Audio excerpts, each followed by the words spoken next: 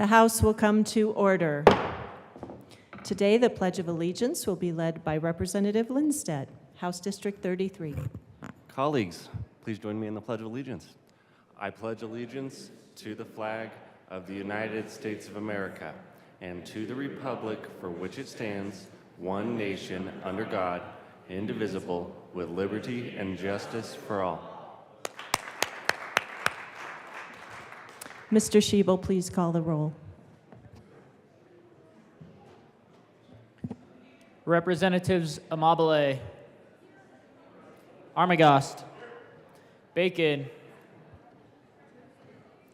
Rep. Bacon, Excused. Byrd, Bockenfeld, Basenecker, Bottoms, Bradfield, Bradley, Brown, Catlin, Representative Catlin, Excused. Doherty, DeGraff, Degree Kennedy, Rep. Degree Kennedy,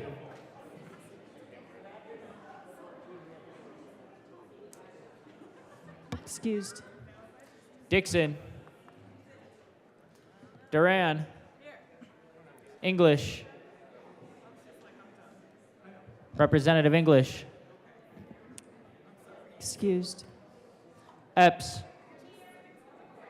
Evans, Frizzell, Froelich,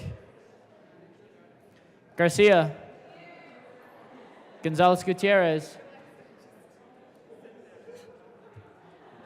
Hamrick, Hartsook, Herod, Rep. Herod, Excused. Holtorf, Judah, Rep. Judah, Joseph, Kip, Leader, Lindsay, Lindstedt, Luck, Lukens, Lynch, Mabry, Representative Mabry, Excused. Marshall, Martinez, Morrow, McCormick, McLaughlin, Michelson Janae, Ortiz, Parenti, Puglisi, Ricks, Representative Ricks, Excused. Sharbini, Rep. Sharbini, Excused. Sirota, Snyder, Soper, Story, Representative Story, Excused. Taggart, Titone, Valdez A, Rep. Valdez, Excused. Velasco, Vigil, Weinberg, Weissman, Wilford, Representative Wilford, Excused. Wilson, Winter, Woodrow, Young, Representative Young, Excused. and Madam Speaker. Here.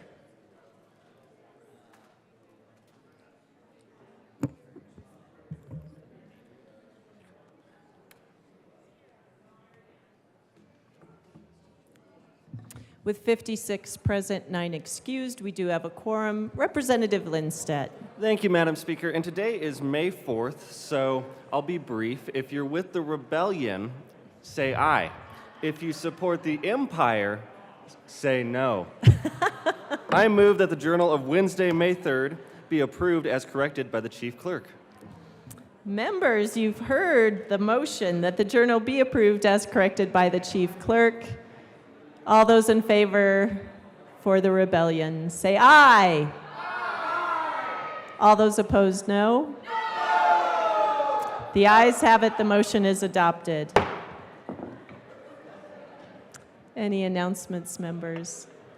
Madam Majority Leader. Thank you, Madam Speaker. Members, I'd like to invite all of you to a Cinco de Mayo celebration tomorrow. It is from 8 a.m. to 9 a.m. Food, fiesta time, on the West Foyer on the first floor. So please join us. Thank you. Members, we have some business.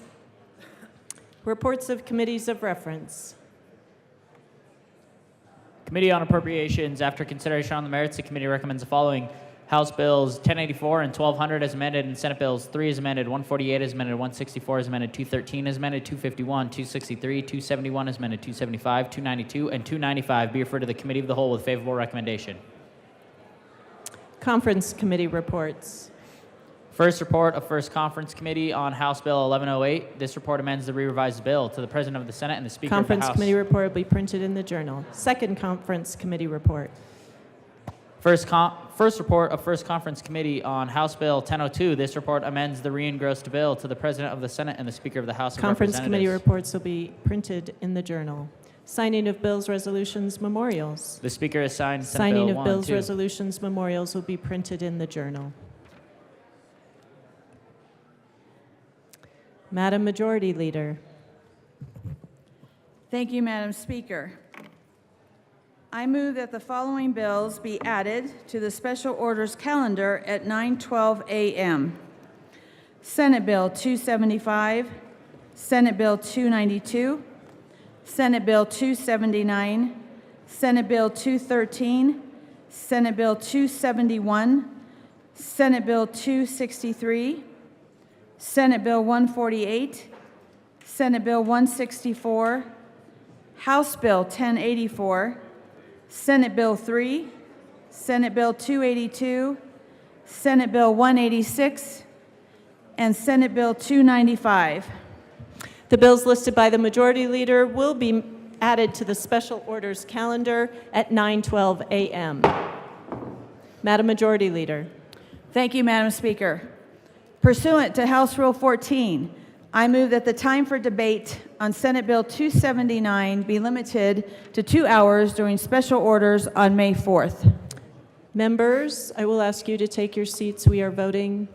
The motion before us is pursuant to House Rule 14. Debate on Senate Bill 279 be limited to 2 hours during special orders on May 4th. This is a non-debatable motion pursuant to House Rule 15E and requires a simple majority vote. Mr. Schiebel, please open the machine and members proceed to vote.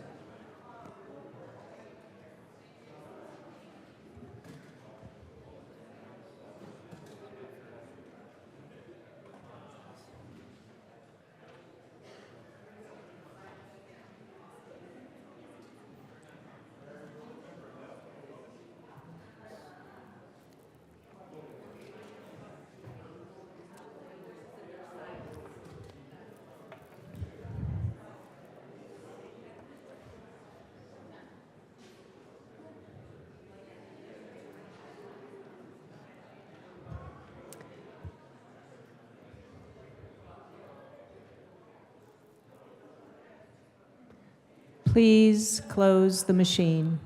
With 38 aye, 24 no, and 3 excused, debate on 279 is limited to 2 hours. Madam Majority Leader. Thank you, Madam Speaker. Pursuant to House Rule 14, I move that the time for debate on Senate Bill 213 be limited to 4 hours during special orders on May 4th. Members, the motion before us is pursuant to House Rule 14. Debate on Senate Bill 213 be limited to 4 hours during special orders on May 4th. This is a non-debatable motion pursuant to House Rule 15E and requires a simple majority vote. Mr. Schiebel, please open the machine and members proceed to vote.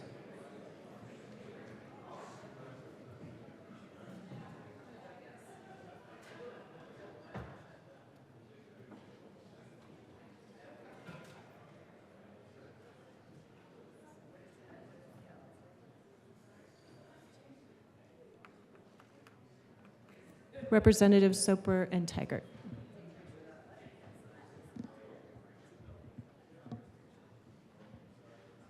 Please close the machine.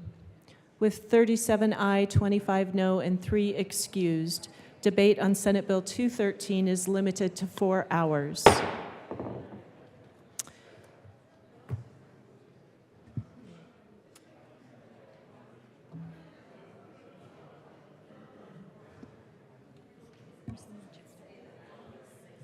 Representative Doherty.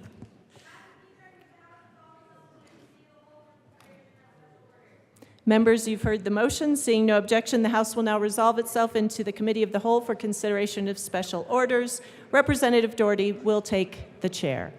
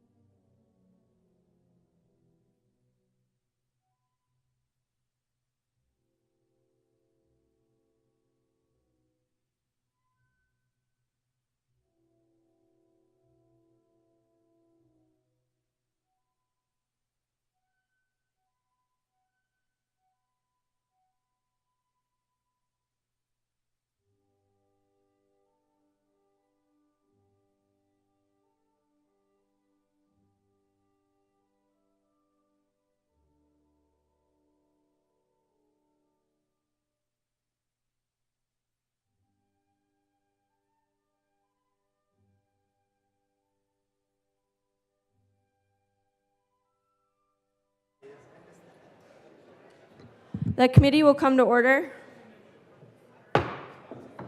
With your unanimous consent, the bills will be read by title unless there's a request for reading a bill at length. Committee reports are printed in your bill folders. Floor amendments will be shown on the screen and on your iPads. Bills will be laid over upon motions of the majority leader, and the court rule is relaxed. Mr. Schiebel, please read the title. Madam Majority Leader. Thank you, Madam Chair. I'd like to proceed out of order for the consideration of House Bill 1084. That is a proper motion. We will proceed out of order. Mr. Shebel, please read the title of House Bill 1084. House Bill 1084 by Representatives Bradfield and Ortiz, also Senator Gardner, concerning I'll the just leave that continuation up of for the later. income tax deduction for military retirement benefits. Representative Bradfield. Thank you. Madam Chair, I'd like to move House Bill 23-1084. I believe there's a finance report. Thank you. In the Finance Committee, we had an amendment and that passed Representative unanimously. Bradfield, I'm very sorry. Members, we need to keep the noise down. Members, Representative Bradfield, I need you to remove the bill and the Finance Committee report. Thank you. I'd like to move House Bill 23-1084 and the Finance report, please. Thank you very much. To the committee report.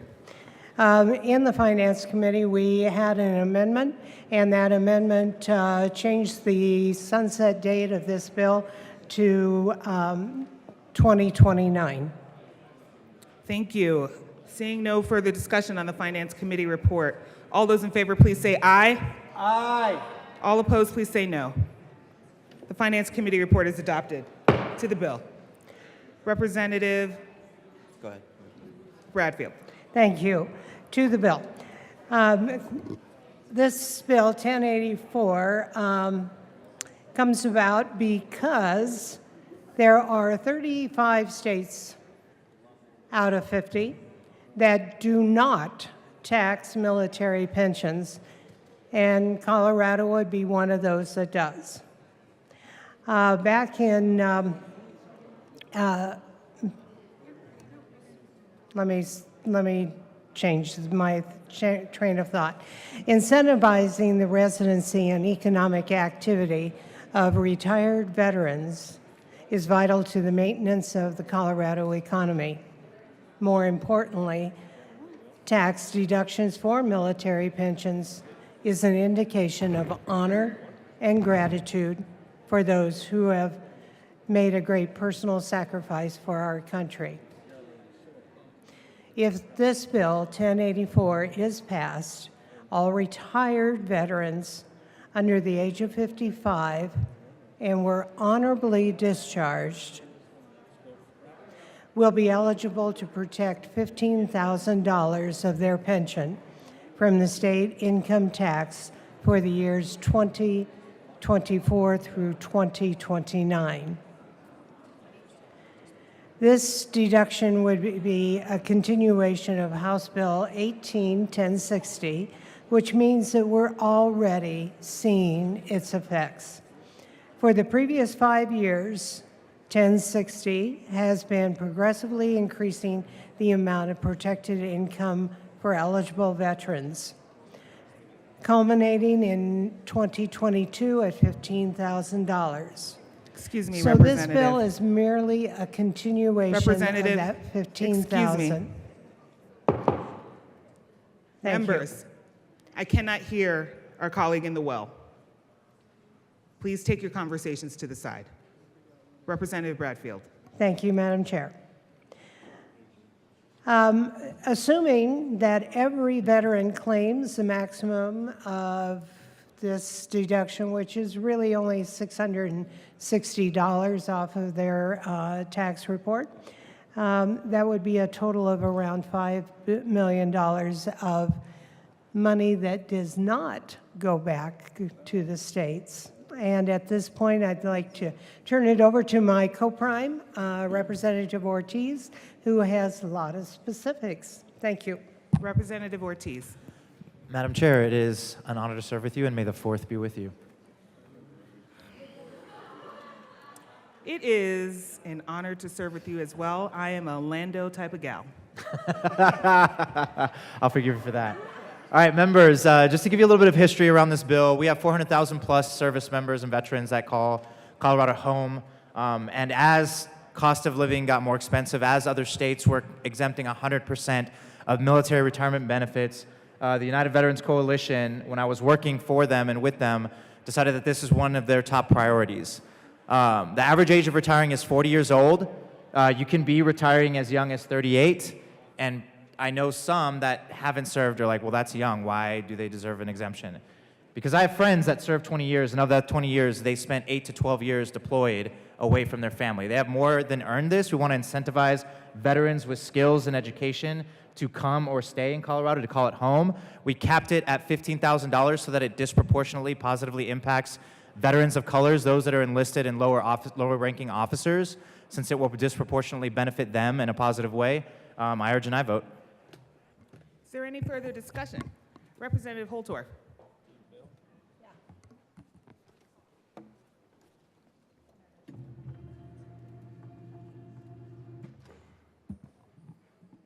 Thank you, Madam Chair. Thank you to the bill sponsors, Radfield and Ortiz. I wanted to talk a little bit about military benefits. This bill, in my mind, is a first step.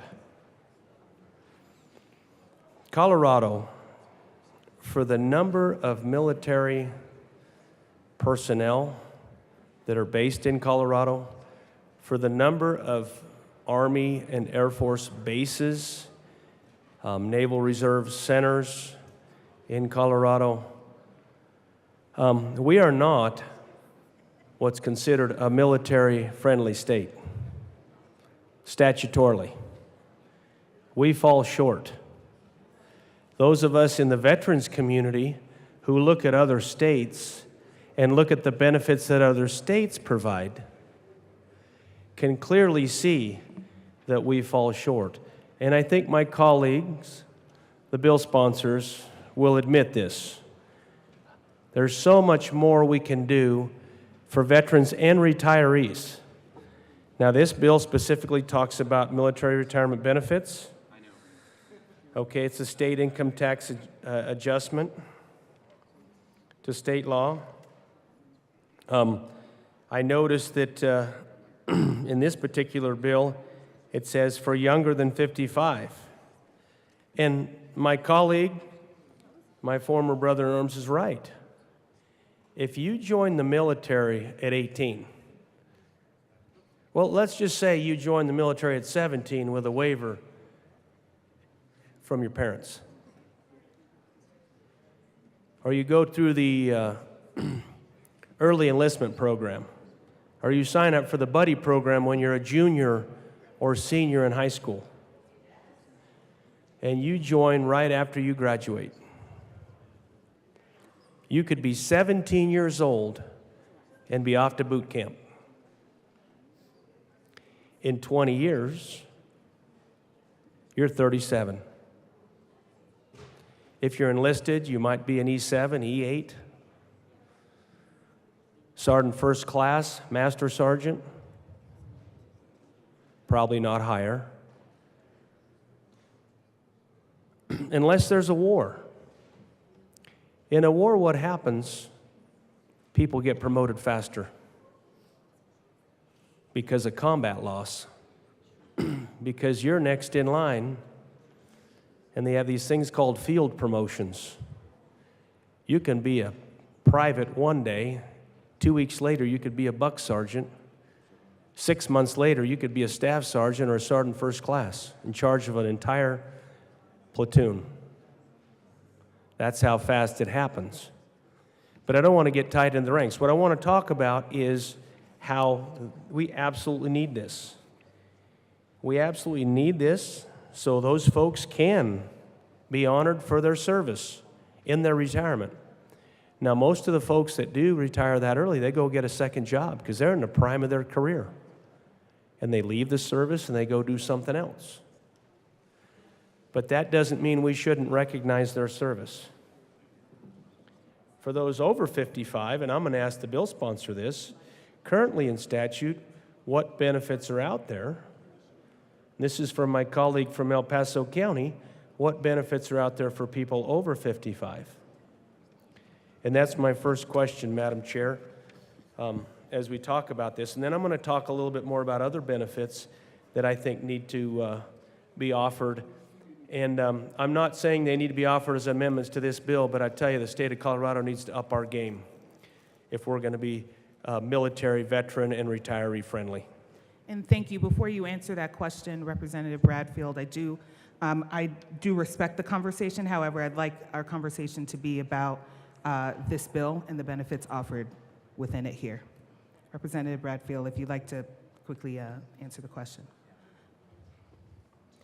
Thank you, Madam Chair. Let me be very brief. I will just name the bill, and it is, if you are 55 plus, there is Colorado's existing, well, it's the Pension and Annuity Deduction Act, and I would ask people to look that up because it is an income tax deduction of a far greater amount. Thank you very much. Representative Holtorf. Thank you, Madam Chair. So I'm a yes on this bill. The Veterans Caucus will be having an interim meeting because of the time constraints that we have with the end of session. It's near impossible to do this. And we are going to be talking about and bringing forth more legislation in the future, very much like this bill, that takes Colorado and turns it into the leader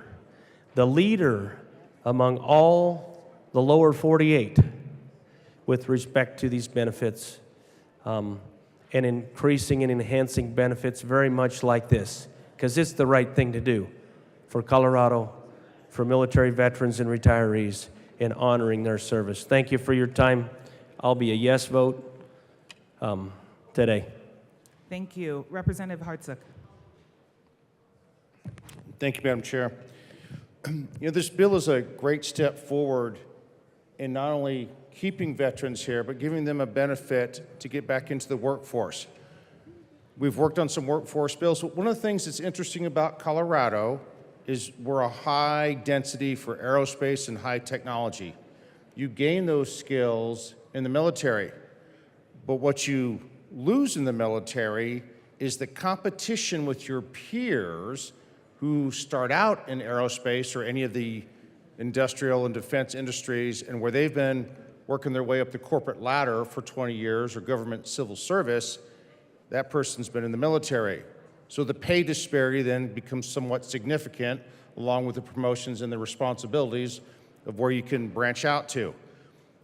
This is a small step forward on this bill to help compensate for that service of 10, 15, 20 years compared to your peers that are out there that are working their way up the corporate ladder that aren't having to start over. When you exit the military, you're going to start, you won't start the bottom rung of the defense industry, but you certainly don't start where your peers are at that have been working up that industry for 20 years. That's a simple reality. They've been in that place, so they're going to have moved much further ahead. This bill helps them, helps that compensation. It helps retain some of that expertise in this state to fuel the industry, to fuel the jobs, the tax revenue, the income, the building, all of that stuff throughout the Front Range, across even in rural Colorado.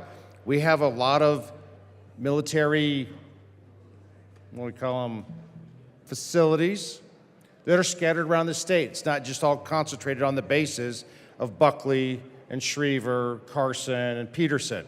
There's stuff up and down this Front Range, and for that matter, across the entire state. And those military personnel have worked at many of those places. I myself retired out of Peterson out of Northcom. We bring that expertise and we keep it here. We plug it back into Colorado, back into the economy. But we're trying to compete against our peers that have stayed in that industry for 20 years, and we're playing a catch-up game to them. This helps offset that financial note that they've incurred, and then the simple pay disparity. When you're sitting in the military is not known as the top pay employer. That got a chuckle over here from my. Stay competitive, keeps them here, and helps promote our industrial base, our aerospace industry, our technology. A lot of retired military also go into becoming, guess what? Teachers. I know when I retired, there were several of my colleagues down at Northcom that became math teachers, science teachers. I actually did the same with my degree for a while after I retired, and I taught. That's what the military brings to our community. But even if you're a teacher 20 years in, I don't pick your school district, it doesn't matter, you're probably going to be doing more than that military person starting out. This is just another step that helps them move forward, helps them compete, and helps retain them, because it's very beneficial, because there's a lot of states, you heard it, there's 35 that give a lot of really beneficial treatments to veterans. Sadly, we are not one of them, but this is a step forward. So I urge an aye vote on this bill. Thank you very much. Thank you. Representative Armagost. Thank you, Madam Chair. I also rise in support of this bill. As a veteran, served 22 years, and knowing a lot of people in the retired military community, it is definitely something that takes care of those that have taken care of us. Knowing, especially those people that have done over 30 years in the military, that is a huge dedication. I've retired from 2 careers now, and I can definitely say that the military retirement was by far the most challenging career to get through over 20 years and call that hanging up the hat and call it a retirement. So in offering more benefits and tax ability to have that relieved in taxes we have to pay on retirement for those military veterans that have made that ultimate choice to fulfill their military career is a great benefit for all of us in taking care of our veterans. So I am obviously in support of this bill and encourage a yes vote when it comes that time. Thank you. Thank you. Representative Evans. Thank you, Madam Chair. So when I looked at this bill here, something jumped out to me. We've heard a lot of conversation from some of the other veterans about a lot of the great benefits that military service brings, and why a tax credit such as this would be something that's beneficial to Colorado and to veterans. But when I read this, my mind went in a different direction on this. One of the sponsors mentioned about how in the last, I guess it's been 22 years now, 22 years of the last conflict in the Middle East, that we have veterans that have spent legitimately more time deployed overseas than they have been at home station. And when I read this, what immediately popped to the forefront of my mind was all of the family time that was lost when those veterans went out and served their country and fulfilled the missions that they were asked to fulfill. So as I look at this bill and I see it talking about a tax credit, what immediately pops to my mind is the fact that that is more money that ultimately goes back into the pockets of veterans. And I know for me personally, one of the things that I would want to do with that is be able to make up some of that lost time that I missed with my family and with my kids. When I deployed, my oldest son was 5 months old. And, I was fortunate. My deployment, we had a lot of the modern conveniences. You could do FaceTime and those sorts of ways to stay digitally connected. But still, I was gone for 13 months. And when I came back home, we stopped by, it was a Chick-fil-A on the way home after I got off the plane. And after me being gone for 13 months, my wife, quite understandably, handed me my oldest son, who at that point was 18 months old. Hey, here you go. Here's your son. You wash his hands for the first time in 13 months. And so I walked into the bathroom with him, and he was looking at me the whole time, confused. He didn't know who I was when I was carrying him. When I get into the bathroom, though, and he turns from looking at me, he looks in the mirror. He didn't have any idea who I was in 3-dimension. But when he saw me 2-dimensional, he figured it out. And he goes, "Oh, it's Daddy."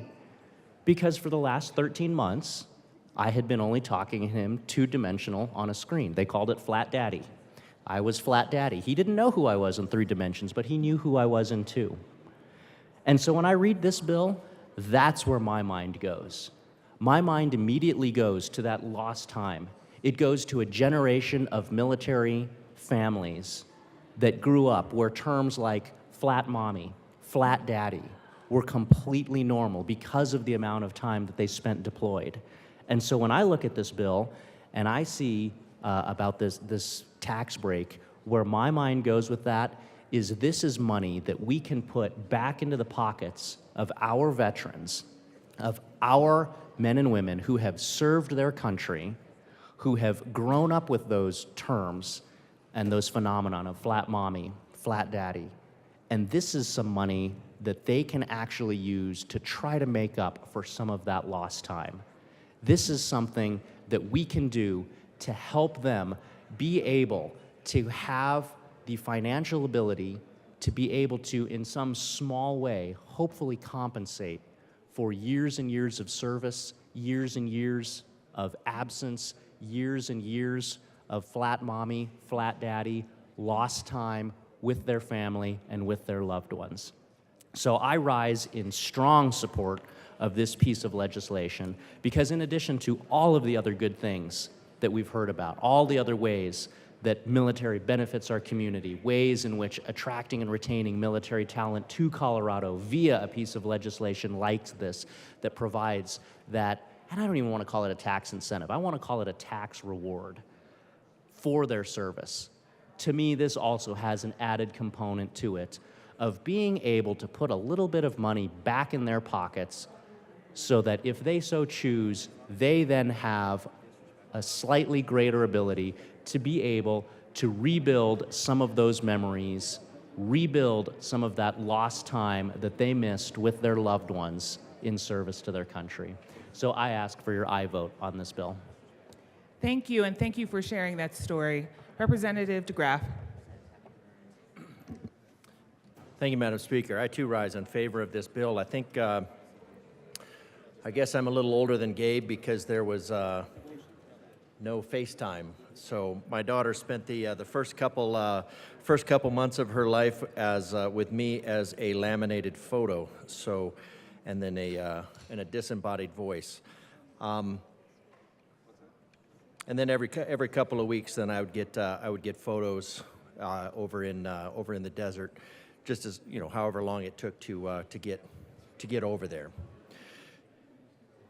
It's always ironic to me that with military pay, you have the one side, you have the government, you have one hand and people that retire at age 40, a lot of times in the military, well, they have a choice to live and they have a choice of where to move, and quite often that is determined early on in their career when they change their home of record. And it's very common for people with states that tax their military income to make the determination that they will change their home of record as soon as they can, which pretty much locks them into not returning to their home state when they retire. So these decisions are made often early on in their career, and when you're looking at somebody that has the skill sets of a military member, has the leadership experience of the military, has the skill sets, has the world experience, those are absolutely people that we want to bring back to Colorado. And for the price, if you look at it as a cost to the state, as a cost to the state of the recruitment value, you really can't get a better return on investment. There are other countries, like my son's in Germany right now, and the Germans would allow him to study basically for free basically as a recruiting mechanism to have him stay there long term. And so this is a very small, just if you look at it from the business case standpoint, this is a very small investment to bring back somebody. So when they return and they retire to Colorado, most likely they're going to get a job in Colorado, and they're going to bring those skill sets back to Colorado, and they are going to bolster those businesses that are here in Colorado, and they're going to make the communities better here in Colorado. So it is a very small investment, because you're looking at another 25 years. And what's going to happen with the money that they receive from the government? Well, that's going to get spent on the economy of Colorado. So if we try to grasp that, and we try to say, well, no, we're gonna pull that money back into Colorado because we want to tax that income, you need to look at the ramifications of who and what investment that you're chasing away, because you'll be encouraging people early on to not return to Colorado. So for the benefit of the state, and certainly for the benefit of the retiree, for the benefit of the retiree, certainly that this is a good thing for the retiree, but more so it's a benefit for the state, because we want to encourage these people with military experience, leadership experience, global experience to return to the United States and help make this state prosper. So I urge and I vote on this bill for the veterans as a show of appreciation for what they've done, what they've endured, and what they've accomplished in the service of their country, and even more so as an investment by the state in returning and in securing the citizenship to our state of some really fine patriots and some really well-skilled and well-experienced individuals. So I urge an aye vote on this bill. Thank you. Representative Marshall.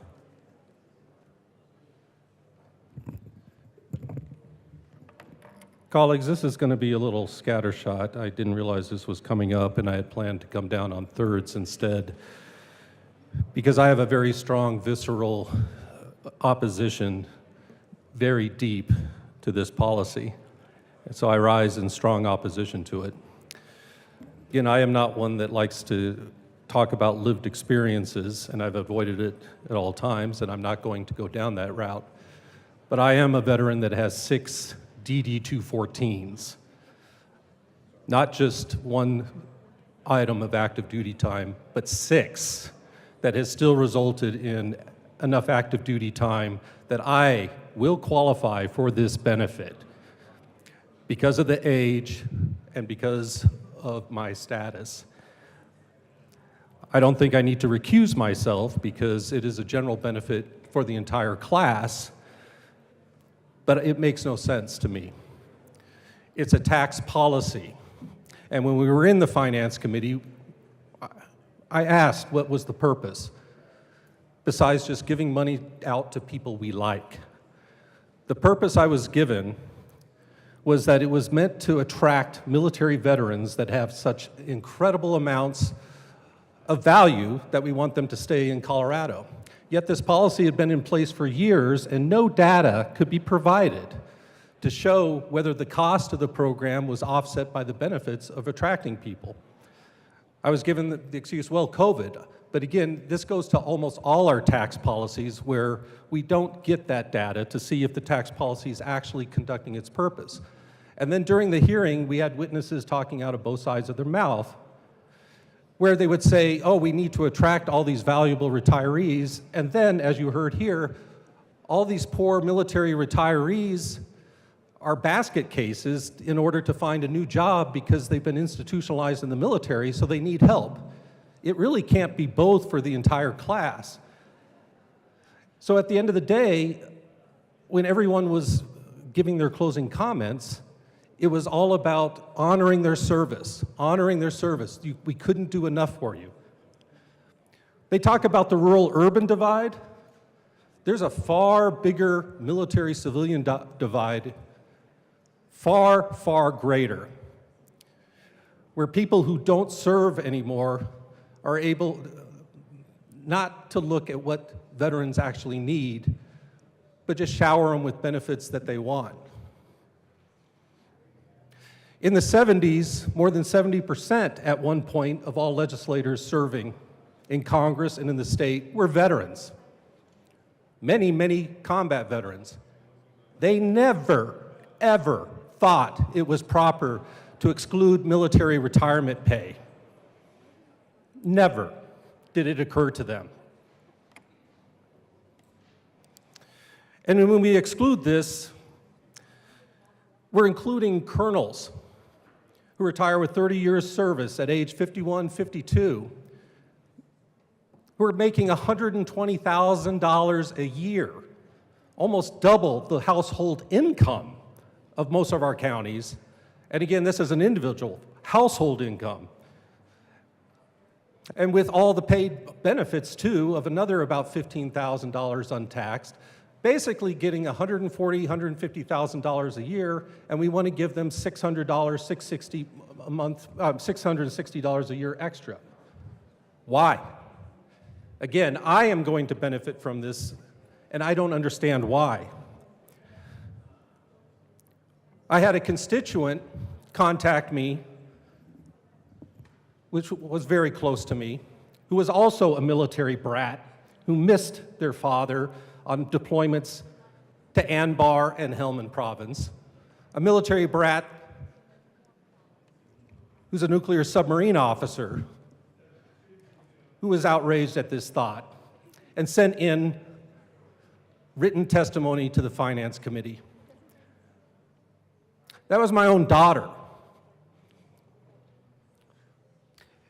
And my father had the same view, who was a Marine. And I know if my grandfather was still alive, he'd have the same view as a World War II vet. What I did in my service was done out of love for country. I didn't even know that I would get paid in the military. I was in ROTC, did not even know that would happen until my senior year. And people laughed and said, "What did you expect?" I said, "I thought we lived like Spartans. We'd all be in the same communal living system, and things would be provided for us, and we'd get our $100, $200 a month beer money," and that's what we did. I had no idea we got paid. Some of you know of one of the most important things that ever happened in American history when Washington went to the Continental Army that was ready to rebel and quietly asked because of not getting paid, and they had legitimate grievances and wanted to take over the country in a military coup, and what he said to them. So I understand the thought, and I think I had to rise to explain it, and may do on thirds again, because I've had to experience quite a lot of blowback and political threats. We're going to tell all the veterans what you're doing, that you're against this, but the reason I'm against it is what I did out of love. And so to leave $600 on the table as I go into the night, to be quite blunt, makes me feel like a prostitute. Thank you.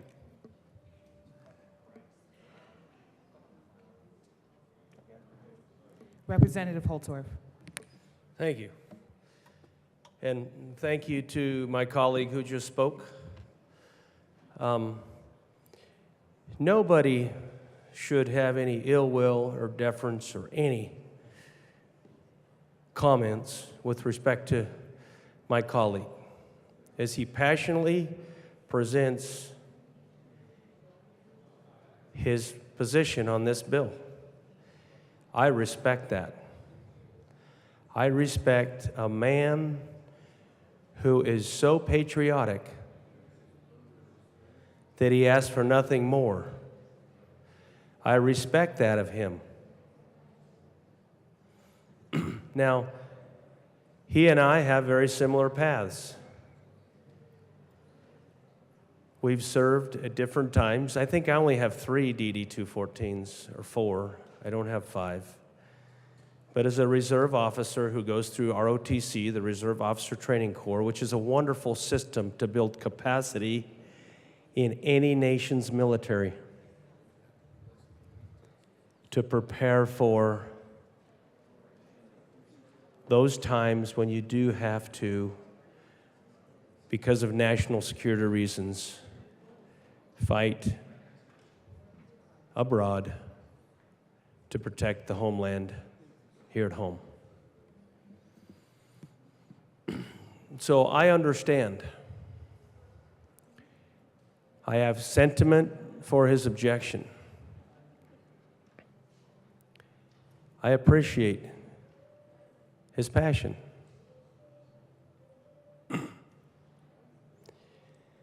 But trying to build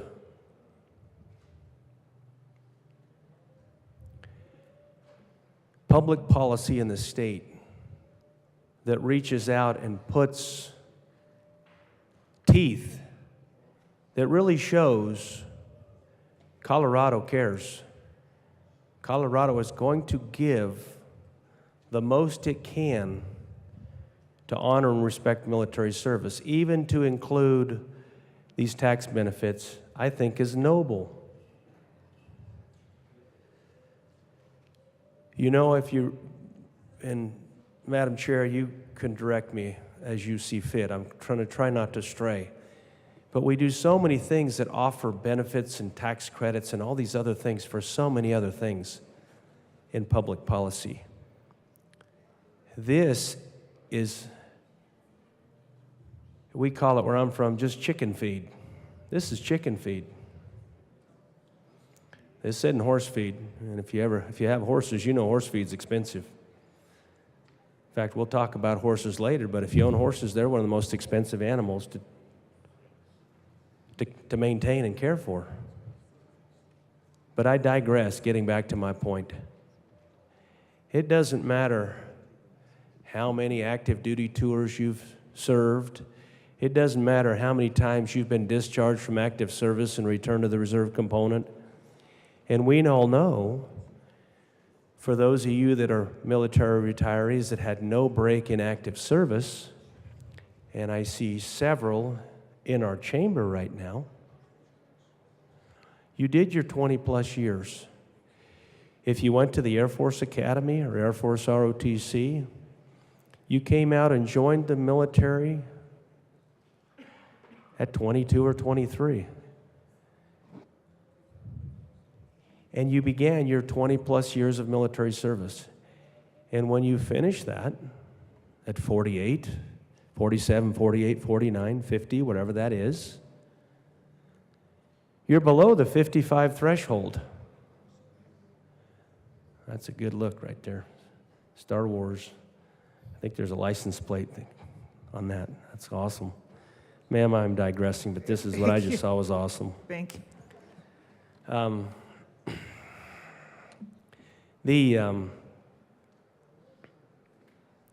Getting back to the importance of this bill and how we shouldn't try to split hairs. We should all get behind this, 110%, in my humble opinion. And we should actually do more. And here's what I'm going to try to close with, because it goes back to what is service. I did over 29 years of military service, 12 years of active service, and 17 years of reserve component service. I won't say it was 29 years, 9 months, and 16 days, but that's what it was. You can't count the number of Father's Days I missed in June for every time as a reserve component officer I was doing my annual training. 17 years, every June, I was not with my family for Father's Day. In many cases, we were in remote training sites and you didn't even get to call back. There was nothing. Of my combat deployments, those birthdays were spent in a combat zone, away from family and friends, wondering how the day was going to go, and if you were going to see another day in some cases. The number of birthdays that you miss for your kids, the number of Mother's Days that you miss in military service. And for those of you that were military dependents, you know how that can go. Unaccompanied tours overseas, had a few of those. Combat deployments, had a few of those. The impact to your life in military service, particularly extended military service for 20-plus years, is significant. The bill sponsor, one of them, is a military dependent. The other bill sponsor is a combat veteran and champion for military veterans' causes. And they bring this bill out of respect and real concern for the needs of those members. Veterans often ask, and retirees often ask, why? When in some states, like Texas, you can have so many more benefits of military service, but in Colorado, we have so few. This is just one way to add another benefit to get Colorado to move to a better place with respect to service and respect for and honor of military service and retirement. I'm in very strong support of this. If you want to start doing the economic analysis and splitting hairs and talking about the $600 that somebody might save in a year, and is that significant, or whatever number that is, does that even matter? I don't think the numbers matter. I think just the statement that this policy makes is what matters. And I want to thank both of the bill sponsors, and I want to thank the man I'm looking at right now for being a champion, being a co-chair of the Veterans Caucus, and all of us, so we can continue to promote and move veterans issues forward. And if we don't agree, let's just agree to disagree. But let's support those that have really served their country honorably and have done that many have described. They've given up and sacrificed. It's different than a civilian life when you pack your rucksack and go away. And as a reservist, it's even harder because you're bouncing between civilian and military. And if you're active duty military, you're living that every day. But as a civilian, you're bouncing back and forth between the civilian life with part-time military service and then full-time active duty service. And you don't get much time to flip that switch. For me, it was easy. I could flip that switch, and 2 days I'm back in military mode. But that's not easy for everybody. So I support this bill. I don't want to be any more windy than I already have, Madam Chair, but I do support this bill. I support what the sponsors are doing, and I have no ill will for anybody that opposes this and their reasons, because there are good reasons. And if you are a patriot that says, I will serve and I don't need and I don't want, and those compensations shouldn't be an issue for this, then I will tell you, I even respect you more, because not everybody can think that way. And God bless you for your superhuman level of patriotism. I wish all of us had that. Thank you. Thank you. I'm going to go next to, you sure? Okay. Representative DeGraff. Sorry, I didn't see your hand up before. Thank you, Madam Speaker. While I disagree with my colleague, any of my military compatriots that are out there that are thinking about jumping to the keyboard or grabbing a pen, I am going to urge you to not. 100% urge you to not. Especially anything that would be in terms of a threat. This difference of opinion that we have is what the military veterans fought for. So please do not blight that service history with a threat over an honestly presented and very honestly patriotic opinion. It would be a blight to our oaths, so I urge you not to. If you're fired up, fine. But step away from the keyboard, put the pen down, take a walk, come back another time, and address it with a level head. Colleague mentioned something about the amount that somebody makes in retirement. I suppose we could look at all those things, whether there was a cost-benefit analysis done to that. This, I think, would be, if there was metrics on it, that would be interesting. I'm not sure how you would do it because there's so many things that are nebulous about this, about whether or not somebody made a decision. You would have to really reach back, and how to capture that data, I think, would be more costly than it's worth. And I do agree that in light of what this sacrifice is by the military member, it is service. And comparatively, it is a small pittance of, it's a thank you card, essentially, to say to the people that sacrifice so much. It's a thank you card to them to say thank you for your service and we appreciate you. That's all it does.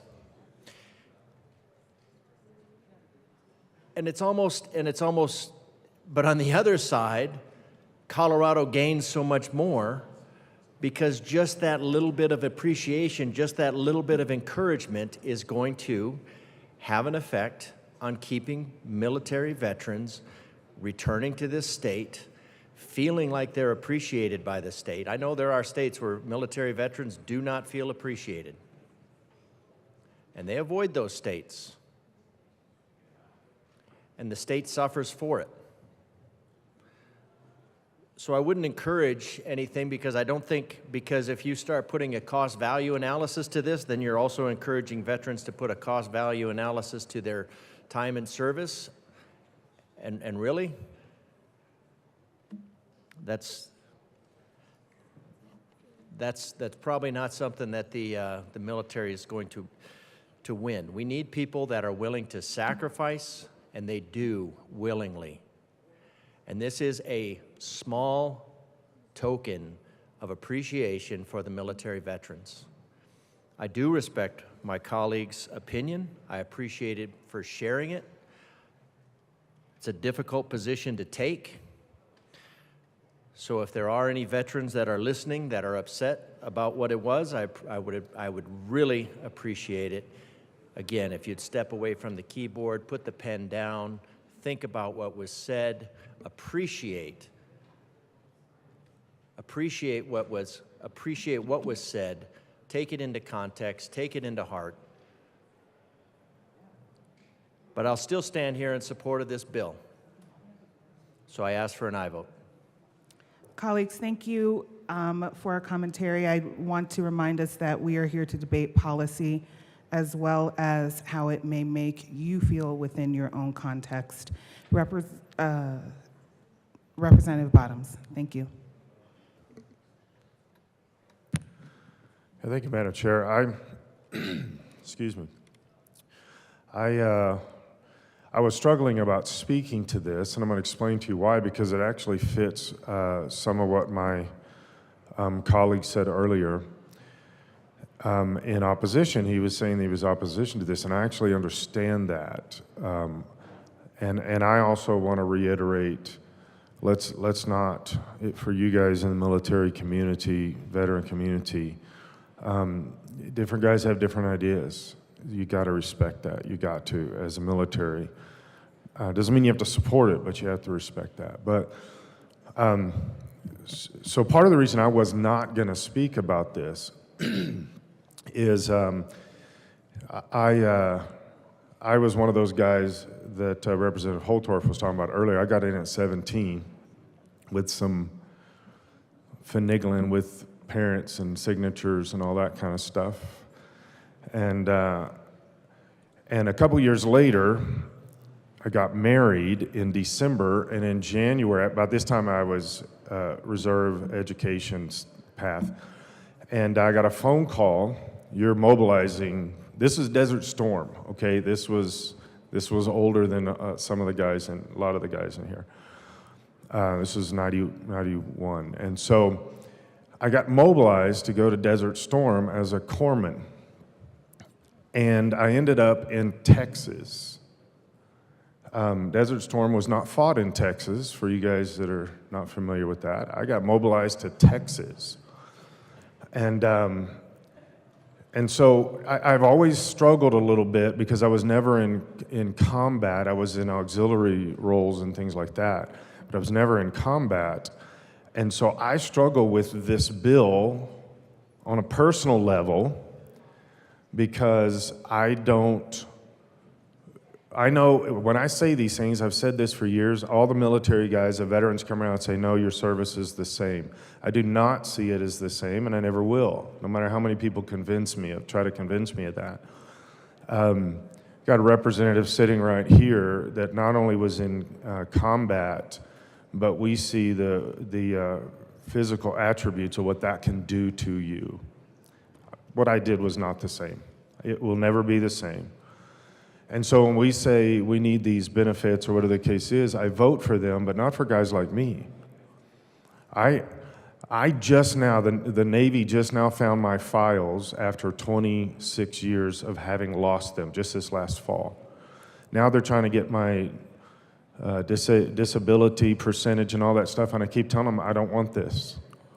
I don't want this. I'm just fine. There are guys that need this, but see, you can't section that out. I totally understand the idea of the honor and everything that comes along with this, but we got guys that really, really do need this. And I'm going to be included in it, but I don't need this. We've got to be careful to parse that and separate that while also recognizing, but this is necessary legislation. This is necessary. It is vital for our veteran community. It is extremely important that we see these things. And again, I think both of the sponsors said this. We need more than this coming along, and so and some of the other representatives said that. So yeah, I do. I totally understand. I totally understand what our colleague said earlier in opposition. I get it, but I can't go with it because of the big picture of this. And so I strongly support this this bill, and more than just the bill, because it really isn't a dollar amount. It's a mindset. It's a worldview. It's an ideology.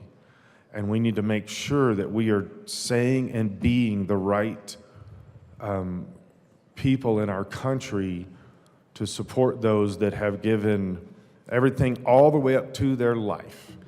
And this bill is just going to take care of those that are in a window of retiring.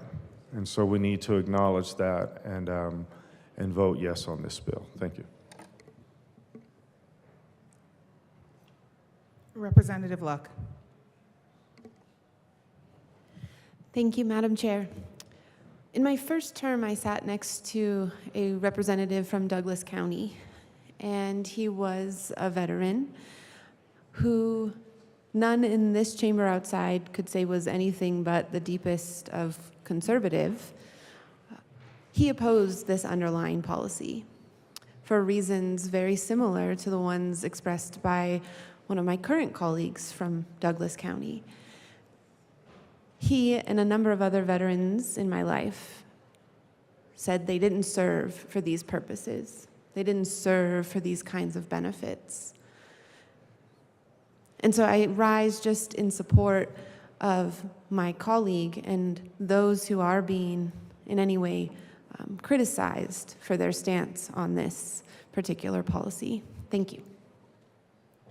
Representative Ortiz. Thank you, Madam Chair. And just to remind everyone kind of what the purpose is, it's not about, for me, working on this type of legislation is not about making others feel good about their service. I know how I feel about my service. Given the opportunity, I would have done it all over again. And yes, even being in a wheelchair, I would have done it all over again. What this legislation is about is making sure that we are incentivizing veterans that have all of this training, all of this education, all of these skills, that are retiring at the average age of 40, that are continuing on in a new career, paying income taxes to the state of Colorado, that are raising their families here, that are going to be paying property taxes and sales taxes in the state of Colorado, to incentivize them to call this place home. in the same way we do it for the film community, in the same way we create incentives for small businesses through the SALT Parity Act. This is to make sure that we are keeping the best of the best, that know how to work hard, that know how to sacrifice, that are now going to bring that to bear in their civilian workforce, in their companies, here in the state of Colorado. If the benefit side effect is making most feel like their service is honored and respected, great. I have no issues with that. But that is not what this bill is about. And if it makes others feels like they're prostitutes, that's not, you can't speak for the entire veteran community. The majority of veterans want this. There are other states that are doing more, like the Yellow Ribbon Program, where you get free tuition, completely free, for you or any family member. My goal since day one of being here has been to make Colorado the most veteran and military-friendly state. I'm proud of this legislation. It will keep and retain veterans here. It will bring millions of dollars of benefits through GI Bill funding, through retirement benefits, not to mention the money you're going to be getting through a new career in an income tax, since the average age of retirement is 40. There's so many benefits to passing this, and it's not just about making veterans feel good. I urge an aye vote. Thank you. Representative Bradfield. Thank you, Madam Chair. I will be very brief. I believe this is a good bill. It's a worthy bill. It's for a worthy population.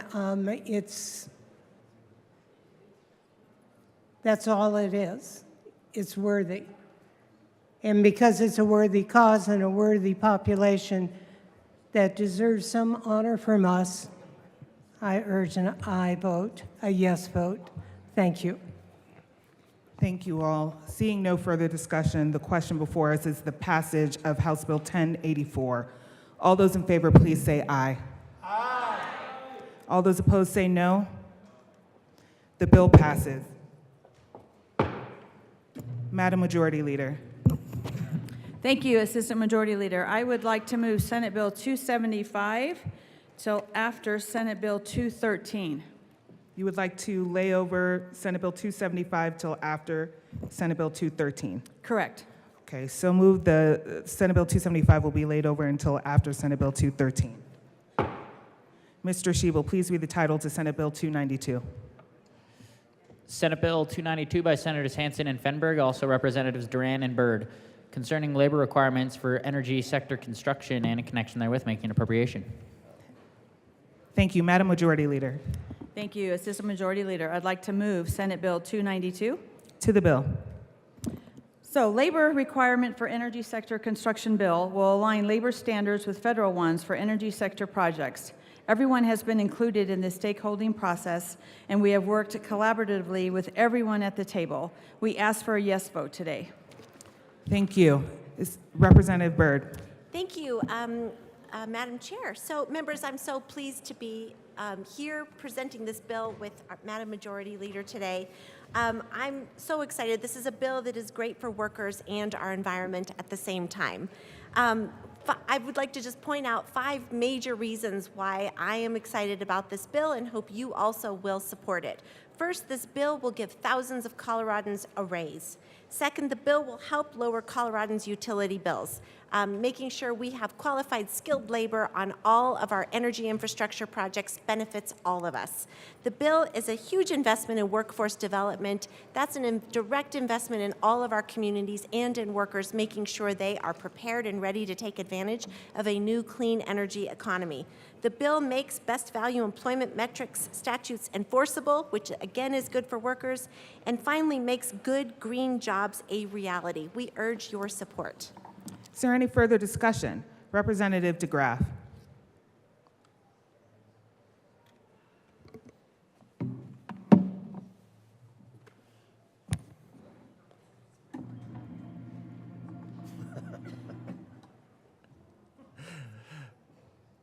Thank you, Madam Speaker.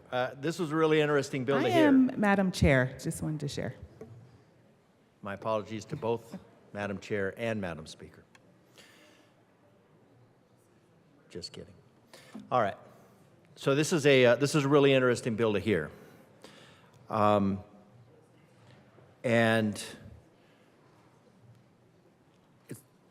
there's a lot to support in this bill because I think having clear standards and clear guidelines are the way to go. And maybe those aren't there. There's some concerns I have, and I'm in general, I'm very pro-labor. I think we have to have labor, and I'm certainly not anti-union. The United States is a union of states, so I think the assumption of union is necessarily anti-United States is kind of ironic. Although I think we do have to. I think the methodology is sometimes a little bit awry. And so I think there's definitely some legitimate concerns raised here. What we mainly have, and I was trying to get, was the idea of the public the public partnerships, and whether those now they're voluntary in this. But the opposition, and something that I was hoping to get some more word on, was going to be that, a little bit more of the basis for the the opposition, actually. And that was from a couple different organizations that do work in this capacity. And the danger is, because these things are growing so fast, there is a lot of demand. Now, the idea of these green sector jobs, I won't get into, just as the irony of calling these jobs green, but companies they have thousands of employees, they have multiple owners, they have a highly skilled workforce. Things that this bill is supposed to prevent. This bill is not supposed to prevent. This bill is meant to encourage a skilled workforce in Colorado, and one that uses apprentices, and using the utilization of apprentices is a phenomenal. I think is a really it's a great way to save for the skill set, and it's also a great way to encourage the use of apprentices, because they complete their training and then they become journeymen and all that. And electrical engineers electricians are very much in demand and very hard to come by. So the skill sets required, another skill set that we'd get a lot of from the military. So a company that was in 2019 one of the top 3 companies to work for. And I think that's phenomenal. You have a good company, you have a good solid company that pays its employees well, that treats its employees well. Really, all of the things that the unionization is trying to promote, which I'm for. But if you have a company that's self-fulfilling that, we also shouldn't penalize a company for fulfilling those responsibilities. In fact, we should be encouraging it. We should be encouraging these companies, because they're competition. Competition is good in the free market to make sure that you can exchange value for value. So their fear, and it's legitimate, is that you undermine, if you start to favor one side or another, and if the object is properly treating workers, if an organization is treating its workers well, then they're treating their workers well, they're paying them at competitive wages, etc., then we should not be blocking them out with these. Now, the partnerships that are envisioned here are voluntary. But the other opposition, said that they are currently training 2,200 apprentices in their program. They do not disagree with the prevailing wage utilization, so they would be in line with that, or apprentice utilization standards. Of course, that's a great way just to save money and make yourself competitive, and then train workers in that area and then keep them on staff for the longer time. They're on the same page for safety and education. And a lot of the safety and education is just because, you know, as a safety officer, when I was working environmental manager, that was when you look at the cost savings in just, so if you just look at the cost savings in applying proper safety measures, it just makes good business sense. So these companies are not in opposition to the safety standards, which is fantastic, because that's a lot of the reason that the unions were employed. So they're on the same page for safety and education. Same reasons we want to keep that there. They've got, but the project labor agreement, which they said is, although voluntary, they referred to it as a train wreck about to happen, and that's something that I was hoping to have a little bit more time to delve into. Unfortunately, the sheer volume of things that we're doing right now precludes getting into a deep dive and getting into a fuller understanding of how this works. Because I don't want to write off what they have to say, because we could be walking into a problem, and I don't want to just accept what they have to say without question, because obviously they have a stake in the game. But their part was that they were denied to have a part in the negotiation. And their question was, why wasn't 90% of the impact of the bill included in this discussion? So there are a lot of stakeholders,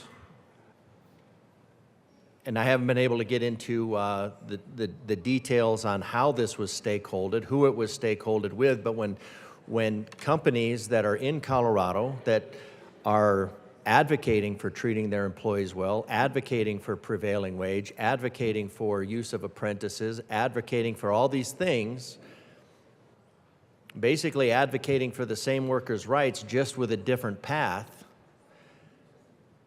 And if ultimately what we're looking for is labor standards and workers' rights and workers' conditions, if it's voluntary as opposed to unionization, I think that's fantastic. I think the unionization is fine as well. And then there's sometimes that is absolutely required. But their point was the project labor agreement, the PLAs are problematic. And their fear, from what they've seen, is that it won't be voluntary when it's actually implemented. By that they mean it'll be voluntary, but it will be preferred. So now what you're doing is we're violating the Constitution by giving one group of people we're preferring one group over another by encouraging a mechanism that encourages one group over another. And that becomes problematic for not just the workers, not just for the individual citizens, but it also becomes problematic for us economically. We've already talked about the tremendous amount of money we're going to sink into these green energy programs to achieve absolutely nothing. Please speak to this bill. Yes, ma'am.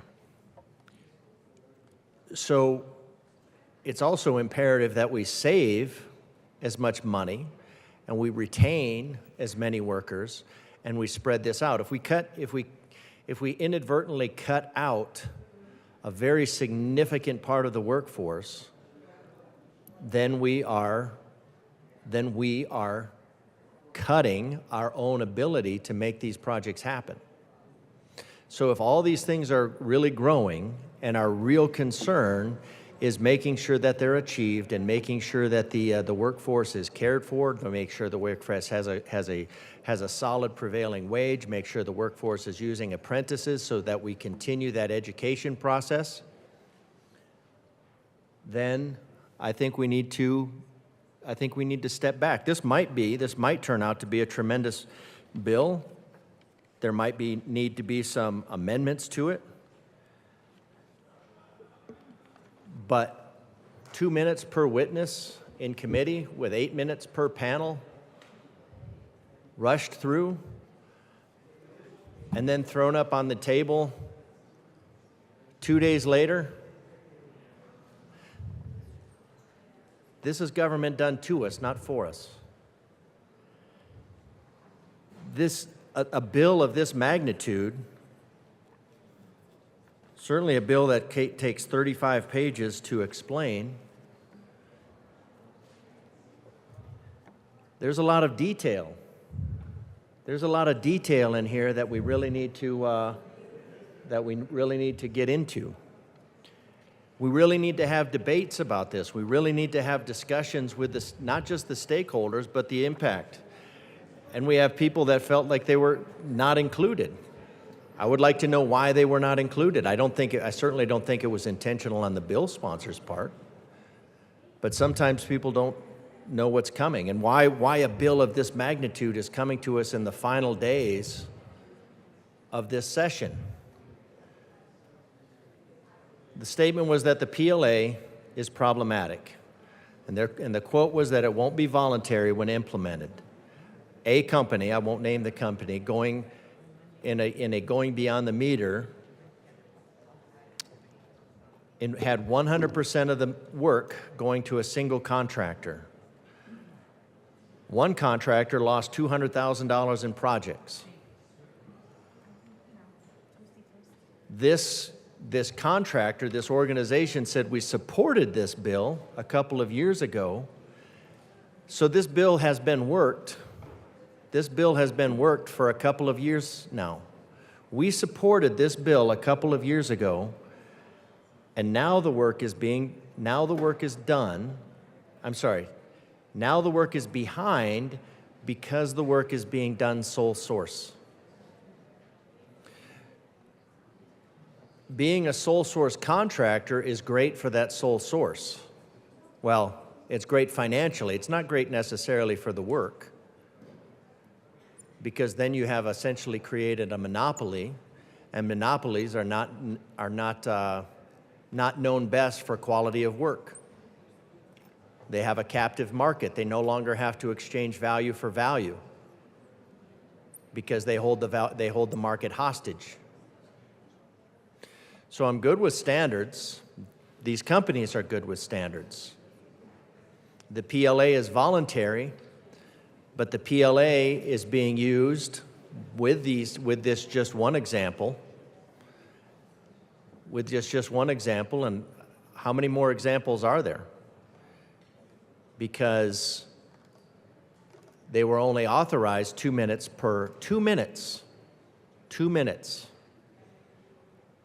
on a bill that has incredible impact on the community, on the work that needs to be done.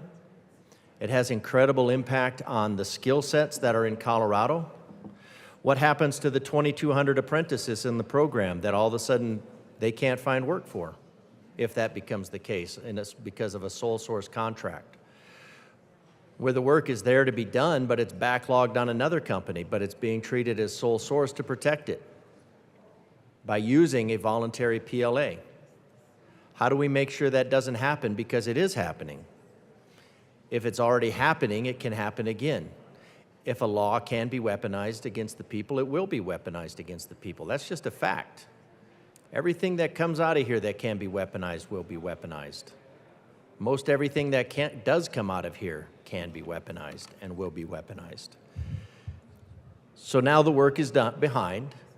So the very premise of this bill, to get this work done, to make sure that we have the labor being done, that we have the labor to accomplish it, that work is not being accomplished because we're blocking out, or that the language that's in this bill is being used to block out. And again, these companies that I'm talking about, we supported this bill a couple of years ago, and now the work is behind because it's being accomplished by a sole source. Because the language in this bill allows, doesn't require, but it allows, and there's political reasons for it, but it allows it allows and encourages a monopolistic control. And it takes work away from one group and favors another, which could get into constitutional issues, which could get into legal issues. So I think the intent of this bill is really good, because it's meant to, one of the things, and it wasn't really fleshed out, but it is true that if you want to have a skilled workforce, you don't want to have jobs awarded to an underbidding, to somebody who underbids the contract and then runs into cost overruns. They bid cheap, and then the experience can't handle it, and so they run into cost overruns and then time overruns, and so this bill is intended to stop that, but as the example shows, that the work is behind now because the work is being done sole source. So that means all the work is backlogged on one side, and the other side is being blocked out for likely political reasons. So I would like to get more into this bill. I would encourage more people to get into this bill. I would say it was not, the level of vetting in committee was, I'm not even sure I'd say partial vetting, I'd say it's fractional. The vetting that was done in committee was fractional. This should be a long conversation. There should be a lot of vetting to this. There should be a lot of bringing in witnesses to speak at length about their experience. This idea that we have, that we need to pass 700 bills in a year that will be that will be turned into law, is going to yield bad policy.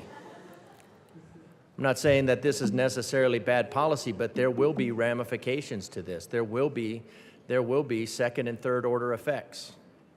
We don't know what they're going to be, but one of the things that's happening right now on one single project is that they are behind. They're behind on the work because the work is being done sole source. And if we implement this bill, it's not just implementing good ideas. This is turning, or good intentions, it's turning good intentions into law. And so if this is a problem here on the very small scale, it's going to be a bigger problem when we turn it on the large scale.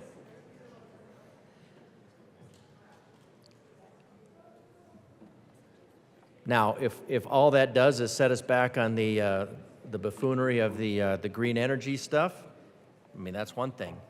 But this has real effects on real people. These same electricians, these same members are in demand for the housing, and we're way behind on housing. And we're way behind on housing because of policies that come out of this House. Representative DeGraff to this bill, please. Thank you, Madam Speaker. So, reluctantly, because I want to get behind this bill, but I can't get behind a bill that I can't understand fully.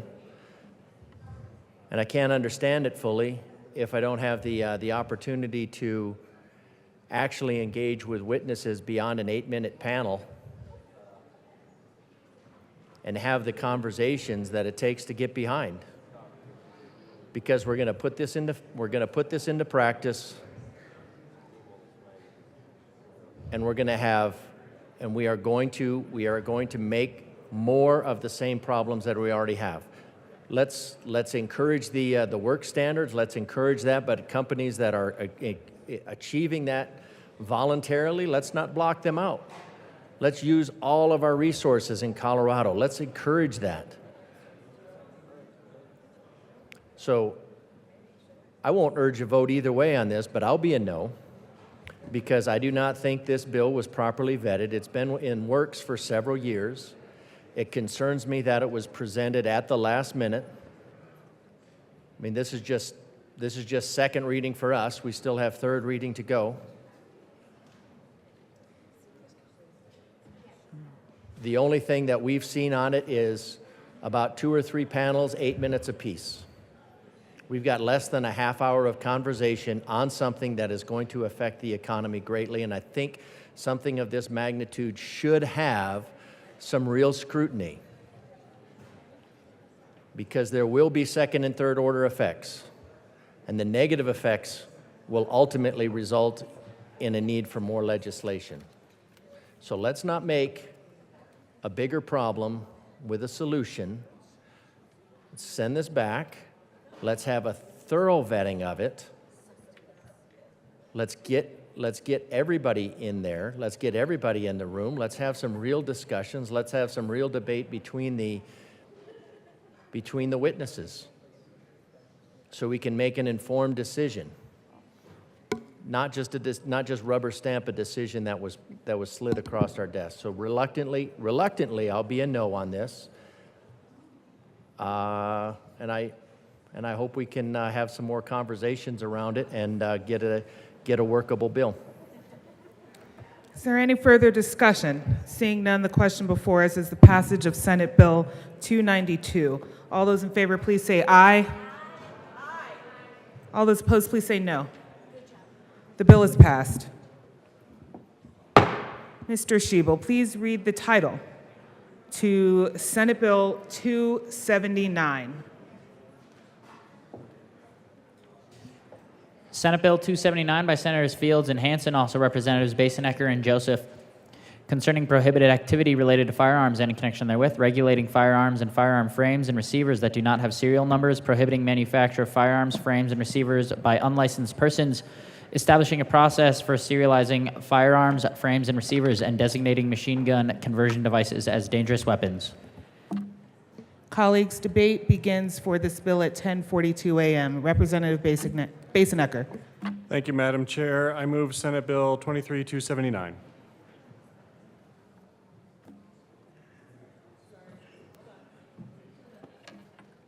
To the bill.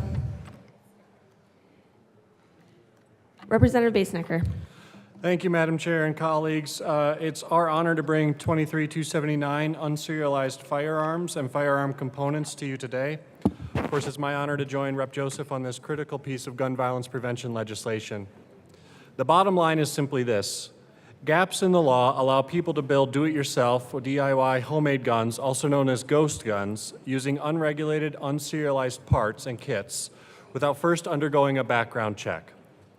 These kits are widely available online, allowing prohibited purchasers of firearms to evade state and federal laws while gaining access to firearms that cannot be traced by law enforcement. All too often, these firearms ultimately end up in the hands of those who are a danger to themselves or others. Senate Bill 279 would regulate ghost gun kits as well as the manufacture of firearms, helping to keep firearms out of dangerous hands. This bill will create strong laws to regulate ghost guns and DIY gun manufacturers by doing the following: prohibiting the sale, transfer, purchase, possession, or transportation of unserialized, unfinished frames or receivers, the central building blocks of ghost guns.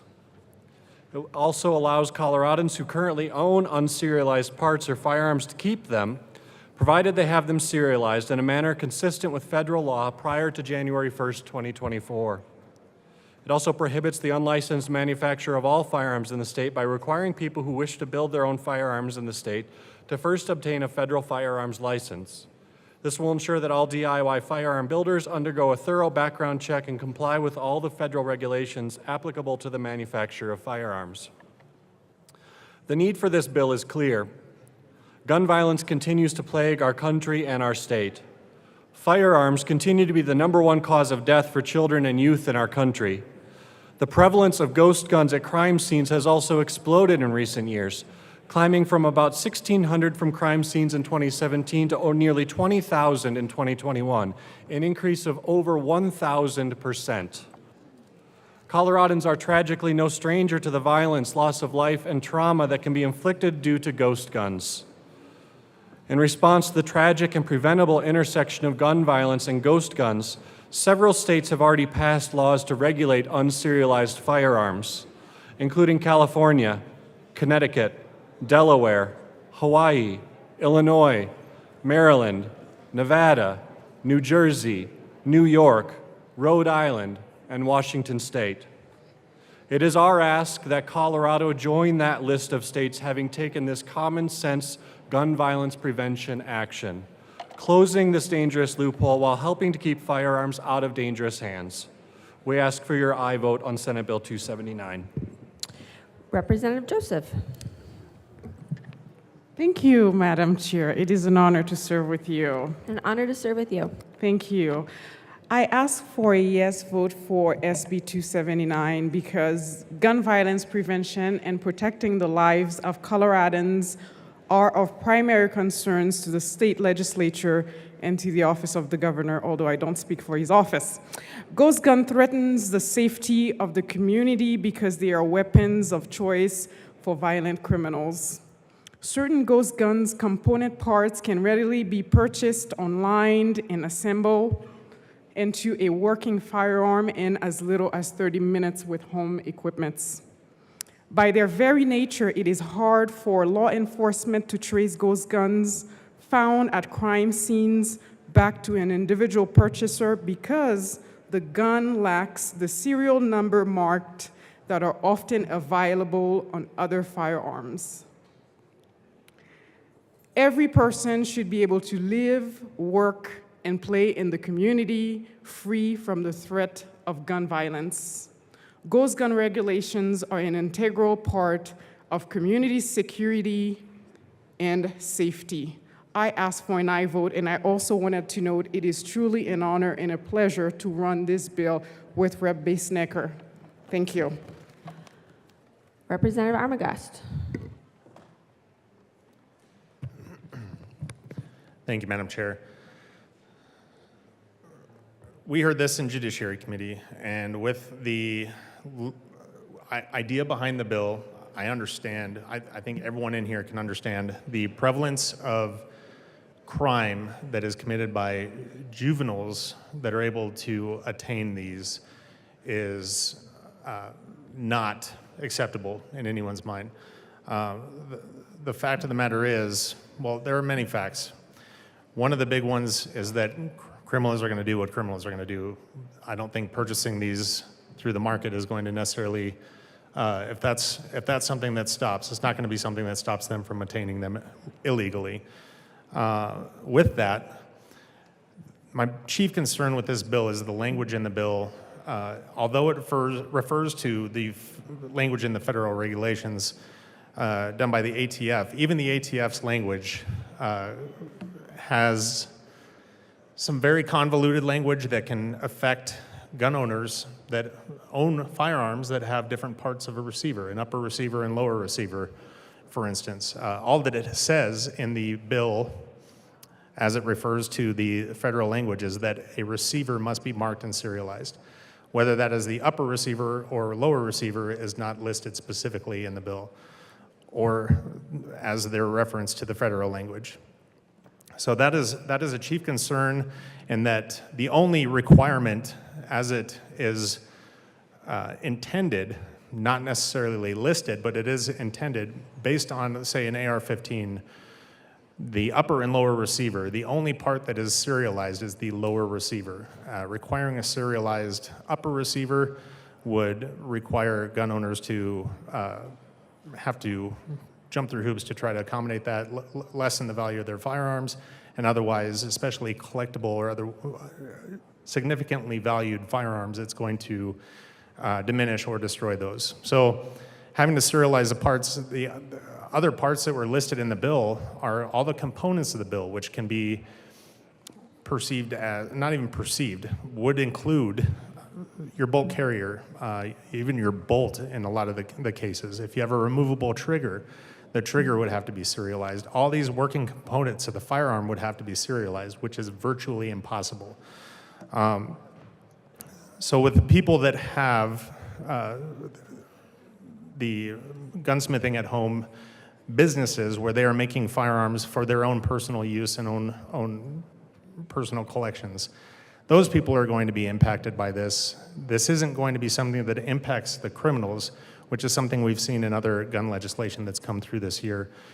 It's something that will hinder the law-abiding gun owners, the people that do gunsmithing at home and firearm assembly and manufacturing for their own use, not for distribution. This is going to be something that will impact them because they are going to have those in their possession. As far as banning manufacture of these different components that are listed in the bill, it's impossible unless you're going to be banning 3D printers and you're going to be banning all the different machines and lathes that are used to manufacture firearms. Holding the accountability at the proper level, I think, is the only way to do this. This legislation is not going to do that. So with all the convoluted language in the bill, I don't think it's necessarily something that can be amended to make it correct. I think this is something that would have to be readdressed and done with more stakeholding in the firearms industry to find out exactly how we can do this in an effective way that can keep inappropriate people from illegally possessing firearms. It's not the firearms themselves that are illegal, it is the people using them illegally, as we've mentioned in other moments on this floor and in committees. So I am a no vote on this. I just think that we need to really focus when we're going to address a problem. We need to focus on the problem as it lays at the lowest level, not pick it from the top where it's going to be impacting the people that are doing things in a law-abiding fashion, not using firearms illegally.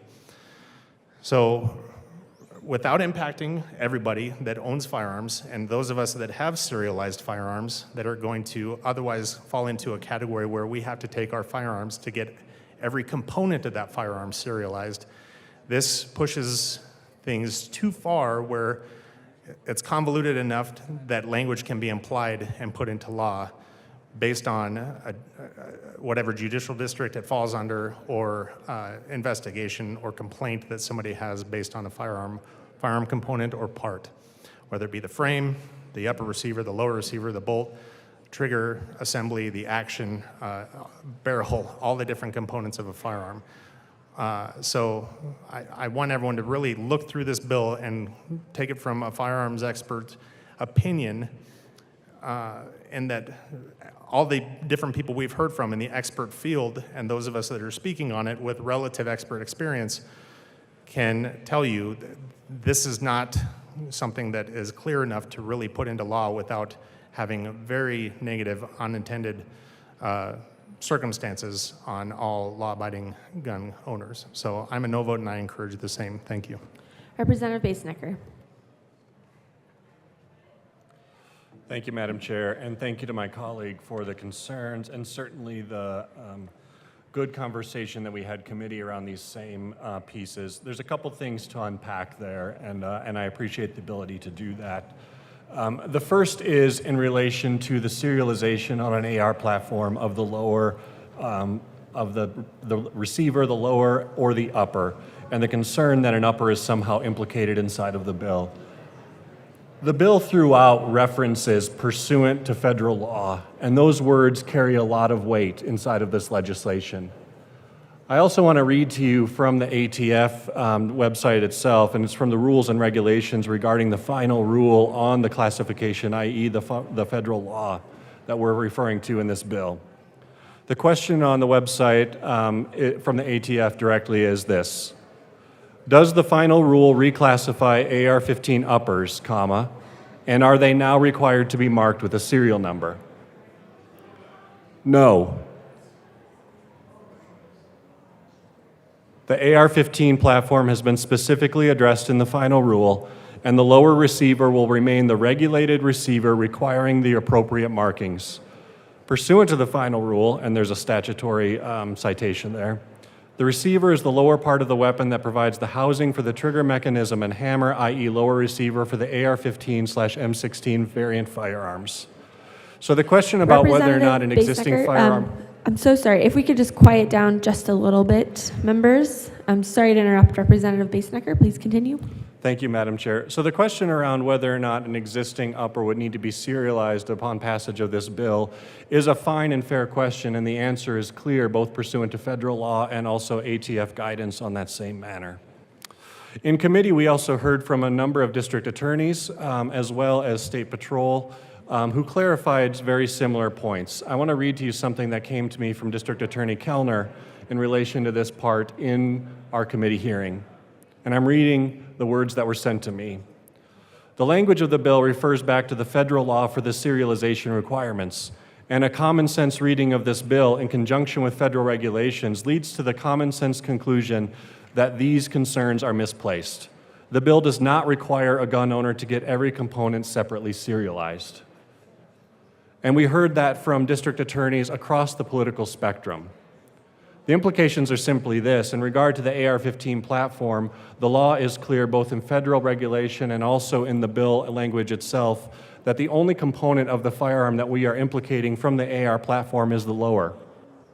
It does not apply to the upper. I also want to mention something as well in terms of the fire control components that were mentioned. The fire control components on the introduced version of the bill are found on page 3, lines 15 through 19. And I'll beg your forgiveness if that's not the version you're looking at. It's just this is the version I made all my notes on. The fire control components are only listed there inasmuch as they integrate into the frame or receiver of the firearm. And that is the defining moment where the interplay between those two things comes into play. There is not a requirement in the bill that those fire control components be serialized. Whatever federal law dictates now, our bill would be in line with those requirements. It simply defines the frame or receiver as the part of the firearm that when it's assembled, holds or integrates one or more of those fire control components. So that's the interplay of the bill there. I just think it's important to note that from our district attorneys, from our chiefs of police, from State Patrol, we heard very clearly that the implication that other components inside of a firearm are going to need to be serialized as a result of this bill simply doesn't mesh with a common reading of the bill. I think the other piece I would mention, just from a standpoint of who has and hasn't weighed in on the bill, is that our firearm manufacturers have taken a position of monitor on this bill. And I think that also carries a lot of weight in terms of what we're implicating inside of the bill. Will this bill stop every act of gun violence in our state? Of course not. No bill will. Will this bill ensure that if you intend to buy a firearm or if you intend to assemble a firearm, that you have to go through a background check just like everybody else does? Yes, it will do that. Will this bill mean that if you are currently in possession of an unserialized firearm, that you have to simply go through a background check and get that serialized? Yes, it will do that. But my question will be, why would we allow someone to build a firearm using the AR-15 platform or another platform and allow them to circumvent the background checks that this body has deemed essential for public safety? There is no good reason why a responsible and lawful firearm owner wouldn't pass a background check or would try to circumvent a background check. This simply ensures that firearms are in the hands of those who have gone through the background checks that we as a body have deemed necessary for public safety. And I think that's why I'm proud to support this bill. Happy to answer more questions on the clarification piece, but I thank you for your yes vote. Representative Luck.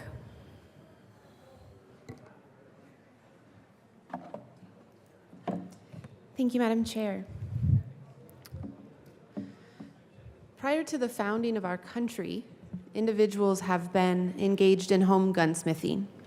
It's actually contemplated and well understood at the time that the Second Amendment was written, that in order to exercise the right to keep and bear arms, one also had corresponding rights to acquire arms.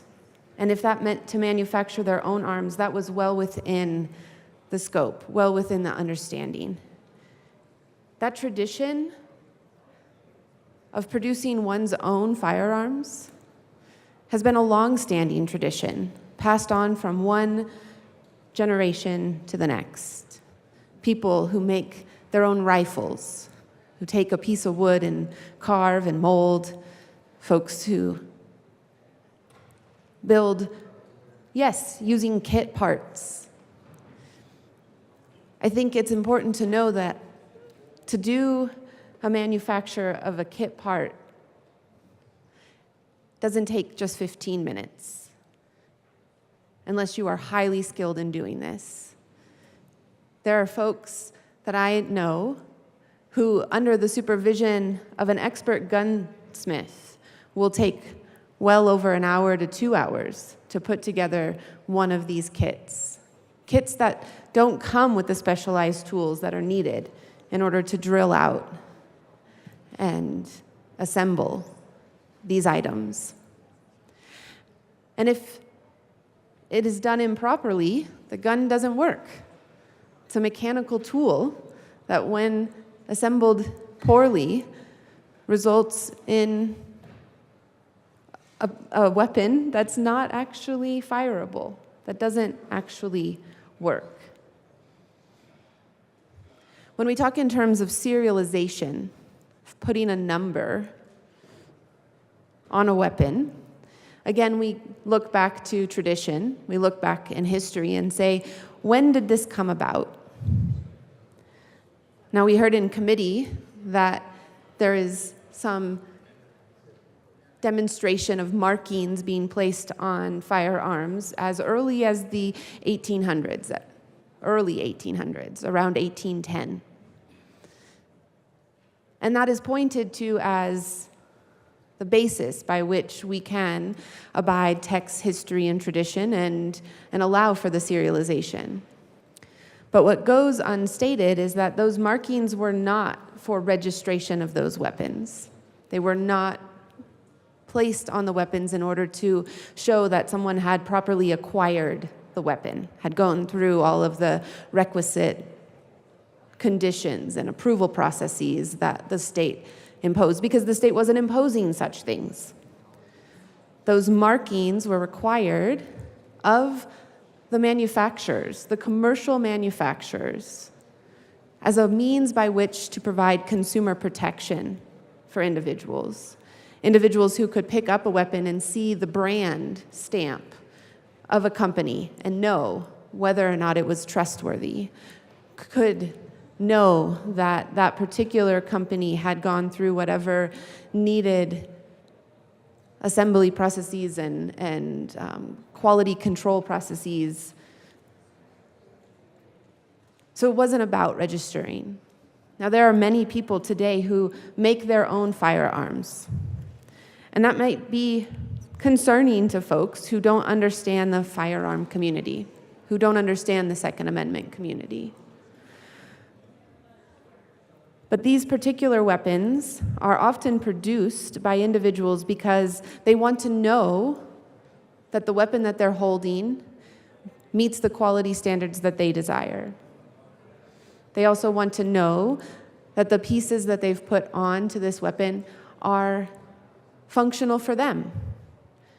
Maybe it's hard for them to pull, they have arthritis, and so maybe it's hard for them to have a trigger pull that isn't lighter. So they make their firearm in order to ensure that they have a lighter trigger pull.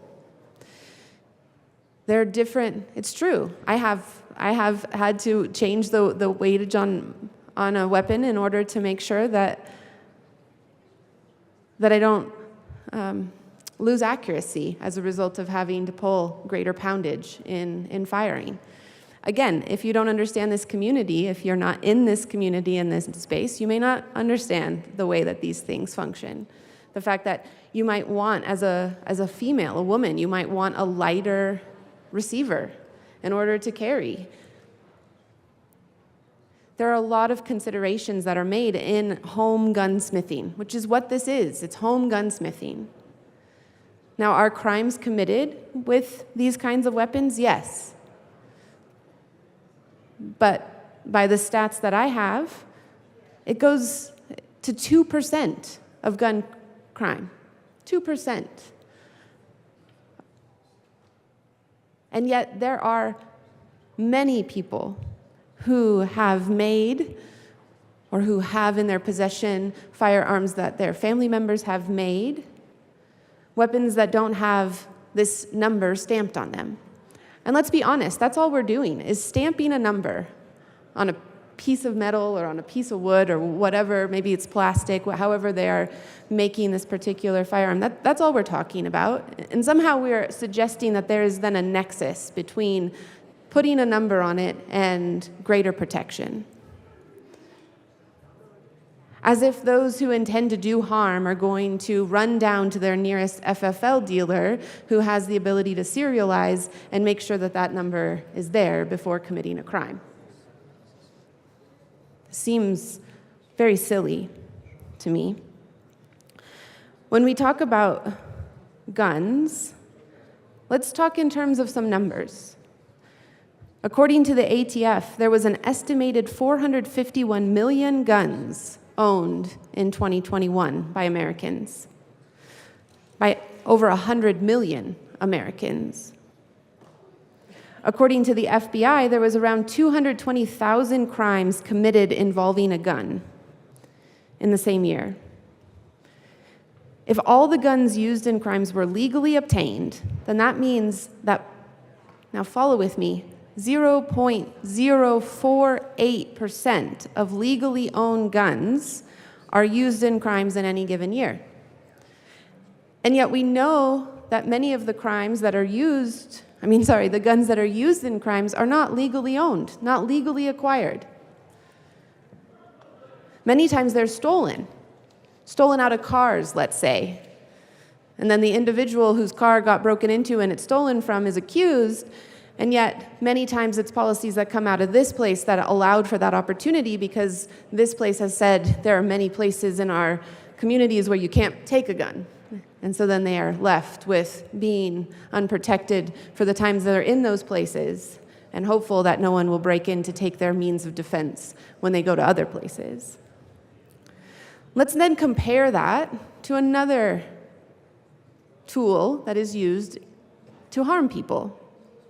Now, it's not always used to harm people in the same way that firearms aren't always used to harm people, but let's look at cars. According to the Hedges Company, there are 290 million vehicles registered in America as of 2021. According to the Department of Transportation, there were 6.1 million accidents. And while traffic violations are hard to find data on, some DOT estimates place the number of speeding tickets at about 41 million per year.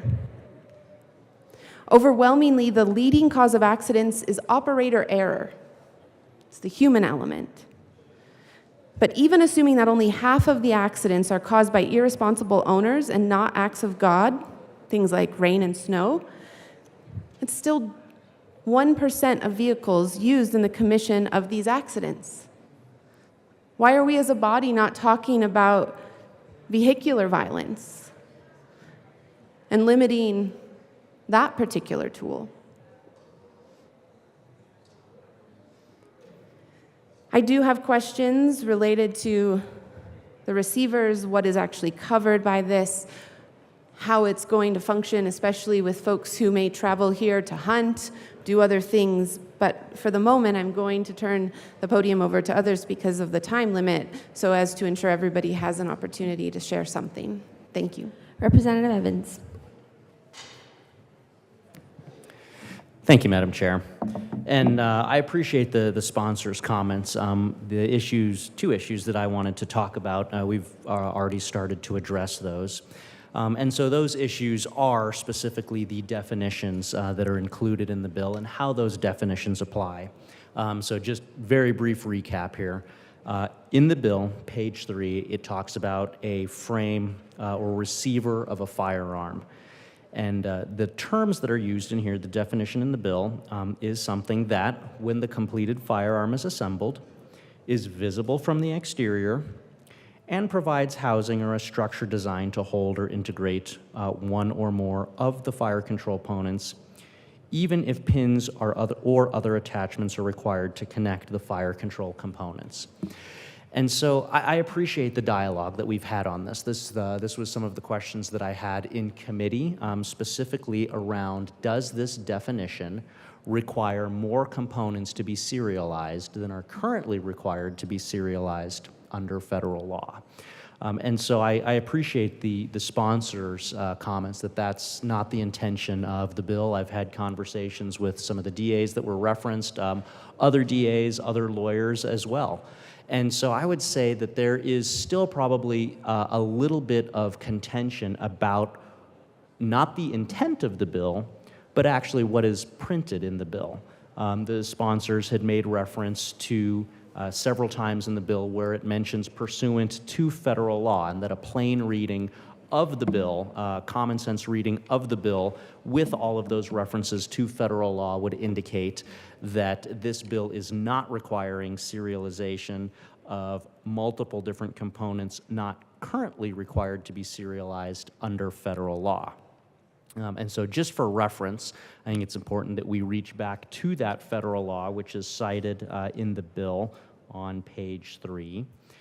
So what the federal law talks about is that it shall be unlawful for any person knowingly to transport, ship, or receive in any interstate or foreign commerce any firearm which has had the importer or manufacturer's serial number removed, obliterated, or altered, or to possess or receive a firearm which has had that same serial number removed, obliterated, or altered. And so then that ties into, as we know well here, when this legislative body makes a rule, then, a law, oftentimes that law is then further expounded upon by the appropriate executive agencies here in the state of Colorado to further define and refine, hey, what does that precisely mean, given the fact that the executive branch of government is the one that I worked for 22 years that's actually out executing these laws and finding all of the little, as we used to call them in law enforcement, the little gotchas. Hey, I don't know, is this completely covered? Is this not covered? So a lot of that specificity then comes about through the rulemaking process. So when we read in the bill here that there's all of the tiebacks and the references back to pursuant to federal law, as I just read to you, the federal law really isn't that robust and that defined. It just says you can't have a firearm that doesn't have a serial number, effectively. And so then a lot of the specificity surrounding the federal law then kicks over to the ATF to make these rules, and you'd heard the sponsor have conversation about those rules, the most recent rule being, I believe, from August of last year, which talks about the fact that for particular firearms, modern sporting rifles, AR-15s, and AR-15 style platforms, the serialized component in there is supposed to be the lower receiver. And so while I appreciate the steps that have been taken in the bill to tie the bill to federal law, my concern really boils down to two things. Well, I guess three things. Number one, I reached out after hearing this bill in committee, I reached out to a lot of different attorneys, and I also reached out to a lot of different law enforcement individuals just asking, hey, is this plain reading, is the meaning behind this plain reading what you take away from this? Because at the end of the day, given that there are criminal penalties associated with a violation of the law, it's going to be more than just attorneys who are reading this piece of legislation. In my prior history, a lot of times these decisions were being made by law enforcement officers who had come across a situation in which they weren't clear whether or not a violation of the law had occurred. And so what happens is, at 2 a.m. in the morning on a weekend when there's no lawyers to be had, then that particular statute is cracked open, and you read through it and try to figure out, okay, is the situation, the unique situation that I'm confronted with here at 2 a.m. in the morning, does that or does that not apply? Now, given that some of the penalties associated with this rise to the felony level for second or subsequent violations, what that is going to trigger in law enforcement is a situation where what's called a warrantless arrest affidavit, basically meaning, hey, is the crime that we've found here, is it severe enough to where this individual needs to go into jail so that they have to talk to a judge and post a bond before they can go back out into society? That warrantless arrest affidavit in the situation that I just alluded to, 2 a.m. on the weekend where there's no lawyers around to help interpret this, that's going to be made by law enforcement. That was the decision that I would make as the watch commander. And so I want to make sure that the legislation that we're passing is legislation that does have that plain and clear meaning readily available to anyone that's going to read this legislation, given that this legislation will be used, applied, and interpreted in many cases by not only non-lawyers, but by individuals who don't have access to attorneys. And so while I appreciate that there were some individuals that I reached out to, I said, hey, do you think this applies to lower receivers, upper receivers, barrels, and bolt carriers? Some individuals said, no, I don't think that's the case.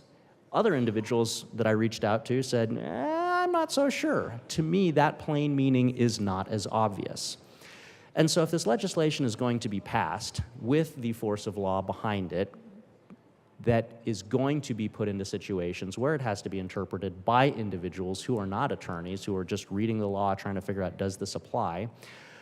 I just want to make sure that the plain meaning of this is available and accessible to everyone who is going to have to work with the law. And there's, from the folks that I reached out to, like I said, there are some who said, yep, the plain meaning is there and available to me. There were others who said, I don't know that I would take that interpretation away from it, to include some prosecutors that I reached out to.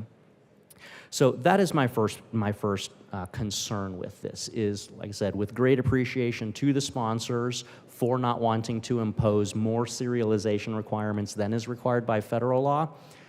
Just the quick poll that I did, unscientific poll that I did of individuals who might be called upon to apply and interpret this law, not all of them came to that same conclusion.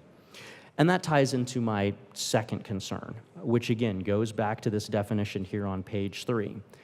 So I'll try to give a very quick synopsis. If any of you want to come take one of my 8-hour-long firearm classes that I teach when I'm not down here, you're more than welcome to, but I will condense that 8 hours hopefully into just a couple of minutes for you.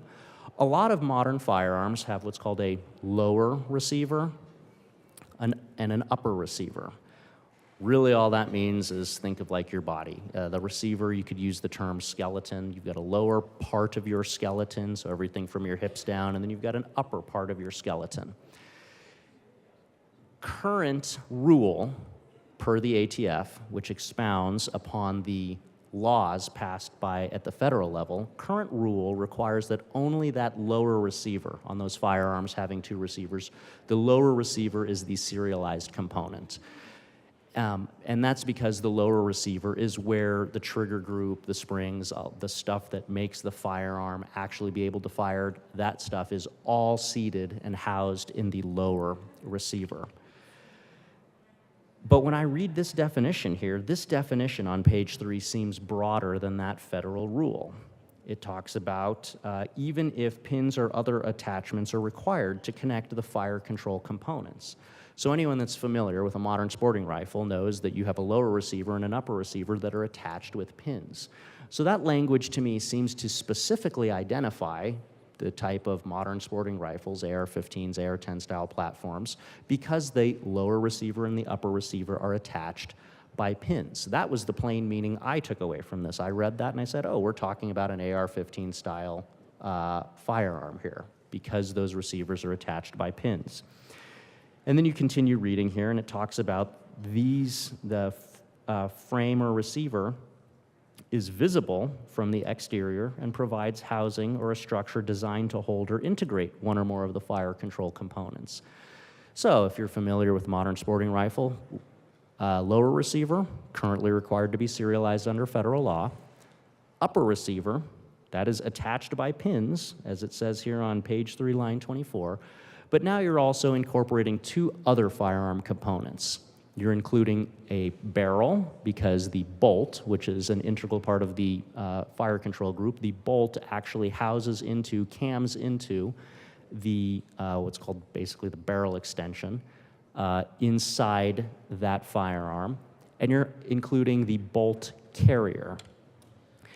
And that was why I had asked those questions that I just referenced. Does a plain reading of this, does that definition, is that sufficiently clarified by the numerous references to federal law? Like I said, some folks said it was, Some individuals that I spoke to said, I don't see it. I don't see that the call-outs to the federal law are sufficient to be able to clearly interpret the definition that is listed here, given that the definition is very specific and uses the specific nomenclature to talk about pins or other attachments. And that leads to my third concern. And so that concern emerges here on pages 8 and 9. So let's say you have an individual that has lawfully either purchased or manufactured one of these firearms, and they want to comply with the law. They say, hey, this law passes, I'm required to go out and get my firearm serialized. After that debate about what components need to be serialized occurs, on the bottom of page 8 and going over into page 9, it says, after that firearm, previously without a serial number, has been serialized by an FFL, Federal Firearms Licensee holder, then when that firearm, newly serialized, is returned to a person after serializing the firearm frame or receiver pursuant to federal law or subsection 7, this constitutes a transfer of a firearm. So that transfer of a firearm, as we've discussed in previous discussions, involves a federal form 4473, and it also involves an FFL transfer fee. And so then that is my third concern with this, is that we can have a law-abiding citizen who's trying to do the right thing, who reads this law and says, okay, I'm gonna go get a serial number on my firearm as required by state law. However, to do that, they then not only have to pay the cost of getting that firearm serialized, but they then have to pay the FFL transfer fee to receive back the property that they lawfully owned and have expended additional money on to have it lawfully serialized. So specifically with regard to the transfer of that firearm, which they already legally owned, transferring that back to them through the mechanism of a FFL transfer and the associated FFL transfer fee, I'm concerned that this is effectively an unfunded mandate on citizens to receive back property that they already legally own, are required to expend money to serialize and remain in compliance with the law, but then they have to pay an additional fee in order to receive back that already lawfully owned and currently lawfully owned property. And again, to me, that seems like an unfunded mandate on law-abiding citizens for the ability to retain property that they already lawfully own and property that they are taking steps to ensure remains in compliance with this bill should it pass. So for me, those are the key concerns that I have. You all know that I spent a lot of time in law enforcement, so of course I'm very sensitive to the public safety component of this. Having seen this out on the streets, I understand that having that serial number is an incredibly important tool in being able to record and track firearms, particularly firearms when they were stolen. When I would have to take theft reports, that was always like the first or second question that I would ask after, making sure that everything was safe in the immediate vicinity where I was taking this report, given that a firearm was missing. Usually one of the very next questions that I would ask would be, do you know the serial number? Because if I know that serial number, then that is information that I can immediately broadcast over the radio and have input into both state and federal databases. If that firearm were to then turn up just a few minutes later at a crime scene, that information and that data would be out there.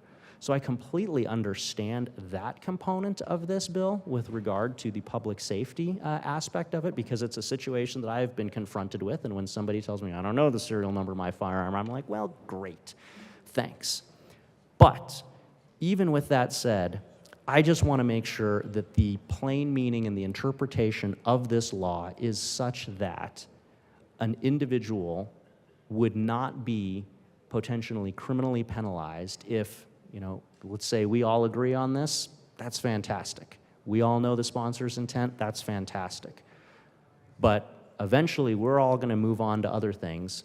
but this law will remain. And so I just want to make sure that the law, the printed words on the page, have the clarity and the specificity so that when we've all moved on to other stuff, folks that are tasked with interpreting and implementing this law have the clarity that they need to be able to know what components of the firearm require serialization. And to me, I don't see that clarity there in the balancing act between the definition on page 3 and the call out to federal law, which itself is not that robust and is then subsequently interpreted by ATF rule, which is a little bit more transient. Those rules change a little bit more often than federal law. So for those reasons, I won't be able to vote for this bill, and I just wanted to make sure that those comments were reflected. Thank you. Representative Basenecker. Thank you, Madam Chair, and thank you to my colleague for the thoughtful questions. I had sort of categorized those into 3 basic buckets here, the first being the plain reading of the law and sort of a general concern about whether or not that would be something people would understand, and if there was a situation where a firearm was encountered that was unserialized, whether or not there are implications there. The second being the definitions that we've included in the bill, and I particularly noted the comment around pins and receivers as it impacts the AR-15 platform. I would just back us up a little bit because, again, I think that pursuant to federal law carries a lot of weight, and ATF rules and regulations are explicitly clear on these things, particularly in reference to the pins and receivers part. There's a 2022 document that the ATF has put out. It is comprehensive in nature. It's 98 pages long.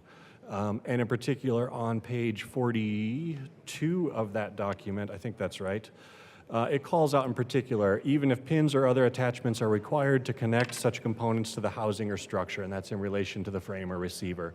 So the pins and other components that are required to bring those 2 components together, the upper and the lower in this instance, are actually specifically contemplated in the ATF rule. They're specifically called out, and I think that's helpful in terms of understanding what we define as a frame or receiver. In terms of the plain reading of the law, I think that's also a place where we need to be clear about what happened in committee and certainly what we've heard from folks after the fact. District attorneys across the political spectrum had no question about the fact that this was a plain reading of the law to understand it to be pursuant to federal law, and also that the AR-15 upper on the AR-15 platform was not implicated in the serialization requirements of the bill. That came through clearly. In fact, the only individual in committee that had a question about that testified to the bill was, as he disclosed, not a lawyer. I think that's where we clearly are leaning on the legal guidance, the federal law, and the common reading of the law, which takes into account the unique nature of the AR-15 platform in particular. I think federal guidance is clear on that point. I think our bill, in as much as it aligns with those definitions, is also clear on that point. I'm scrolling slowly here because I want to get to another definition in terms of general definition of frame or receiver that I think is also helpful. This again comes from the ATF guidance on the same matter, and you'll hear a lot of familiarities because it's actually the same definition which we include in the bill in terms of defining a frame or receiver.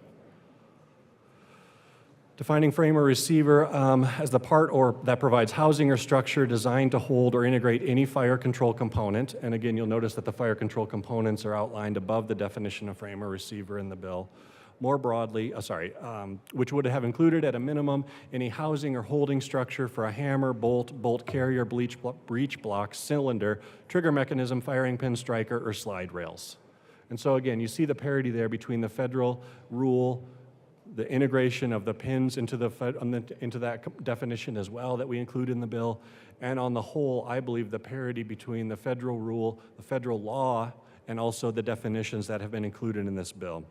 So I do respectfully disagree that there's confusion as to which parts are implicated because I think federal rule and federal law makes that very clear. And in fact, the specific and unique nature of the AR-15 platform was specifically contemplated and also to a certain extent, in as much as the upper holds the bolt, contemplated inside of the AR-15 rulemaking process that the ATF considered as well.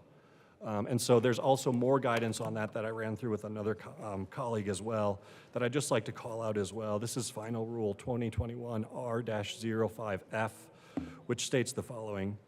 For example, pursuant to 27 CFR 478.12, parentheses A2, the receiver of an AR-15 M16 variant firearms would have been the upper assembly as it provides housing for the bolt.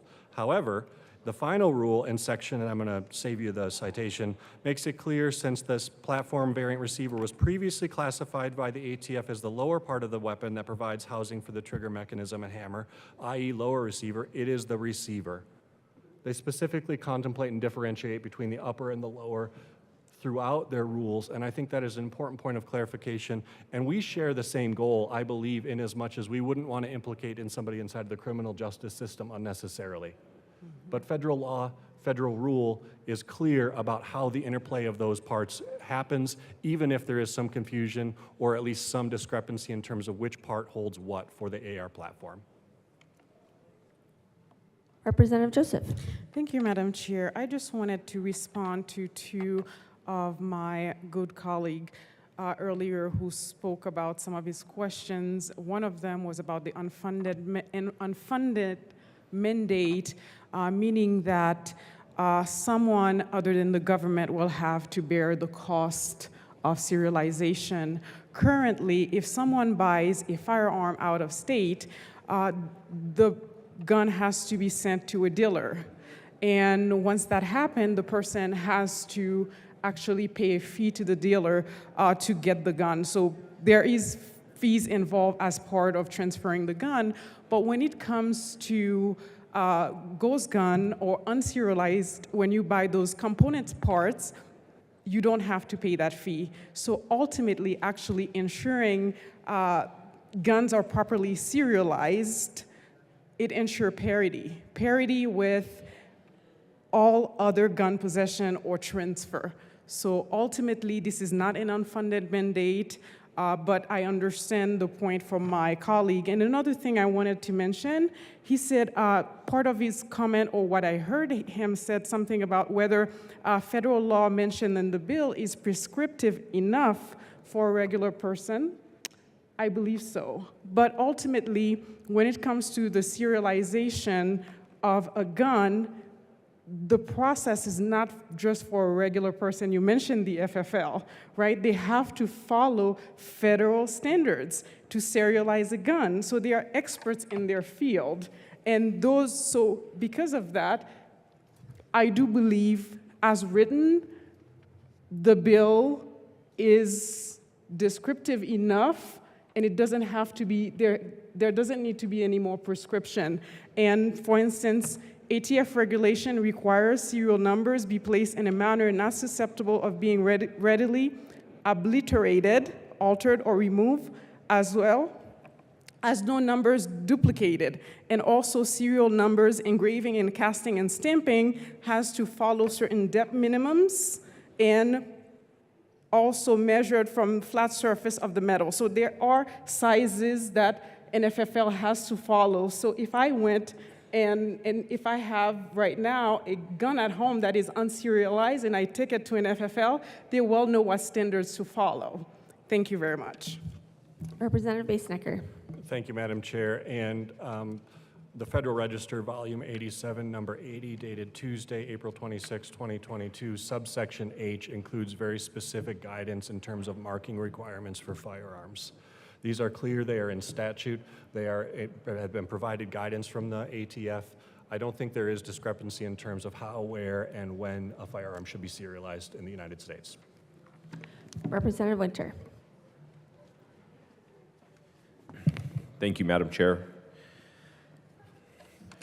I'm not going to speak on my belief of the Second Amendment today. I've done that numerous times in this chamber. The only thing I will say is my belief is without the second, you end up losing the first.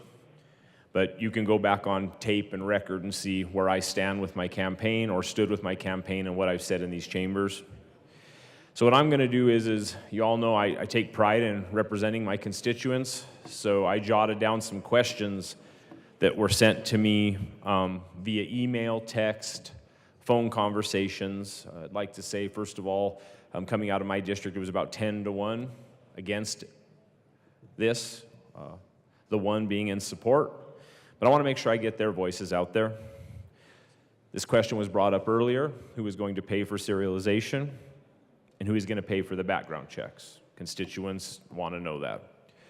Secondly, they were wondering in the timeline of the bill, there's only a handful of gunsmiths. We talk about FFL dealers like there's one around every corner. Well, there are FFL dealers that own gun stores, but when you're actually looking at a gunsmith to do this work, when you look at the timeline, the time frame of the bill, how long somebody has to get their guns serialized, will there be enough time when there's a mad run on gunsmiths to get this done? Like I said, we talk about FFL, you have to have an FFL to work on guns, but you also have an FFL to sell guns. So they were just wondering if there's been any research to make sure that there's the amount of gunsmiths in this state to get it done by the timeline of the bill. Another question that is asked of me numerous times is why try to criminalize honest, law-abiding citizens? They do watch these cameras, and they've seen numerous times where we decriminalize crime. We talk about justice reform. They even brought up a bill that we discussed last Saturday that had to do with children and flashing. And on one hand, they're like, we can't believe you're trying to criminalize law-abiding citizens, but on the other hand, you'll try to loosen penalties that are trying to take advantage of our most vulnerable. Another thing that was brought up is this was sent to me, many sources, and I double-checked this, claim that between 2,000 and 200,000 guns flood across the southern border, but many legislators in our state advocate for sanctuary state status, and they cannot understand the parity between pushing law-abiding citizens to serialize their firearms, but on the other hand, not worried about guns that could be brought across the border based upon our sanctuary state status. Let's see here. I want to make sure I get all the questions up that my constituents asked. They also, they believe that this is unenforceable, and at the end of the day, that this will ensnare law-abiding citizens. They wanted me to ask the question seriously: are criminals and those that are committing most of these crimes, do you believe that they will have their guns serialized? Will this actually stop crime? Is it enforceable? And the people that actually should be targeted, will they actually abide by this law? They look at putting this law on the books as one more opportunity to add a law that's unenforceable. Another thing that they wanted to clarify is, as I ask questions for them, is they know that the narrative will be spun that gun owners are okay with gun violence, and we don't want to protect kids in schools, which is the farthest from the truth. But at the end of the day, the media spins that anybody that is pro-Second Amendment is anti-protection of child and condone gun violence, and every law-abiding gun owner I know, including myself, believes that's a farce. We believe it's spin, and we believe it's used for political reasons outside the building to make Second Amendment supporters look like not caring, not good people, and I will stand here and defend them every day of the week, because most of them are very good citizens that do follow the law, and they are tired of being made out to be bad people. I'll say that again, they're tired of being made out to be bad people. And last but not least, this has been discussed before. This was sent to me again. They see the end goal. Serialization leads to registration, which leads to voluntary buyback, which leads to mandatory buyback, which leads to confiscation.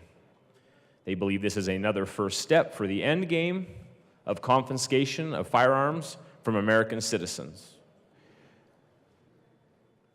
I know the argument will be that that isn't the end game, but as we progress through the gun talk in this country, it is undeniable that that is the underlying goal of a lot of anti-gun activists.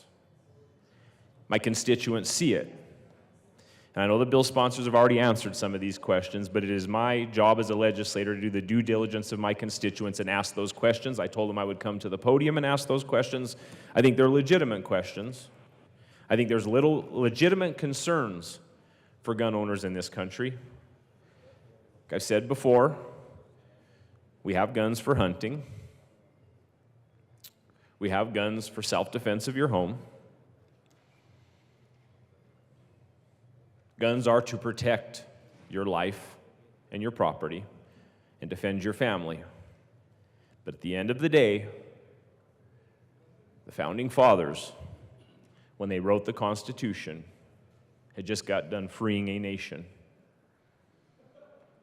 And I will say it again, for any of us as Americans to be spoiled enough to think that we could not have a despotic government at some point in the history of this nation again, because if you can go back through history, anybody listening here can go back through history, and if you can email me and point out a government that has confiscated guns, that has not become despotic, I'd be willing to have that debate.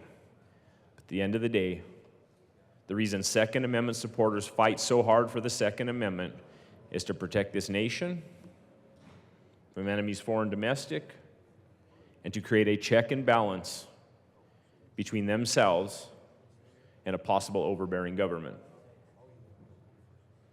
So today, I wanted to stand up here and give you the concerns of my constituents and express to you their feelings and concerns. And like I said before, I've spoke my piece on the Second Amendment, but those are the concerns that they have. Thank you for listening. Representative Bazenecker. Representative Joseph. Thank you, Madam Chair. I want to say to my good colleague who just spoke, I appreciate his comments. And, you know, I've been here, I'm a new legislator, I've been here for about 5 months, and some of you can hear my accent that I was born in another country, and I came to this country as a child with my parents because of all the liberties and freedom that we have in this country, and I'm deeply grateful and honored to be living in the United States and to be an American as well. Again, I hear Second Amendment rights are important to all of us, and all the Constitution is important to all of us. And Second Amendment rights has been debated by state and federal law. And the right secured by the Second Amendment is not unlimited. We know that time and time again, courts have debated that very issue. And this particular bill today is limiting a very, very, very specific and narrow access to guns that are unserialized. So that's very, very different. It's not broad, it's very specific and very, very narrowed prohibition. So with all that said, I think this is a great bill, and I hope that all this body will support this particular bill. Thank you. Representative Basenecker. Thank you, Madam Chair, and thank you to my colleague. I want to respond as well to the, I believe, well-intended concerns regarding capacity of FFLs to be able to serialize firearms under a date, and I think there's more capacity in the system than we realize sometimes. This is Final Rule 2021R-05F, and it includes some pretty good guidance for other persons marking PMFs, privately manufactured firearms, for an FFL. And under the law, privately manufactured firearm would be an unserialized firearm as a result of this bill. FFLs, and I'm going to read just from the document because I think it is helpful guidance just to understand that this has been contemplated at the federal level and through federal rule, and an FFL in our state or elsewhere would obviously be aware of the capacity that they have to take in a PMF to somebody who's not an FFL. So it reads as follows. FFLs that do not have the capability to mark PMFs may take PMFs they receive to another FFL or to a non-licensee to have those PMFs marked under their direct supervision in accordance with, and I'm going to save you the reference there, under section blank again, an FFL who marks an unmarked PMF for the original FFL who received the PMF into inventory shall not log the firearm into its records if the firearm is marked on the spot under the direct supervision of the original licensee who recorded the acquisition of the firearm. So in that instance, you've got one FFL marking a firearm for another FFL, either due to a capacity or another concern. It goes on to say the following.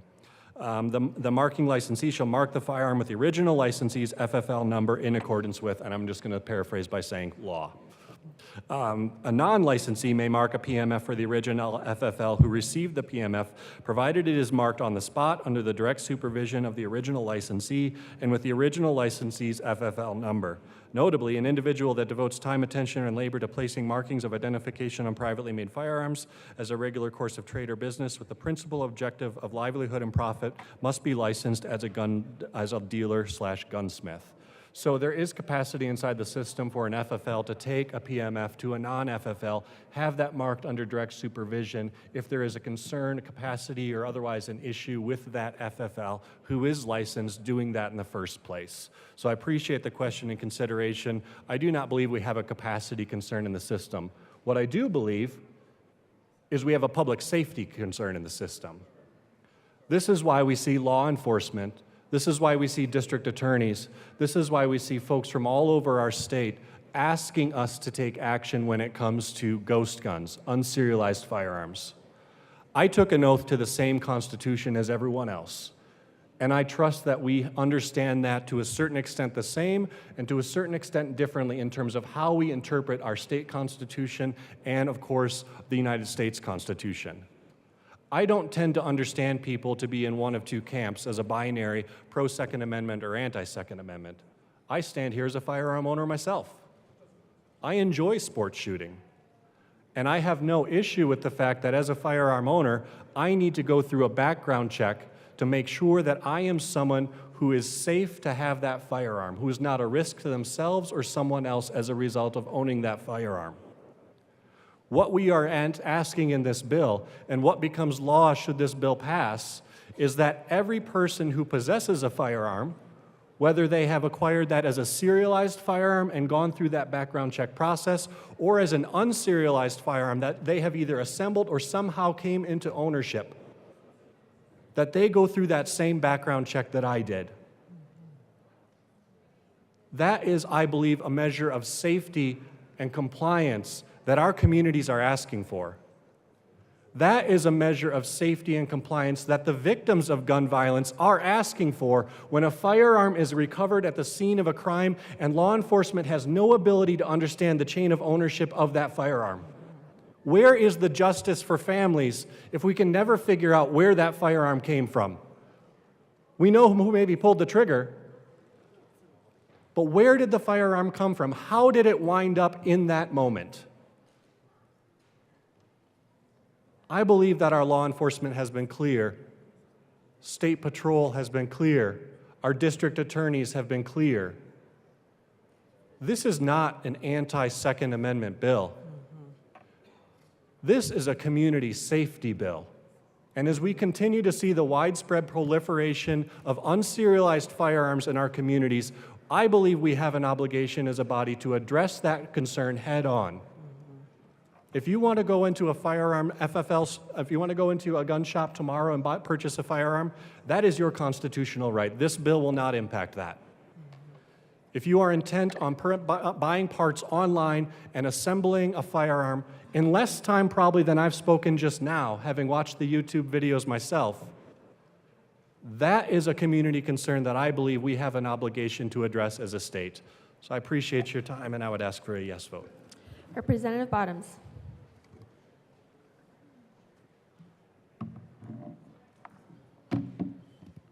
Thank you, Madam Chair. I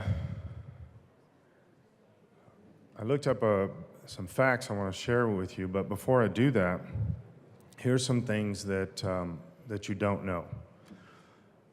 You don't know if I own a firearm or not. And it's none of your business. You don't know if I do own firearms, you don't know which firearms I own, and it's none of your business. It's protected by the Constitution to be none of your business. The idea that you would somehow try to track if I have firearms or what firearms I have is none of your business. That goes against the Constitution. Some interesting things about this is when it comes to the concept of a ghost gun, which is actually called an 80% gun, but The concept of a ghost gun is that somebody cannot track that information. And so this becomes a danger to us as a society because you cannot track that particular firearm. But there are hundreds of millions of firearms that you can't track right now with serial numbers. This is part of our foundation. This is part of who we are. The beginning of this concept of owning bearing arms, as the Second Amendment says, came at a time when a lot of people actually made their own guns. A lot of people made their guns at that time. In 1774, the British began routinely searching homes and confiscating the guns of Boston colonists under the Royal Governor Thomas Gage. Trying to track a ghost gun is the same concept of this, that we're going to try to figure out who has these firearms and who does not, who is bearing arms and who is not bearing arms. And again, this is not anybody's business. I did find some information about this statistically that I thought was pretty interesting. Of all of the guns that are confiscated, Philadelphia, ghost guns accounted for 2.2% of confiscated guns in 2019. In Chicago, the percentage is 1.2. This is Chicago. This is crime central of the world almost. Chicago, the percentage of confiscated ghost guns is 1.2% in 2020. Now, in 2019, the Department of Justice, this is an amazing study. This will tell you everything you need to know about this bill. A 2019 Department of Justice report based on the 2016 survey of prison inmates estimated that 287,400 prisoners had possessed a firearm during their offense. Among these almost 288,000 people that had possessed a firearm during their offense, more than half, 56%, said they had stolen it. 6% found it at the scene of the crime. 7% attained it off the street, and 43% had got it from the underground market. Now, these are 288,000 prisoners that were surveyed about where they got their firearm from. And those are the statistics of the report. Those are all the statistics of the report. You know what was not included in the report? How many of them got their guns as being made their own or manufactured or built a ghost gun. Why? Because it was zero. Almost 288,000 prisoners that used firearms in their offense, zero of them made a ghost gun. So how is this going to keep even one crime person thing off the street? How does this affect one crime? Zero of them made a ghost gun. And we're saying this is a horribly bad thing that we need to stop right now in the process of this. And that doesn't make sense. The idea that people would hide their guns from the government is actually built into our culture. That's why they were hiding their guns from all the revolutionaries, the British that were coming to take their guns.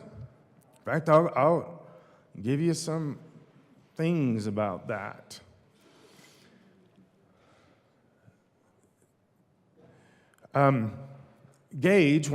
Thomas Gage, the royal governor, commanded the Americans to throw down their weapons. The men refused to comply. And here's a little insight into who our country is, and specifically even who this state is. That worldview has not changed. They refused to comply. They would not give up their guns to the government. That has not changed. The Redcoats were ordered to confiscate as many guns and as much ammunition as possible. Why? Because the ability to bear arms was going to keep what we call America now under their control. When people come to American citizens and say, and this was even pre-American citizen, and say, give us your guns, register your guns, this is not okay. We're not okay with that. It's not going to happen. It doesn't matter all the stuff we put in place. It is not going to happen. 400 plus million guns owned in the United States. Think about that. And we're trying to say that the statistics, 1.2% in Chicago, that's the problem. The 1.2% in Chicago is the problem. This is ludicrous. It doesn't even make sense. The more that we try to control this stuff, oh, by the way, every time we do something like this at the national level and the state level, gun sales go through the roof, which is I'm in huge favor of. Representative Joseph.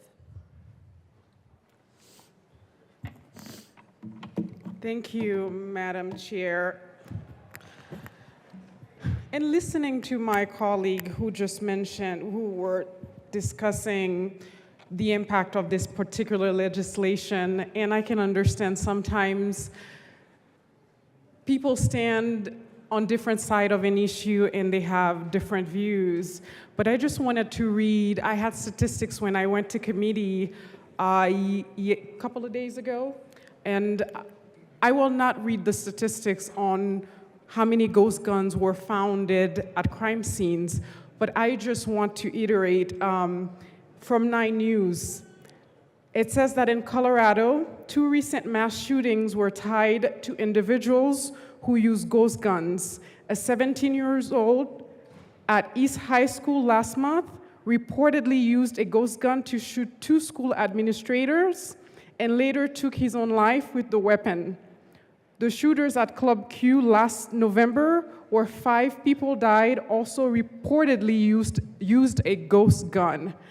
So, how many people in our communities have to die from the use of a ghost gun before we say enough is enough?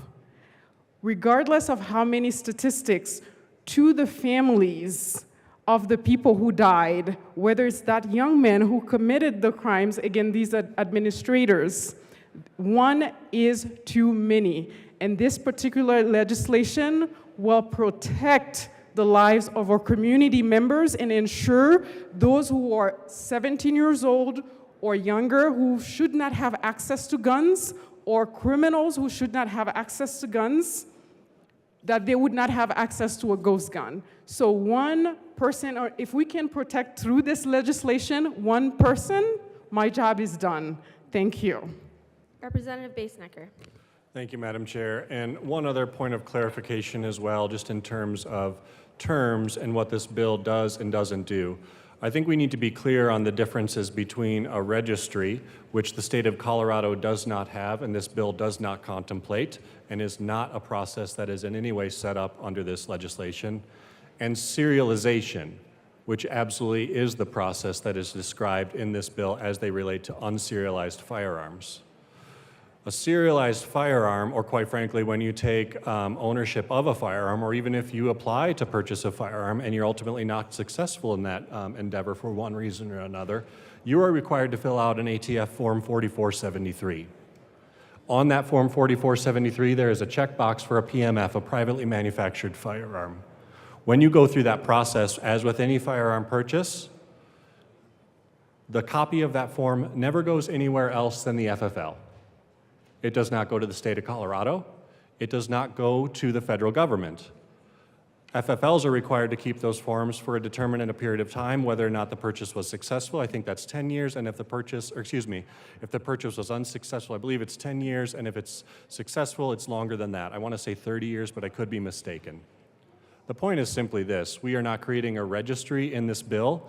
That is not what happens. We are simply complying with current practice and statute in terms of what happens when you take ownership of a firearm.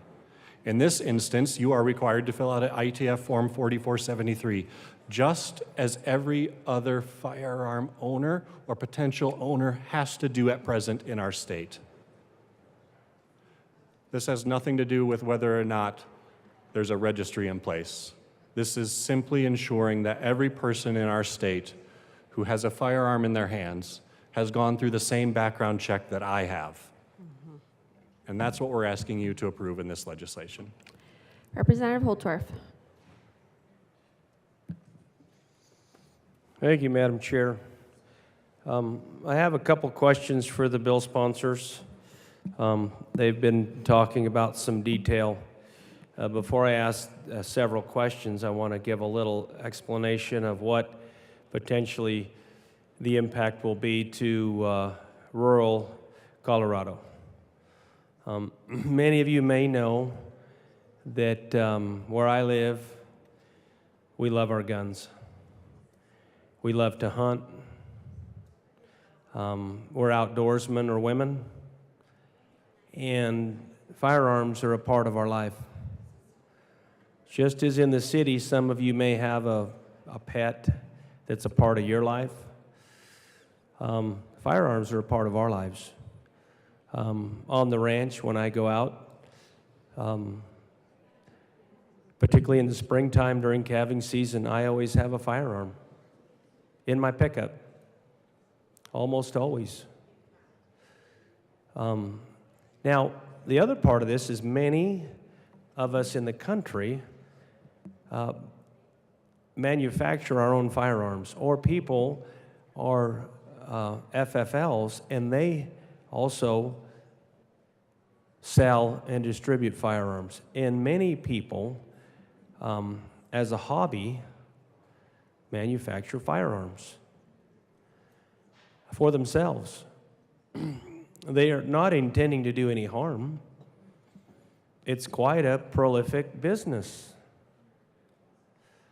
The people that do this in my district are very concerned that in order to continue their business practices, they're going to have to leave the state.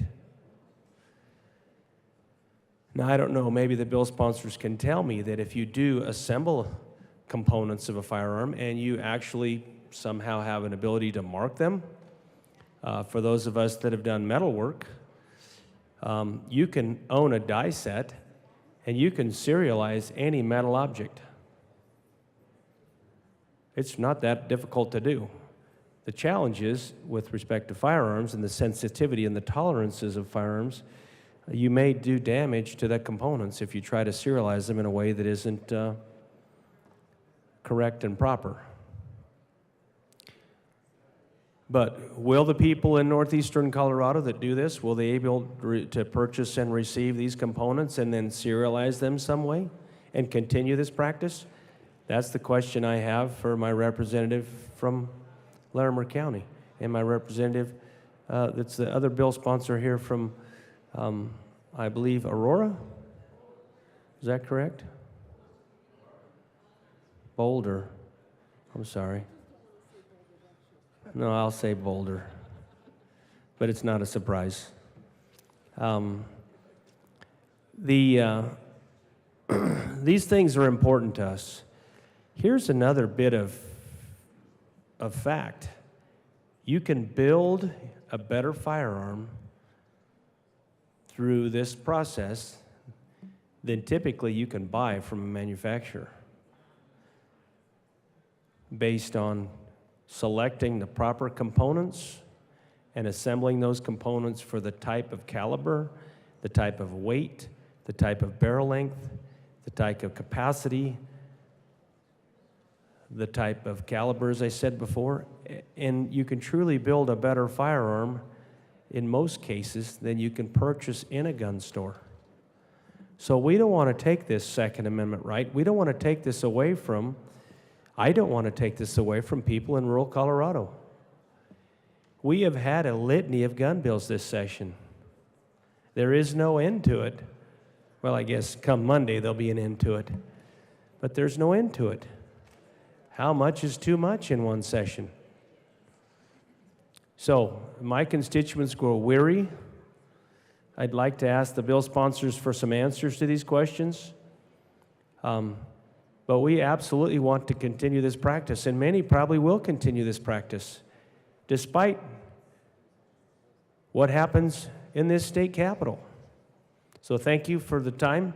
I'm going to ask the question of one or both of the bill sponsors. I think may be an easy answer, but I want to make sure that we have vehicles continue to do what we do in the country. And just for one last parting comment, this legislation isn't going to stop the violence in this city. It's not. Violence against humanity is a problem of society and comes from the heart. It comes from how we behave, how we interact with each other. And violence can be committed in so many ways. And it's not just firearms that kill. Thank you. Representative Basenecker. Thank you, Madam Chair, and thank you for the questions from my colleague. The short answer is simply this. Hobbyists should absolutely be able to continue to assemble firearms for personal use only or obtain a firearm manufacturer's license in order to produce and furnish firearms for others. And that happens as a result of acquiring components, specifically as contemplated in this bill, the frame or receiver, that would be serialized prior to you beginning that process. So yes, if you are a hobbyist that enjoys assembling AR-15s, you simply need to acquire the proper serialized parts, as you can currently buy a serialized lower, to do that. What you won't be able to do is purchase a bulk pack of 80% finished receivers online, finish those with a drill press or a router with a drill bit and a hand drill, and be in possession of multiple unserialized firearms that become difficult for law enforcement or others to be able to account for should they end up in the hands of someone who is a danger to themselves or someone else. There was also a question about how this impacts our cities. And I want to be clear, gun violence is not a city or a rural or a suburban alone problem. Gun violence impacts communities across our state. Gun violence impacts rural Colorado. Gun violence impacts the suburbs. Gun violence impacts our cities. There is no geographical boundary between the trauma that has been inflicted on residents in our state because of gun violence. This is a us problem. All of us. If you go to rural Colorado, and I grew up in rural Michigan, if you go to rural Colorado, you will find people who have been impacted by gun violence. If you go to my community of Fort Collins, you will find people who have been impacted by gun violence. If you go a couple blocks from this chamber, you will find people who have been impacted by gun violence. So I want to be clear that the solutions contemplated in this bill are for all of us, and that gun violence impacts all of us, and that it is on all of us here to put forward measures that will keep our communities safe. As I said at the beginning, no bill will solve gun violence in the United States. No one single bill will do that. This bill will save lives. And if it saves a life in my community, or if it saves a life in rural Colorado, I will consider this endeavor to be a success. Because what we have done is saved lives because of the violence inflicted by unserialized firearms in our country.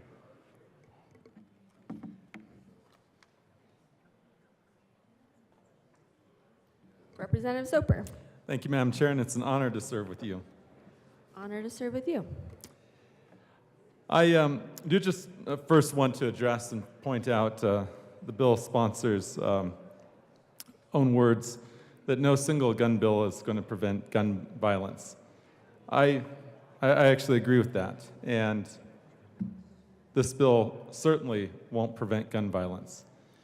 Anyone who thinks that requiring a serial number on a firearm, on the receiver or on the frame, is going to somehow stop crime. I've got beachfront property in western Colorado to sell you. What we're doing in this bill is creating more criminals. We're creating misdemeanors and felonies. We're going after Coloradans who are engaged in nothing more than making their own firearm at home for their own personal use. The other thing that really troubles me about this bill is it talks about antique firearms.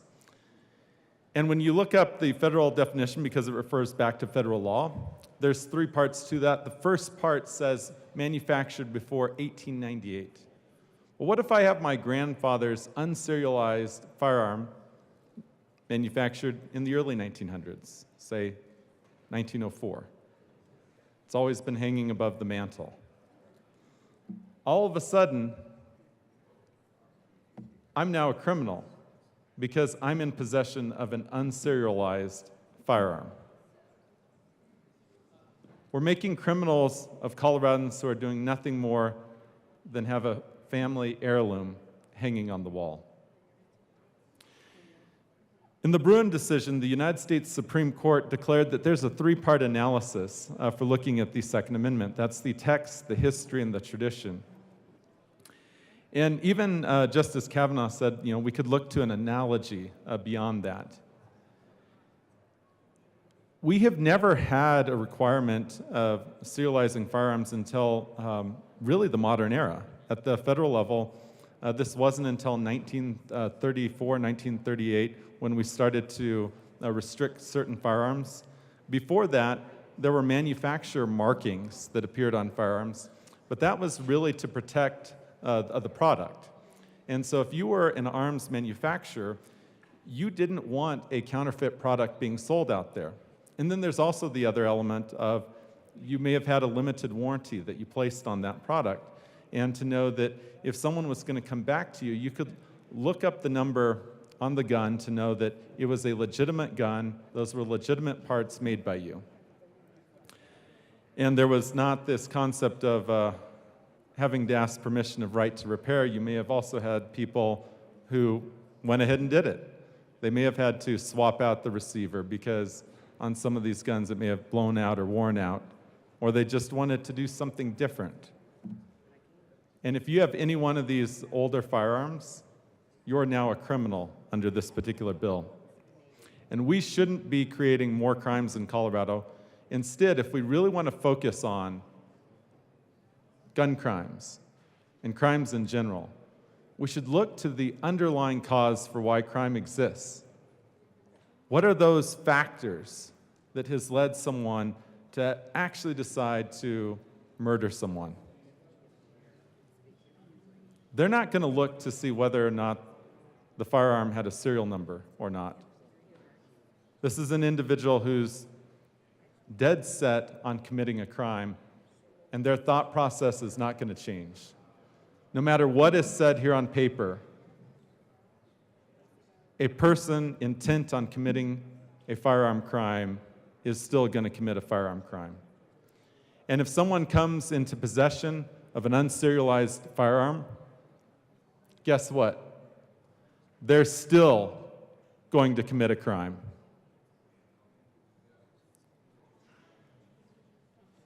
If criminals actually obeyed laws, perhaps they would see that one of the first laws we created in Colorado was to make murder illegal. A serial number on a firearm is not going to change that. Instead, what we have here is a law that just creates more criminals in Colorado and expands the scope and could potentially fill up our jails and our prisons with Coloradans who've done nothing but have a family heirloom hanging on the wall. I ask for a no vote.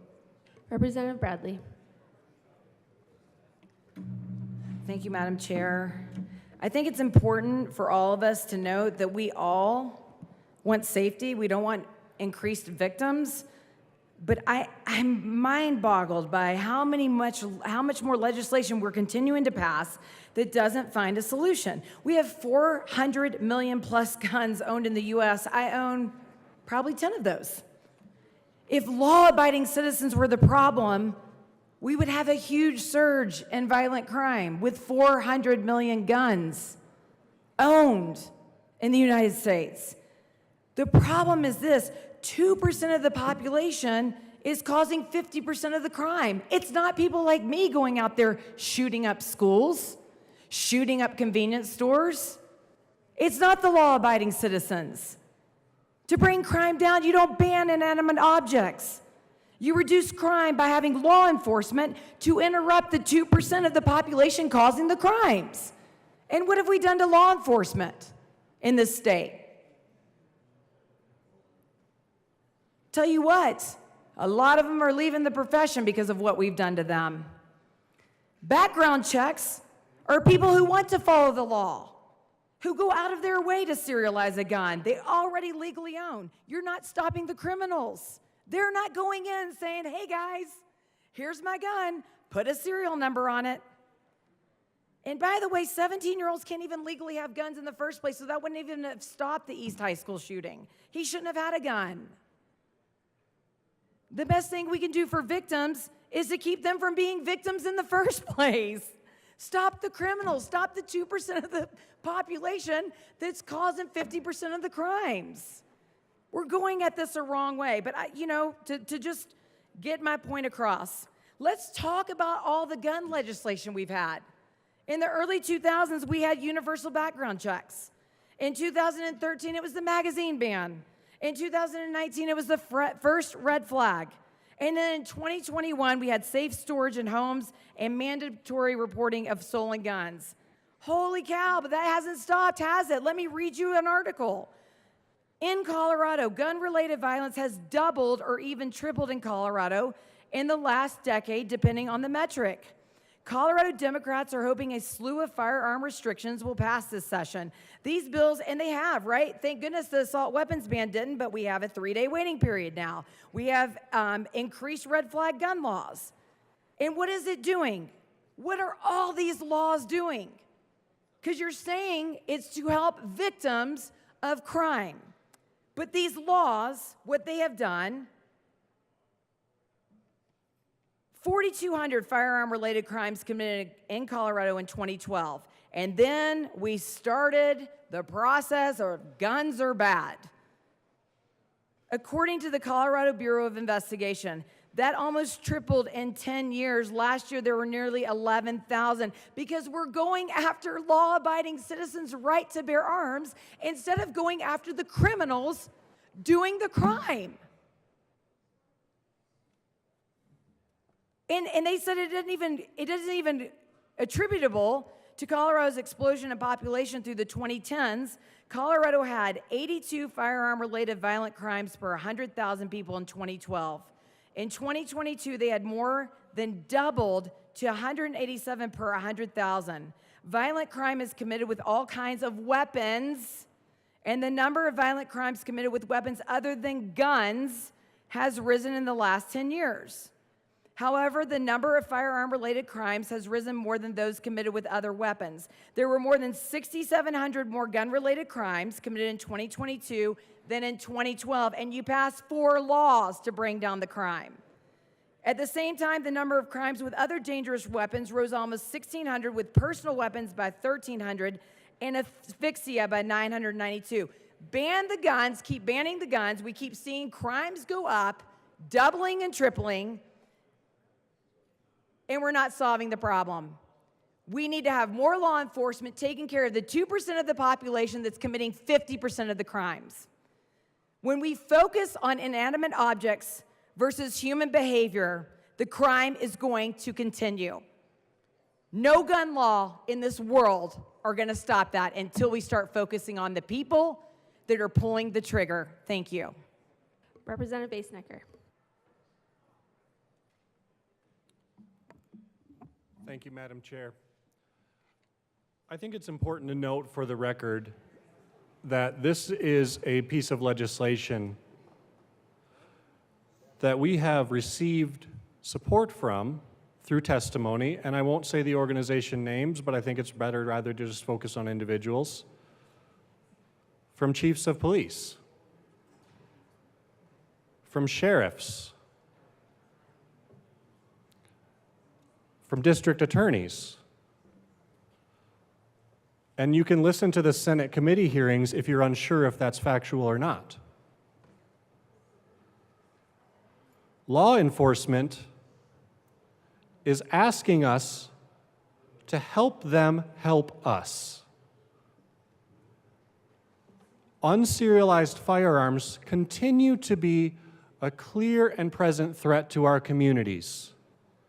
The number of unserialized firearms found at crime scenes from 2017 to 2021 has gone up 1,100%. Community safety is always a difficult topic. Gun violence prevention is always a difficult topic. But when our chiefs of police, when our sheriffs, when our district attorneys, and I don't really care, quite frankly, what the letter is behind your name because I hear the intent behind your actions, which is to keep our communities safe. When they ask us for these pieces of legislation, when they ask us to take action on ghost guns, when they ask us to ensure that everyone who has access to a firearm in our state has to go through that background check process, they are asking us to do the things that we have just heard, to stem the tide of violence in our communities and to ensure that people are safe. If you are eligible to be or a lawful firearm owner today, you can go buy a firearm tomorrow, even after this bill passes. If you enjoy assembling your own firearms, I look forward to seeing your finished product. It will be with serialized parts, ensuring that your lower has been something that has been sold to you by an FFL. This simply ensures that firearms are in the hands of those who are legally allowed to have them and who are not a threat to themselves or somebody else. So I want to be clear, because I don't often find myself in agreement with some folks, but our district attorneys in committee, who perhaps share very different views on other issues than I do, we found ourselves in the same lane. That this is a necessary and overdue piece of legislation in order to stem the tide of violence that comes from ghost guns in our state. I want to be clear about my remarks, which I believe were paraphrased. No gun bill will solve every act of gun violence, but this bill will save lives. And that's the part I think that was left out. This bill will save lives. This bill will help law enforcement and district attorneys hold folks accountable should they choose to break the law. This bill will bring justice to victims and families who have been impacted by gun violence, where right now we don't know where that firearm came from and we don't know who to actually hold accountable for that act. This is a public safety measure that our law enforcement community has been clear about the need. And so we'd ask for your support. Representative Frizzell. It was a shocking experience. Thank you, Madam Chair. You know, I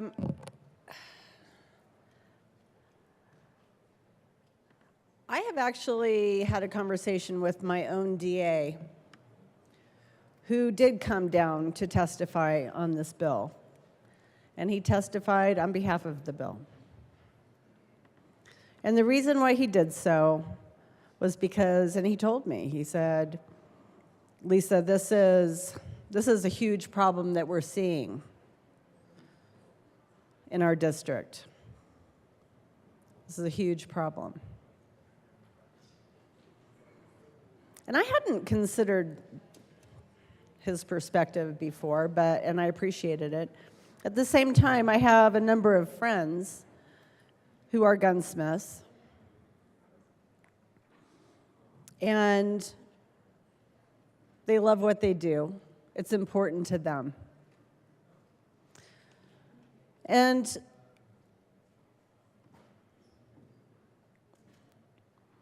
I know people who have 3D printers because they're kind of technology geeks and they like to see what they can print.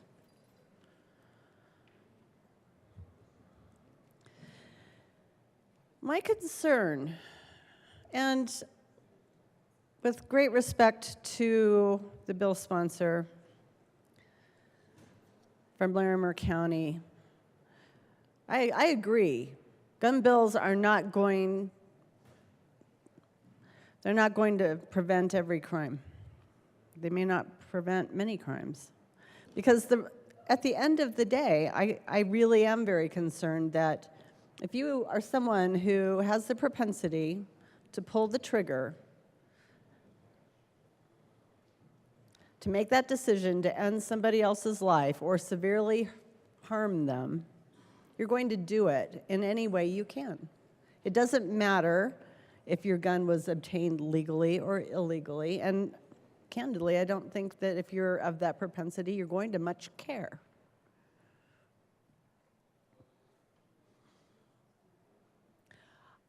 My concern is a bill like this drives these individuals with this propensity even further underground in their ability to acquire firearms.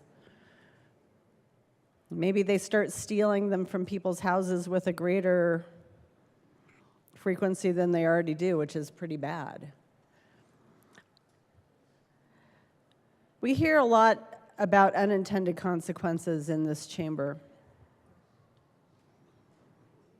And I do hope that the bill sponsor is right, that this has a remarkably chilling effect on people using unserialized firearms, that it's going to warn them away and that they're going to stop using those types of weapons to commit crimes.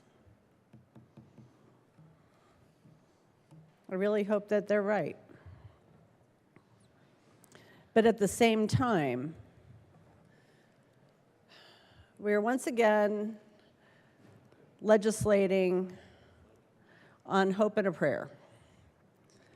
That we could be right, that we could be, that this piece of legislation is going to be the one to make the difference. And unfortunately, I don't share that optimism, so I will be a no vote. Thank you. Representative Hartsick. Good afternoon. Thank you, Madam Chair.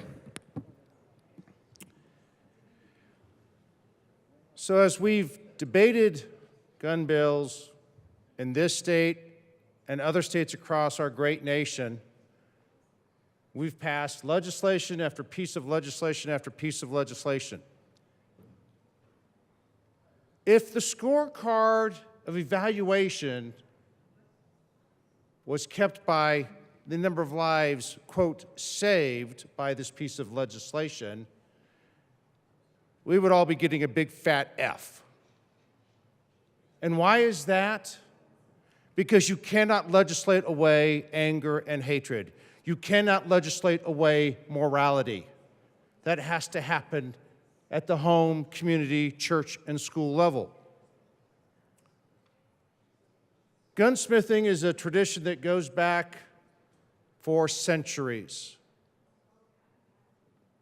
I've been through armor school when I was in the military, worked with firearms dealers.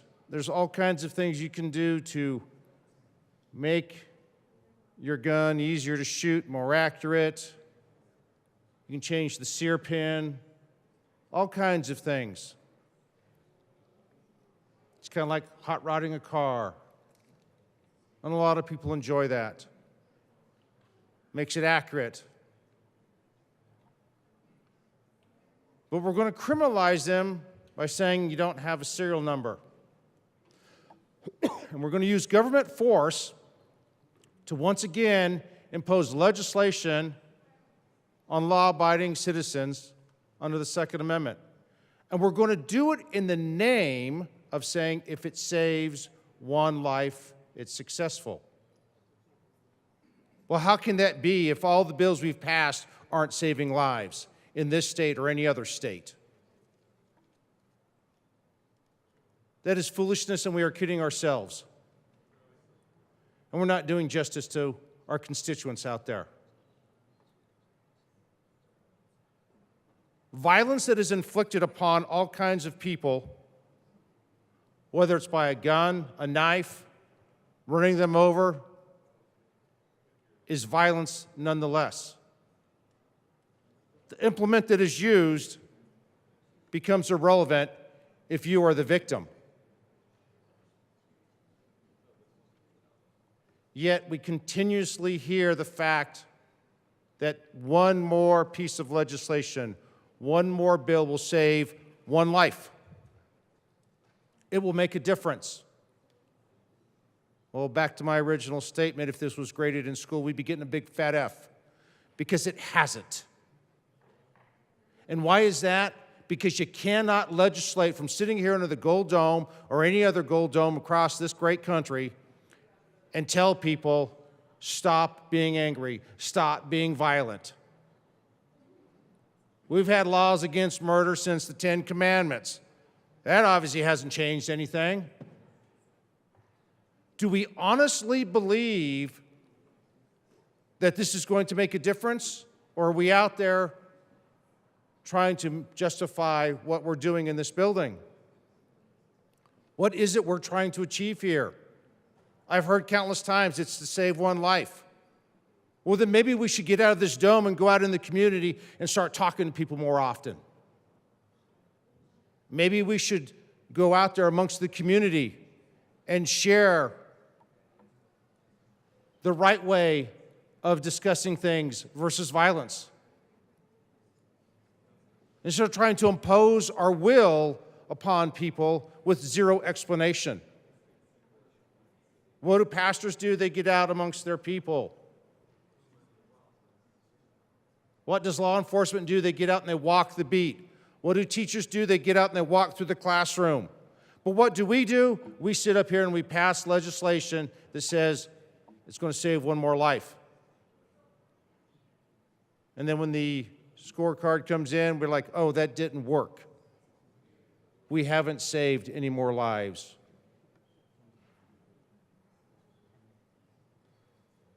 And yet we keep imposing more force on people, making people more angry with more and more legislation. And it doesn't work. So maybe we should change tactics. Maybe we should spend more time discussing things. Do district attorneys and sheriffs, are there some of them that support this? I'm sure that there are. And in so doing, and why do they do that in supporting that? Because people are screaming at them. And why are they screaming at them? Because people are afraid. And why are they afraid? Because government keeps cornering them more and more. We use force because we tell people we're going to take this, we're going to raise that, we're going to do this. 20, 30 years ago, we certainly didn't have this problem. The acceleration curve for the amount of legislation that was running kind of flat, increasing a little bit, all of a sudden took off in geometric progressions. And we pile on legislation after legislation in every state in this country, and it doesn't achieve its, quote, stated goal. I think we all need to sit down and calculate this thing, because what we're doing is not working. It doesn't change how people are acting. Force never has. You can impose the government's will on people for a certain amount of time. History has shown that even the Soviet Union was able to do that for approximately 80 years. And that still resulted in failure. So maybe we should spend more time out there talking and listening instead of just saying, oh, I'll pass more legislation. Maybe we should talk about doing family time, community time, church time, sitting down together. But instead, we sit under this dome here and we pass legislation. And we keep telling ourselves, oh, it will save one more life. We've seen students in here crying out. And they cry out because they are afraid. And why are they afraid? Because they don't have the structure and the elimination of that fear in their neighborhood. Lawlessness runs rampant. We've demonized law enforcement. We have people that don't want to enforce laws. We've got so many laws in the books now, it takes volumes of bookshelves to keep track of everything.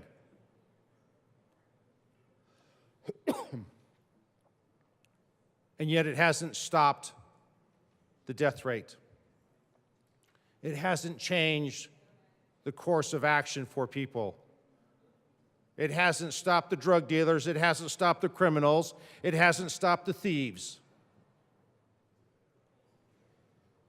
And more legislation will not do anything to stem that tide.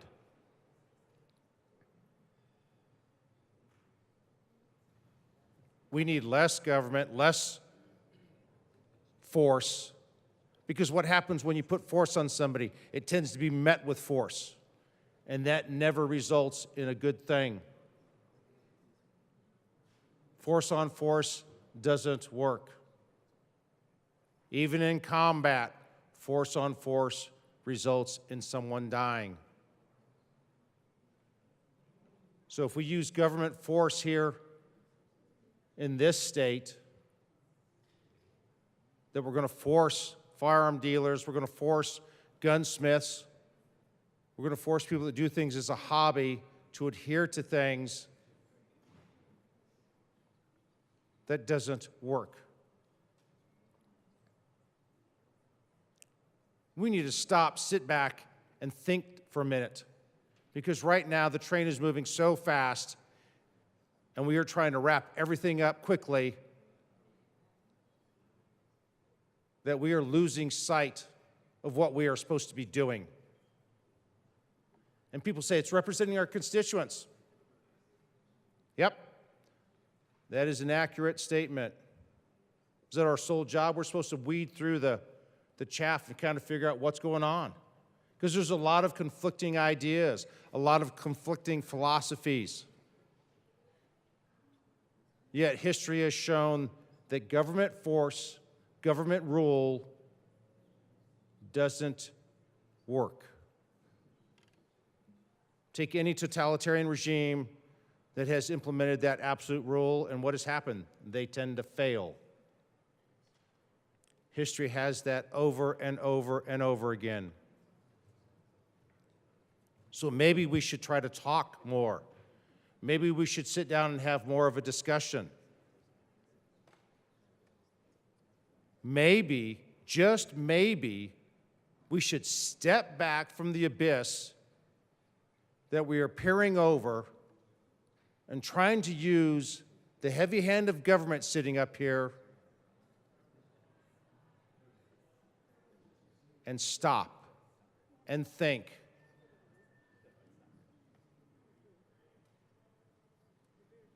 We get paid, we get evaluated, we get assessed on our jobs up here as legislators. Not as bureaucrats, not as dictators, but our job is to talk. In that vein of talking, I suggest we step back and we look at this bill and we think about it. And in order to do that, Madam Chair, I motion that we read the bill at length. You have heard the motion. We will read Senate Bill 279 at length. First Regular Session 74th General Assembly State of Colorado re-engrossed. This version includes all amendments adopted in the House of Introduction LLSNO. 23 to 837.02 Conrad Imel X 2313 Senate Bill 23 to 279. Senate Committees House Committee State, Veterans, and Military Affairs.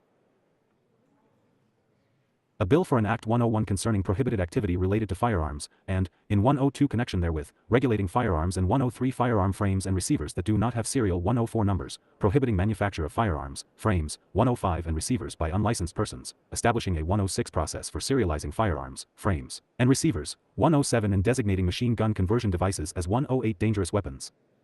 Bill Summary.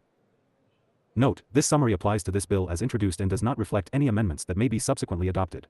If this bill passes third reading in the House of Introduction, a bill summary that applies to the re-engrossed version of this bill will be available at Senate Amended Third Reading April 28, 2023. Senate Amended Second Reading April 27, 2023. Senate Sponsorship Fields and Hansen, Buckner, Coleman, Cutter, Exum, Gonzalez, Hinrichsen, Jaquez Lewis, Moreno, Mullica, Sullivan, Winter F. House Sponsorship Bosnecker and Joseph, Froelich. Shading denotes House Amendment. Double underlining denotes Senate Amendment. Capital letters or bold and italic numbers indicate new material to be added to existing law. Dashes through the words or numbers indicate deletions from existing law. http://leg.colorado.gov. The bill prohibits, on and after January 1, 2024, knowingly possessing or transporting an unfinished firearm frame or receiver, unless it has been imprinted with a serial number as required by federal law. Knowingly selling, offering to sell, transferring, or purchasing an unfinished firearm frame or receiver, unless it has been imprinted with a serial number as required by federal law. On and after January 1, 2024, knowingly possessing, purchasing, transporting, or receiving a firearm or frame or receiver of a firearm that is not imprinted with a serial number. Knowingly selling, offering to sell, or transferring a firearm or frame or receiver of a firearm that is not imprinted with a serial number, and manufacturing or causing to be manufactured a firearm, or frame or receiver of a firearm, unless the manufacturer is a federally licensed firearm manufacturer. A person who commits any of the prohibited conduct commits unlawful conduct involving an unserialized firearm, frame, or receiver. Unlawful conduct involving an unserialized firearm, frame, or receiver is a Class 1 misdemeanor, except that a second or subsequent offense is a Class 5 felony. A person who owns, on the date the bill becomes effective, a firearm, frame, or receiver that the person manufactured and that is not imprinted with a serial number by a federal firearms licensee, shall, no later than January 1, 2024, have the firearm, frame, or receiver imprinted with a serial number. The bill prohibits the Colorado Bureau of Investigation from approving the transfer of a firearm to a person who was convicted of the misdemeanor violation within 5 years prior to the transfer. A person convicted of the felony is prohibited from possessing a firearm or other weapon. The bill permits a federal firearms licensee to imprint a serial number on a firearm or a firearm frame or receiver. The bill sets forth a process and requirements for licensees to serialize firearms. The bill defines machine gun conversion device and makes machine gun conversion devices a dangerous weapon under Colorado law. 1. Be it enacted by the General Assembly of the State of Colorado. 279. 1. Section 1. In Colorado Revised Statutes, 18-12-101, add 2, 1, B.6, 1, B.7, 1, B.8, 1, B.9, 1, C.5, 1, C.7, 1, G.2, 1, K, and 3, 1, L, as follows, for 18-12-101. Peace Officer Affirmative Defense, definitions.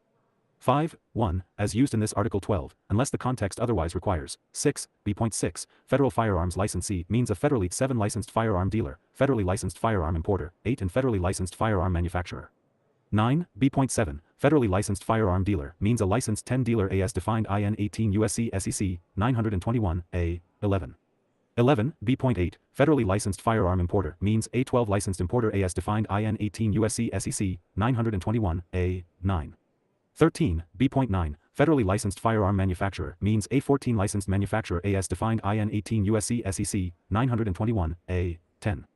15, C.5, fire control component means a component 16 necessary for the firearm to initiate, complete, or continue the 17 firing sequence, including any of the following: hammer, bolt.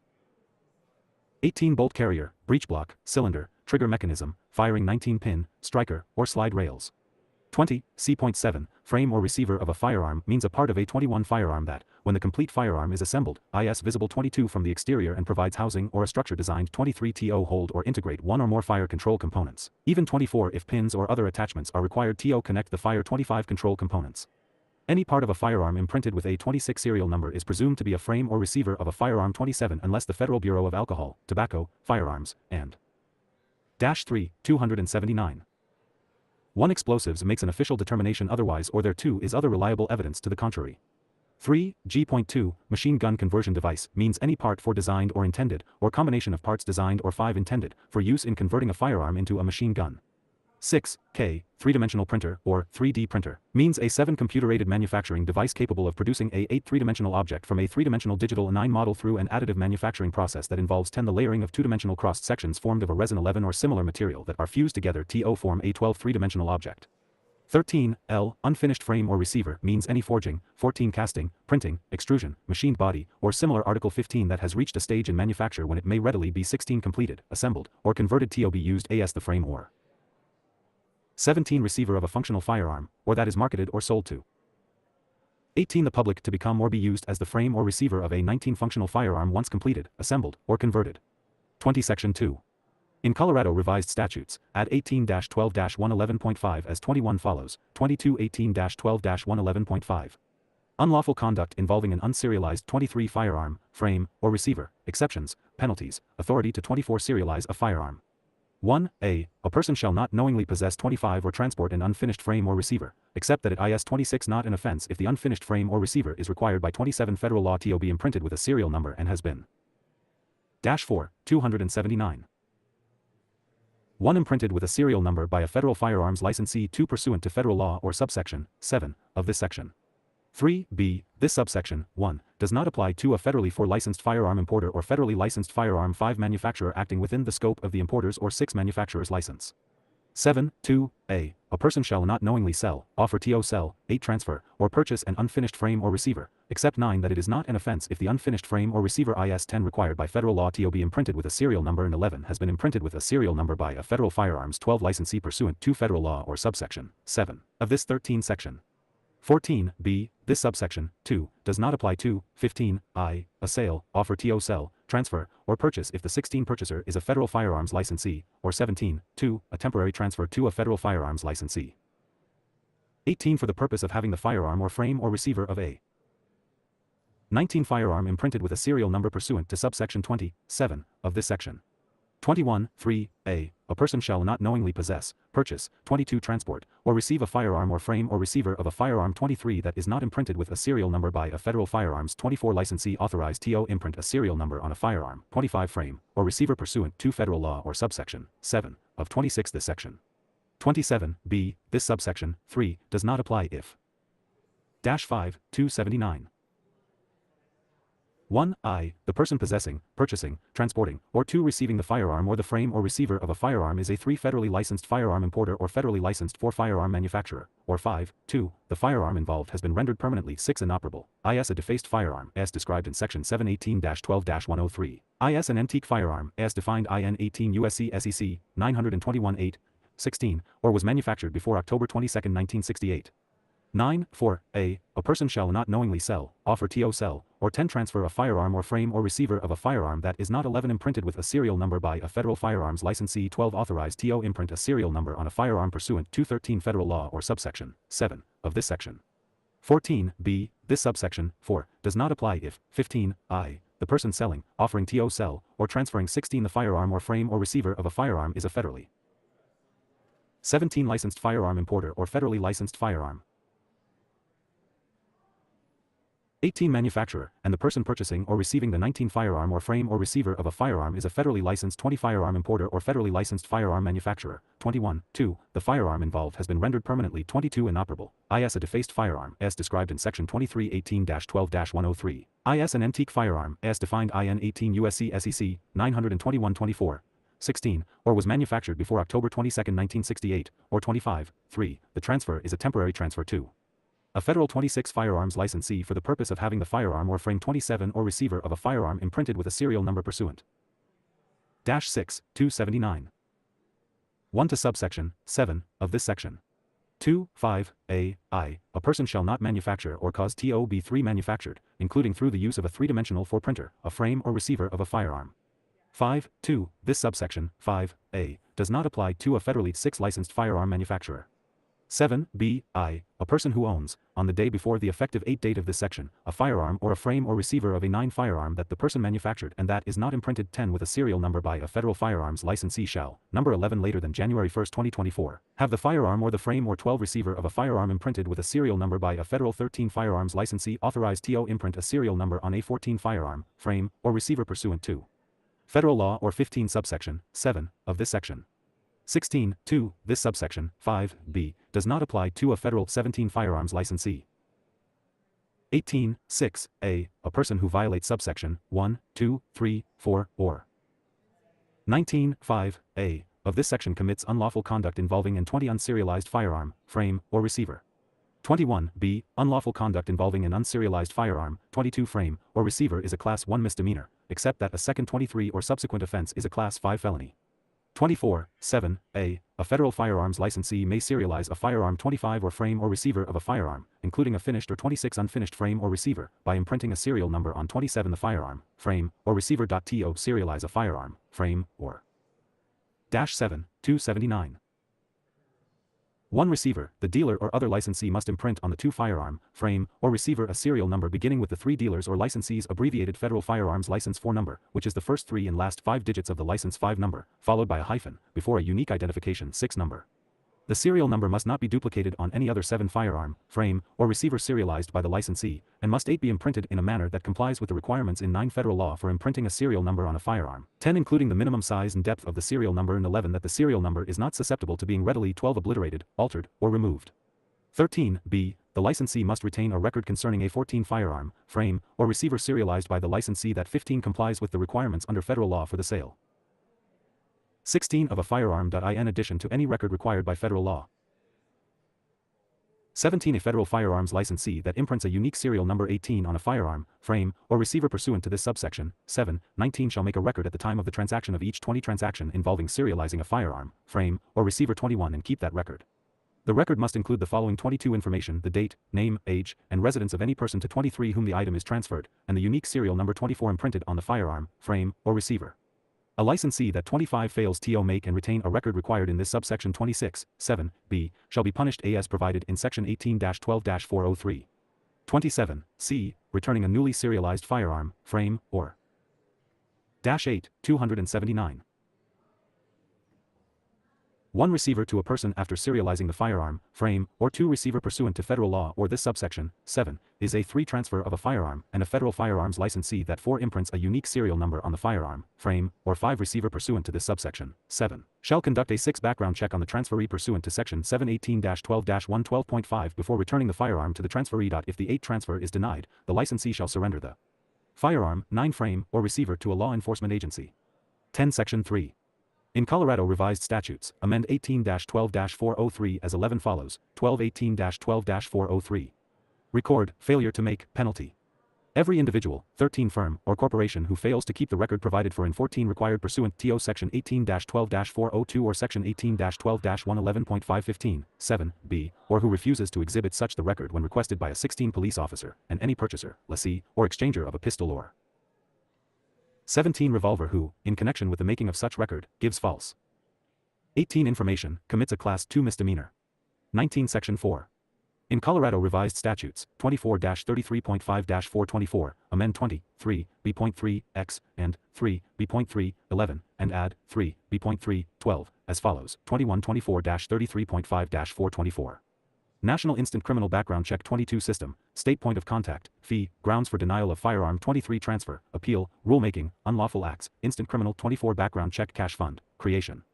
3b.3, in addition to the 25 grounds for denial specified in subsections 3a and 3b of this 26th section, the Bureau shall deny a transfer of a firearm if the prospective 27 transferee has been convicted of any of the following offenses committed. 9, 279. 1 on or after June 19, 2021, if the offense is classified as a misdemeanor; 2 or if the prospective transferee has been convicted in another state or 3 jurisdiction, including a military or federal jurisdiction, of an offense that, for if committed in Colorado, would constitute any of the following offenses: 5 classified as a misdemeanor offense within 5 years prior to the 6th transfer; 7x possession of an illegal weapon, as described in section 818-12-102, 4, or 9, 11, unlawfully Providing a firearm other than a handgun to a 10 juvenile, as described in Section 18-12-108.7, 3, or 11-12, unlawful conduct involving an unserialized 12 firearm, frame, or receiver, as described in Section 18-12-111.5. 13 Section 5. In Colorado Revised Statutes, 18-12-108, amend 14, 7, GGG, and 7, HHH, and add 7, 3, as follows, 1518-12-108. Possession of weapons by previous offenders. 7. In 16 addition to a conviction for felony crime as defined in Section 24-4.1-302. 17. 1. A felony conviction or adjudication for one of the following felonies. 18 prohibits a person from possessing, using, or carrying upon his or her 19 person a firearm as defined in Section 18-1-901, 3, H, or any other 20 weapon that is subject to this Article 12 pursuant to subsection 1, or 3, 21 of this section, 22, GGG. A special offender in violation of Section 18-40723, 1, D, 2, and 24, a criminal attempt, complicity, or conspiracy to commit any 25 of the offenses listed in this subsection, 7, and 26, 3, unlawful conduct involving an unserialized firearm, 27 frame, or receiver, as described in Section 18-12-111.5. 10, 279. 1 Section 6. In Colorado Revised Statutes, 18-12-102, amend 2, 1, as follows, 318-12-102. Possessing a dangerous or illegal weapon, for affirmative defense, definition. 1. As used in this section, the term 5, dangerous weapon, means a firearm silencer, machine gun, machine 6 gun conversion device, short shotgun, short rifle, or ballistic knife. 7 Section 7. Effective date, applicability. This act takes effect 8 upon passage and applies to offenses committed on or after said date. 9 Except that sections 18-12-111.5, 1, and 3, Colorado Revised Statutes, 10 as enacted in Section 2 of this act, take effect January 1, 2024, and apply 11 to offenses committed on or after said date. 12 Section 8. Safety Clause. The General Assembly hereby finds, 13 determines, and declares that this act is necessary for the immediate 14 preservation of the public peace, health, or safety. 11, 279.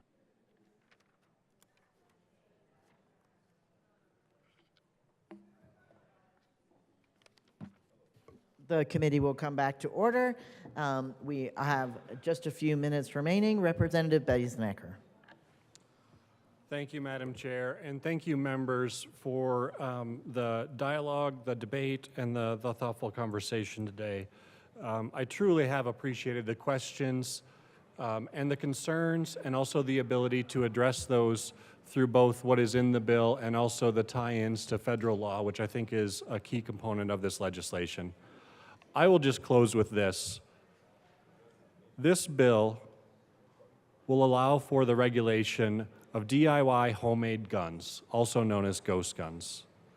These are widely available online, they're easy to access, and the ability of someone who hasn't gone through a background check to be able to procure one of those firearms or build one themselves remains a concern for communities across Colorado. This bill is designed to ensure that every person who has a firearm in their hands in the state of Colorado has a serialized firearm in their hands, meaning that they have gone through the same background check that every other gun owner would have to go through. This bill will help to keep firearms out of dangerous hands. In our communities, we are no strangers to gun violence. This bill is a one step that we can take to make sure that our communities are protected, that our communities are safe, and that every gun owner has gone through the same background check that every other gun owner has to go through at present. Representative Joseph. Thank you, Madam Chair. Again, to conclude, ghost gun regulations are an essential part of community security and safety, and this bill represents a necessary step towards reducing gun violence and protecting the lives of Coloradans. By regulating ghost guns, we can help prevent gun violence and make our communities safer for everyone. With that said, I ask for an aye vote, and I thank Representative Beisnecker for his continuous work in passing common sense legislation for the people of Colorado. Thank you, Madam Chair. Thank you. We have 43 seconds. Thank you, Madam Chair. I disagree with my colleagues. This will not save any lives. This is just yet another gun registry. What we're talking about is having to turn your guns in, have them serialized, have them registered. It is no surprise to me whatsoever that government would want to have the guns registered. Absolutely no surprise. Constitutional recognition would be that that gun registry throughout history, maybe this time will be different, but gun registry leads to confiscation, which leads to genocide. That is the fact, because a free people, a disarmed citizen Our is time has considered a concluded. slave. Thank you, Representative DeGraff. Members, the question before us is the passage of Senate Bill, let me get it right, 279. All those in favor? Oh, a division has been called. That's a proper motion.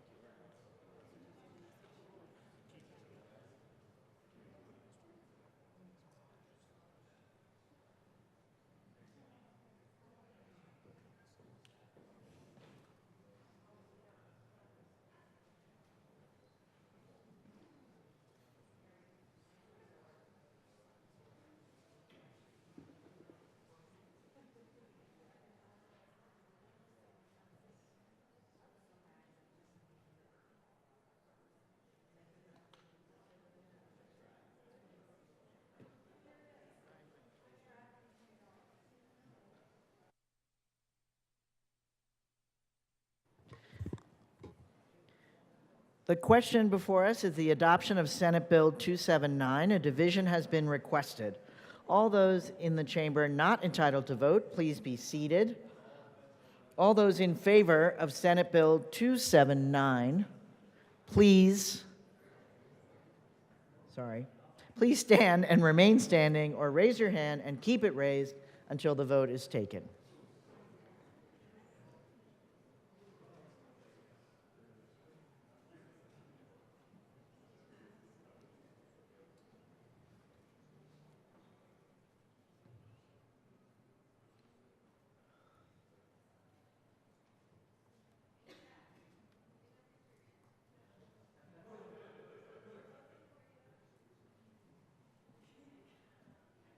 You got the clowns in the back and Doherty all the way on the right.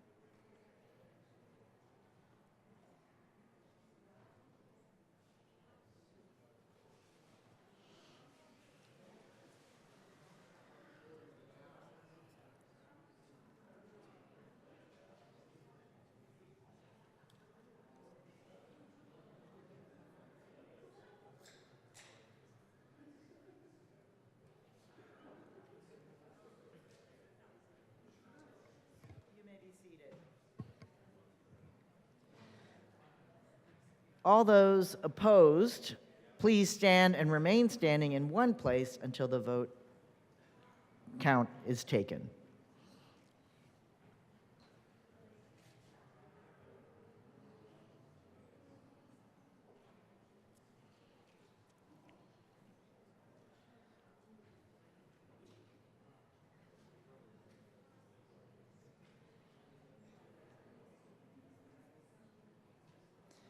You may be seated.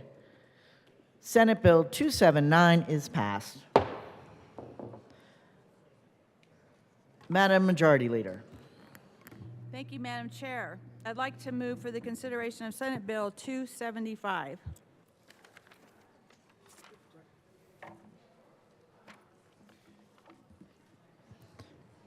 That is a proper motion. Mr. Schiebel, please read Senate Bill 275. Senate Bill 275 by Senators Janal and Will, also Representatives Duran and Lynch, concerning managing wild horses and in connection therewith, creating an entity to support management of wild horse herds in Colorado, seeking long-term solutions for horses removed from the wild range, and making an appropriation. Majority Leader Duran. Thank you, Madam Chair. I'd like to move Senate Bill 275 and the Agriculture, Water, and Natural Resource Report. To the Agriculture Committee report. Representative Duran. Madam Chair, in committee, we ran an amendment to address concerns from various stakeholders to ensure the funding source, nonprofit entity, and working group is set up successfully. I ask for a yes vote. The question before us is the Agricultural Committee report. Is there any further discussion? Seeing none. All those in favor of adopting the Agricultural Committee report, please say aye. Aye. All those opposed, no. The ayes have it. The report is adopted. To the bill, Minority Leader Lynch. Thank you, Madam Chair. So this is a great bill. We have a huge number of horses that are here, wild horses that are in this state, and they are actually under federal protection, but they end up drifting onto state lands and they become a state concern. And it's gone long enough with us ignoring this problem from a state level. What this bill does is it sets up an off-range working group composed of people that are experts in the field, folks that will represent ag's interests, folks that will represent the interests of the horses themselves. From there, they will figure out some of the best ways to move forward with this. This bill also provides funding for one of those methods of containing the size of these herds, and that's through a darting program, so folks can get the proper training, the proper supplies, the proper funding that they need to help us effectively manage these wild horse herds in our state. It is a great bill, and vote yes. Majority Leader Duran. Thank you, Madam Chair. This is a great bill, and I'd ask you to vote yes. Representative, move towards the podium if you feel you are first. Soper. Thank you, Madam Chair, and it's an honor to serve with you. May the force be with you as well. Thank you. So, members, I rise in full support of this bill. I heard it in House Agriculture Committee, and this is an issue that certainly has plagued my legislative district because we have DeBeck and the Little Book Cliffs, and every year there's a wild horse roundup there. And it's really controversial because what ends up happening is our federal land managers actually end up killing a number of these wild horses. And then it causes a real divide within my community, which is many people want to see wild horses, but then there's a whole nother side that also wants to see all the wild horses either slaughtered or removed from that part of Colorado. So it really has been challenging. And the reason why I like this bill is because it has found a solution in the middle, which is managing our wild horse herds. So it's not going to choose one solution or another. Instead, it's going to say, let's respect the fact that we do have a wild horse population, but let's manage that population, and let's manage it through, well, horse birth control and other means. And this is an appropriate solution to that particular problem, because you may be asking, why is it a problem? And it's because a horse population of, say, 300 head of wild horses, they can completely eat out all of the grass in a very drought-ridden area. And it makes it very difficult for the plant life to grow back in return, because horses, unlike other grazing animals, they will actually pull whatever they're eating out by the root even.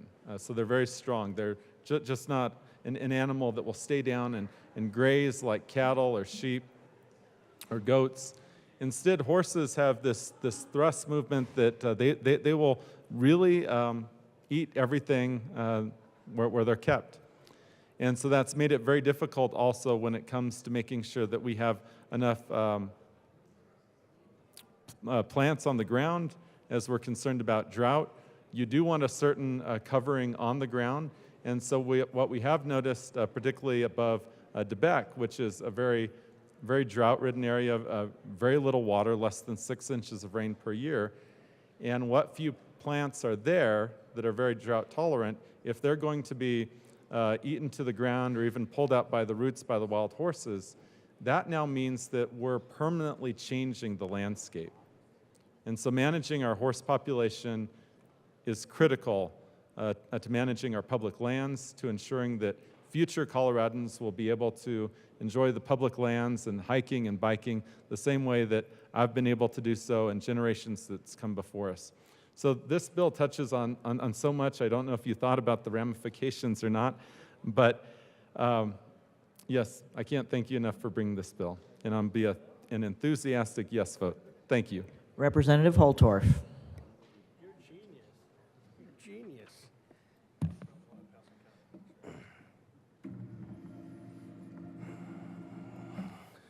Thank you very much, Madam Chair.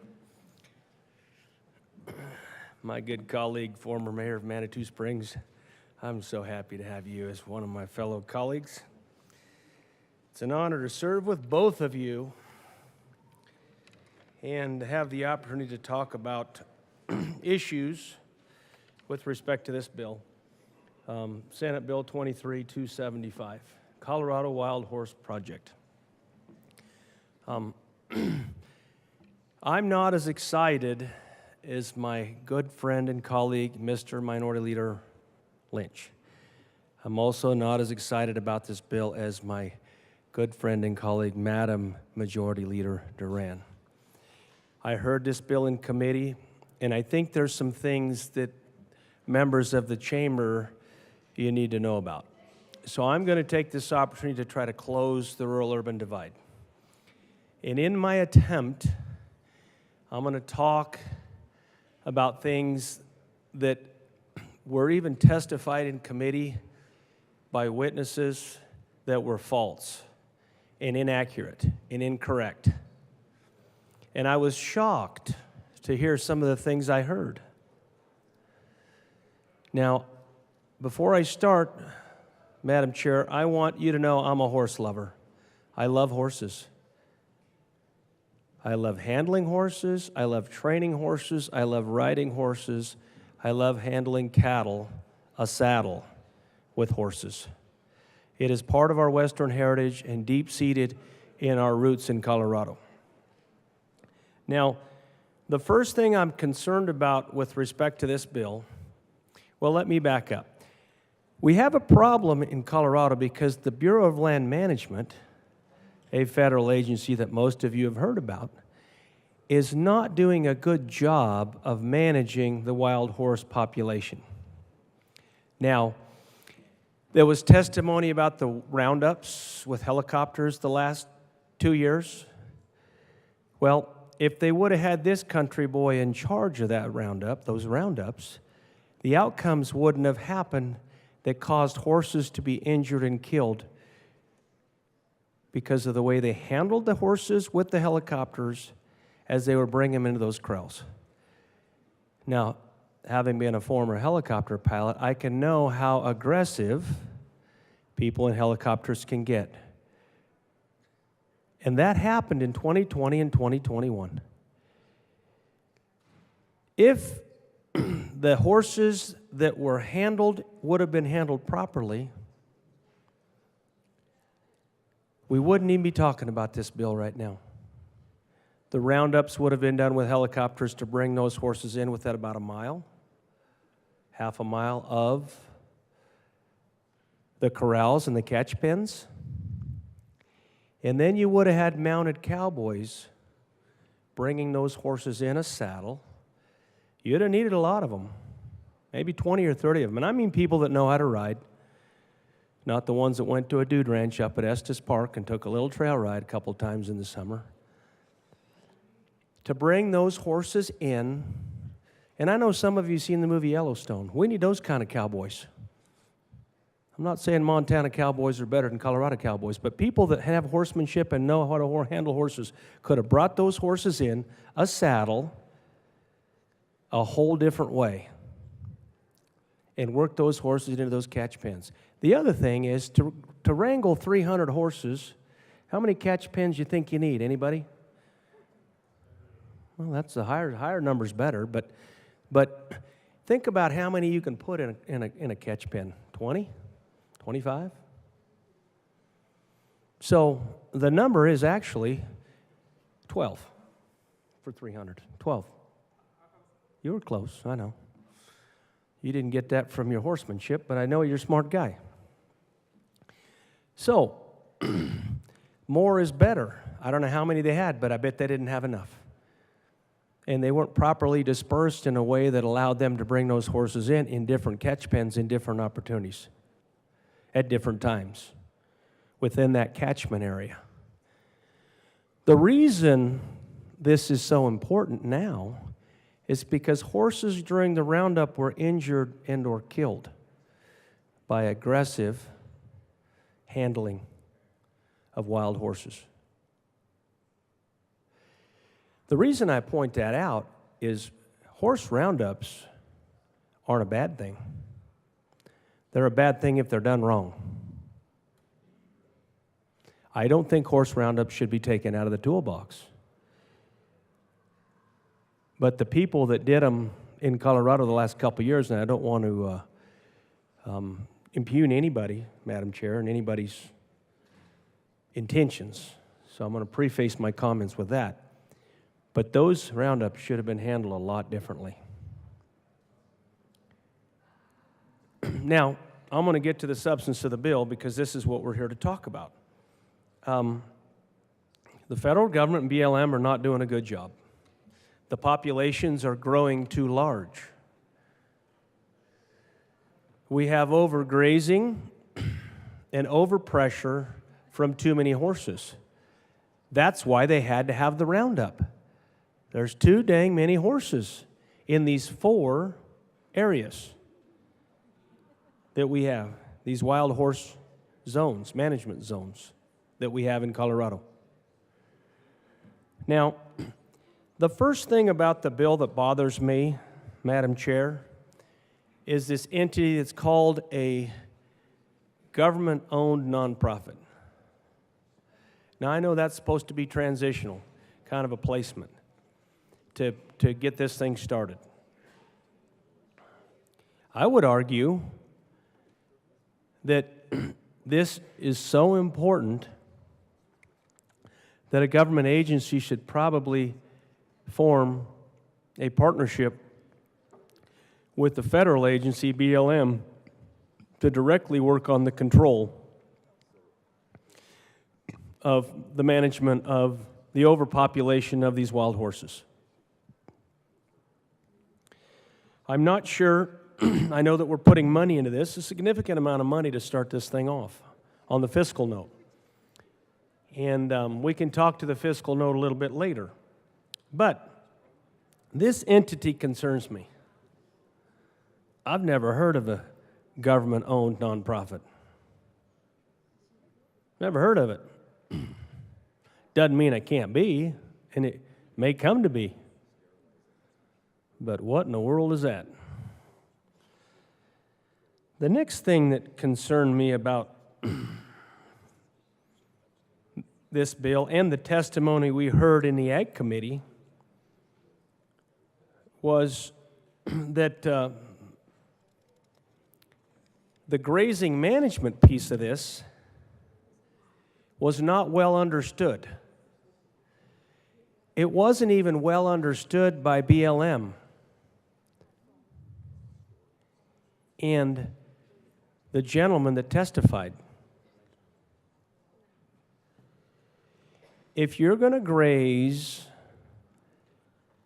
an area that's a certain number of acres, we know in agriculture, particularly those of us that understand range management, that you have to undergraze your grasslands if you're going to have year-round grazing.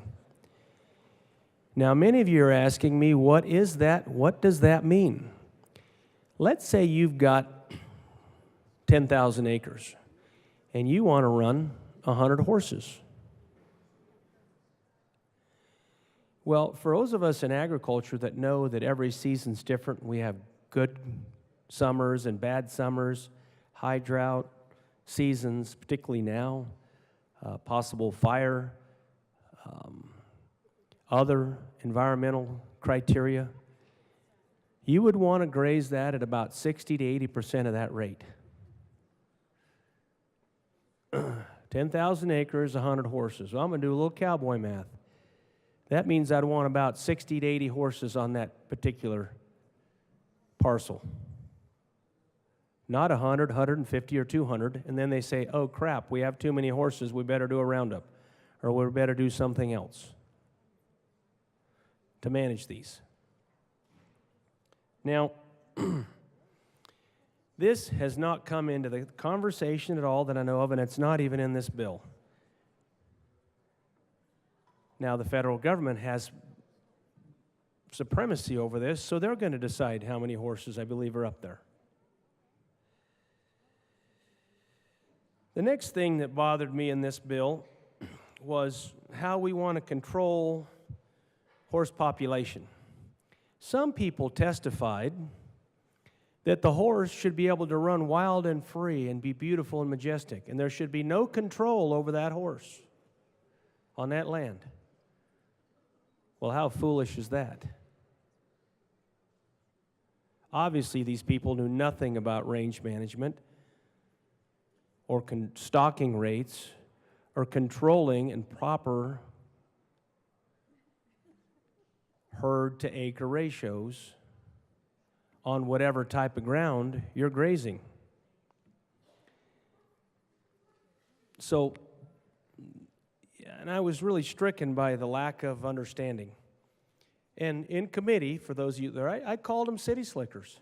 I said, I wish my city slicker cousins would pay attention, because they know not what they speak.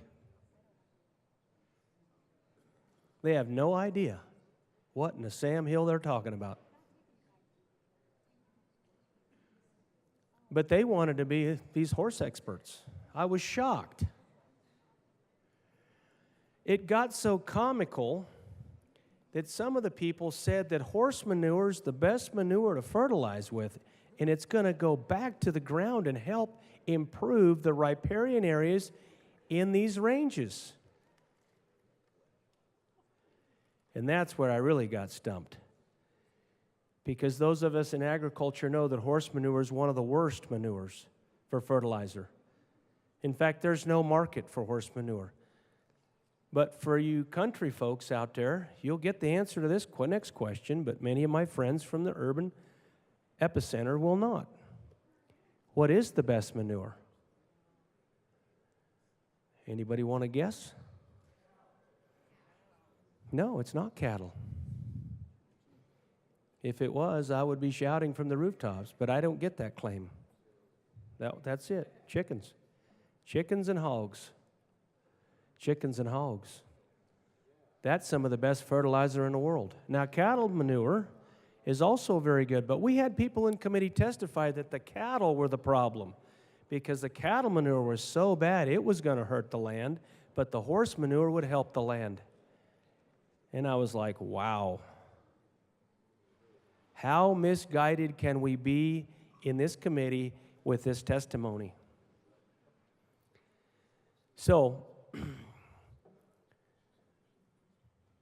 the fact that cattle, and then we got to the story of cattle, and I'm a third-generation cattle rancher, and this is where I started to take offense. But here's what I would not do. I would not attack or challenge or go after anybody testifying, because we know that's not right. They come and they testify, and we're not there to badger them. We're not there to challenge them. We're not there to attack them. We're not there to make them look bad. We're just there to listen. I've learned that. So I listened. But then I did make some comments, general comments, not directly to any one person, to straighten out the record. And I said that, number one, and this really bothered people, and I don't know why, but I want my colleagues in this chamber to hear this. There are cattle ranchers, fourth, fifth, sixth generation cattle ranchers that have been running on grazing permits in the Rocky Mountains of Colorado forever, for decades and decades and decades. The brand on cattle on Buffalo Springs, the earliest record I have is 1892. That's how long we've been running cattle out in our little postage stamp. That's a long time ago. But there are people in the mountains that have been doing it longer. 1860s, 1870s, running cattle. And they've had these permits. They have a right, in my humble opinion, to renew those permits under federal the rules from the Bureau of Land Management, U.S. Forest Service, those permits, they have a right to those permits, and they have a right to run those cattle on AUM basis, animal unit month basis, based on those permits. And those permits should be, those obligations should be fulfilled. Because the cattlemen expect to turn those cattle out on those mountains. And here's what I'm going to tell you, ladies and gentlemen. Mountain grass is the best grass. I hate to admit it. I'm a flatlander out in the eastern plains. You get cattle up in that mountain country, on those mountain meadows, it's some of the best grazing in the world in the summer. Now, I wouldn't want to be there in the winter, but in the summer, it's heaven for those cattle. And those cattle graze, and they get fat, and we call it shine up. You see a cow that's really well fed, it shines, it glows in the sun because it's so healthy. For you ladies out there, you know what healthy hair looks like. When your hair is beautiful and shiny and brilliant and glossy, you know it's healthy. That's a sign of health and beauty. So I want cattle ranchers to have that right to graze. But there were people in that committee that said they shouldn't have that right, and that the wild horse should supersede the grazing rights of cattle ranchers. That was really problematic. Now, this bill isn't taking those grazing rights away. But here's what the bill doesn't do that I've been advocating. Now, I know we have one veterinarian in the room. She's the chairwoman of our Ag Committee.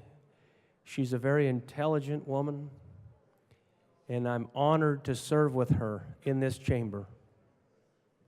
And she understands this better than anybody. If you want to control the population of domestic livestock, there are certain ratios that must be maintained. And those of us that are in the cattle business for 3 generations, 4 generations, 5, 6 generations, this gets taught to us by our daddies and our granddaddies. And it's simple math. I call it cowboy math. Now I'm going to use a cattle example because stallions are a little more aggressive than bulls. And I'm not going to get into too much specifics. I don't want it to get too Western in here. But our ratio for bulls to cows in eastern Colorado is 1 to 25. We call it a coverage ratio. How many cows can one bull cover? Okay, it's an important ratio. Representative, can we mosey on back to horses? Yes, ma'am. So let's talk about the horses. How many mares can one stallion cover? Now I'm going to test a little bit of the chamber's prowess. Anybody want to take a swing? I gave you the one for cattle. Anyone want to take a swing at the horse? God dang, I thought you were a business professor at Mesa. That's about it. It's about it, plus or minus 20. But it depends on the stallion. And stallions come in different flavors. But my colleague from Grand Junction, hats off to you, partner. I think he's owned a horse in his day or has a friend that owns a horse. But anyway, I want to get to my point. If you have let's say in this, I was using this example, if you have 300 mares on this one area, based on what we just said, I'm going to say it, 100 to 1. How many stallions do you need on one of these 4 in Colorado? 3.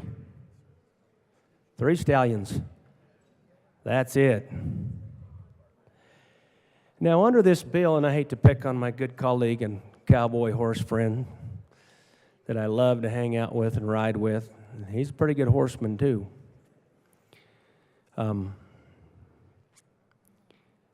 If you only need 3 stallions on in this one area of 300 mares, and you really want to control the population, you probably need less than 3.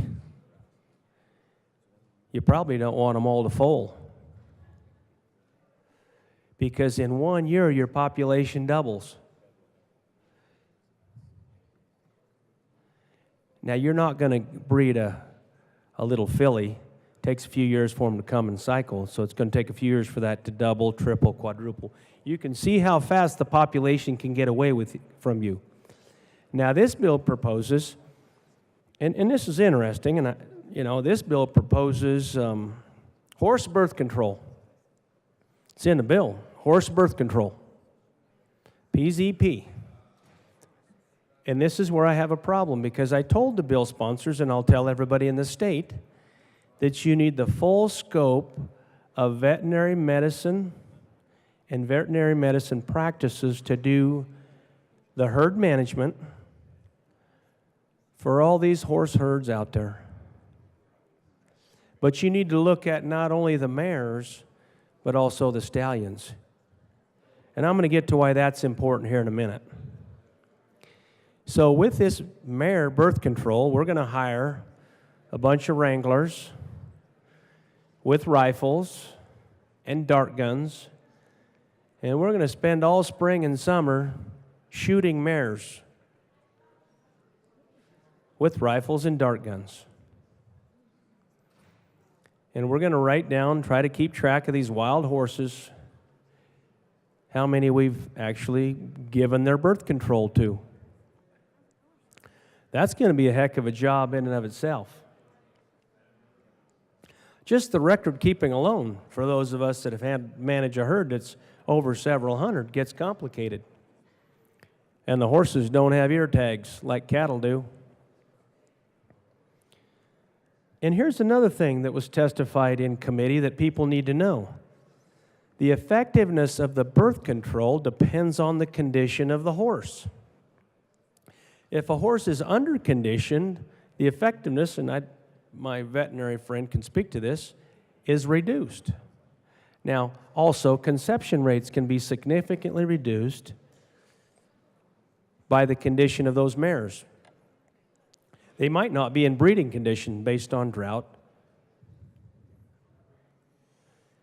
But in no place in this bill does it talk about stallion management. Let me tell you something, stallions need to be gelded.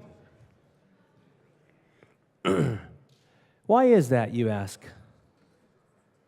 Because stallions are alpha males, and they fight. They fight to establish dominance. Oh, that's right. Thank you. Forgot about that. How about that? But there's, I'm going to go through it. I'm going to try to speed this up a little bit. There's some important points that I want to make to my colleagues, because I know a little bit about this. I've lived with it for a long time. It's part of my heritage. And I was talking to my colleague about, I won't even go into that one. That's not appropriate.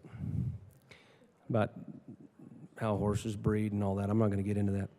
But the point is, these stallions, if you don't geld some of these stallions, there's going to be a lot of stallions getting hurt up there of their own accord. They're going to fight. And some of them will fight to the death. So now you're potentially going to put wild horses at risk. Now, here's what really puts wild horses at risk, and this was brought up in committee by my colleague from Los Animas County. And actually, one of my other colleagues from the other side of the aisle made a very good point. Well, we're going to be releasing wild wolves into the mountains, these apex predators. What would they do to a wild horse or a wild mare that's foaling in their baby colt? What will happen? Well, let me give you a little insight. There's going to be some herd management control right there. Because when the wolf gets into an area that's got wild horses, oh man, a pack of wolves during foal season, that's going to be easy pickings. They're going to rip those baby colts to shreds and tear them apart. Some of them are just going to do it for sport. For you wolf lovers out there, they're just going to do it for sport. This is true. You need to understand this. It's not funny. And I love horses, and I wouldn't want to see it. I wouldn't want to see it. And if I did see it, I'd be doing something about it. That goes to the previous bill on the subject of stuff like that. Now, I want to get into, I've talked about the grazing management. I've talked about this false testimony. I've talked about the importance of management and using all of the tools available to the folks that are going to have to manage these, all the tools that a veterinarian has, all the tools under their scope of practice, to include castration. In my humble opinion, this bill should have a combination of this PCP program, but also gelding of stallions. So you have the proper, and this is where I'd like my good friend to listen, so you have the proper, Representative Winter, so you'd have the proper stallion to mare ratio. Representative, actually, you can ask for attention, but it's not cool to call out names. I didn't. It's okay if you're cool with it, but it's just not the way we like to roll. I didn't know if he wanted to speak to this or not, but he might want to get up and talk to it. He knows a little bit about horses too down there. I'm all for gelding the stallions, so. I can understand why, ma'am. And it's one of the best ways to control it, Did you have an amendment? if you want to know the truth. But you understand that better than anybody. Now, I'm going to wrap this up because I know that we need to move on. This bill doesn't go far enough. This bill is restrictive. This bill needs to broaden the scope. It needs to be a statewide partnership with federal government to manage this population. And it needs to use the proper and all of the management tools available. And the populations that are currently there, for the record, are too large.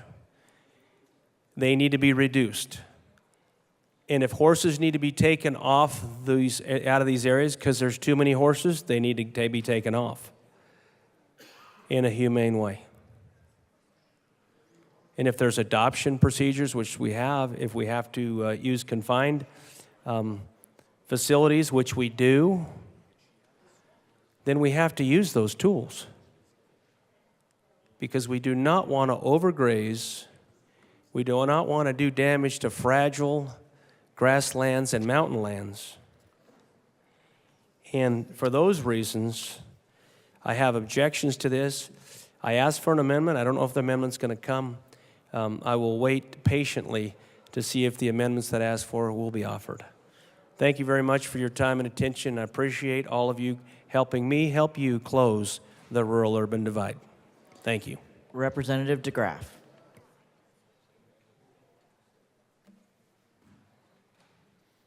Thank you, Madam Chair. So,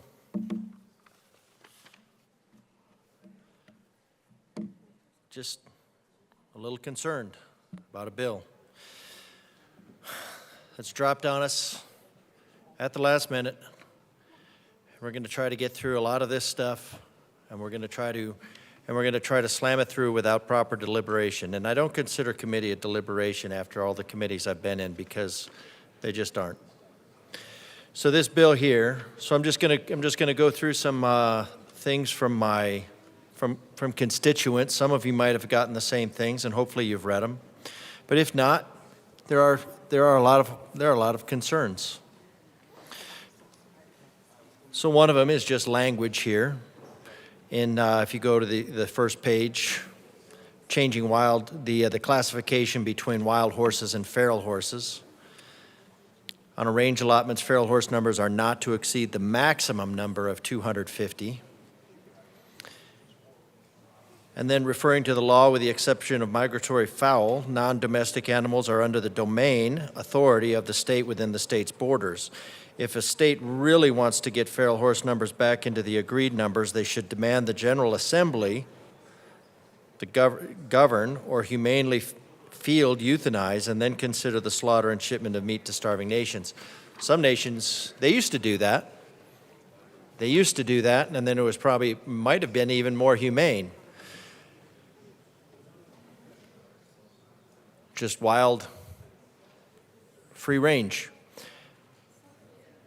Federal does not own the feral horse herd. Federal budgets have not addressed the reparations for range allotment owners who have accrued income loss due to unlawful federally mandated AUM cuts to accommodate the excess of feral horses.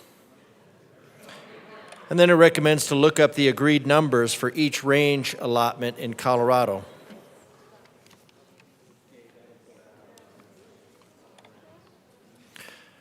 And it talks about the range allotment owners.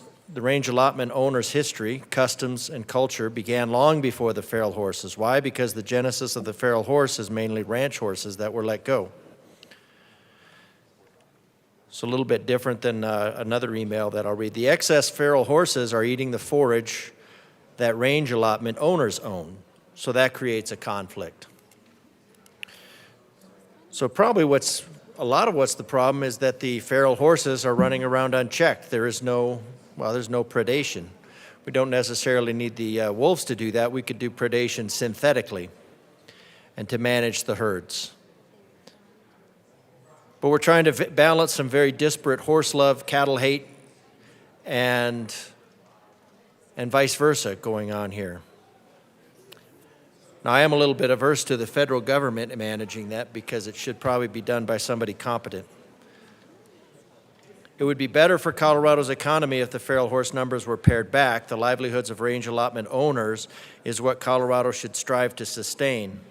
Range allotment owners, generally, those owners generate revenue for the state. Excess feral horses severely debit revenues and bleed the profit margins of range allotment owners. So the horses have a definite impact. BLM is under the Department of the Interior. Forest Service is under the USDA. There are no wild horses anywhere in the U.S., only feral horses. That I'm not exactly sure the difference there in language.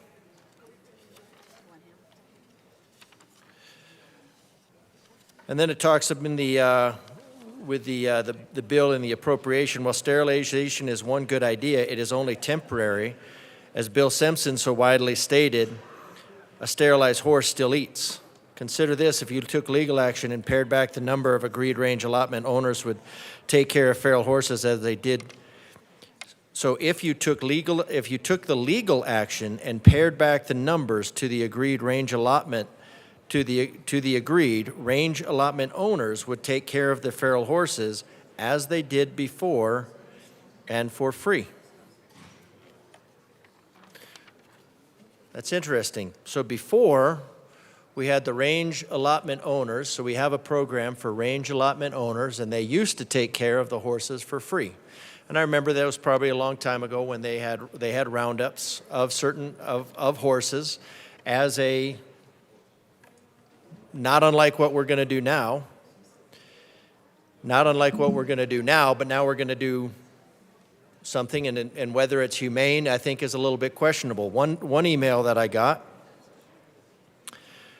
from somebody that purports, anyways, to know a little bit about PZP, and I would ask our veterinarian colleague to speak to it, because this whatever's going on with PZP does not sound to be all that humane. So now, I was not ready for this bill to come, but it's a question that I think needs to be asked. There does not need to be a grazing conflict is the key. Usually the problem with grazing is overgrazing in one area. And so you need to keep the animals moving. There is a program that's called restorative agriculture, and if you keep grazing animals moving from place to place to place, like bison used to do, what it does is it trims down the grasses. Grasses are meant to be consumed and cut. That's how they stay healthy. It gets rid of the top level, and it prevents having large amounts of dry grass. And the dry grass is where you get the grass fires. So If we could only find a commercial purpose for grazing cattle, we could probably handle our grass fires a lot more easily, if only we could find a commercial purpose for grazing animals. But that's another problem that we've created by getting rid of grazing cattle. And then the grass doesn't get cut down. Then you have large stands of grass. So horses could be part of that, but it sounds like horses need to be moved along because they have a different niche in the ecology where they eat down into the roots, and if they stay in one spot, that could be difficult. Now the wolves will probably keep those cattle, will keep the horses moving, and that might solve the problem in and of itself, because that's what happened with the bison. So don't diminish the chance at health through generations. Now this writer's concern is about the genetic diversity in health, because gene pools do not evolve to become more strong. They through natural selection. The natural selection always pairs down DNA, and it makes it less diverse, which is a weakness. Fertility control of this kind, we're talking about PZP, neither restores our ecosystems with an unaltered horses nor follows the Wild Free-Roaming Horse and Burro Act that mandated minimum feasible management. And again, through prior legislation, it sounds like we have taken out the free management of these as an asset and a resource to be used by range owners. Maybe there needed to be some more proper handling or some more guidelines on it, but we got rid of that. So now we're overrun, and we have a cost. Act that mandated minimal feasible management. PZP is a harmful substitute for natural selection, thwarting their adaptation abilities. Some wild horse lineages with DNA particular to them are the Curly, the Nakota, and the Shetland, the Barb, and the colonial Spanish Mustang, the Iberian. Their populations cut by BLM with PZP and carting off to the painfulest type of meat slaughter possible. They are already genetically unviable. The number, and I don't know for sure on all of this, this is one writer, but it is a concern, it creates a concern, and I don't know if this was properly addressed in the committee, but I doubt it. They are already genetically unviable. The number to have necessary diversity to keep healthy reproduction maintained, that number of horses is not allowed by BLM. Instead, they are now inbred due to the smallness of herds. Thus, specific types of lineage have died out. And then, of course, the problem of inbreeding is because it encourages genetic deformity. It is the BLM that cut them so small, so now we have the Bureau of Land Management from this description improperly managing the assets that cut them so small and that they are genetically unviable. And if we have people that are coming to Colorado that want to see wolves, I would think they would also want to see wild horses, so maybe we need to think about this a little bit. I've been a government employee all my life, and an SLP and a sheriff and a most loyal one, but this needs to be said. Little Book Cliffs, I'm not sure where that is, has a near-empty population and inbreeding there, and at Hines Holding in Warm Springs, BLM saw this, and to remedy it, they introduced outside horses, but it watered down the precious treasure of their DNA. The Department of Interior is not known for consulting science. We should not dash in and force a system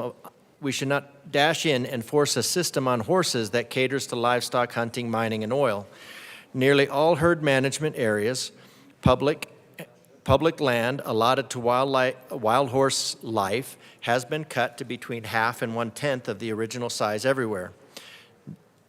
We don't want to be responsible for the opposite of preservation. And our wild horses, livestock is a question. Definition of livestock is meat industry, raising or food for money. At the hearing of the committee who passed this bill out of committee, I heard contributors boast on how many years they have been in the meat industry. So how are we treating the horses? is this bill comprehensive in its handling? Are we addressing the problems? Have we vetted this all out, or are we at risk of creating broader problems? With PZP, and this part is my real concern, because whether the horses are something we want or not, I think it's important that we treat them as humanely as possible. With PZP, foals are born dead and deformed when mares are coming off PZP. PZP lasts only for 2 birthing cycles or 1 year. With 4 treatments, it can be unusual to give birth at all afterwards.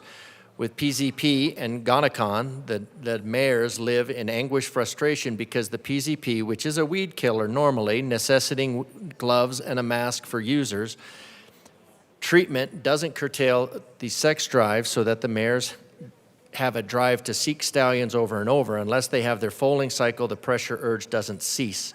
It is agonizing even to observe. Social integrity of the horses is damaged. Stallions on PZP tremble continuously, sweat profusely, paw incessantly in a displacement behavior, stand apart, aloof, as seen at McCullough Peak, Wyoming. Stand aloof. Seen at McCullough Peak, Wyoming, PZP and Gonacon have a success on horses of strong immune systems. So a little bit missing on the email there, but PZP and Gonacon have success on horses of strong immune systems. And there are parallels to this, like antibiotic-resistant bacteria are not actually stronger, they're weaker. They just don't respond to the antibiotics, and so that makes them weaker. But they're immune to antibiotics, so they survive, and that's what makes that also makes them dangerous when you kill the bacteria that would normally kill them off. But anyways, on the horse side, Gonacon and PZP have success on horses of strong immune system. Thus, it is horses with strong immune systems that are not breeding after PZP treatment. PZP isn't successful on horses of weak immune systems. So horses with weak immune systems are the ones that are multiplying. And that's a natural selection process. So now you have horses that are genetic, according to this article, you have horses that are have genetically predisposed weak immune systems that are given an unnatural advantage in breeding, and so they become the weaker animals become more proliferate. Something also that we see with hunting, because everybody goes out and shoots the deer with the biggest rack, the buck with the biggest rack, so the animal or the elephant with the biggest tusks, so those genetics are lost to natural selection because they become a negative. Due to the failure, so horses with weak immune systems are the ones multiplying. Due to the failure of PZP on them, PZP skips over them. So again, you're encouraging horses with weaker immune systems to breed. Now, maybe that's known and maybe that's not. Maybe that's an intentional feature that you could, that somebody might use to, over time, eradicate the horses. So we need to ask ourselves if that's what we want to do. If darted a few inches off towards the stomach, they die. The 1971 Wild Free-Roaming Horses and Burros Act was to legally ensure that there would be minimal intervention. The Wild Free-Roaming Horse and Burro Act states minimal intervention should be used, as well as minimal feasible management should be used. And as to the grazing conflict, the author writes, soil, the USA soil is rich from thousands of generations of wild horses. Let us liberate everything, including wild horses, that supports the life of the soil. And that goes to the restorative agriculture, where what would actually be better for these large areas of grasslands would be something akin to the bison that roamed there in the millions and billions hundreds of years ago. to cut down the grasses, keep the grasslands healthy, keep the fires from becoming prevalent. The horses eat the dry, flammable vegetation that starts and maintains wildfires after roundups. After the roundups come the sweeping wildfires. Wild horses and cattle graze in mutualistic benefit. Now, I don't know about that. It sounds different the way the horses eat. Wild horses graze on the coarse, overly dry, marginal forage, which cattle do not eat. Most important of all, horse droppings have that enrich the soil with humus, not hummus probably. Maybe it's the same, I don't know. This causes grasses to flourish for cattle. So you have these animals that all have their own niche in the ecosystem, and if you use them properly, they maintain the system. What BLM has done often is gotten rid of too many of the cattle off there. We had this with when they tried to, they ran the cattle off so they could save the turtles, but they were saving the turtles from the cattle, and the turtles eat the droppings of the cattle. So we just made the problem worse. This enriches the soil, makes it richer. They diverse seeds and horse droppings, horses. This causes the grass to flourish. Horses graze on new growth, top growth. This prevents weeds from maturing and producing seeds. Instead of the preferred grass that for cattle is enabled because the good grass that cattle like puts down deeper roots. Cattle gain 60% more weight when grazing with horses. That's pretty interesting. Now, I don't know that's true. If I knew somebody with horse sense, I would ask them. Maybe they know. Horses graze on new growth. Cattle try to get to the already grazed growth. Cattle prefer old, second growth. It is the horses that have made our soul rich. Well, I don't know. Maybe they probably have their own. There is a myth that I heard at the committee hearing that I tallied 37 times from clearly uneducated people of horses to be the ones that degraded the land, whereas it is cattle. So that seems to be a point of dispute. Touting the opposite, that horses are degrading. So that's a matter of dispute, and I think it should, it probably needs to be discussed. When horses sense out undiscovered water, they dig it up and make ponds, sustaining wild creatures and themselves, and cattle. When cattle droppings add nothing to the soil, horse droppings add the organic. So whether that's true or not, symbolically, ranchers see wild horses to be termites. It is up to you. Are they termites? This is no preservation. Another logical consequence is all about the science, which the committee presented, who they wrote to. So my main concern with that is the humane treatment of the animals. I'd like to know how PZP actually, if we do have to get rid of the horses, if that is true about PZP. I don't think that's a very humane way to handle animals of any sort. So I think we ought to maybe look at this a little bit more depth. I'm not necessarily opposed to it. I just don't think it's complete. Representative Holtorf.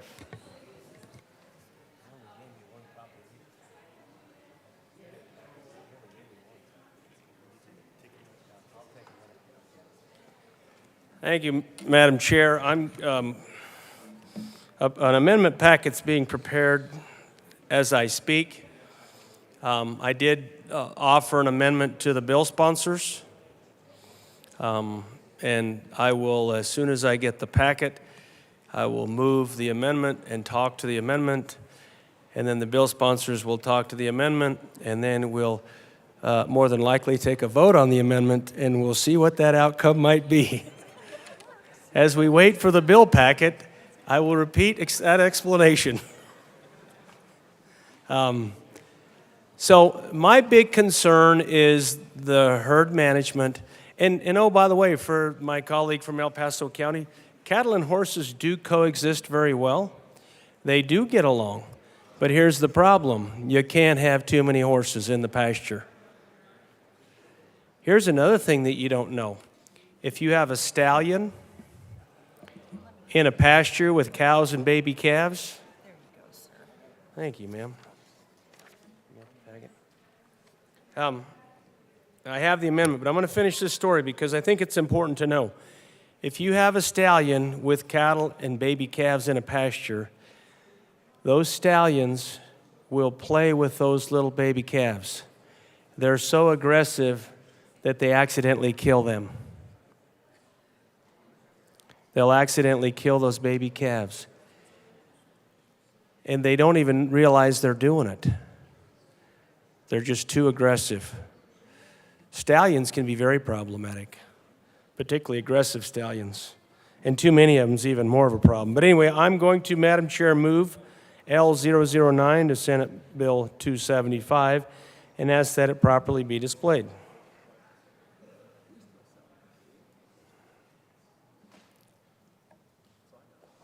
That has been moved and properly displayed. Thank you, Madam Chair. This particular amendment in this line replaces some lines that are in the bill if you want to pull the bill out. But what this says is that you can use the use or authorize the use of the whole scope of veterinary practices for wild horse population and herd management. I think it is my opinion that the whole scope of practice and all the tools in the toolbox need to be available for wild horse population and herd management, and that's why I've offered the amendment, and I ask for favorable consideration. Representative Minority Leader Lynch. Thank you, Madam Chair, and I appreciate the thoughtfulness of my colleague here. These animals are under special rules. Now, if we were trying to truly, dwindle this herd without consideration for the genetic makeup of that herd and really to actually drive them into extinction, we would be able to use some practices that are not allowed under their federal status. So I appreciate this amendment. We talked extensively about it and ran into kind of a wall in the different nature of these horses because these are federally protected horses. Though I appreciate the thoughtfulness, I would encourage a no vote. Representative McCormick. Thank you, Madam Chair, and thank you to my colleague that was even considering bringing this amendment and his thoughtfulness for making sure that all the tools are on the table for the folks that are going to be managing or that already are managing these populations in our state. And it's just important to know that the management of these herds has been under BLM's management. They do use the full scope of veterinary care when they need to. These horses, if they're going to go to a shelter situation or be adopted out, will have to be gelded before that happens. And the use of the vaccine for as others were talking about earlier, the PCP vaccine is porcine zona pellucida vaccine, which is actually incredibly effective as a birth control method in these horses.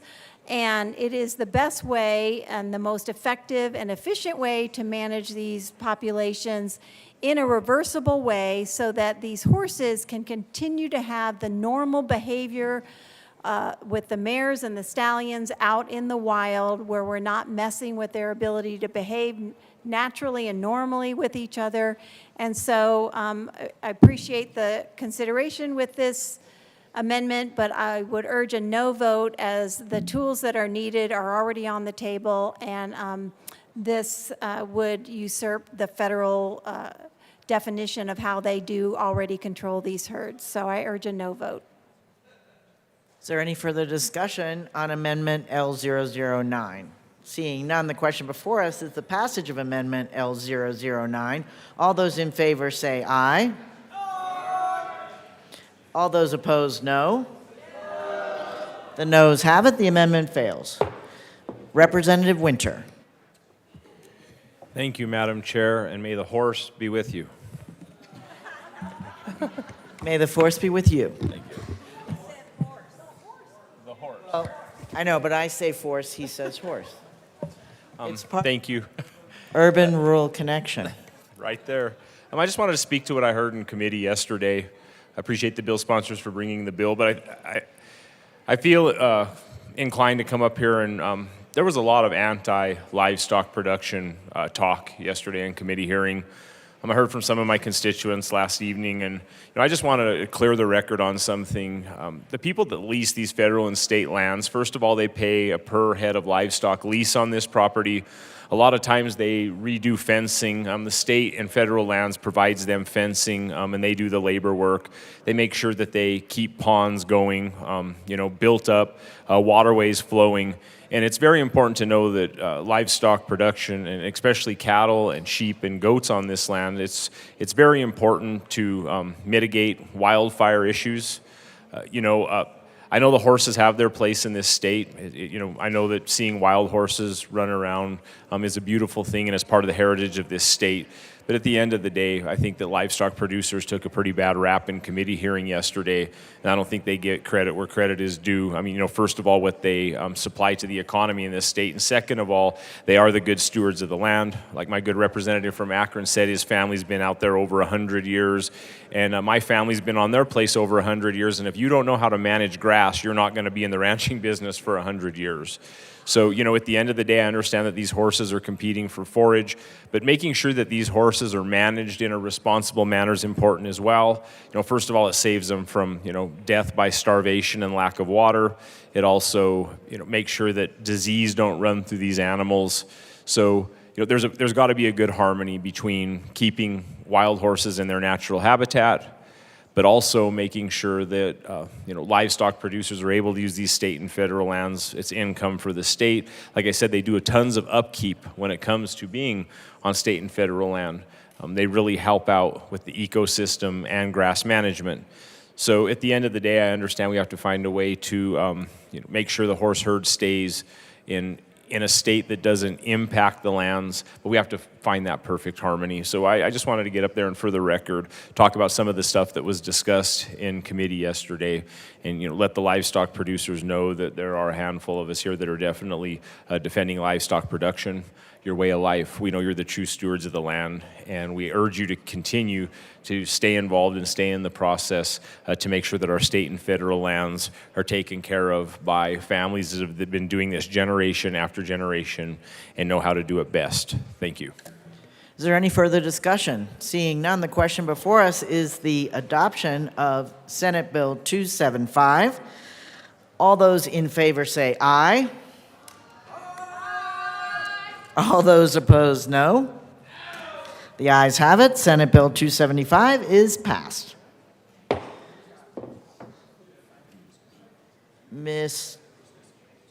Madam Majority Leader. Thank you, Madam Chair. I'd like to take a 5-minute recess, please.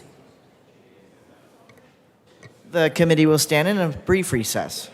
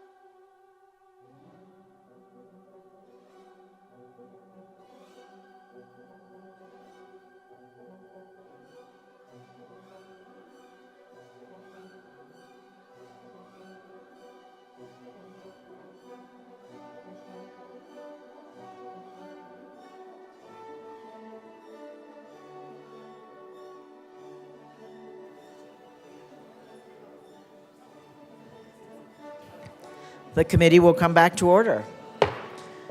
Mr. Shebel, please read the title to Senate Bill 213. Senate Bill 213 by Senator Moreno, also Representatives Judah and Woodrow, concerning state land use requirements and in connection therewith establishing a process to diagnose and address housing needs across the state, prohibiting a local government from enforcing certain occupancy limits, modifying the content requirements for county and municipal master plans, criteria for certain grant programs, and expenditures for the Multimodal Transportation Options Fund to align with state strategic growth objectives and making an appropriation. Representative Judah. Thank you, Madam Chair. I move SB 23-213 and the committee reports.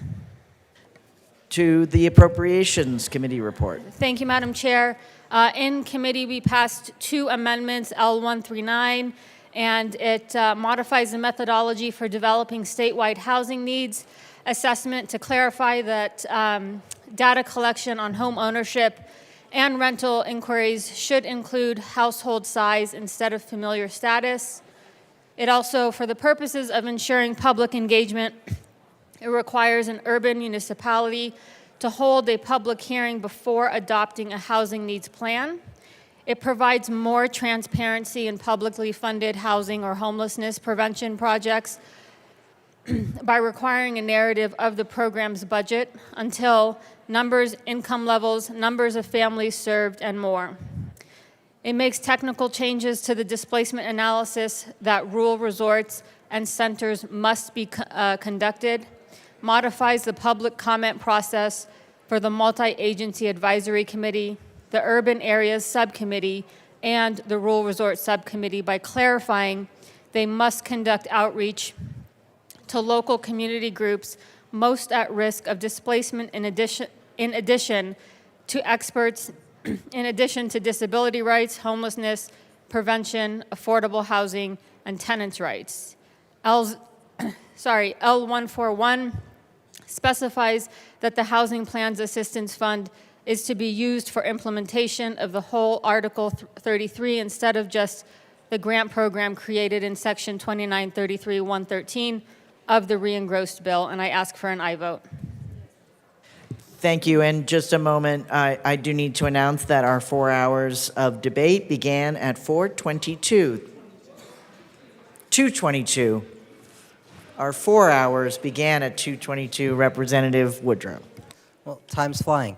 Thank you, Madam Chair. Also, in the Appropriations Committee, the committee adopted J006, which appropriated $15 million from the general fund to the Housing Plans Assistance Fund to make sure that the appropriation for the bill covers the entire Article 33. With that, we would ask for an aye vote on the committee report. Is there further discussion on the Appropriations Committee report? Representative Frizzell. Thank you, Madam Chair. And while I cannot do my colleague's earlier comment, on behalf of Eastern Europeans all over, may the borscht be with you.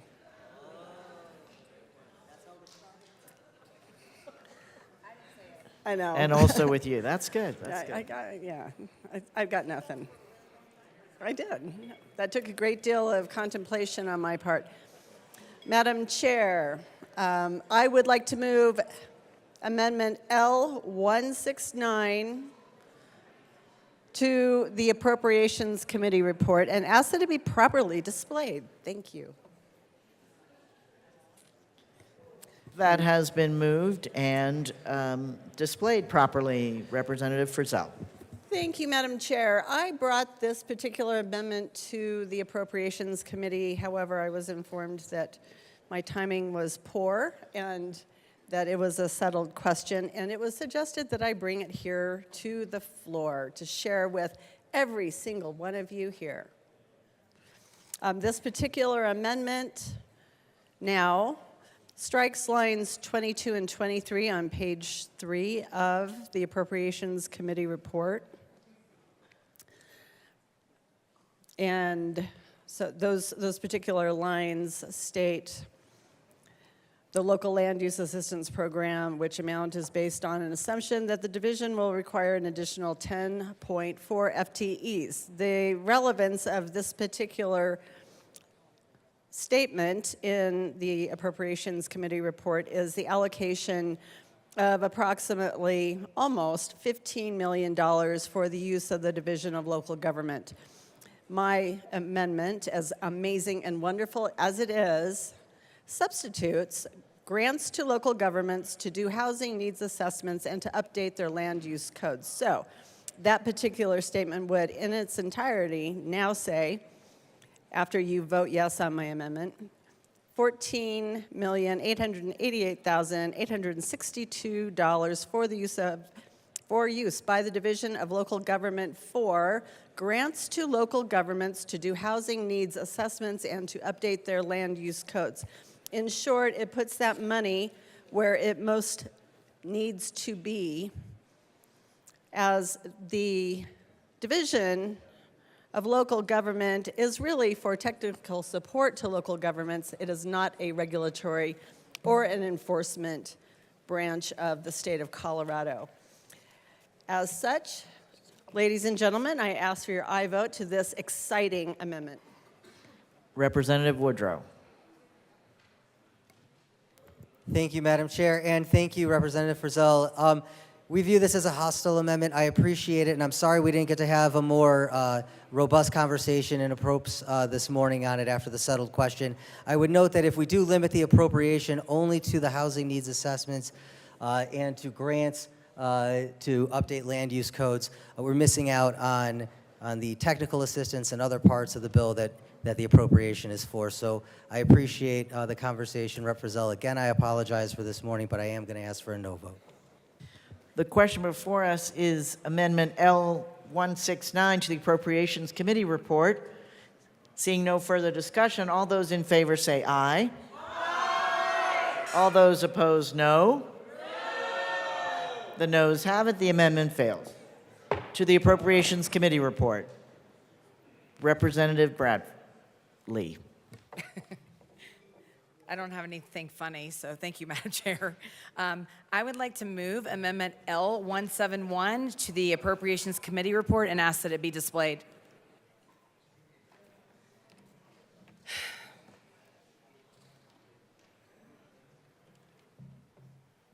That has been moved and properly displayed. Representative Bradley. Thank you, Madam Chair. I, along with my good representative friend from Douglas County, got told that my question on appropriations was not good timing and to bring it as a second floor reading amendment. I asked this question: if DOLA provides technical support for local government and not regulation and enforcement, is what we all know, localities and municipalities know. But then in committee, the bill sponsor said that they are responsible for regulation and enforcement. So maybe we're all just confused with all this paperwork. But if DOLA is already providing regulation and enforcement, then why do we need 13 more FTEs with a $15 million appropriation? If DOLA is already doing this, then use existing funds, especially if you're not going to give local governments any of the money, then DOLA shouldn't get it either. I ask for an aye vote for this very friendly, awesome amendment. Representative Woodrow. Thank you, Madam Chair, and thank you, Representative Bradley. And I appreciate your friendship in offering this amendment. Unfortunately, we are going to have to ask for a no vote because what this does is essentially strips out the appropriation. And if we're going to have this bill, local governments are going to need the resources and the technical assistance to get done the things that we want them to get done, and DOLA is going to need some support. It is not becoming some overbearing regulatory agency. We will have that conversation in a little bit, but this would actually, I think, in the end, take away resources that we hope local governments get. So I would ask for a no vote on 171. Is there any further discussion on Amendment 171? Seeing none, the question before us is Amendment 171 to the Appropriations Committee report. All those in favor say aye. All those opposed, no.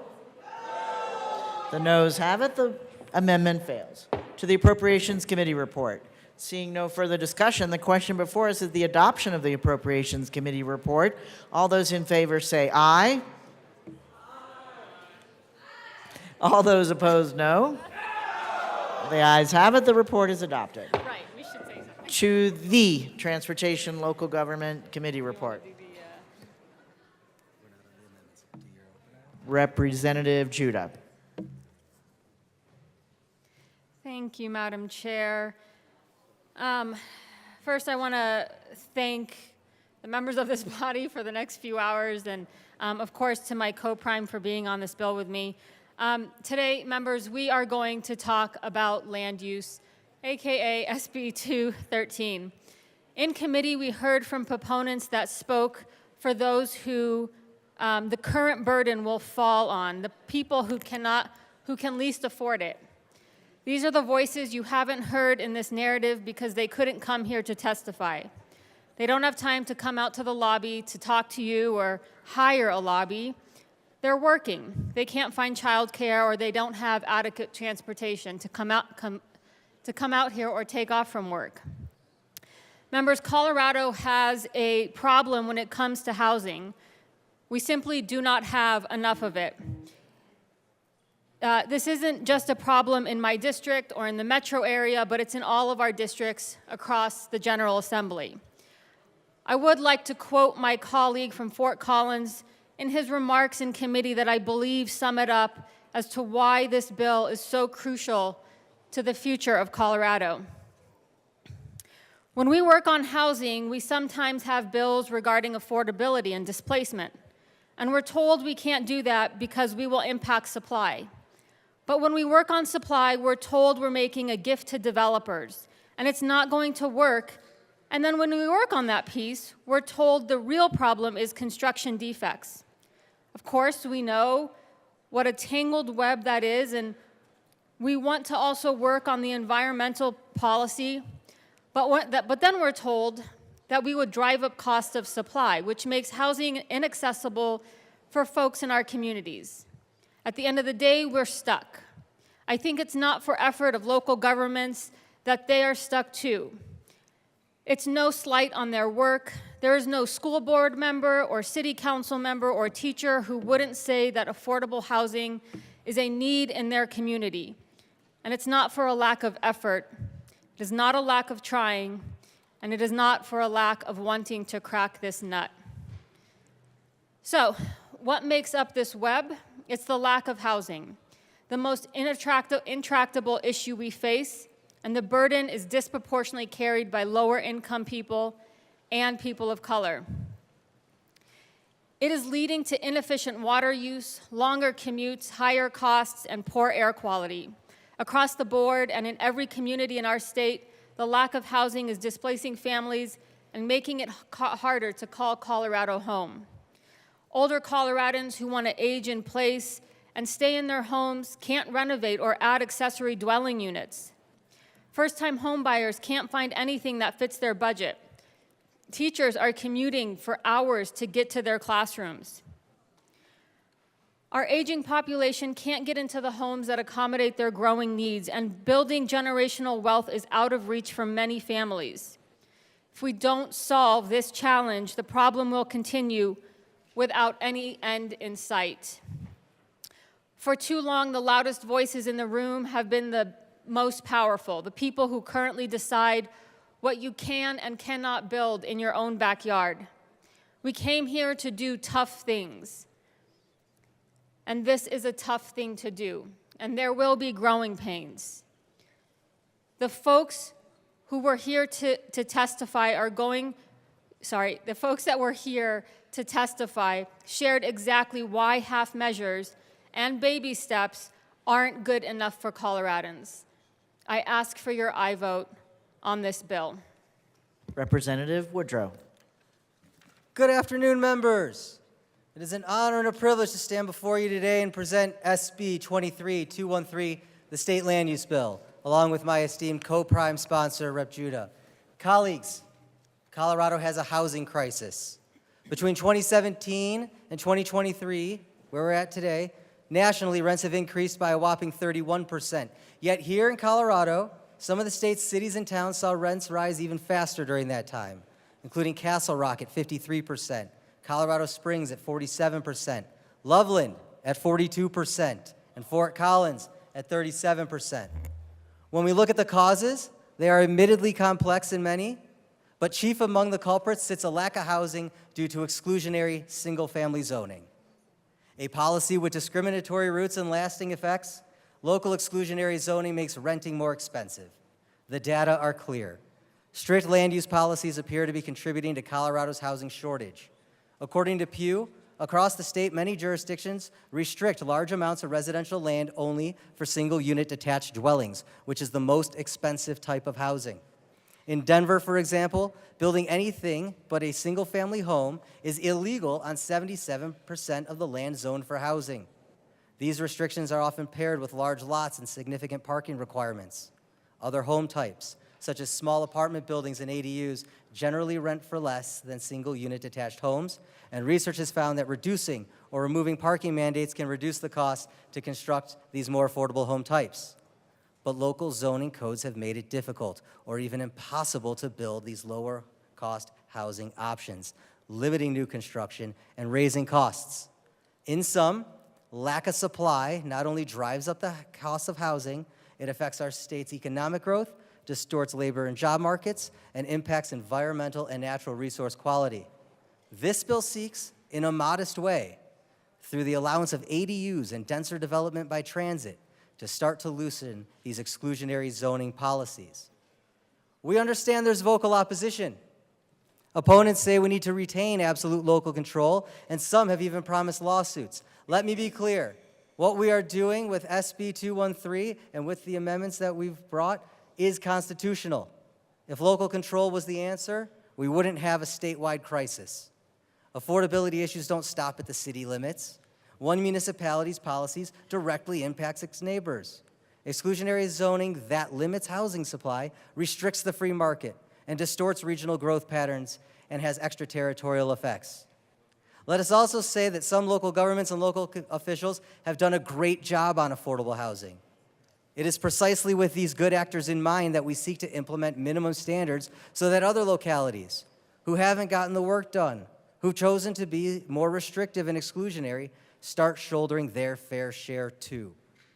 This bill frees up planners to make decisions without the overwhelming political pressure some folks have had to endure the last few days with respect to this bill.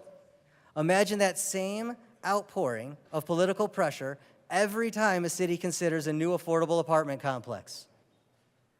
The pressure we've had to face in the last few days pales in comparison to those meetings. We cannot seriously argue that this is how planning and development decisions should be made. Indeed, the bill requires statewide, regional, and local housing needs plans and assessments. It requires strategic growth planning and the alignment of state monies with housing and environmental and water goals. It sets minimum standards and incentivizes the adoption of local codes, with state model codes going into effect only if the locality chooses to ignore the law. The bill, as amended in the House Transportation Housing Local Government Committee, also allows for ADUs and denser development by transportation. We had a robust discussion in the committee, and many members brought amendments that we hope they'll speak on later today. As a final point, before we move on, if you believe in private property rights and you want to get government out of the way, then vote yes on this bill. Montana just passed this on a bipartisan basis. And on this point, advocates can agree, even if on almost every other subject we are worlds apart. By joining forces in Montana, a left-right coalition cleared a political impasse that has blocked so-called housing-abundant policies which strive to remove barriers to new construction. They were able to get to Republicans and talk about free markets and the importance of property rights. They were able to go to folks on my side and talk about climate and social impacts. And this comes from the CEO of the Frontier Institute, a right-leaning free market think tank. It doesn't break down on normal partisan lines. Advocates shouldn't silo themselves on normal partisan lines. Your property rights trump your neighbor's ability to tell you what you can and cannot build in your own backyard. So with that, before we turn over the discussion and before we get into amendments, I want to say thank you to everyone who's worked on this. Thank you to everyone who's had a voice and come to the table with ideas to contribute to the conversation. It has made the bill better. I want to say I look forward to a spirited debate today. Let's show the people who sent us here how it's done right. We ask for an aye vote on 213. Minority Leader, Assistant Minority Leader Puglisi. Thank you, Madam Chair. Really appreciate the bill's sponsors. I said this in committee. I care about affordable housing too. I care about making sure we have workforce housing for our people. When I was a county commissioner, our biggest and most contentious meetings were always around land use. Now, I'm also a land use attorney, so for me, that's really exciting, but not everybody shares in that excitement. But I'm definitely concerned, and I just want to say, before the rest of the 3 hours and 45 minutes we have left, I have the greatest deal of respect, and I said this in committee, to both bill sponsors because I know they're doing the right thing in their hearts. I just don't think this bill is the right way to do it. And I'm taking that from my 15 years of policy experience, including 8 years as a county commissioner, and now as a land use attorney who works on comp plans, who works on affordable housing projects. So I want to say I'm coming from this at that vantage point. I also want to say that my issues with this process is that after I was elected, I reached out to the governor, who I have a great relationship with, and asked for a seat at the table. I have valuable experiences and unique experiences. I don't know any other person in this whole building in either chamber that has both local government experience and now works for a local government in this area doing land use, zoning, planning, and 1041 issues. I don't know anybody else that does that.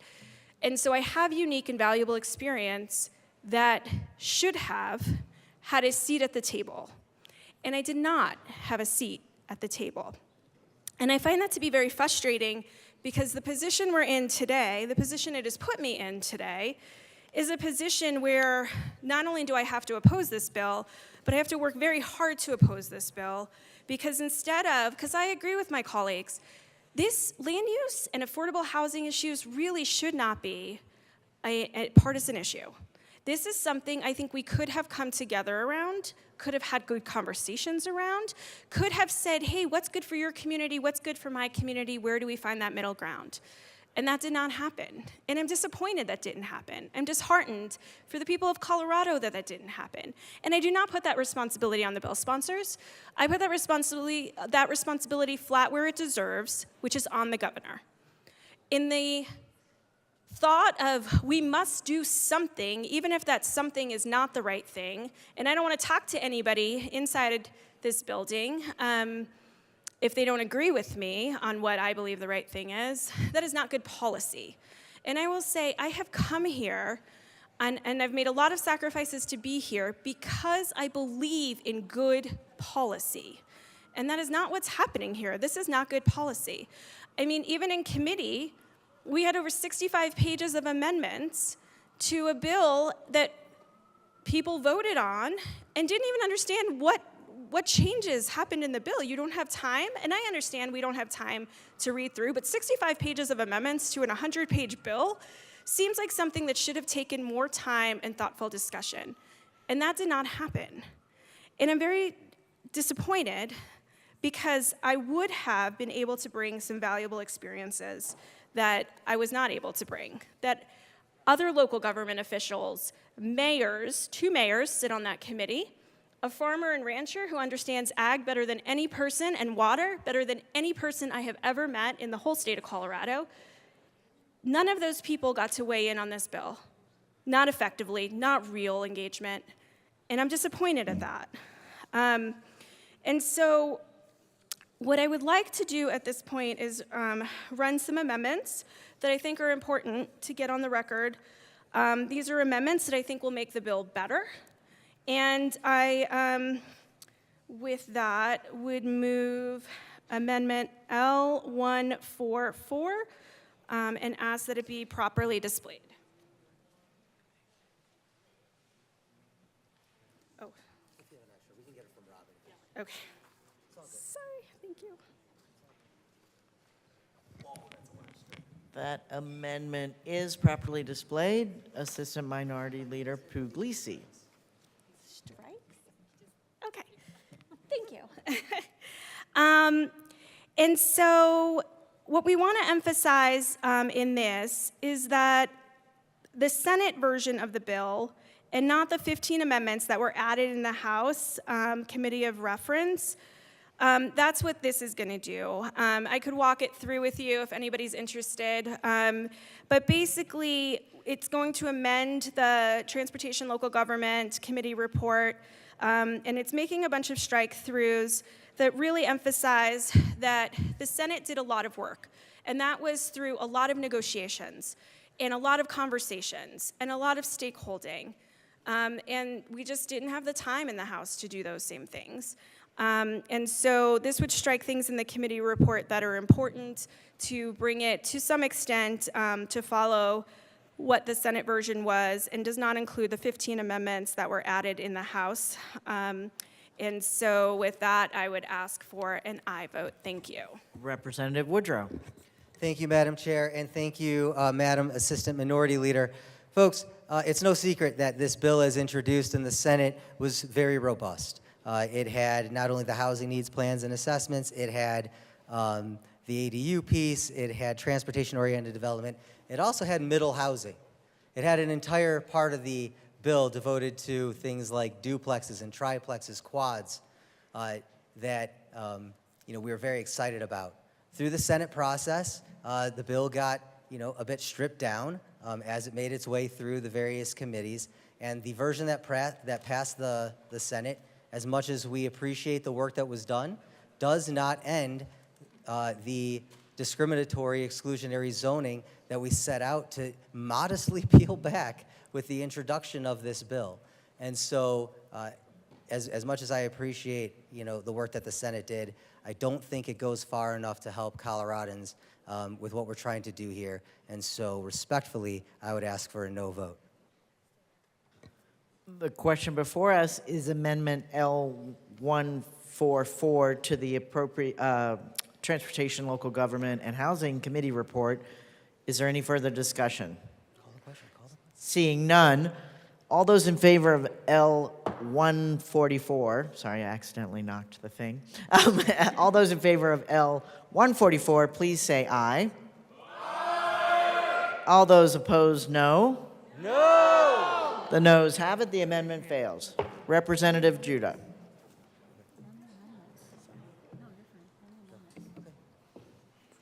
Representative Judah. Thank you, Madam Chair. Madam Chair, I move L178 and ask that it be properly displayed.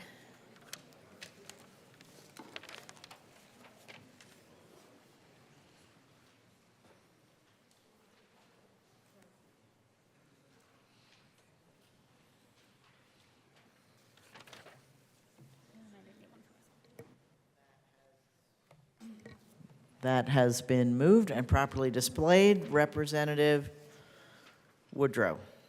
Thank you, Madam Chair.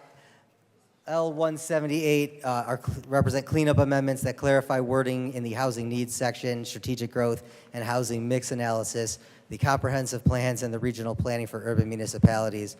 This is based on input from metropolitan planning organizations.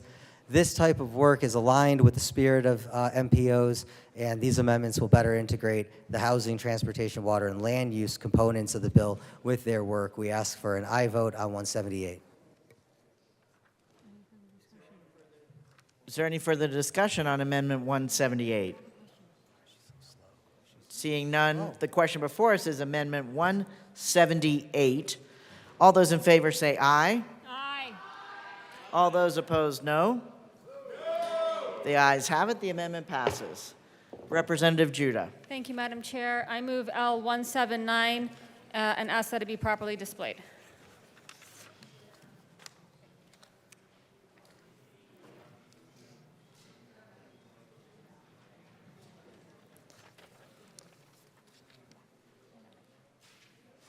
That has been moved and properly displayed. Representative Judah. Thank you, Madam Chair. 179 strikes reference to regulated or in RRJC affordability menu and adds language to ensure prioritization of strategies that support regulated affordable housing in RRJCs, makes a correction to the definition of the RRJCs to realign the jobs data with the existing communities identified in the RRJC group. This fixes typos and aligns all mentions of the displacement mitigation strategies And this aligns timelines to ensure that the first displacement risk analysis and strategies are aligned with ADUs, corridor centers, and timelines. And I ask for an aye vote. Is there any further discussion on Amendment 179? Seeing none, the question before us is Amendment 179. All those in favor say aye. Aye. All those opposed, no. The ayes have it. The amendment passes. Representative Woodrow. Thank you, Madam Chair. I move Amendment L180 and ask that it be displayed.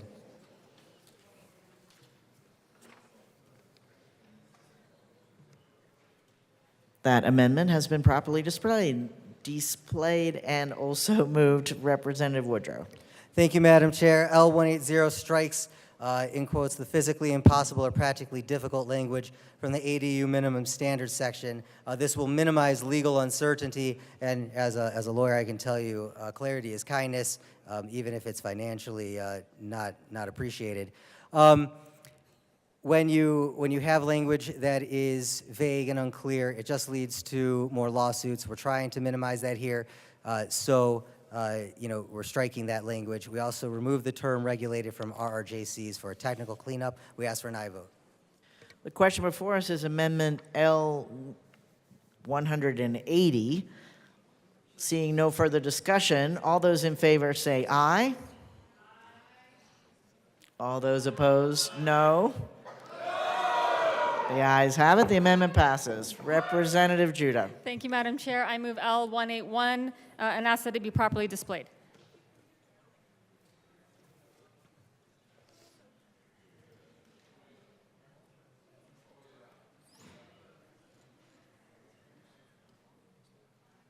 That has been moved and properly displayed. Representative Judah. Thank you, Madam Chair.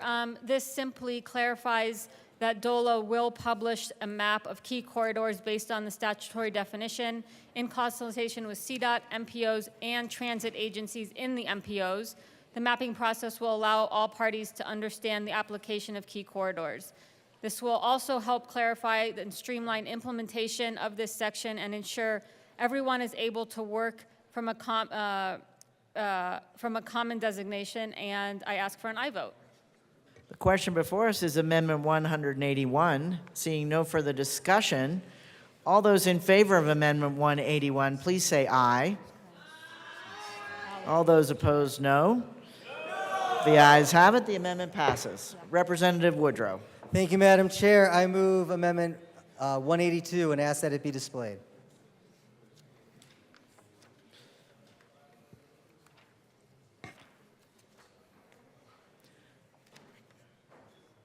That has been moved and properly displayed. Representative Woodrow. Thank you, Madam Chair. Thank you, colleagues. Amendment 182 is a technical amendment that that allows DOLA to grant exemptions, extensions, and waivers for communities that are unable to meet base level criteria for development. Throughout the conversation today, we are probably going to hear a lot about DOLA and its role and what its appropriate scope and function vis-a-vis this bill should be. We understand that local communities are going to need help. Some of them are going to need more time. This would allow DOLA to grant exemptions and extensions. We ask for an aye vote. The question before us is Amendment 182. Seeing no further discussion, all those in favor of Amendment 182, please say aye. All those opposed, no. The ayes have it. The amendment passes. Representative Woodrow. Thank you, Madam Chair and colleagues. I move Amendment 183.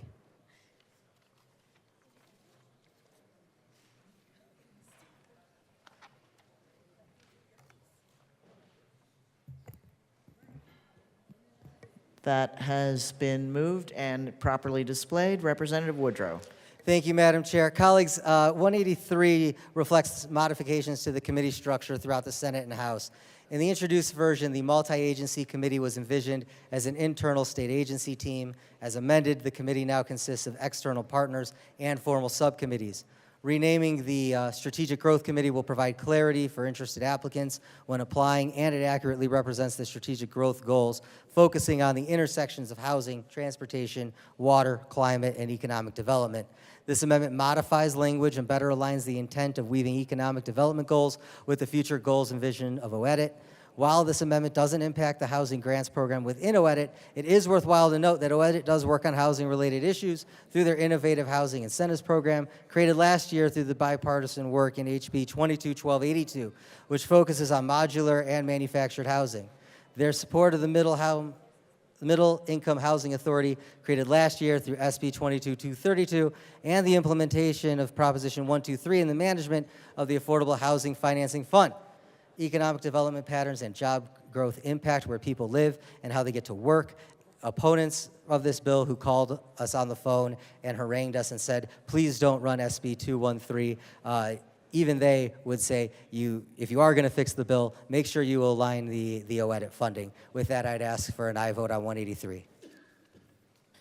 The question before us is Amendment 183. Seeing no further discussion, all those in favor of Amendment 183, please say aye. Aye. All those opposed, no. No. The ayes have it. Amendment 183 is passed. Representative Brown. Thank you, Madam Chair. I appreciate the opportunity to offer some amendments today. I would like to offer Amendment 176 and ask that it be properly displayed. Or sorry, I move L176 to the committee report and ask that it be properly displayed.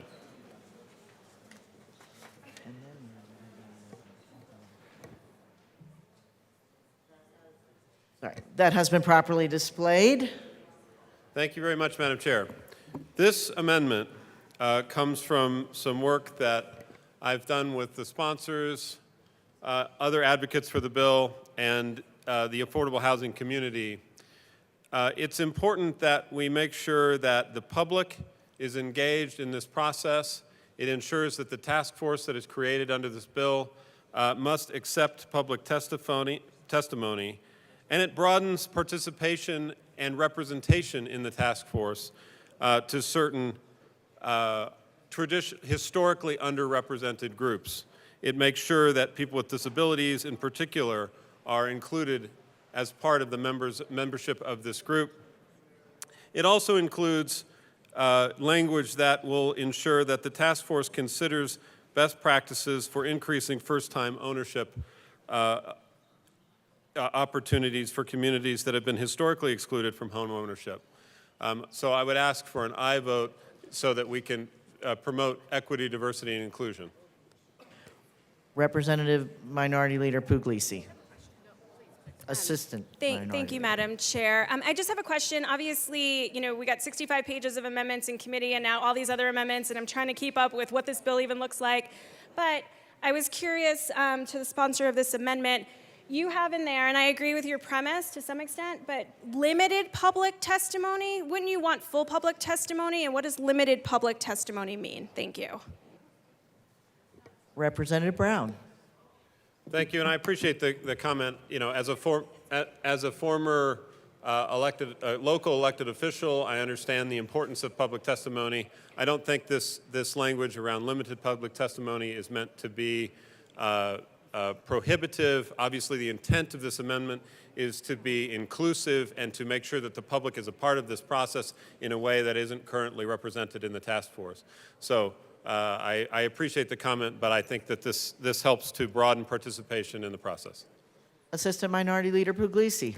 Thank you, Madam Chair. I'm still confused, though. What does limited public testimony mean? Because as a county attorney, we use public testimony, public hearings. Redistricting has a certain set of hearings that need to happen before that can come in place.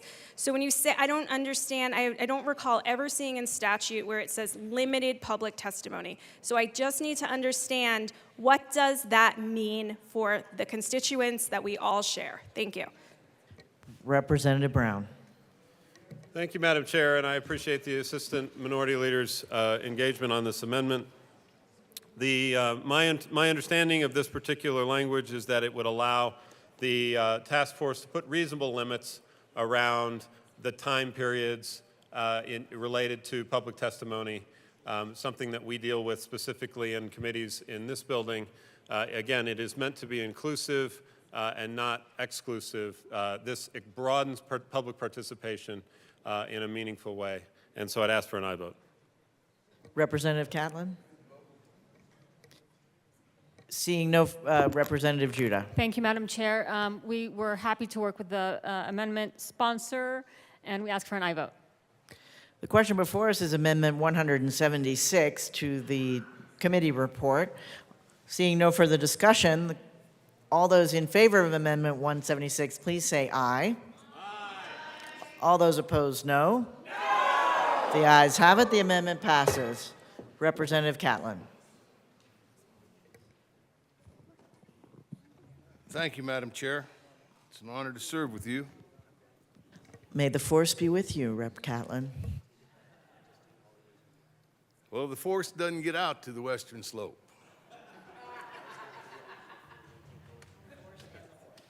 All joking aside. Members, I'm here today because I really want you to know that I was at that committee hearing, and I was there all night till close to midnight, along with a lot of the people that are in here. But one of the concerns that I had is that there were some questions that I asked that really didn't get answered. They were kind of glossed over. A couple of them is about water. I'm not exactly sure how you can save water by putting more houses on the same lot. And I don't think cutting the grass out of the backyard makes that much of a difference. I'm concerned about the process, folks. A bill came over from the Senate. People are calling me and saying, hey, this looks like it would work. We think maybe we can stand down and say, well, we can make this work. It's going to be something that might work for our communities. Naively, I went to committee hearing thinking that we were going to hear the committee, in the committee, we were going to hear the bill that came to us from the Senate.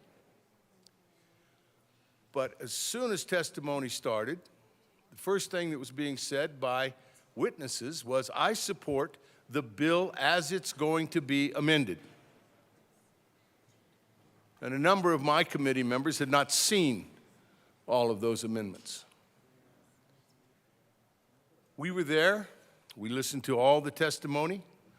The chairlady of that committee did a great job of getting everybody's testimony in and on the record. But the point was, after we'd heard the testimony, which is typical committee procedure, we started doing the amendments. And I think 65 pages or so, I give up counting after, it gets close to bedtime. Past bedtime, I can't count that good. We had about 65 amendments, 65 pages of amendments come in, and we took action on them, party line votes. And today we come back to the floor of the House for more amendments. Was the bill ready when it came to committee, or was it not? The process failed us that night, unless you already knew the results of the process. And I do appreciate the sponsors and the passion they've got for all of this that they're trying to do. Now, I appreciate that, because I'm a passionate person myself. But I'm disappointed. I thought we were going to have better discussion. We had amendments that we were looking at, thought had been turned into us in plenty of time. But Amendment 138 replaces Amendment 120. We hadn't seen 138. And that happened a number of times. So I really want you to understand that I'm concerned about the process. I'm concerned we didn't get an opportunity to read all of that. Particularly, you all know what kind of work we're putting in here, how many pages of paper are on your desks, my desk. So I think we ought to take a little time and read this bill at length. There's been a request to read the bill at length.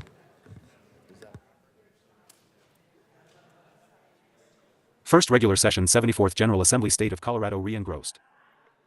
This version includes all amendments adopted in the House of Introduction LLSNO. 23 to 890.01 Pierce Lively X 2059 Senate Bill 23 to 213. Senate Committees, House Committees, Local Government and Housing Appropriations. A bill for an Act 101 concerning state land use requirements, and, in connection 102 therewith, establishing a process to diagnose and 103 address housing needs across the state, prohibiting a 104 local government from enforcing certain occupancy 105 limits, modifying the content requirements for County 106 and municipal master plans, criteria for certain Grant 107 programs, and expenditures from the Multimodal 108 Transportation Options Fund to align with State 109 strategic growth objectives, and making an 110 appropriation. Bill summary. Note, this summary applies to this bill as introduced and does. Senate third reading unamended April 28, 2023. Senate amended second reading April 27, 2023. Senate sponsorship Moreno, Exum, Gonzalez, Hansen, Jaquez Lewis, Priola. House sponsorship Jodé and Woodrow. Shading denotes House amendment. Double underlining denotes Senate amendment. Capital letters or bold and italic numbers indicate new material to be added to existing law. Dashes through the words or numbers indicate deletions from existing law. Not reflect any amendments that may be subsequently adopted. If this bill passes third reading in the House of Introduction, a bill summary that applies to the re-engrossed version of this bill will be available at http://leg.colorado.gov. Housing needs planning. The Executive Director of the Department of Local Affairs, Director, shall, no later than December 31, 2024, and every 5 years thereafter, issue methodology for developing statewide, regional, and local housing needs assessments. The statewide housing needs assessment must determine existing statewide housing stock and current and future housing needs. The regional housing needs assessments must allocate the addressing of housing needs identified in the statewide housing needs assessment to regions of the state. Similarly, the local housing needs assessments must allocate the addressing of the housing needs allocated in the regional housing needs assessment to localities in the relevant region. The Director shall, no later than December 31, 2024, issue guidance on creating a housing needs plan for both a rural resort job center municipality and an urban municipality. Following this guidance, no later than December 31, 2026, and every 5 years thereafter, a rural resort job center municipality and an urban municipality shall develop a housing needs plan and submit that plan to the Department of Local Affairs, Department. A housing needs plan must include, among other things, descriptions of how the plan was created, how the municipality will address the housing needs it was assigned in the local housing needs assessment, affordability strategies the municipality has selected to address its local housing needs assessment, an assessment of displacement risk and any strategy selected to address identified risks, and how the locality will comply with other housing requirements in this bill. The Director shall, no later than December 31, 2024, develop and publish a menu of affordability strategies to address housing production, preservation, and affordability. Rural resort job center municipalities and urban municipalities shall identify at least 2 of these strategies that they intend to implement in their housing plan, and urban municipalities with a transit-oriented area must identify at least 3. The Director shall, no later than December 31, 2024, develop and publish a menu of displacement mitigation measures. This menu must, among other things, provide guidance for how to identify areas at the highest risk for displacement and identify displacement mitigation measures that a locality may adopt. An urban municipality must identify which of these measures it intends to implement in its housing plan to address any areas it identifies as at an elevated risk for displacement. The Director shall, no later than March 31, 2024, publish a report that identifies strategic growth objectives that will incentivize growth in 213 transit-oriented areas and infill areas and guide growth at the edges of urban areas. The Multi-Agency Advisory Committee shall, no later than March 31, 2024, submit a report to the General Assembly concerning the strategic growth objectives. The bill establishes a multi-agency advisory committee and requires that committee to conduct a public comment and hearing process on and provide recommendations to the Director on methodologies for developing statewide, regional, and local housing needs assessments, guidance for creating housing needs plans, developing a menu of affordability strategies, developing a menu of displacement mitigation measures, identifying strategic growth objectives, and developing reporting guidance and templates. A county or municipality within a rural resort region shall participate in a regional housing needs planning process. This process must encourage participating counties and municipalities to identify strategies that, either individually or through intergovernmental agreements, address the housing needs assigned to them. A report on this process must be submitted to the Department. Further, within 6 months of completing this process, a rural resort job center municipality shall submit a local housing needs plan to the Department. Once a year, both rural resort job centers and urban municipalities shall report to the Department on certain housing data. A multi-agency group created in the bill and the Division of Local Government within the Department shall provide assistance to localities in complying with the requirements of this bill. This assistance must include technical assistance and a grant program. Accessory dwelling units. The Director shall promulgate an accessory dwelling unit model code that, among other things, requires accessory dwelling units to be allowed as a use by right in any part of a municipality where the municipality allows single-unit detached dwellings as a use by right. The committee shall provide recommendations to the Director for promulgating this model code. In developing these recommendations, the committee shall conduct a public comment and hearing process. Even if a municipality does not adopt the accessory dwelling unit model code, the municipality shall adhere to accessory dwelling unit minimum standards established in the bill and by the Department. These minimum standards, among other things, must require a municipality to allow accessory dwelling units as a use by right in any part of the municipality where the municipality allows single-unit detached dwellings as a use by right. Only adopt or enforce local laws concerning accessory dwelling units that use objective standards and procedures. -3, 213. Not adopt, enact, or enforce local laws concerning accessory dwelling units that are more restrictive than local laws concerning single-unit detached dwellings, and not apply standards that make the permitting, siting, or construction of accessory dwelling units infeasible. Middle housing. The director shall promulgate a middle housing model code that, among other things, requires middle housing to be allowed as a use by right in any part of a rural resort job center municipality or a Tier 1 urban municipality where the municipality allows single-unit detached dwellings as a use by right. The committee shall provide recommendations to the director for promulgating this model code. In developing these recommendations, the committee shall conduct a public comment and hearing process. Even if a rural resort job center municipality or a Tier 1 urban municipality does not adopt the middle housing model code, the municipality shall adhere to middle housing minimum standards established in the bill and by the department. These minimum standards, among other things, must require a municipality to allow middle housing as a use by right in certain areas. Only adopt or enforce local laws concerning middle housing that use objective standards and procedures. Allow properties on which middle housing is allowed to be split by right using objective standards and procedures. Not adopt, enact, or enforce local laws concerning middle housing that are more restrictive than local laws concerning single-unit detached dwellings, and not apply standards that make the permitting, siting, or construction of middle housing infeasible. Transit-oriented areas. The director shall promulgate a transit-oriented area model code that, among other things, imposes minimum residential density limits for multifamily residential housing and mixed-income multifamily residential housing and allows these developments as a use by right in the transit-oriented areas of Tier 1 urban municipalities. The committee shall provide recommendations to the director for promulgating this model code. In developing these recommendations, the committee shall conduct a public comment and hearing process. Even if a Tier 1 urban municipality does not adopt the transit-oriented model code, the municipality shall adhere to middle housing minimum standards established in the bill and by the department. These minimum standards, among other things, must require a municipality to create a zoning district within a transit-oriented area in which multifamily housing meets a minimum residential density limit and is allowed as a use by right, and -4, 213. Not apply standards that make the permitting, siting, or construction of multifamily housing in transit-oriented areas infeasible. Key corridors. The director shall promulgate a key corridor model code that applies to key corridors in rural resort job center municipalities and Tier 1 urban municipalities. The model code must, among other things, include requirements for the percentage of units in mixed-income multifamily residential housing that must be reserved for low and moderate-income households, minimum residential density limits for multifamily residential housing, and mixed-income multifamily residential housing that must be allowed as a use by right in key corridors. The committee shall provide recommendations to the director for promulgating this model code. In developing these recommendations, the committee shall conduct a public comment and hearing process. Even if a rural resort job center municipality or a Tier 1 urban municipality does not adopt the key corridor model code, the municipality shall adhere to key corridor minimum standards promulgated by the director and developed by the department.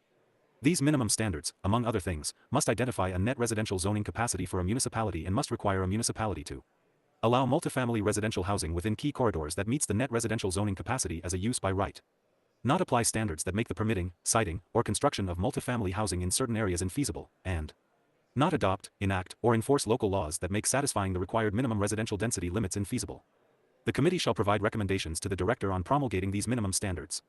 In developing these recommendations, the committee shall conduct a public comment and hearing process. Adoption of model codes and minimum standards. A relevant municipality shall adopt either the model code or local laws that satisfy the minimum standards concerning accessory dwelling units, middle housing, transit-oriented areas, and key corridors. Furthermore, a municipality shall submit a report to the department demonstrating that it has done so. If a municipality fails to adopt either the model code or local laws that satisfy the minimum standards by a specified deadline, the relevant model code immediately goes into effect, and municipalities shall then approve any proposed projects that meet the standards in the model code using objective procedures. However, a municipality may -5, 213. Apply to the department for a deadline extension for a deficiency in water or wastewater infrastructure or supply. Additional provisions. The bill also requires the Advisory Committee on Factory-Built Structures and Tiny Homes to produce a report on the opportunities and barriers in state law concerning the building of manufactured homes, mobile homes, and tiny homes. Removes the requirements that manufacturers of factory-built structures comply with escrow requirements of down payments and provide a letter of credit, certificate of deposit issued by a licensed financial institution, or surety bond issued by an authorized insurer. Prohibits a planned unit development resolution or ordinance for a planned unit with a residential use from restricting accessory dwelling units, middle housing, housing in transit-oriented areas, or housing in key corridors in a way not allowed by this bill. Prohibits a local government from enacting or enforcing Residential occupancy limits that differ based on the relationships of the occupants of a dwelling. Modifies the content requirements for a county and municipal master plan, requires counties and municipalities to adopt or amend master plans as part of an inclusive process, and requires counties and municipalities to submit master plans to the department. Allows a municipality to sell and dispose of real property and public buildings for the purpose of providing property to be used as affordable housing, without requiring the sale to be submitted to the voters of the municipality. Requires the approval process for manufactured and modular homes to be based on objective standards and administrative review equivalent to the approval process for site-built homes. Prohibits a municipality from imposing more restrictive standards on manufactured and modular homes than the municipality imposes on site-built homes.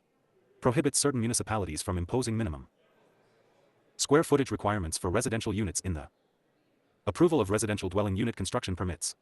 Requires certain entities to submit to the Colorado Water Conservation Board a completed and validated water loss audit report pursuant to guidelines that the board shall adopt. Allows the board to make grants from the Water Efficiency Grant Program Cash Fund to provide water loss audit report. -6, 213. Validation assistance to covered entities. Allows the board and the Colorado Water Resources and Power Development Authority to consider whether an entity has submitted a required audit report in deciding whether to release financial assistance to the entity for the construction of a water diversion, storage, conveyance, water treatment, or wastewater treatment facility. Prohibits a unit owners association from restricting accessory dwelling units, middle housing, housing in transit-oriented areas, or housing in key corridors.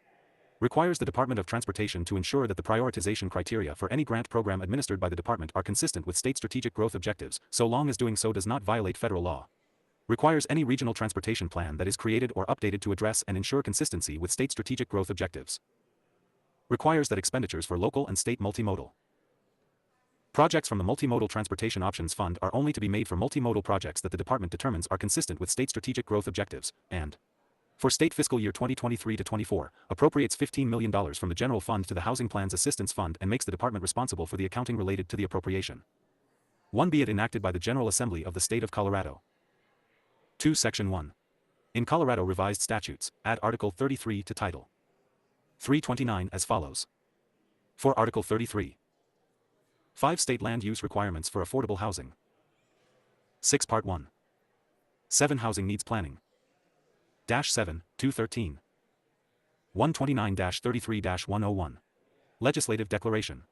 1. The General Assembly 2 hereby finds, determines, and declares that 3a. Colorado lacks a coordinated process to set goals, for develop solutions, and track progress towards meeting 5 statewide, regional, and local housing needs. 6b. Consistent information about statewide, regional, and 7 local housing needs is essential in developing equitable and 8 effective housing policies and strategies and improving efforts. 9 increase housing affordability over time. 10 c. Housing markets expand beyond the borders of 11 individual local governments, and information is required on a 12 local, regional, and statewide scale. Make a holistic plan for 13 addressing housing needs. 14 d. Although some local governments work assess and 15 address housing needs, these local governments use different 16 methodologies, do this work at different times, and lack 17 regional coordination. 18 e. Although some local governments work become 19 age-friendly communities, these local governments use 20 different approaches to address older adult housing needs, and 21 many local governments do not specifically plan for strategies. 22 to address older adult housing needs. Older adults represent 23 the fastest growing segment of Colorado's population and have 24 diverse housing needs. Local governments that do not plan to 25 adequately meet the need for more accessible and affordable 26 housing units built with universal design and located within age 27 friendly communities, contribute to an imbalance in the local. -8, 213. 1 regional and statewide housing markets. 2 f. Local governments that do not allow housing supply. 3 keep pace with household and job growth and changing 4 demographics in their jurisdictions export their housing needs to 5 neighboring communities, causing regional imbalances that 6 impact equity, pollution, infrastructure costs, and quality of 7 life. 8 g. Requiring local governments plan for and 9 implement strategies meet an equitable amount of their 10 regions housing demand will help mitigate these imbalances. And 11 their negative impacts. 12 h. The state manages multiple grant-based programs. 13 design help local governments assess and meet housing. 14 needs, and these programs will be able to more effectively. 15 address housing issues with more comprehensive and consistent. 16 information informed by regional and statewide data, and 17 I. The Affordable Housing Transformational Task Force. 18 established in section 24-75-229, 6a, identified as statewide. 19 Housing Needs Assessment and Production Strategy as a top 20 legislative priority for Colorado in the task force's February 21, 2022, report to the General Assembly. 2229-33-102. Definitions. As used in this Article 33, unless the 23 context otherwise requires. 24, 1, accessible unit means a housing unit that satisfies 25 the requirements of the Federal Fair Housing Act 42 U.S.C. SEC. 26 3601 ED-SEEK, as amended and incorporates universal design. 27, 2, accessory dwelling unit means an internal. Dash 9, 213. 1 attached or detached residential dwelling unit that, 2a, provides complete independent living facilities for 1, 3 or more persons, 4b, is located on the same lot as a proposed or existing 5 primary residence, and 6c, includes provisions for living, sleeping, eating, 7 cooking, and sanitation. 8, 3, affordable housing means housing for full-time and 9 residential occupancy which meets the needs of the community 10 as identified in the housing needs assessment of the local 11 jurisdiction. 12, 4, brownfield development means the development of 13 brownfield sites, as defined in section 31-25-103, 3.1. 14, 5, buildable lands analysis means an evaluation of 15 lands suitable for development including potential grayfield 16 development, brownfield development, and greenfield 17 development. 18, 6, bus rapid transit means a bus-based transit service 19 that includes at least 3 of the following. 20, a, service that is scheduled to run every 15 minutes. 21 or less during the highest frequency service hours, 22, b, dedicated lanes or busways, 23, c, traffic signal priority, 24, d, OFF board fare collection, 25, e, elevated platforms, or 26, f, enhanced stations. 27, 7, commuter bus rapid transit means a bus rapid transit. Dash 10, 213. 1 service that operates on a limited access highway for the 2 majority of its route. 3, 8, cottage cluster means a grouping of 2 or more 4 detached housing units, each housing unit having a footprint of 5 no more than 900 square feet, and the grouping having 6 a common courtyard. 7, 9, discretionary approval process means a development 8 approval process conducted pursuant to local law that 9 requires a public body or official TO make 1 or more subjective 10 determinations, including 11, a, evaluations of consistency of an application with 12 local plans, 13, b, compatibility or harmony of an application with 14 surrounding land uses Oregon development, 15, c, individualized evaluations relating to mitigation of 16 impacts, or 17, d, evaluation of an application's consistency with public 18 welfare. 19, 10, displacement means the involuntary relocation of 20 residents due to, 21, a, new development and an influx of wealthier residents. 22, resulting in the gentrification of a neighborhood. 23, b, homes being vacated by low-income residents and 24 other low-income residents being unable to afford to move in, or 25 forced to vacate because rents and sales prices have increased, 26 above what low-income residents can afford. 27, c, discriminatory policies, such as banning tenants with. Dash 11, 213. 1 housing vouchers, eliminating units large enough for 2 households with children, or changing land use or zoning that 3 foster a change in the character of the residential for development. 5, d, gentrification-induced displacement, taking into 6 account residents who have already been displaced and current 7 and future residents who are or may be displaced including 8 renters, low-income households, persons of color, households 9 headed by a resident without a college degree, and families in 10 poverty with children. 11, e, widespread displacement of social and cultural 12 connections and community serving entities. 13, f, deterioration of or physical conditions that render 14 residences uninhabitable, which may be caused by lack of 15 renovation or rehabilitation, or demolition or redevelopment. 16 of aging affordable housing or commercial spaces, or 17, g, increased real estate prices, rents, property taxes. 18, new development including amenities, and other economic. 19, factors that lead to gentrification. 20, 11, dwelling unit means a single unit providing 21 complete independent living facilities for 1 or more persons, 22 including permanent provisions for cooking, eating, living, 23 sanitation, and sleeping. 24, 12, fixed rail transit means passenger rail transit that 25 uses and occupies a separate right-of way or rail line, including 26 commuter rail and light rail. 27, 13, greenfield development means new development on.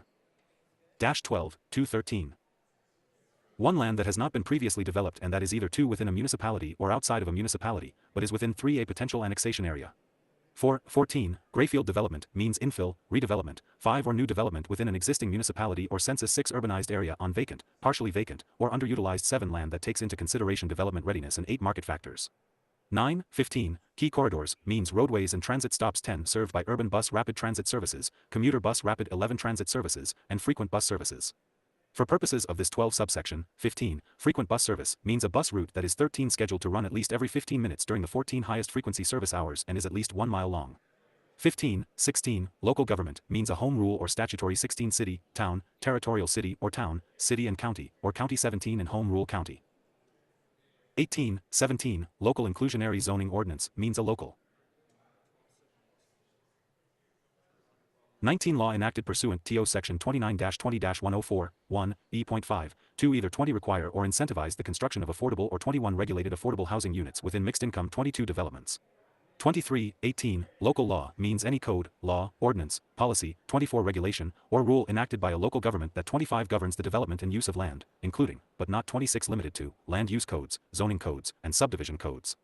27:19 Metropolitan Planning Organization means a -13 One metropolitan planning organization under the Federal Transit 2 Act of 1998, 49 U.S.C. SEC 5301E Seek, as amended. 320A Middle housing means a type of housing that 4 includes between 2 and 4 separate units in, 5I, a building designed as a single structure, 6, 2, a townhome building, or 7, 3, a cottage cluster. 8b Municipalities may define middle housing, TO include 9 additional housing types and expanded housing unit amounts, so 10 long as the municipality's definition is not more restrictive than 11 the definition of middle housing in subsection 20a of this 12 section. This may include age-restricted housing, which means 13 housing developments for older adults that have minimum age 14 requirements for residency. 15:21 Mixed income development means housing where 16 some of the housing units within a particular development have 17 restricted rental or for sale rates that are affordable for 18 low and moderate income households and some of the units. 19 have higher rental or for sale rates. 20:22 Mixed-use development means a development 21 project that integrates multiple land use types that include 22 residential and non-residential uses. 23:23 Multi-Agency Advisory Committee means the 24 committee established in Section 29-33-103. 25:24 Multi-Agency Group means a group created in the 26th Department of Local Affairs composed of staff from 27A, the Division of Local Government in the Department of -14-213. 1 Local Affairs, 2B, the Colorado Energy Office, 3C, the Department of Natural Resources, and 4D, the Department of Transportation. 5:25 Multifamily housing means a building or group of 6 buildings on the same lot with separate living units for 3 or 7 more households. 8:26 Municipality means a home rule or statutory city 9 or town, territorial charter city or town, or city and county. 10:27 Objective standard means a standard that both 11A does not require a public body or official TO make a 12 personal or subjective judgment, and 13B is uniformly verifiable or ascertainable by reference 14 an external or uniform benchmark or criterion that is 15 available and knowable by the development applicant or 16 proponent and the public body or official prior to the 17 development applicant or proponent's filing of a development 18 proposal. 19:28 Population means the current population as 20 reported by the State Demography Office. 21:29 Regulated affordable housing means affordable. 22 Housing that 23A is created or supported by public subsidies, Local 24 inclusionary zoning ordinances, or other regulations, or 25 programs. 26B restricts or limits rental or sale price, and 27C restricts resident income levels too low to -15-13. 1 Moderate income household levels for a specified period. 2:30A Rural Resort Job Center Municipality means a 3 municipality that 4I is not within a metropolitan planning organization. 5:2 has a population of 1,000 or more. 6:3 has at least 1,200 jobs. 7 according to the most recent United States Census Bureau. 8 longitudinal employer household dynamics origin destination. 9 employment statistics. 10:4 has a minimum jobs to population ratio of 64/1100, and 12V has a transit stop serviced by a transit agency that 13 serves at least 2 municipalities and with service that includes 14 an average of at least 20 trips per day between the 15 municipality and other municipalities, as of January 1, 2023. 16B, for purposes of this subsection, 30, transit agency, 17 means an entity that is both, 18I, a regional service authority providing service. 19 transportation pursuant to Part 1 of Article 7 of Title 32A. 20 Regional Transportation Authority created pursuant to Part 621 of Article 4 of Title 43, or any other political subdivision of the 22 state, public entity, or nonprofit corporation providing mass 23 transportation services to the general public, and 24.2. Eligible to receive money under a grant authorized by 2549 U.S.C. SEC 5307 or 49 U.S.C. SEC 5311. 26.31 Short-term rental means the rental of a lodging 27 unit for less than 30 days. As used in this subsection, 31-16-213. 1 Lodging unit means any property or portion of a property that 2 is available for lodging, except that the term excludes a hotel 3 unit. Local governments may apply their own definition of 4 short-term rental for the purposes of this Article 33. 5.32 Single unit detached dwelling means a detached 6 building with a single dwelling unit and on a single lot. 7.33 Strategic growth area means an area identified 8 pursuant to Section 29-33-108-2A that has the potential for 9 growth and characteristics that make it a priority area for 10 growth in relation to the goals of this Senate Bill 23-213. 11.34 Strategic Growth and Housing Mix Analysis, means 12. A comprehensive analysis that identifies strategic growth areas, 13 as defined in Section 29-33-108, 2a, that can both accommodate 14 the housing needs identified in housing needs assessments and be 15 utilized in the strategic growth element of master plans, as 16 defined in Section 31-23-206.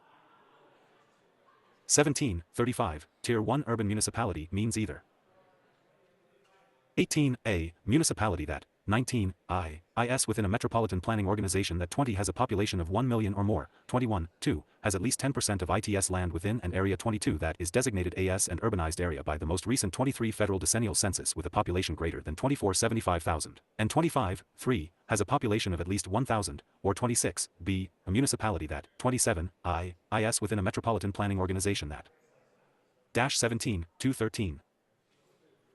1 has a population of less than 1 million, and 2 has a population of at least 25,000. 3, 36, Tier 2 urban municipality means a municipality 4 that does not satisfy the definition of a Tier 1 urban 5 municipality and 6, is within a metropolitan planning organization, 7, b, has a population of between 5,000 and 25,000, and 9, c, is in a county with a population of 250, 10,000 or more. 11, 37, townhome means a single unit dwelling. Unit 12 constructed in a group of attached units in which each unit 13 extends from foundation to roof and has open space on at least 14 two sides. 15, 38, transit-oriented area means an area where all 16 parcels have at least 25% of their area within 17 1/2 mile of an existing fixed rail transit station. For the 18 purposes of this subsection, 38, a fixed rail transit station is a 19 fixed rail transit service boarding and exiting location or 20 station for the general public. 21, 39, universal design means any dwelling unit design 22 and constructed that is safe and accessible for everyone, 23 regardless of age, physical ability, or stature. 24, 40, urban bus rapid transit service means a bus rapid 25 transit service that operates on a surface street for the 26 majority of its route. 27, 41, urban municipality means both a Tier 1 and a Tier 18, 213. 12 urban municipality. 229-33-103. Multi-Agency Advisory Committee, Rural Resort 3 Area Committee, Urban Area Advisory Committee. 1. There is 4 hereby created in the Department of Local Affairs the 5 Multi-Agency Advisory Committee, referred to in this section as 6 the committee. 7. 2. The committee is a Type 2 entity, as defined in Section 824-1-105, and exercises its powers and performs its duties and 9 functions under the Department of Local Affairs. 10. 3a. The committee consists of 14 voting members. 11 as follows. 12. The Executive Director of the Department of Local 13 Affairs, or the Executive Director's designee. 14. 2. The Executive Director of the Colorado Energy Office. 15. Of the Executive Director's designee. 16. 3. The Executive Director of the Department of 17 Transportation, or the Executive Director's designee. 18. 4. The Executive Director of the Department of Natural 19 Resources, or the Executive Director's designee. 20. The Executive Director of the Department of 21 Agriculture, or the Executive Director's designee. 22. 6. One member who is a staff-level representative from 23 a Metropolitan Planning Organization who is appointed by the 24 Speaker of the House of Representatives. 25. 7. One member who is a staff-level representative from 26 a Metropolitan Planning Organization who is appointed by the 27 Minority Leader of the Senate. 19. 213. 1. 8. One member who has a background in land use 2 planning, is a staff-level representative from a Tier 1 urban 3 municipality, and is appointed by the President of the Senate. 4. 9. One member who has a background in land use 5 planning, is a staff-level representative from a Tier 1 urban 6 municipality, and is appointed by the Governor. 7. X. One member who has a background in land use 8 planning, is a staff-level representative from a rural resort job a 9 center municipality, and is appointed by the Governor. 10. 11. One member who has a background in land use 11 planning, is a staff-level representative from a rural resort job 12 center municipality, and is appointed by the Speaker of the House 13 of Representatives. 14. 12. One member who is a staff-level representative from 15 a county who is appointed by the President of the Senate. 16. 13. One member who is a community representative with 17 housing expertise who is appointed by the President of the Senate. 18 and 19. 14. One member who represents special districts and is 20 appointed by the Minority Leader of the House of 21 Representatives. 22. B. Initial appointments to the committee must be made number 23 later than September 1, 2023. 24. C. When making appointments to the Multi-Agency 25 Advisory Committee, reasonable efforts must be made to appoint 26 members who reflect the geographic and demographic diversity 27 of the entire state. 20. 213. 1. For each member of the committee who is appointed to pursuant to subsection 3 of this section serves at the pleasure 3 of the official who appointed the member. The term of 4 appointment is 4 years, except that the term of each member 5 initially appointed pursuant to subsections 3a, I, 3a, 2, 6, 3a, 3, 3a, 4, and 3a, v, of this section is 2 years, and 7 the term of each member initially appointed pursuant to 8 subsections 3A, 6, 3A, 7, 3A, 8, 3A, 9, 3A, X, 9, 3A, 11, 3A, 12, 3A, 13, and 3A, 14 of this section is 10 1 year. No appointed member of the committee shall serve 11 more than 2 consecutive terms. 12.5a. The governor shall call the first meeting of the 13 committee no later than October 1, 2023. 14b. The committee shall elect a chair from among its 15 members to serve for a term not to exceed 2 years, as 16 determined by the committee. A member is not eligible to serve 17 as chair for more than 2 successive terms. 18c. The committee shall meet at least 3 times every 19 year. The chair may call such additional meetings as are 20 necessary for the committee to complete its duties. 21.6. The committee shall complete its duties as required by 22 this Article 33. 23.7. Upon request by the committee, the Department of 24 Local Affairs shall provide office space, equipment, and staff 25 services as may be necessary to implement this section. 26.8a. There is created as part of the Multi-Agency 27 Advisory Committee the Rural Resort Area Subcommittee. 21.213. 1b. The Rural Resort Area Subcommittee consists of at least one of the members of the Multi-Agency Committee 3 appointed pursuant to subsection 3a, x, or 3a, 11 of this 4 section, who shall serve as the chair of the subcommittee, and 5 other members as determined by the Multi-Agencies Committee 6 bylaws to ensure community engagement across rural resort 7 job center municipalities. 8c. In accordance with Section 29-33-109, the Rural Resort 9 Area Subcommittee shall develop recommendations to present 10 to the Multi-Agency Committee concerning matters related to 11 rural resort job center municipalities. Prior to finalizing any 12 recommendations, the Rural Resort Area Subcommittee shall 13 provide a draft of the recommendations to all Rural Resort 14 Area Job Center municipalities and shall hold a public hearing on 15 such recommendations no sooner than 60 days after 16 providing these recommendations. 17.9a. There is created as part of the Multi-Agency 18 Advisory Committee the Urban Area Subcommittee. 19b. The Urban Area Subcommittee consists of at least 120 of the members of the Multi-Agency Committee appointed 21 pursuant to subsections 3a, 6, 3a, 7, 3a, 8, and 22, 3a, 9 of this section, who shall serve as the chair of the 23 subcommittee, and other members as determined by the 24 Multi-Agencies Committee bylaws to ensure community 25 engagement across Tier 1 and 2 urban municipalities. 26c. In accordance with Section 29-33-109, the Urban Area 27 Subcommittee shall develop recommendations to present to the 22-213. 1 Multi-Agency Committee concerning matters related to urban 2 municipalities. Prior to finalizing any recommendations, the 3 Urban Area Subcommittee shall provide a draft of the 4 recommendation to all urban municipalities and shall hold a 5 public hearing on such recommendations no sooner than 66 days after providing these recommendations. 729-33-104. Housing Needs Assessments, Methodology. 8.1a. The Executive Director of the Department of Local Affairs 9 shall issue a methodology for developing statewide, regional, 10 and local housing needs assessments. 11b. The Multi-Agency Advisory Committee, in consultation 12 with the State Demography Office, shall, as part of the Public 13 comment and hearing process established in Section 29-33-109, 2, 14 develop recommendations to provide to the Executive Director 15 of the Department of Local Affairs concerning the methodology 16 for developing statewide, regional, and local housing needs 17 assessments. 18.2. The methodology for developing housing needs. 19 assessments may include 20a. For the statewide housing needs assessment, methods 21.2, 22i. Estimate existing housing stock. 23.2. Conduct a housing shortage analysis. 24.3. Determine the need for accessory dwelling units. 25.4. Estimate the housing necessary to accommodate the 26 demographic and population trends forecast by the State 27 Demography Office, categorized by household size, household. 23.213. 1 type, including for supportive, for sale, and rental housing, and 2 income level, including extremely low income, very low income, 3 low income, moderate income, and middle income households as 4 defined by the United States Department of Housing and Urban 5 Development. 6v. Ensure local government input and coordination. And 7.6. Assess and provide data regarding any home-made ownership or rental housing inequities impacting populations 9 that may have been historically excluded from home ownership 10 or rental housing opportunities. This data may include, but is 11 not limited to, housing status by veteran status, gender, age, 12 family status, income, race and ethnicity, and speaking English 13 less than very well. 14b. For regional housing needs assessments, methods 2, 15i. Assess regional housing needs for each region, based 16 on, 17a. Existing and projected housing shortages and 18 surpluses for different household types and income levels. 19 including extremely low income, very low income, low income. 20 moderate income and middle income households as defined by 21 the United States Department of Housing and Urban 22 Development, 23 b existing housing diversity and stock, 24 c current jobs by income level, 25 d future population and job growth projections, and 26 e demographic and population trends forecast by the 27 State Demography Office. 24 213.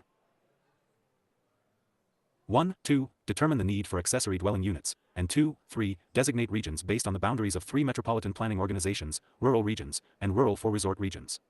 The designation of rural regions and rural 5 resort regions must be based on regional commuting patterns 6 among other factors. 7, c, for local housing needs assessments, methods 2-8 assess local housing needs for each local government, aligned 9 with regional and state housing needs assessments, based on 10, I, the current proportion of the locality's population in 11 different household income levels, including extremely 12 low income, very low income, moderate income, and 13 middle income households as defined by the United States 14 Department of Housing and Urban Development, 15, 2, the locality's current median income, 16, 3, the locality's job housing balance, including the 17 availability of housing affordable to low-income workers in the 18 locality. 19, 4, the locality's population and demographics.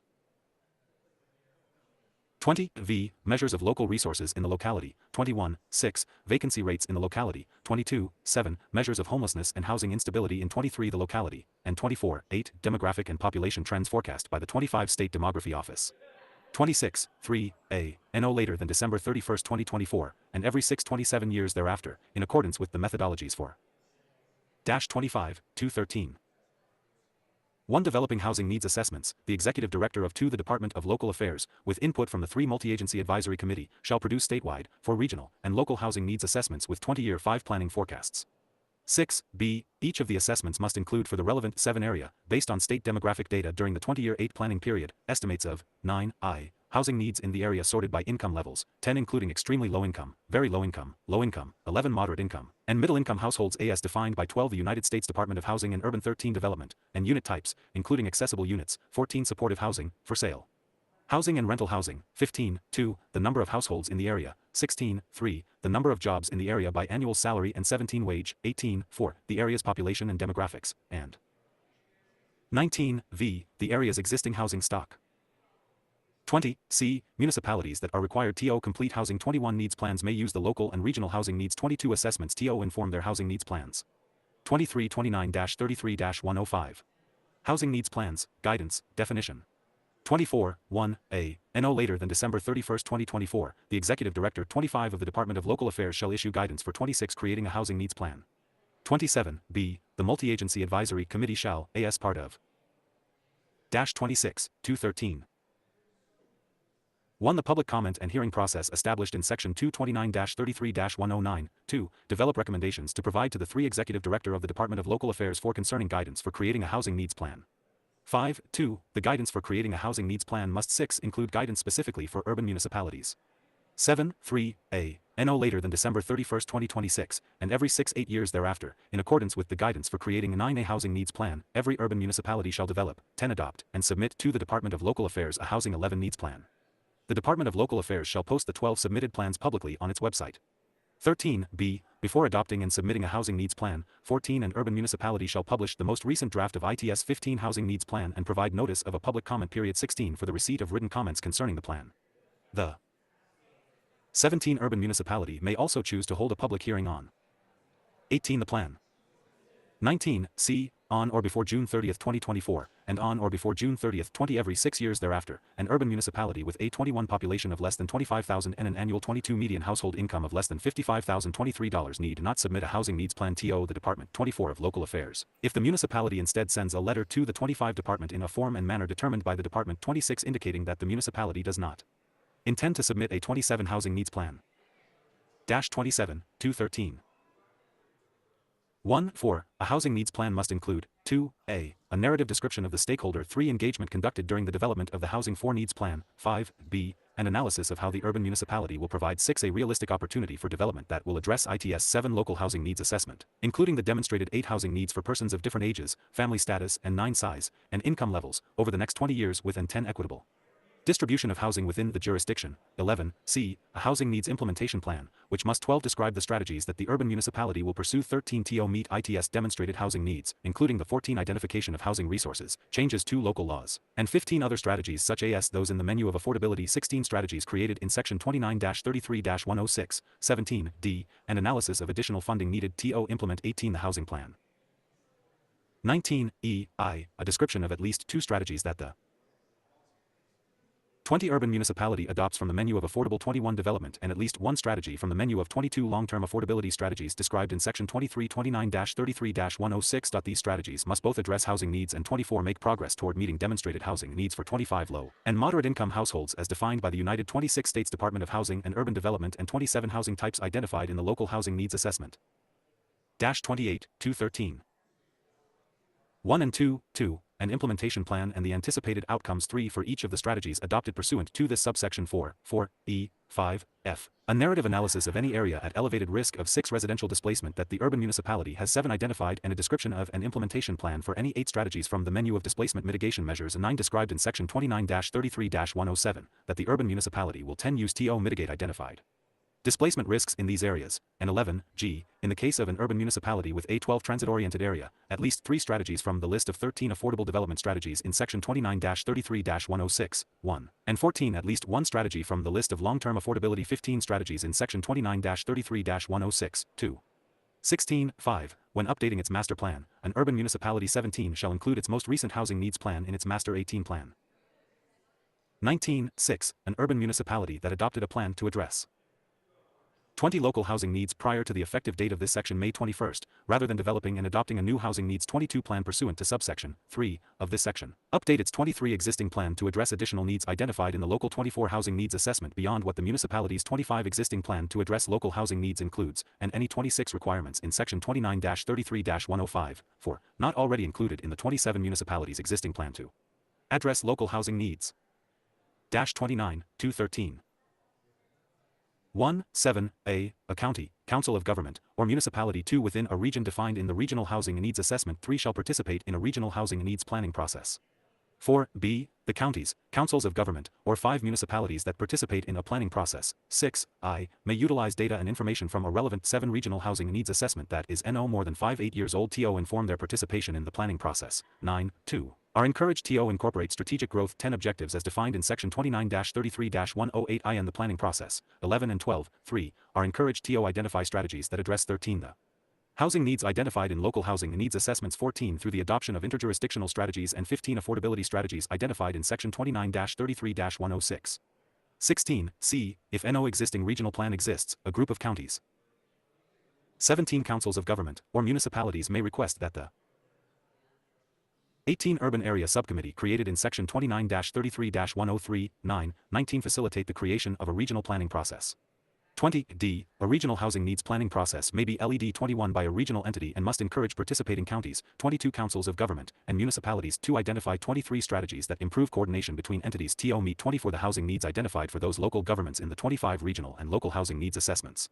26, E, BY December 31, 2024, the Urban Area Subcommittee 27 created in section 29-33-103, 9, shall issue a report to the 30-213.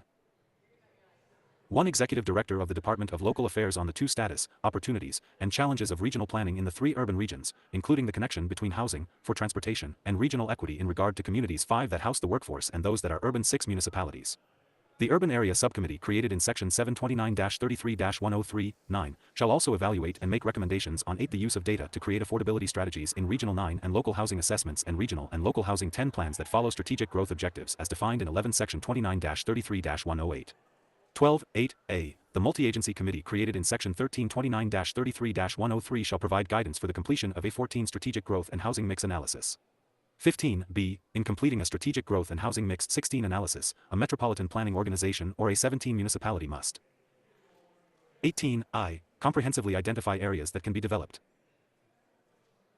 19 are redeveloped and that qualify as strategic growth areas. 20. The second, prioritize strategic growth areas within existing 21 census-defined urbanized areas, and include guidance for the 22 location of middle and multifamily housing that supports the 23 goals of Senate Bill 23 to 213, which include but are not limited to 24 meeting the state's housing needs for people of all income, 25 levels, age, and family status, and reducing 26 transportation-related climate and air quality impacts. 27.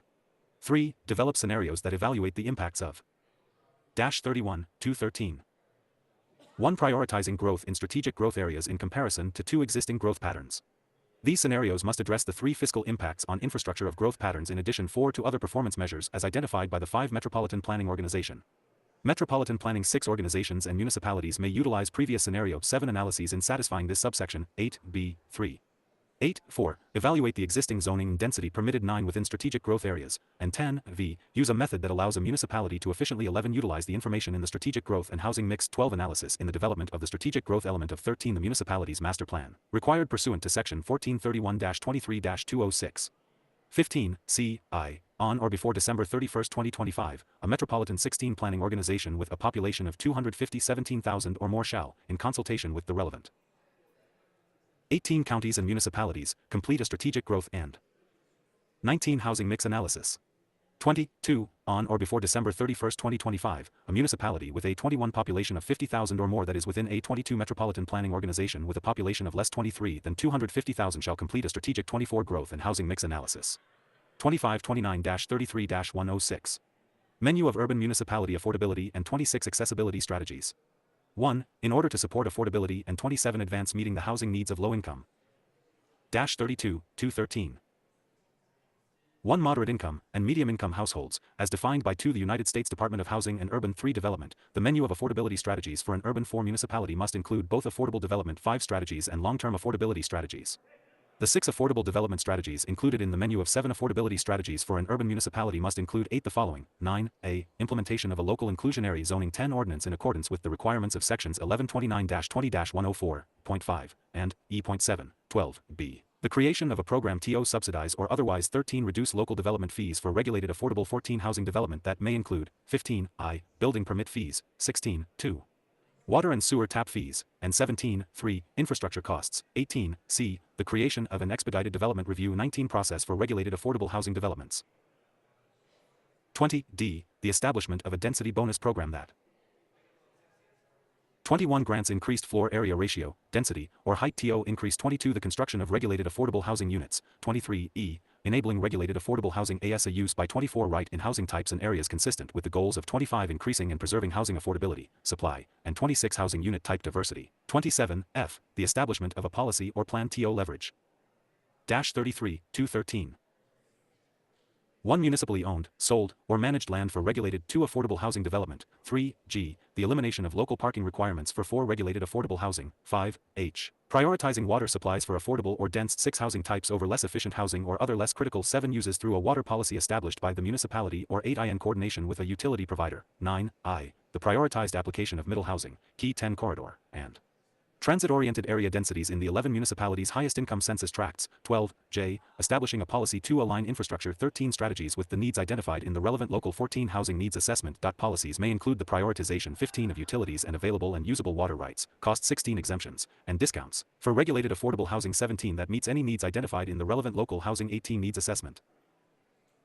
19k. Establishing housing and land use policies informed by 20. The findings and recommendations of the Strategic Action Plan 21 on Aging, developed pursuant to Section 24-32-3406, and the 22 Lifelong Colorado Initiative created pursuant to Section 2326-11-302, including the 8 realms of livable and age-friendly 24 communities, and 25L. Any other strategies proposed by a local government 26 or the Multi-Agency Advisory Committee that are approved by 27 the Department of Local Affairs and that support equal or 34, 213. 1. Greater affordability and accessibility consistent with the 2 needs identified in the relevant local housing needs assessment. 3.2. The long-term affordability strategies included in the 4 menu of affordability strategies for an urban municipality must 5 include the following. 6a. The establishment of a dedicated local revenue source. 7 for regulated affordable housing development, such as 8 instituting a linkage fee on new developments. 9b. The regulation of short-term rentals, second homes, 10 or other vacant units in a way that promotes the maximum use. 11 of local housing stock for local housing needs as determined. 12 through a housing needs assessment. This regulation may 13th include exacting a vacancy fee on underutilized units. 14. C. Making commitment to and remaining eligible for the 15 State Affordable Housing Fund created in Section 29-32-102(1). 16. D. Preserving affordability of both regulated and 17. Unregulated housing through interventions such as capital. 18. Investments in property restoration or rehabilitation, Local 19 right of first refusal programs, or programs that transition 20 existing housing stock to regulated affordable housing. 21. E. Incentivizing or creating a dedicated local program to 22. Facilitate investment in land banking Oregon community land trusts. 23. F. The establishment of an affordable homeownership 24 strategy such as 25. I. The acquisition or preservation of deed restrictions on 26 current housing units. 27. 2. The establishment of an incentive program to 35. 213. 1. Encourage realtors to work with prospective low-income and 2. Minority homebuyers, or 3. The establishment of an affordable rentio WN4 program, and 5. G. Prioritizing the use of municipally owned developable 6. Land for affordable housing development, including 7. Affordability deed restrictions of at least 75 years. 8. Urban municipalities shall demonstrate the adoption 9 of the number of the affordability strategies specified in Section 1029-33-105, 4. D. I. And submit a report detailing these strategies 11 to the Department of Local Affairs and no later than June 30, 2025. 12. In determining which strategies to adopt, an urban municipality 13 shall consider previous plans addressing housing needs or other 14 available data to inform the selection of strategies to address 15 known housing needs. Urban municipalities must adopt at least 16 strategies from the list of affordable development. 17 strategies in subsection 1 of this section and at least 1. 18 strategy from the list of long-term affordability strategies in 19 subsection 2 of this section. 24. Notwithstanding Section 29-33-105, 4. D. I. An urban 21 municipality may submit evidence to the Department of Local 22 Affairs concerning affordability strategies that the 23 municipality has adopted outside of those listed in this section. 24. Or that the municipality adopted prior to the effective date of 25 this section, and the impact of those strategies. The Department may 26 determine whether those strategies may qualify as 27 affordability strategies for purposes of Section 29-33-105. 36, 213. 1, 4, D, I. 229-33-107. Displacement risk assessment and mitigation 3 strategies. 1. A. No later than December 31, 2024, the Executive Director of the Department of Local Affairs shall develop a 5 displacement risk assessment, develop displacement mitigation 6 strategies, and determine the number of strategies that must be 7 selected TO Guide Tier 1 and Tier 2 urban municipalities and 8 rural resort job center municipalities in preventing 9 displacement as part of the required housing needs plan 10 pursuant TO Section 29-33-105. 11. B. The displacement assessment, displacement mitigation 12 strategies, and number of displacement mitigation strategies 13 must provide adequate guidance and tools to prevent 14 displacement from areas, communities, or households at high 15 risk for displacement. 16. 2. Displacement risk assessment. A displacement risk 17 assessment must consider 18. I. Geography as determined by feedback gathered from 19. The residents of the community and not necessarily by census. 20 tracts, 21, 2, neighborhood level early warning and response 22 systems that can help municipalities and community advocates 23 get ahead of trends and predictions of future change with a 24 focus on displacement due to rising housing costs, 25, 3, baseline census data and the inclusion of other data 26 points that are updated on a frequent basis, 27, 4, neighborhood change, which means the consideration. 37, 213.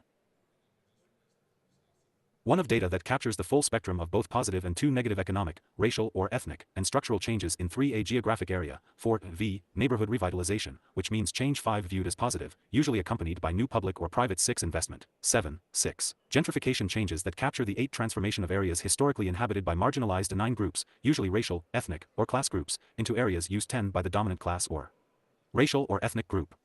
This type of 11 change may be characterized by increased investments in areas 12 that have seen long-term disinvestment. 13. 7. Displacement, as defined in Section 29-33-102. 14. Displacement is distinct from residential mobility, which 15 includes voluntary household movement. 16. B. A displacement risk assessment must include the 17 following factors that can be used to identify risks for 18 displacement at the census tract or other similar geographic. 19. Scale, as determined by the residents of a given community. 20. I. The percentage of households who are extremely 21 low income, very low income, and low income, as defined by the 22 United States Department of Housing and Urban Development. 23. 2. The percentage of residents who are renters. 24. 3. The percentage of cost-burdened households. 25. 4. The number of adults who are 25 years of 26 age or older and have not earned at least a high school 27 diploma. 38, 213. 1. The percentage of households in which the primary language that is spoken is a language other than English. 3. The percentage of residents who were born outside of the United States according to publicly available state and 5 federal information. 6. The employment rate. 7. 8. The percentage of workers who live within a 10-mile radius of an urban municipality or 20-mile radius. 9. Of a rural resort job center. 10. 9. The percentage of households that do not have 11 internet access. 12. Existing affordable housing stock at risk of 13 displacing current residents due to market forces. Revised 14 neighborhood architectural design changes or aging 15 structures. 16. 11. Institutional investor real estate activity in the 17 for sale market. 18. 12. An evaluation of increased land prices, rental 19 prices, property values, and other real estate and housing 20 affordability impacts that could create a vulnerability to or 21. Elevated risk of displacement for residents currently living in 22. The area or community. 23. 13. The number of renters who were legally evicted for 24 non-payment of rent in the prior calendar year, for all areas. 25. Where this information is readily available. 26. 14. The number of small businesses, as measured by 27 annual gross sales amount, and -39, 213. 1. 15. The change in the number of businesses over 2 years prior to assessment. 3. The displacement risk assessment must be developed in for a manner that allows for municipalities to conduct an initial 5 displacement risk assessment, necessary subsequent 6 displacement risk assessments, and displacement risk 7 assessments of specific projects to determine the project's 8 displacement risk. 9. Displacement mitigation strategies. The goal of 10 displacement mitigation strategies is to ensure that 11. Vulnerable homeowners and renters in gentrifying 12 neighborhoods are not displaced from their current homes and 13 neighborhoods. 14. 2. The existing affordable housing stock, both subsidized 15 and unsubsidized, in gentrifying neighborhoods is preserved. 16. That dwelling units are in good condition while remaining. 17. Affordable to low-income residents. 18. 3. City planning and land use decisions. Incorporate 19. Inclusive and equitable displacement mitigation strategies, and 20. Low-income persons and communities of color are empowered to 21. Participate early and meaningfully in land use decisions that 22. Shape their homes, neighborhoods, and communities. 23. 4. New affordable housing options are created to serve 24 current and future vulnerable households in gentrifying 25 neighborhoods. 26. Vulnerable residents are able to remain in or return 27 to their communities by accessing the new affordable housing. 40. 213. 1. Opportunities in their neighborhoods, and 2. 6. An equal or greater amount of affordable housing. 3. Is provided in areas identified as at risk of displacement based on for the displacement risk assessment. This is a central tenet of the 5 displacement mitigation strategies. 6. Each of the displacement mitigation strategies must be 7. Able to be incorporated by Tier 1 and 2 municipalities and 8 rural resort job center municipalities into the municipality's 9 housing needs plan as required by Section 29-33-105. These 10 displacement mitigation strategies must include 11. Guidance and recommendations for how a local 12 government shall incorporate the displacement risk assessment. 13. Required pursuant to subsection 1 of this section. 14. 2. Long-term displacement mitigation measures from 15 which local governments must choose to address areas. 16. Identified in the displacement risk assessment required by 17 subsection 2 of this section, including 18. Developing a program to offer technical assistance. 19. And financial support for community organizations to develop 20 independent community land trusts. 21. Local government planning for acquisition and 22. Rehabilitating of naturally occurring affordable rentals. 23. Either to enter into land trust or to include affordability deed. 24. Restrictions. 25. Implementing local right of first refusal for expiring 26 regulated affordable units. Prioritize local funds toward 27 affordable unit recapture and implementing or continuing deed. 41. 213. 1. Restricted affordability, and 2. Providing homestead tax exemptions for long-time 3 homeowners in neighborhoods identified as vulnerable to 4 displacement and for low to moderate income homeowners 5 within 1/2 mile of large multifamily developments. 6. 3. Requiring multifamily developers who build 7 developments in areas at risk of displacement, as identified by 8. The displacement risk assessment, to create a community 9 benefits agreement with affected populations within 10 1/4 mile of the development. 11. 4. Providing a prioritization policy for current 12 residents in 30% of any new multifamily development. 13. For the first 2 months of when units are leased after 14 construction in a multifamily development. 15. Requiring greater affordability requirements for 16 missing middle housing in areas that are identified as at risk of 17 displacement pursuant to the displacement risk assessment. 18. Required in subsection 1 of this section. 19. In areas with single-family zoning, 1 in 3 units 20 in any triplex must be affordable to people with incomes at or 21 below 100% of the local neighborhood area 22 median income, and 23. In areas zoned for use by single-family dwellings that 24 are rezoned for multifamily units with 3 to 4 units. 25% of the units must be affordable to people with incomes 26 at or below 100% of the local neighborhood 27 area median income. And 42, 213. 1. 6. Short-term displacement mitigation measures from 2 which local governments shall choose, including 3a. The creation of a locally funded and administered for-rental and mortgage assistance program, 5b. The creation of an eviction and foreclosure and no-cost 6 legal representation program, 7c. The establishment of a housing counseling and 8 navigation program, and 9d. The creation of a property tax and down payment 10 assistance program. 11c. Municipalities shall adopt a minimum number of 12 short-term and long-term displacement mitigation strategies. 13i. The number of short-term and long-term 14 evidence-based displacement mitigation strategies that in 15 urban or rural resort job center municipality shall adopt is 16 determined based on the percentage of the population found to 17 be vulnerable to displacement according to the Displacement 18 risk assessment.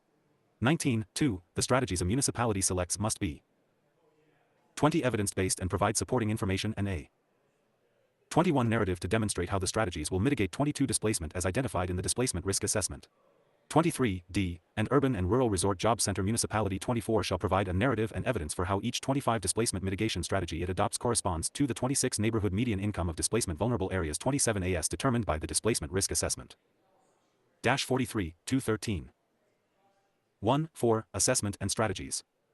No later than December 31st, 2024, and every 5 years thereafter, in accordance with the 3 guidance for creating a displacement risk assessment and the 4 selection of displacement mitigation strategies, every Tier 1, 5 and 2 urban municipality and rural resort job center 6 municipality shall develop, adopt, and submit a displacement 7 risk assessment and a description of the evidence-based 8 displacement mitigation strategies it selected to the 9 Department of Local Affairs as part of a Housing Needs Plan 10 required under Section 29-33-105. The Department of Local 11 Affairs shall post the submitted plans publicly on its website. 12.5. Public comment. Before adopting and submitting a final 13 displacement risk assessment and making a final selection of 14 evidence-based displacement mitigation strategies, a Tier 1 or 15 Tier 2 urban municipality and a rural resort job center 16 municipality shall publish the most recent draft of its 17 displacement risk assessment and the evidence-based 18 displacement mitigation strategies it selected and engage in a 19 public comment process. That public comment process must include 21a. Providing public notice and holding at least 2 public 22 hearings at which members of the public have an opportunity to 23 comment, 24b. Allowing submission of written comments, 25c. Conducting outreach to and soliciting feedback from 26 the local community groups that are most at risk of 27 displacement. 44, 213. 1d. Consulting with experts in disability rights, 2. Homelessness prevention, affordable housing, and tenant rights, 3e. Conducting outreach to communities at risk of 4 displacement, and 5f. An encouragement of participation in the public 6 comment process. Ensuring accessibility to the comment and 7 hearing process by providing translations of the draft and final 8 displacement risk assessment, evidence-based displacement 9 mitigation strategies, or other related materials and by 10. Providing interpretation in languages predominantly spoken in 11 each community for hearings and outreach. 12.6. Prior displacement efforts. By January 1, 2025, Tier 1 13 and 2 urban municipalities and rural resort job center 14 municipalities may submit evidence-based mitigation strategies 15 linked to displacement risk assessments and the impact of the 16 measures that the municipality adopted prior to the effective 17 date of this section to the Department of Local Affairs.no later. 18 Then December 25, 2025, the Department may determine whether 19 those strategies qualify as a displacement mitigation long-term 20 or short-term measure to go towards satisfying the number of 21 measures that must be adopted for pursuant to subsection 22, 3, c, I, of this section. 23, 7. Technical assistance. The Department of Local Affairs 24 shall provide technical assistance and funding to support Tier 25 1 and 2 urban municipalities and rural resort job center 26 municipalities in conducting a displacement assessment and in 27 identifying displacement mitigation strategies to address the 45, 213. 1. Risk of displacement in the areas at the highest risk of 2 displacement. 329-33-108. Strategic Growth Objectives, Reporting. 1a. Number 4 Later than March 31, 2024, the Executive Director of the 5 Department of Local Affairs shall publish a report that 6 identifies multi-agency implementation principles to achieve 7 strategic growth objectives. The Executive Director shall 8 update this report every 6 years. 9b. The Multi-Agency Advisory Committee shall, as part of 10 the public comment and hearing process established in Section 1129-33-109, 2. Develop recommendations to provide to the 12 Executive Director of the Department of Local Affairs 13 concerning the report described in subsection 1a of this 14 section. 15. 2. Strategic growth objectives serve as broad guidance 16 to state agencies and other entities engaged in the 17 implementation of Senate Bill 23-213, are intended to aid in 18 reaching the housing and land use goals of Senate Bill 23-213 as 19 identified in subsection 4 of this section and are to be utilized. 20 in developing multi-agency implementation principles for 21 strategic growth objectives. Strategic growth objectives must 22 be drafted in a way that, at a minimum, 23a, define strategic growth areas AS areas within 24 existing census urbanized areas that include areas, 25, A, within key corridors and transit-oriented areas, 26, 2, that are vacant, partially vacant, and underutilized, 27 land. Dash 46, 213. 1, 3, that can accommodate infill development, 2, redevelopment, and new development, 3, 4, that include grayfield development and brownfield 4 development, 5, V, that include a variety of housing types at density 6 levels that support frequent transit service, for both existing 7 and future transit corridors, 8, 6, that include middle housing and multifamily housing 9 in existing or future walkable mixed-use neighborhoods and 10 centers, 11, 7, with sufficient water supplies and allocations 2, 12, affordable and water-efficient design, and 13, 8, beyond existing a census urbanized area 14, experiencing growth may be considered a strategic growth area 15 if it meets the criteria in subsections 2A, V, 2A, 6, and 16, 2A, 7, of this section. 17, B, requires state agencies to consider the different 18 contexts and needs of strategic growth areas in rural 19 resort, and urban areas of the state. 20, C, promotes investments that support strategic growth. 21 areas, 22, D, streamlines agency permitting processes to support 23 strategic growth areas, 24, E, requires project prioritization processes and grant 25 programs to support strategic growth areas, 26, F, considers steps to support strategic growth objectives, 27 when updating planning documents, including performance. Dash 47, 213. 1 measures and performance targets, and 2, G, allows for the identification of new strategic growth 3 objectives as needed during the implementation of the 4 multi-agency implementation principles identified in subsection 5, 1A, of this section. 6, 3A, no later than June 30, 2025, the multi-agency group 7 shall submit a report to the Executive Director of the 8 Department of Local Affairs with review and CO submittal from 9 the Executive Director of the Department of Natural Resources 10 who shall submit the report to the General Assembly. 11b, the report must assess both, 12i, the availability and sufficiency of water supplies in 13 counties with a population greater than 214,000 TO provide for anticipated growth and development, 15.2, policy options TO promote water use efficiency, and 16.3, policy options to optimize water supply and 17 development. 18.4, on or before December 31, 2023, the multi-agency 19 committee created in section 29-33-103 shall submit a report to 20. The Executive Director of the Department of Transportation, 21 who shall submit the report to the General Assembly, 22 identifying key corridors for urban bus rapid transit service and 23 frequent bus service. 24, 5, no later than December 31, 2023, the Multi-Agency 25 Committee created in Section 29-33-103 shall deliver a report to 26 the General Assembly concerning legislative and administrative 27 recommendations to address long-term housing supply and 48, 213. 1. Affordability needs, in a manner that conserves water, open to space and agricultural land, reduces greenhouse gas emission 3 in a manner sufficient to meet the state's statutory reduction 4 goals in air pollution, demonstrates the reduction of 5 near-road air pollution, and reduces long-term infrastructure 6 costs. 729-33-109. Public comment and hearing process.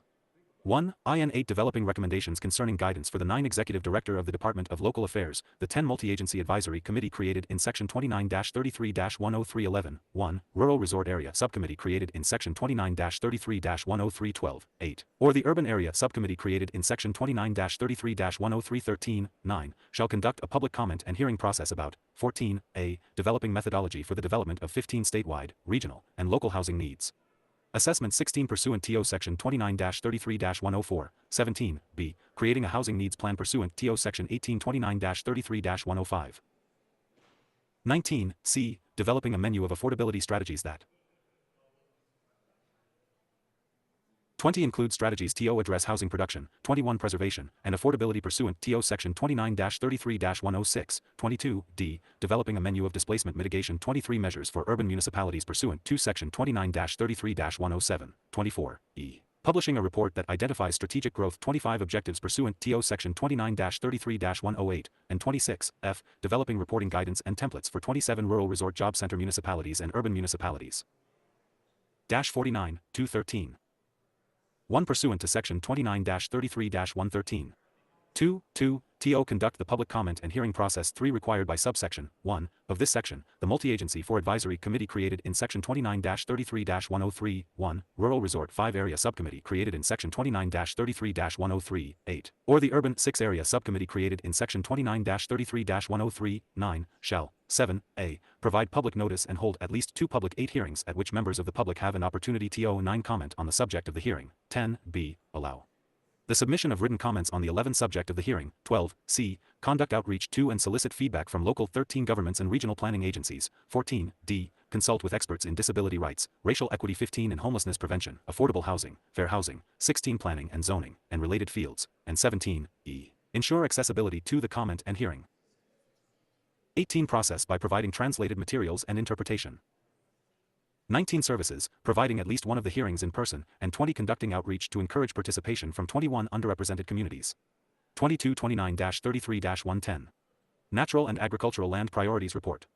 23. 1. No later than December 31, 2024, the Office of Climate 24 Preparedness created in Section 24-38.8-102, 1, shall consult 25 with the Department of Agriculture, the Division of Parks and 26 Wildlife within the Department of Natural Resources, the 27 Outdoor Recreation Industry Office in the Office of Economic. 50, 213. 1. Development, the Colorado Tourism Office, and the Multi-Agency 2 Group TO develop a report that identifies interjurisdictional 3 priorities that metropolitan planning organizations should 4. Apply TO achieve both, 5.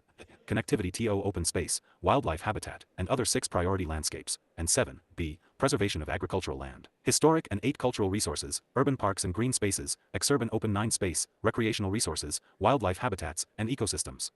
10. With the greatest need for conservation. 11. 2. The report must integrate and include information 12 from relevant existing and under development state plans, 13 including the Division of Parks and Wildlife State Wildlife 14 Action Plan, that address conservation, recreation, and climate 15 adaptation, and must be updated to incorporate results of new 16 plans, data, or analyses that are completed after the initial 17 completion of the report. 18. 3. The Department of Local Affairs shall publish the 19 report and make it available as a resource for local 20 governments for use in developing master plans pursuant to 21 sections 30-28-106 and 31-23-206 as applicable. 2229-33-111. Rural Resort Job Center Municipalities, existing 23 plans to address local housing needs, menu of affordability strategies 24, regional housing needs planning process.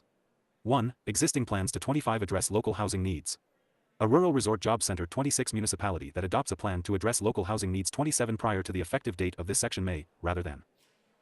51, 213.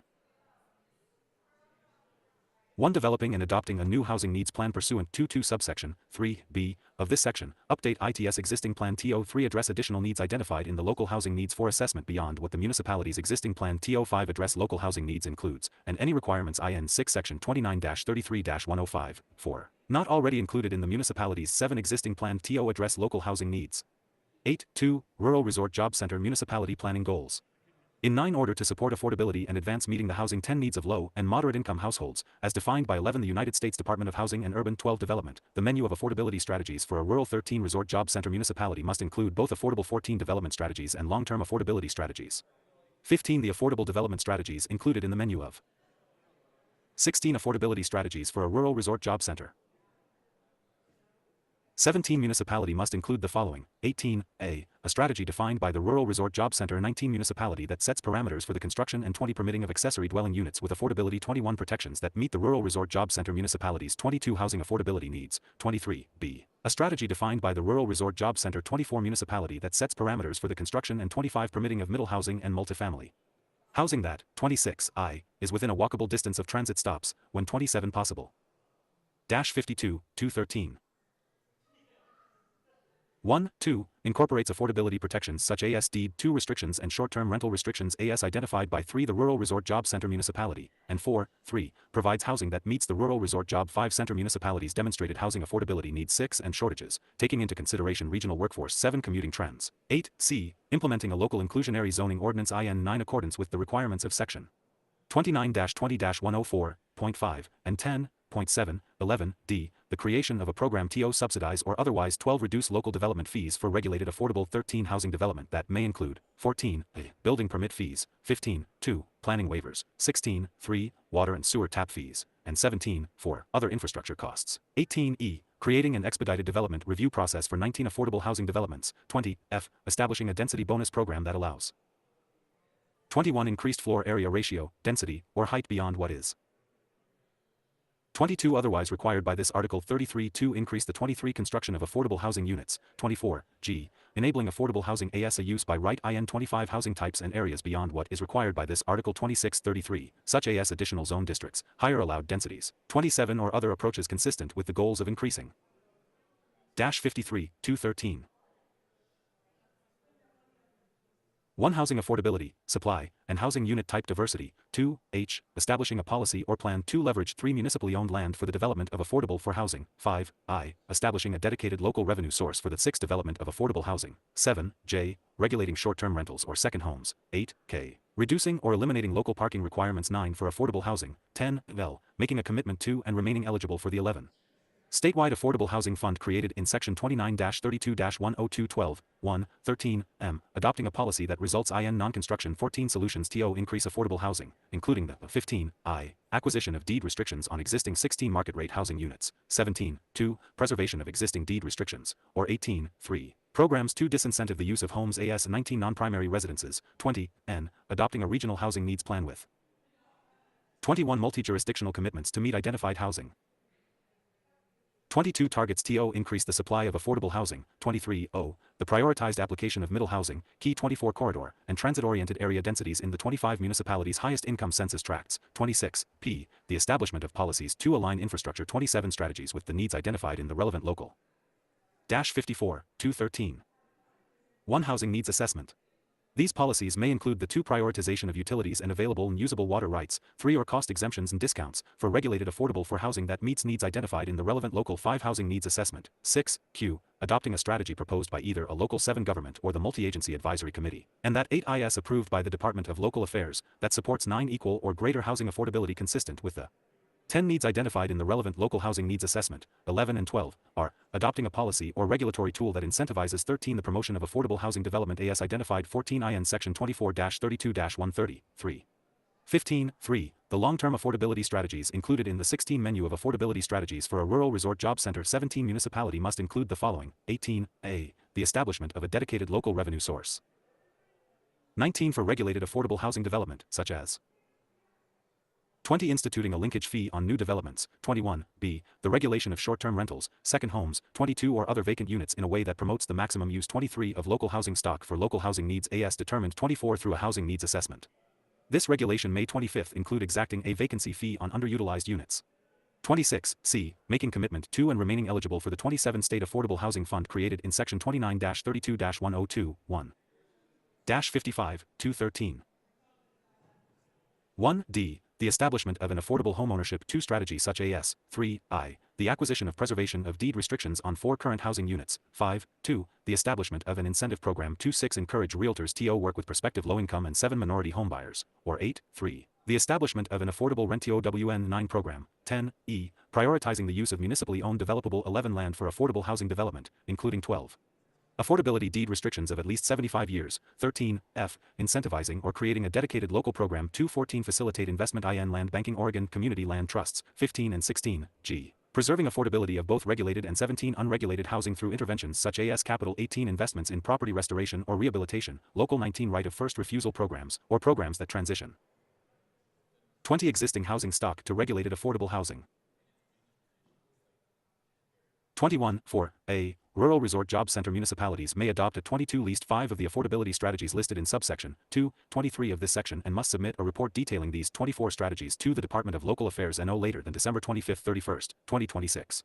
In determining which strategies to adopt, a 26 Rural Resort Job Center municipality shall consider previous 27 plans addressing housing needs or other available data to 56, 213. 1. Inform the selection of strategies to address known housing 2 needs. 3. B. Notwithstanding subsection 4. A. Of this section, a 4 Rural Resort Job Center municipality must adopt at least 2 5 strategies from the list of affordable development strategies 6 in subsection 2 of this section and at least 1 strategy from 7 the list of long-term affordability strategies in subsection 3, 8 of this section. 9. C. Notwithstanding subsection 4. A. Of this section, a 10 Rural Resort Job Center municipality may submit evidence to the 11 Department of Local Affairs concerning affordability 12 strategies that the municipality has adopted outside of those 13 listed in this section, or that the municipality adopted prior to 14 the effective date of this section, and the impact of those 15 strategies.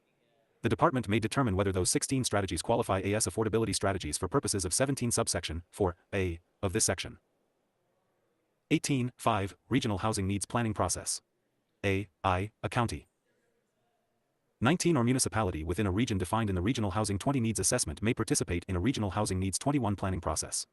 22. 2. The counties or municipalities that participate in A23 planning process. 24. A. May utilize data and information from a rural resort 25 regional housing needs assessment that is no more than 526 years old to inform their participation in the planning process. 27. B. Are encouraged to incorporate strategic growth.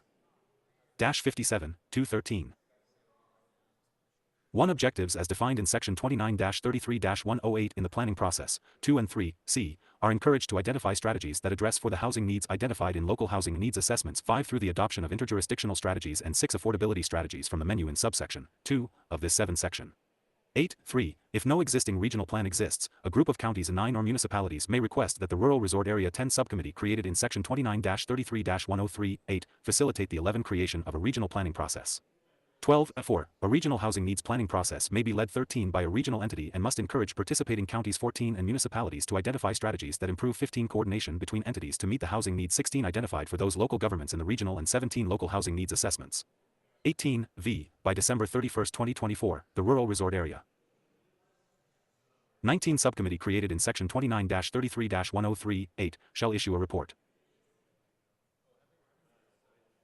20. To the Executive Director of the Department of Local Affairs on 21. The status, opportunities, and challenges of regional planning. 22. In the rural resort regions, including the connection between 23 housing and transportation and regional equity in regards to 24 communities that house the workforce and those that are rural. 25. Resort Job Center municipalities. 26. B. I. No later than December 31, 2026, and every 6/27 years thereafter, a rural resort job center municipality shall. 58. 213. 1. Develop, adopt, and submit to the Department of Local Affairs A2 Housing Needs Plan.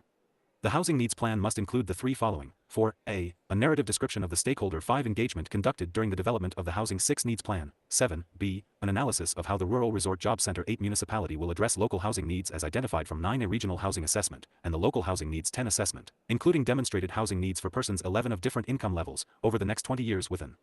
12. Equitable distribution of housing within the municipality. 13. C. A narrative analysis of any area at elevated risk of 14 residential displacement that the Rural Resort Job Center 15 municipality has identified, at the discretion of each 16 municipality, and a description of an implementation plan for 17. Any displacement mitigation measures that the Rural Resort Job 18 Center has considered as options and decided to use, at the 19. Discretion of each municipality, to mitigate identified 20 displacement risks in these areas. 21. D. A definition of affordability in addressing housing 22 needs, including workforce housing. This definition must be 23 based on the housing needs assessment and include relevant 24 area median income classifications, and may include income 25 levels of all full-time residents whose housing needs are not 26 met. If the Rural Resort Job Center municipality has a pre-existing 27 definition of affordability that is supported by the outcomes of 59, 213. 1. The most recent housing needs assessment, then it may rely on 2 and report that definition, and 3. E. An implementation plan that describes how the Rural 4 Resort Job Center municipality will comply with any selected 5 affordability strategies from Section 29-33-111, 2. 6. 2. Before adopting and submitting a housing needs plan, 7. A Rural Resort Job Center municipality shall publish the most 8 recent draft of its housing needs plan and provide notice of a 9 public comment period for the receipt of written comments 10 concerning the plan. The Rural Resort Job Center municipality may 11th also choose to hold a public hearing on the plan. 12. 3. The Department of Local Affairs shall post the 13 housing needs plans submitted by Rural Resort Job Center 14 municipalities publicly on the Department of Local Affairs 15 website. 1629-33-112. Water Supply Forecast. 1. No later than June 30, 2025, the Executive Director of the Department of Local Affairs. 18. In consultation with the Colorado Water Conservation Board. 19. Shall submit a joint report to the General Assembly conforming 22 the Colorado Water Plan and Basin Implementation Plans 21 adopted in January 2023 that assesses, 22, a, the availability and sufficiency of water supplies in 23 counties TO provide for anticipated growth and development, 24, b, a framework TO guide investments in development and 25 conservation, and 26, c, a range of policy options TO maximize efficiency of 27 existing water supply and identify impacts of future. 60, 213. 1. Development. 2. The Director shall consult water providers and 3 published water supply master plans in the preparation of the 4 report. 529-33-113. Technical Assistance, Housing Plans Assistance 6 Fund, Definition. 1. The Division of Local Government within the 7 Department of Local Affairs shall provide technical assistance 8 materials, briefings, consulting services, templates, tools, 9 trainings, webinars, or other guidance to aid local governments 10 and metropolitan planning organizations in updating local laws 11 and otherwise complying with this Article 33. 12.2. To assist local governments in complying with this 13 Article 33, the Division of Local Government within the 14 Department of Local Affairs, with the support of the 15 Multi-Agency Group, shall provide technical assistance funding 16 through either a grant program or the provision of consultant 17 services through subject jurisdictions or both a grant program. 18. And provision of consultant services. The Division of Local 19 Government may also provide technical assistance funding 20 through a metropolitan planning organization, county, or other 21 regional entity. Beginning January 1, 2026, and every year 22 thereafter, the Department of Local Affairs shall provide a 23 report on the assistance requested by local governments 24 pursuant to this section, whether or not adequate state funding 25 is available to meet the assistance requested by local 26 governments, and any additional resources that local 27 governments have identified that would help complete advisory. 61.213. 1. Housing Needs Plans. 2.3a. The Housing Plans Assistance Fund is created in the 3 State Treasury. The fund consists of any money that the General for Assembly may transfer or appropriate to the fund for 5 implementation of the grant program, and gifts, grants, or 6 donations credited to the fund. The State Treasurer shall credit 7 all interest and income derived from the deposit and investment 8 of money in the Housing Plans Assistance Cash Fund to the fund. 9b. Subject to annual appropriation by the General 10 Assembly, the Department of Local Affairs may expend money 11 from the fund for the purposes of providing technical assistance 12 and implementing a grant program pursuant to subsections 1, 13 and 2 of this section. 1429-33-114. Reporting requirements. 1a. No later than December 15, 31st, 2025, the Executive Director of the Department of 16 Local Affairs shall develop reporting guidance and templates. 17. For rural resort job center municipalities and urban. 18 municipalities. 19b. The Multi-Agency Advisory Committee shall, as part of 20 the public comment and hearing process established in Section 2129-33-109, 2, provide recommendations to the Executive Director 22 of the Department of Local Affairs concerning the development 23 of reporting guidance and templates for rural resort job center 24 municipalities and urban municipalities.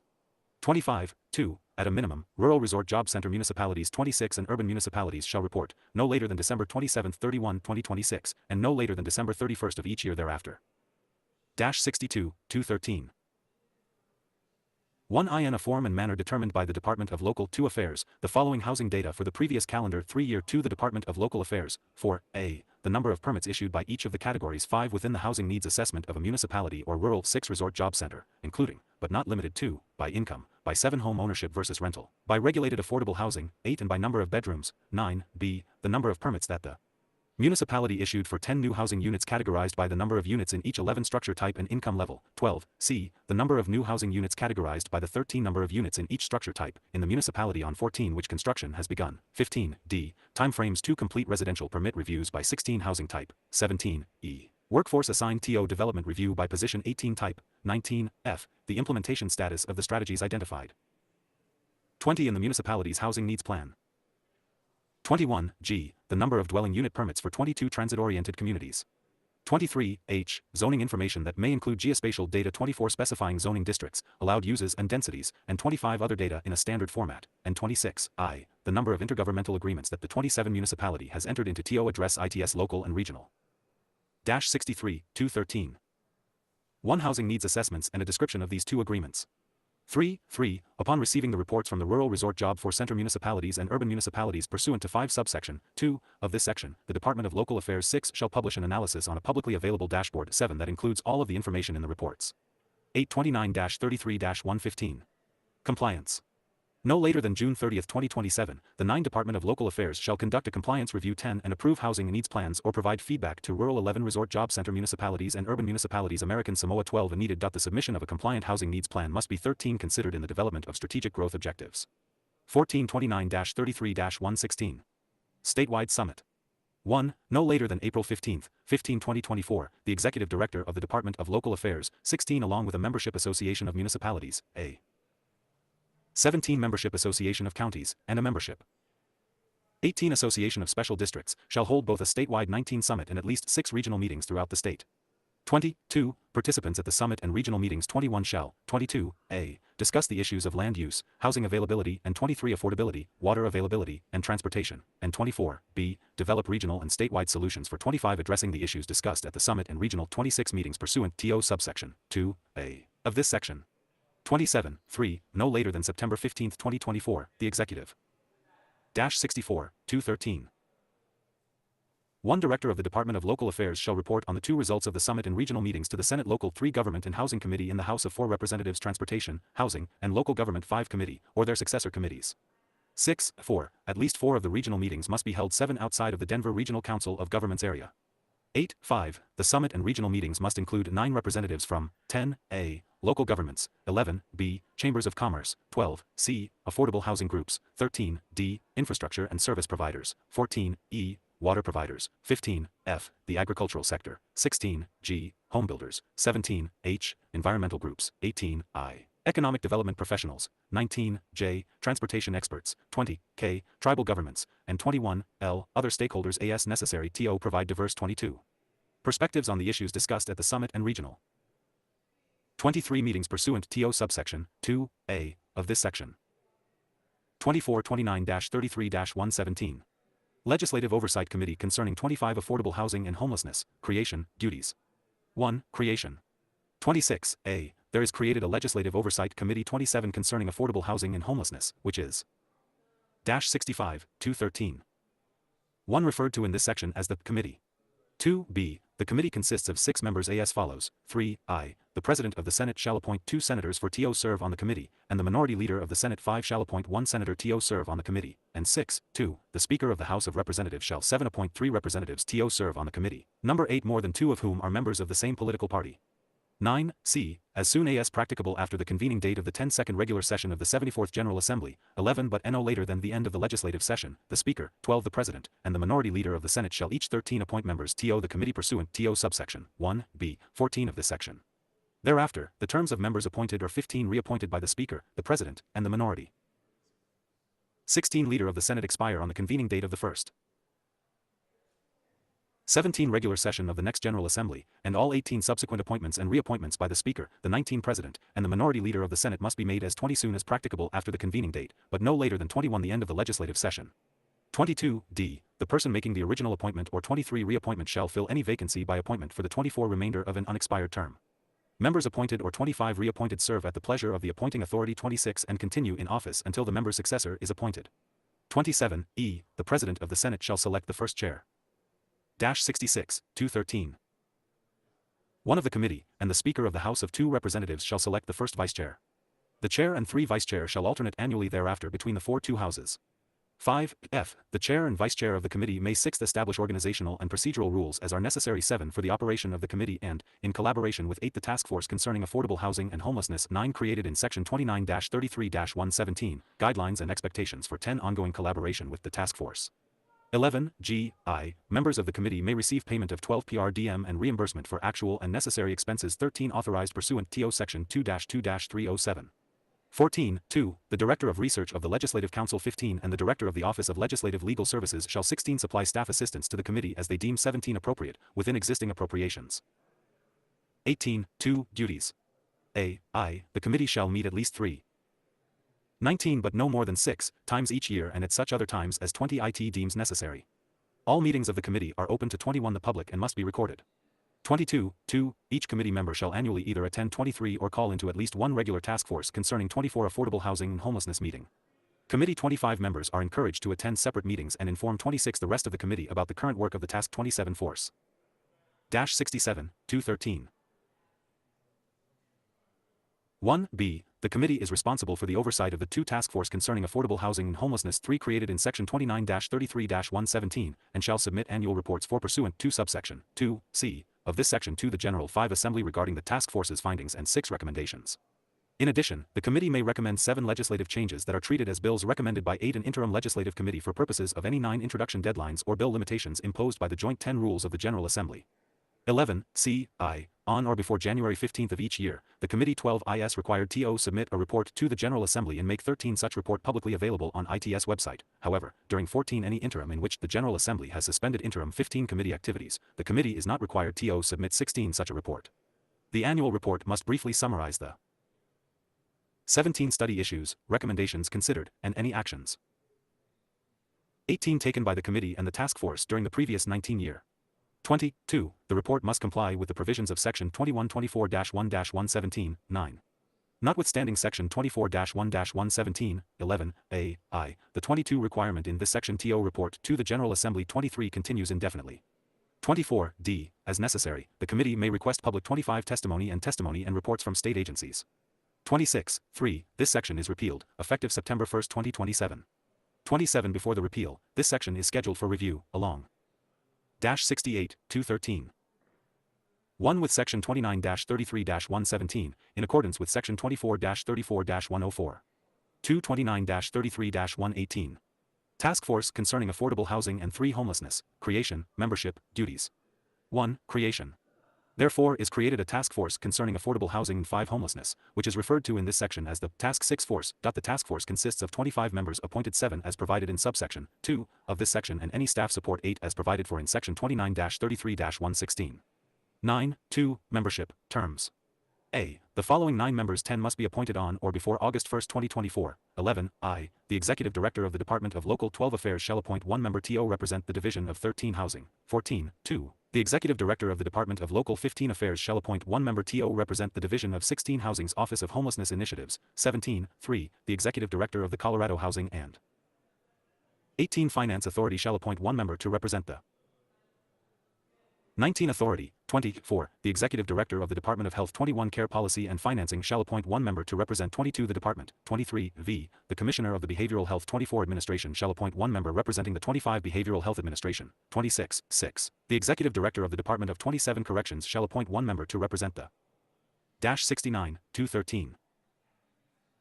1 Department. 2. 7. The Executive Director of the Department of 3 Education shall appoint 1 member to represent the 4 Department. 5. 8. The Governor shall appoint 1 member to represent 6 either the Department of Labor and Employment or the 7 Department of Human Services. And 8. 9. The Governor shall appoint 1 member to represent 9 either the Colorado Energy Office or the Office of Economic 10 Development and International Trade. 11. B. The Chair and Vice Chair of the Legislative Oversight 12 Committee Concerning Affordable Housing and Homelessness 13 created in Section 29-33-116, referred to in this section as the 14 Committee, shall appoint 16 additional members. 15 committee staff are responsible for publicly announcing 16 vacancies for the following positions, and requesting 17 candidates submit a letter of interest for the specific position, 18 so that the letters of interest are due no later than 1 week. 19 after the effective date of this section.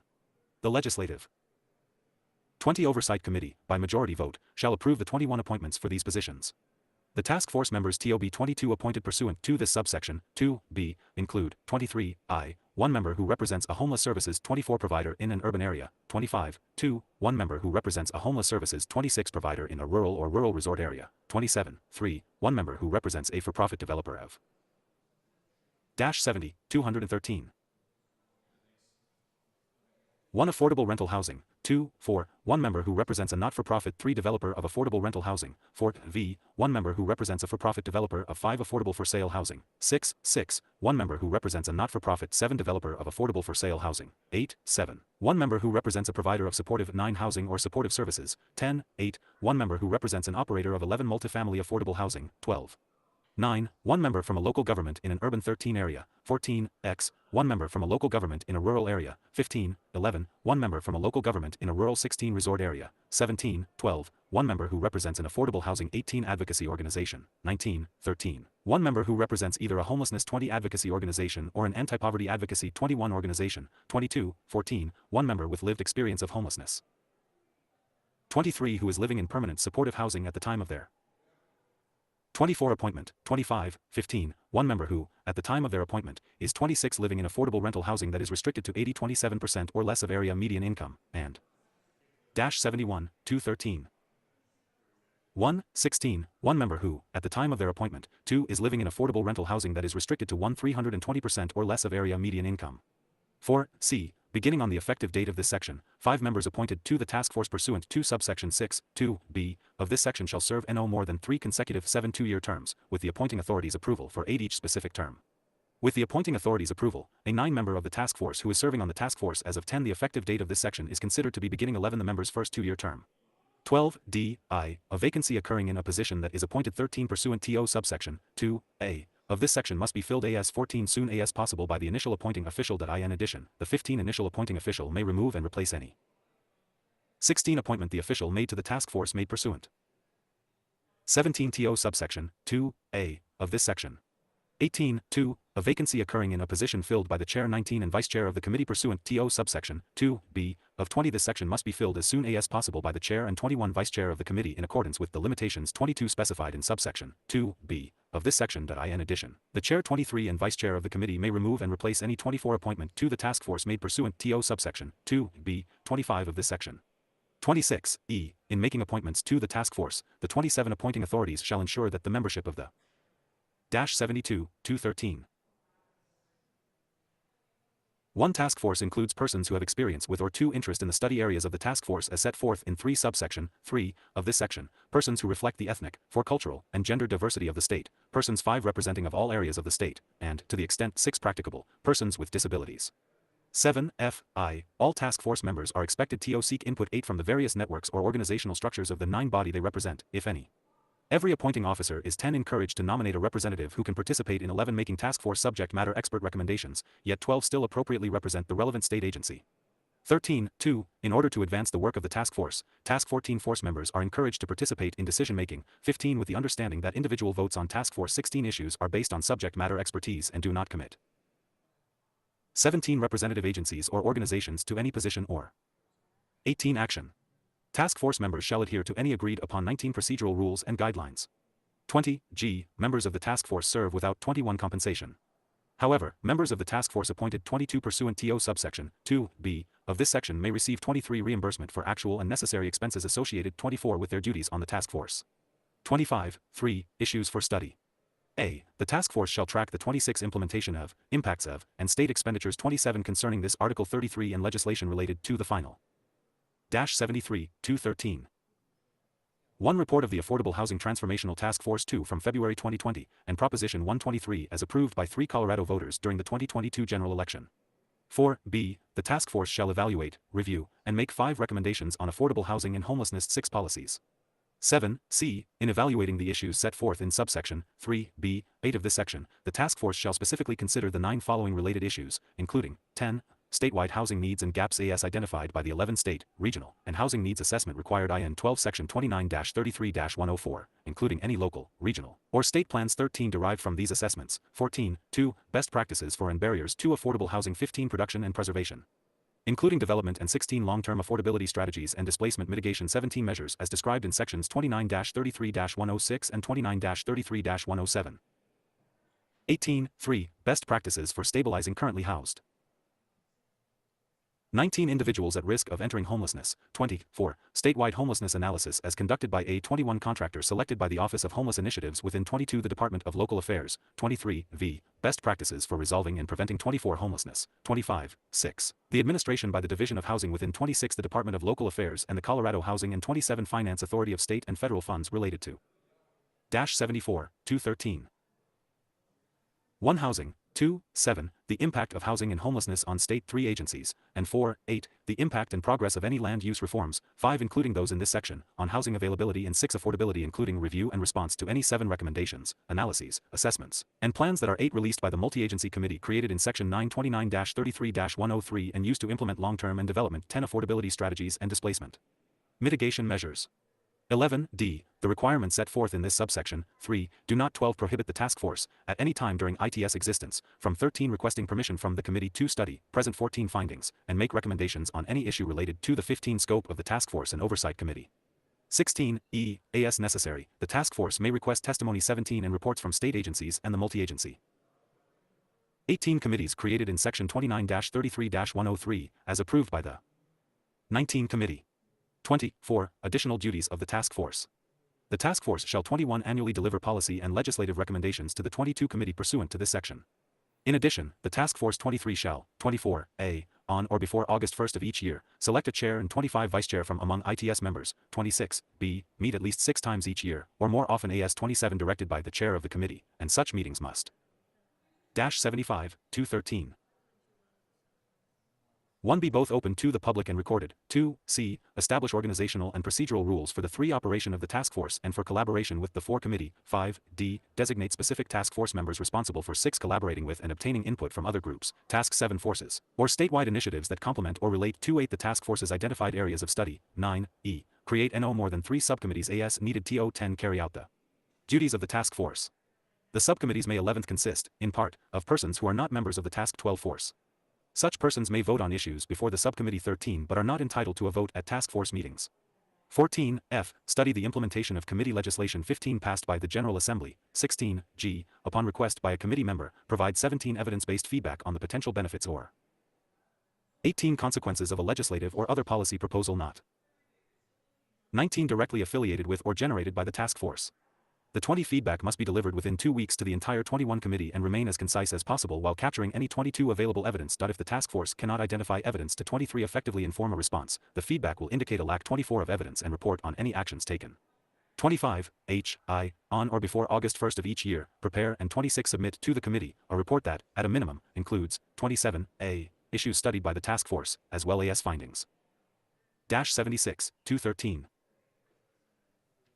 1 for legislative or other recommendations, 2b, legislative or policy proposals of the task force that 3 identify the policy issues involved, the agencies responsible for the implementation of the changes, and the funding sources 5 required for implementation, 6c, a summary of task force meeting activities and 7 discussions, 8d, any evidence-based feedback provided to the 9 committee pursuant to subsection 4g of this section, and 10e, a summary of efforts made to communicate, 11 collaborate or coordinate with other groups, task forces, or 12 state initiatives. 13.2. The task force may post the report on the committee's 14 website. 15.5. Coordination. The task force may work with other 16 groups, task forces, or statewide initiatives that are pursuing 17 issues and policy initiatives similar to those addressed in 18 subsection 3 of this section. The task force may develop 19 relationships with other task forces, committees, and 20 organizations to leverage efficient policymaking opportunities. 21 through collaborative efforts. 22.6. Notwithstanding any provision of this section, the 23 task force is not required to meet, submit annual policy and 24 legislative recommendations, or submit an annual report to the 25 committee during any interim in which the General Assembly has 26 suspended interim committee activities. 27.7. This section is repealed, effective September 1, 2027. 77, 213. 1 Before the repeal, this section is scheduled for review along 2 with Section 29-33-116 in accordance with Section 24-34-104. 3 Section 2. In Colorado Revised Statutes, 24-32-705, add 8, 4 as follows, 524-32-705. Functions of Division. 8. The Division shall 6 consult with the Multi-Agency Advisory Committee created in 7 Section 29-33-103 on factory-built structures and tiny home 8 created in Section 24-32-3305, 3. To produce a report no later than June 30, 2024, on the opportunities and barriers in current 10 state laws and regulations concerning the building of 11 manufactured homes, modular homes, and tiny homes. 12 Section 3. In Colorado Revised Statutes, 24-32-3303, amend 13, 1c, as follows, 1424-32-3303. Division of Housing, Powers and Duties, Rules. 15.1. The Division has the following powers and duties pursuant to this Part 1633, 17c, to review and approve quality assurance representatives that 18 intend to perform final construction plan reviews, inspections, and 19 issue insignia of approval pursuant to this Part 33, 20 Section 4. In Colorado Revised Statutes, 24-34-104, add 21, 28, 11, as follows, 22-24-34-104. General Assembly Review of Regulatory Agencies 23 in Functions for Repeal, Continuation, or Reestablishment, Legislative 24 Declaration, Repeal. 28, the following agencies, functions, or 25 both, are scheduled for repeal on September 1, 2027, 26, 11, the Legislative Oversight Committee concerning 27 affordable housing and homelessness created in Section 78, 213. 129-33-116 and the Task Force concerning affordable housing and 2 homelessness created in Section 29-33-117. 3 Section 5. In Colorado Revised Statutes, add 29-20-110 as follows, 529-20-110. Local Government Residential Occupancy Limits, 6 definitions. 1. Notwithstanding any other provision to the 7 contrary, a local government shall not enact or enforce 8 residential occupancy limits that differ based on the 9 relationships of the occupants of a dwelling. 10.2. Nothing in this section prevents a local government 11 from establishing residential occupancy limits for dwelling 12 units for short-term rentals, as defined in Section 29-33-102, 35. 13.3. As used in this section, unless the context otherwise 14 requires. 15. Dwelling means any improved real property, or 16 portion thereof, that is used or intended to be used as a 17 residence. 18b. Local government means a home rule or statutory. 19. City, town, territorial city or town, city and county, or county. 20 or home rule county. 21 Section 6. In Colorado Revised Statutes, 30-28-106, repeal 22 and reenact, with amendments, 3, and add 3, A.5, 8, 9, and 23, 10, as follows, 2430-28-106. Adoption of Master Plan, Contents. 3a. The 25 Master Plan of a county or region, with the accompanying maps, 26 plats, charts, and descriptive and explanatory matter, must 27 show the county or regional planning commissions. 79, 213. 1. Recommendations for the development of the territory covered 2 by the plan. The Master Plan of a county or region is an advisory 3 document to guide land development decisions. However, the 4 plan or any part thereof may be made binding by inclusion in the 5 counties or regions adopted subdivision, zoning, platting, 6 planned unit development, or other similar land development. 7 regulations after satisfying notice, due process, and hearing. 8 requirements for legislative or quasi judicial processes as 9 appropriate. A master plan adopted or amended on or after June 10, 2024, must include 11. Natural and agricultural land priorities in 12 accordance with the Natural and Agricultural Land Priorities 13 report created in Section 29-33-110. 14. 2. A housing element. 15. 3. For counties with a population of greater than 1,650,000, a strategic growth element that must 17 include 18. A. The information relevant to the county contained in 19. The regional strategic growth and housing mix analysis. 20. Conducted pursuant to Section 29-33-105, 8a, and an analysis. 21. Of how the county is including this information in the Master 22 Plan. 23. B. The identification of additional local strategic 24 growth areas. 25. C. The identification of transportation, utility, and 26 other infrastructure gaps and infrastructure projects. 27. Preferably within a capital improvement plan that would 80, 213. 1. Enable strategic growth areas to be developed or redeveloped. 2 and 3. D. The identification of zoning refinements and densities for necessary to accommodate the housing needs included in 5 housing needs assessments, and to meet strategic growth. 6 objectives for strategic growth areas. 7. 4. A. The general location and extent of an adequate 8 and suitable supply of water. 9. B. In completing a water supply element, the Planning 10 Commission shall consult with the entities that supply water for 11 use within the county or region to ensure coordination on water. 12. Supply and facility planning. And the water supply element must 13. Identify water supplies and facilities sufficient to meet the needs. 14. Of the public and private infrastructure reasonably anticipated. 15. Or identified in the planning process. 16. C. The water supply element must include water. 17. Conservation policies, to be determined by the county, which May 18th include goals specified in the State Water Plan adopted. 19. Pursuant to Section 37-60-106.3 and may include policies to 20. Implement water conservation and other State Water Plan goals. 21. As a condition of development approvals, including subdivisions. 22. Planned unit developments, special use permits, and zoning. 23. Changes. 24. D. The Department of Local Affairs created in Section 2524-1-125 may hire and employ 1 full-time employee to provide 26 educational resources and assistance to counties that include 27 water conservation policies in their master plans as described. 81, 213. 1 IN subsection 3A 4C of this section. 2. A.5. After consideration of each of the following, where 3 applicable or appropriate, the master plan may include 4I. The general location, character, and extent of 5 existing, proposed, or projected streets or roads, rights-of-way, 6 viaducts, bridges, waterways, waterfronts, parkways, 7 highways, mass transit routes and corridors, and any 8 transportation plan prepared by any metropolitan planning 9 organization that covers all or a portion of the county or 10 region and that the county or region has received notification 11 of, or, if the county or region is not located in an area covered 12 by a metropolitan planning organization, any transportation 13 plan prepared by the Department of Transportation that the 14 county or region has received notification of and that applies to 15 the county or region. 16. 2. The general location of public places or facilities. 17. Including public schools, culturally, historically, or 18. Archaeologically significant buildings, sites, and objects. 19. Playgrounds, forests, reservations, squares, parks, airports. 20. Aviation fields, military installations, and other public ways. 21. Grounds, open spaces, trails, and designated federal, state, and 22. Local wildlife areas. For purposes of this section, military 23 installation has the same meaning as specified in Section 2429-20-105.6, 2b. 25. 3. The general location and extent of public utilities, 26 terminals, capital facilities, and transfer facilities, whether 27 publicly or privately owned, for water, light, power, sanitation. 82, 213. 1. Transportation, communication, heat, and other purposes, and 2. Any proposed or projected needs for capital facilities, and 3. Utilities, including the priorities, anticipated costs, and funding for proposals for such facilities and utilities. 5. 4. The acceptance, widening, removal, extension. 6. Relocation, narrowing, vacation, abandonment, modification, or 7. Change of use of any of the public ways, rights-of-way, including 8. The coordination of such rights-of-way with the rights-of-way. 9. Of other counties, regions, or municipalities, grounds, open 10 spaces, buildings, properties, utilities, or terminals, referred to 11 IN subsections, 1, A.5, I, through 1A.5, 4 of this section. 12v. Methods for assuring access to appropriate conditions. 13 for solar, wind, or other alternative energy sources, including 14 geothermal energy used for water heating or space heating, or 15 cooling in a single building, for space heating for more than one. 16 building through a pipeline network, or for electricity.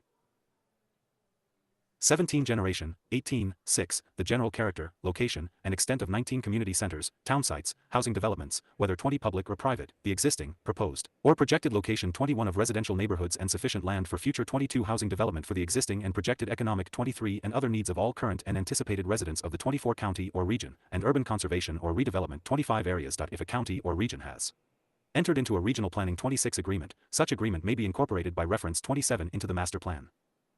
83, 213. 1, 7, the general source and extent of forests. 2, agricultural areas, flood control areas, and open development. 3, areas for purposes of conservation, food and water supply, for sanitary and drainage facilities, flood control, or the 5, protection of urban development. 6, 8, a land classification and utilization program. 7, 9, projections of population growth and housing needs. 8, to accommodate the projected population for specified 9 increments of time. The county or region may base these 10 projections upon data from the Department of Local Affairs and 11 upon the county's or region's local objectives. 12, X, the location of areas containing steep slopes. 13, geological hazards, endangered or threatened species. 14, wetlands, floodplains, floodways, and flood risk zones. Highly 15, erodible land or unstable soils, and wildfire hazards. For 16 purposes of determining the location of such areas, the planning. 17, Commission shall consider the following sources for guidance. 18a, the Colorado Geological Survey for defining and 19 mapping geological hazards. 20b, the United States Fish and Wildlife Service of the 21 United States Department of the Interior and the Parks and 22 Wildlife Commission created in Section 33-9-101 for locating 23 areas inhabited by endangered or threatened species. 24c, the United States Army Corps of Engineers and the 25 United States Fish and Wildlife Service National Wetlands. 26 inventory for defining and mapping wetlands. 27d, the Federal Emergency Management Agency for 84, 213. 1. Defining and mapping floodplains, floodways, and flood risk 2 zones. 3e, the Natural Resources Conservation Service of the 4 United States Department of Agriculture for defining and 5 mapping unstable soils and highly erodible land. And 6f, the Colorado State Forest Service for locating 7 wildfire hazard areas. 8. In adopting or amending a master plan, the Commission 9 shall identify, provide notice to, and consult with relevant 10 entities to ensure that the adoption or amending of the Master 11 plan is an inclusive process.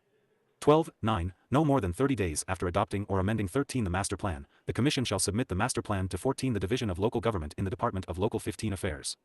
The Division of Local Government shall review these 16 master plans and may provide comments to the County or 17 Commission.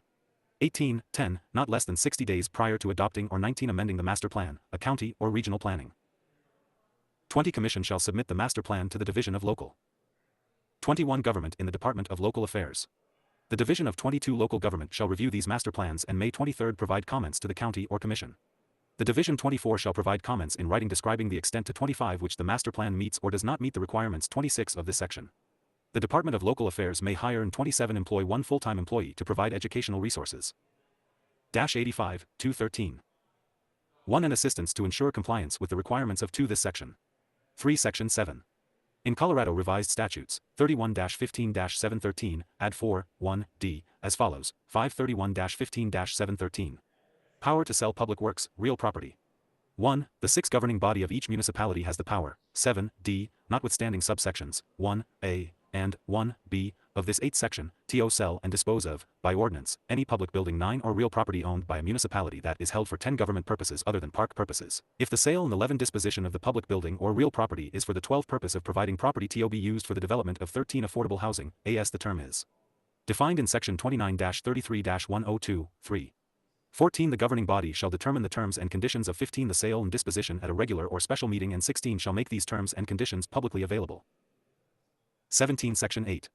In Colorado Revised Statutes, 31-23-301, amend. 18, 5b, I, a, and 5b, I, b, add 5a, 3, 5a, 4, 5a, v, and 19, 5b, I.5, as follows, 2031-23-301. Grant of power. 5a, as used in this subsection 21, 5, unless the context otherwise requires. 22, 3, manufactured home, has the same meaning as set 23 forth in section 24-32-3302, 20. 24, 4, modular home has the same meaning as set forth in 25 Section 24-32-3302, 25. 26, b, I, no municipality may have or enact zoning regulations, 27 subdivision regulations, or any other regulation affecting development. Dash 86, 213. 1 that exclude or have the effect of excluding homes from the municipality. 2 that are 3a, homes certified by the Division of Housing created in Section 424-32-704 or a party authorized to act on its behalf. The approval 5 processes of modular homes shall be based on Objective 6 standards, as defined in Section 29-33-102, 27, and 7 administrative review that are equivalent to that required for 8 site-built homes, unless a municipality regulates site-built 9 homes through a discretionary review process, as defined in 10 Section 29-33-102, 9, in which case a municipality may use an 11 equivalent review process for a modular home and a site-built 12 home. 13, b, homes certified by the United States Department of Housing 14 and Urban Development through its Office of Manufactured Housing 15 programs, a successor agency, or a party authorized to act on its behalf. 16, the approval processes of manufactured homes shall be based. 17, on objective standards and administrative review that are 18, equivalent to that required for site-built homes, unless a 19 municipality regulates site-built homes through a discretionary 20 review process, as defined in Section 29-33-102, 9, in which case 21 a municipality may use an equivalent review process for a 22 manufactured home and a site-built home. Or 23, b, I.5, a municipality shall not impose more restrictive 24 standards on manufactured and modular homes than those the 25 municipality applies to site-built homes in the same residential 26 zones. Restrictive standards include zoning regulations, 27 subdivision regulations, and any other regulation affecting. Dash 87, 213. 1 development such as requirements relating to 2a, permanent foundations, 3b, minimum floor space, 4c, home size or sectional requirements, 5d, improvement location standards, 6e, side yard standards, and 7f, setback standards. 8 Section 9. In Colorado Revised Statutes, 31-23-206, repeal 9 and reenact, with amendments, 1, and add 1.5, 8, 9, 10, and 10, 11, as follows, 1131-23-206. Master Plan. 1. It is the duty of the Commission 12 to make and adopt a master plan for the physical development 13 of the municipality, including any areas outside its boundaries, 14 subject to the approval of the governmental body having 15 jurisdiction thereof. That in the Commission's judgment bear 16 relation to the planning of the municipality. The master plan of 17 a municipality is an advisory document to guide land 18 development decisions. However, the plan or any part thereof may 19th be made binding by inclusion in the municipality's adopted 20 subdivision, zoning, platting, planned unit development, or other 21 similar land development regulations after satisfying notice, 22 due process, and hearing requirements for legislative or 23 quasi-judicial processes as appropriate. When a Commission 24 decides to adopt a master plan, the Commission shall conduct 25 public hearings. After notice of such public hearings has been 26 published in a newspaper of general circulation in the 27 municipality in a manner sufficient to notify the public of the Dash 88, 213. 1 time, place, and nature of the public hearing, prior to final 2 adoption of a master plan in order to encourage public 3 participation in and awareness of the development of such plan 4 and shall accept and consider oral and written public comments 5 throughout the process of developing the plan. The plan, 6 adopted or amended on or after June 30, 2024, with the 7 accompanying maps, plats, charts, and descriptive matter, must 8 include, 9a, a housing element that uses best available data, such 10as the most recent local housing needs plan created pursuant 11-2 Section 29-33-104 or other recent housing analyses. 12b. Natural and agricultural land priorities IN 13 accordance with the Natural and Agricultural Land Priorities 14 report created in Section 29-33-110, 15, c, a. Strategic growth element that must include, 16, I, the information relevant to the municipality 17 contained in the regional strategic growth and housing mix. 18 analysis conducted pursuant to Section 29-33-105, 8, c, and n. 19 analysis of how the municipality is including this information in 20 the master plan, 21, 2, the identification of additional local strategic 22 growth areas, 23, 3, the identification of transportation, utility, and 24 other infrastructure gaps and infrastructure projects, 25 preferably within a capital improvement plan. That would 26 enable strategic growth areas to be developed or redeveloped, 27 and Dash 89, 213. 1. 4. The identification of zoning refinements and densities 2 necessary to accommodate the housing needs included in 3 housing needs assessments, and to meet strategic growth 4 objectives for strategic growth areas. 5d(I), the general location and extent of an adequate 6 and suitable supply of water. 7.2, in completing the water supply element, the Planning Aid Commission shall consult with the entities that supply water for 9 use within the municipality to ensure coordination on water. 10, supply and facility planning. And the water supply element must 11 identify water supplies and facilities sufficient to meet the needs. 12 of the public and private infrastructure reasonably anticipated. 13 or identified in the planning process. 14.3, the water supply element must include water. 15, conservation policies, to be determined by the municipality. 16, which may include goals specified in the state water plan. 17, adopted pursuant to section 37-60-106.3 and may include policies. 18, to implement water conservation and other state water plan. 19, goals as a condition of development approvals, including 20 subdivisions, planned unit developments, special use permits, and 21 zoning changes. 22. 4. The Department of Local Affairs created in section 2324-1-125 may hire and employ 1 full-time employee to provide 24 educational resources and assistance to municipalities. That 25 include water conservation policies in their master plans as 26 described in subsection 1.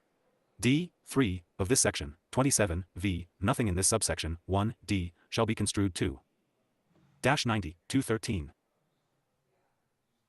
1. Supersede, abrogate, or otherwise impair the allocation of 2 water pursuant to the state constitution or laws, the right to 3 beneficially use water pursuant to decrees, contracts, or other 4 water use agreements, or the operation, maintenance, repair, 5 replacement, or use of any water facility.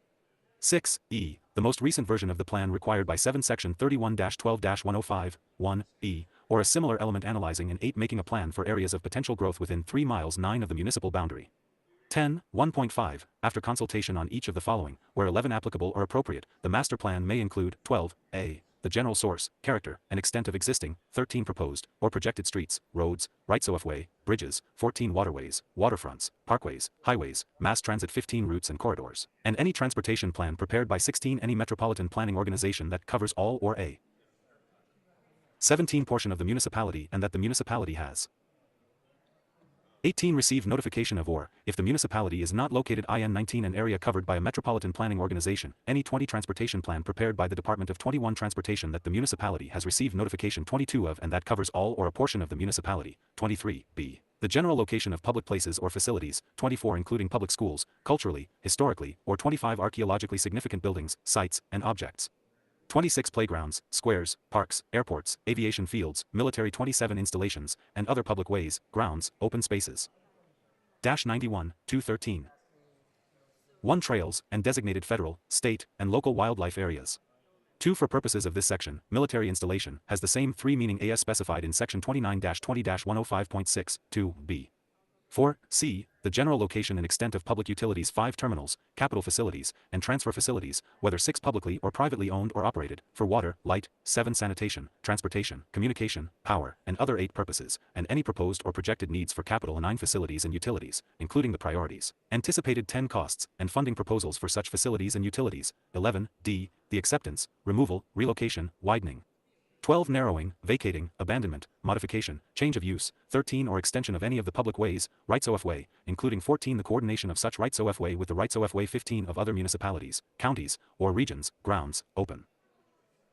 16. Spaces, buildings, property, utility, or terminals, referred to in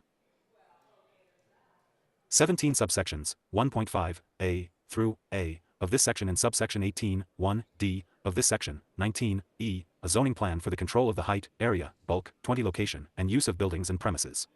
Such a zoning plan may 21st protect and assure access to appropriate conditions for 22 solar, wind, or other alternative energy sources, including 23 geothermal energy used for water heating or space heating or 24 cooling in a single building, for space heating for more than 125 building through a pipeline network, or for electricity 26 generation. However, regulations and restrictions of the height, 27 number of stories, size of buildings and other structures, and 92, 213. 1. The height and location of trees and other vegetation shall not 2 apply to existing buildings, structures, trees, or vegetation 3 except for new growth on such vegetation. 4. F. The general character, location, and extent of 5 community centers, housing developments, whether public or 6 private, the existing, proposed, or projected location of 7 residential neighborhoods and sufficient land for future 8 housing development for the existing and projected economic 9 and other needs of all current and anticipated residents of the 10 municipality, and redevelopment areas. If a municipality has 11 entered into a regional planning agreement, such agreement may 12 be incorporated by reference into the master plan. 13. G. A master plan for the extraction of commercial 14 mineral deposits pursuant to section 34-1-304. 15. H. A plan for the location and placement of public 16 utilities that facilitates the provision of such utilities to all 17 existing, proposed, or projected developments in the 18 municipality, 19, projections of population growth and housing needs TO20 accommodate the projected population for specified increments 21 of time. The municipality may base these projections upon data 22 from the Department of Local Affairs and upon the municipality's 23 local objectives. 24, J, the areas containing steep slopes, geological hazards, 25 endangered or threatened species, wetlands, FLOODPLNS, 26 FLODWAYS, and flood risk zones, highly erodible land or 27 unstable soils, and wildfire hazards. For purposes of -93, 213. 1. Determining the location of such areas, the Planning Commission 2 shall consider the following sources for guidance. 3. The Colorado Geological Survey for defining and 4 mapping geological hazards. 5. 2. The United States Fish and Wildlife Service of the 6 United States Department of the Interior and the Parks and 7 Wildlife Commission created in Section 33-9-101 for locating 8 areas inhabited by endangered or threatened species. 9. 3. The United States Army Corps of Engineers and the 10 United States Fish and Wildlife Service National Wetlands 11 Inventory for defining and mapping wetlands. 12. 4. The Federal Emergency Management Agency for 13 defining and mapping floodplains, floodways, and flood risk 14 zones. 15. V. The Natural Resources Conservation Service of the 16 United States Department of Agriculture for defining and 17 mapping unstable soils and highly erodible land. And 18. 6. The Colorado State Forest Service for locating 19 wildfire hazard areas. 28. In adopting or amending a master plan, the Commission 21 shall identify, provide notice to, and consult with relevant 22 entities to ensure that the adopting or amending of the Master 23 plan is an inclusive process. 24. 9. No more than 30 days after adopting or amending 25 the master plan, the Commission shall submit the master plan to 26 the Division of Local Government in the Department of Local 27 Affairs. The Division of Local Government shall review these. -94, 213. 1. Master plans to ensure they comply with the requirements of 2 this section. 3. 10. Not less than 60 days prior to adopting or for amending the master plan, the Commission shall submit the 5 master plan to the Division of Local Government in the 6th Department of Local Affairs. The Division of Local Government 7 shall review these master plans to ensure they comply with the 8 requirements of this section. The Division shall provide 9 comments in writing describing the extent to which the Master 10 plan meets or does not meet the requirements of this section. The 11 Department of Local Affairs may hire and employ 1 full-time 12 employee to provide educational resources and assistance to 13 ensure compliance with the requirements of this section. 14. 11. An urban municipality, as defined in Section 29-33-10215, 40, subject to this section shall review and, if needed, revise its 16 master plan to ensure the plan complies with the requirements. 17 of this section at least every 10 years. An urban municipality may 18th utilize existing planning information and analysis to satisfy 19 the requirements of this subsection. 11. So long as the 20 information or analysis is not more than 5 years old. 21. Section 10. In Colorado Revised Statutes, 43-1-106, amend 22-15, d, as follows, 2343-1-106. Transportation Commission, Powers and Duties, 24 Rules, Definitions, Efficiency and Accountability Committee. 15. In 25 addition to any other duties required by law, the Commission shall have 26 the following charges. 27, d, to study and make recommendations for existing and future. -95, 213. 1. Transportation systems in Colorado with a focus of such study and 2 recommendations being a 10-year plan for each mode of transportation. 3. Such the 10-year plan shall must be based on what can be reasonably for expected to be implemented with the estimated revenues which are likely 5 to be available and must include prioritization criteria that are 6 consistent with state strategic growth objectives for 7 regionally significant transportation projects. 8. Section 11. In Colorado Revised Statutes, 43-1-113, add 29 as follows, 1043-1-113. Funds, budgets, fiscal year, reports and 11 publications. 20. Before December 31, 2024, or before the next 12 regional transportation planning cycle begins, the Department 13 shall ensure that the prioritization criteria for any Grant 14 program administered by the Department are consistent with 15 state strategic growth objectives, as determined in Section 1629-33-108, so long as doing so does not violate federal law. The 17 state growth objectives must be clearly articulated in a 18 projects requirements of prospective funding recipients. 19. Section 12. In Colorado Revised Statutes, 43-1-1103, amend 25I and 5J, and add 2.5 and 5K as follows, 2143-1-1103. Transportation Planning. 2.5. Beginning December 22, 31st, 2024, any regional transportation plan that is 23 created or updated must address and ensure consistency with 24 state strategic growth objectives as determined in Section 2529-33-108. 26. 5. The Department shall integrate and consolidate the regional 27 transportation plans for the transportation planning regions into a -96, 213. 1 comprehensive statewide transportation plan. The formation of the State 2 Plan shall be accomplished through a statewide planning process set by 3 rules and regulations promulgated by the Commission.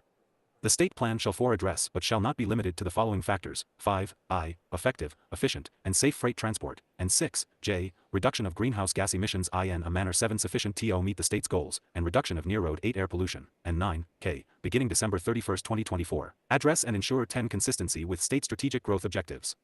11 Section 13. In Colorado Revised Statutes, 43-4-1103, add 12, 2E, as follows: 1343-4-1103. Multimodal Transportation Options Fund, Creation 14, Revenue Sources for Fund, Use of Fund. 2E, Fee revenues from 15 the Multimodal Transportation Options Fund generated on or 16 after January 1, 2025, and other state funds transferred to the 17 Multimodal Transportation Options Fund on or after July 1, 2024.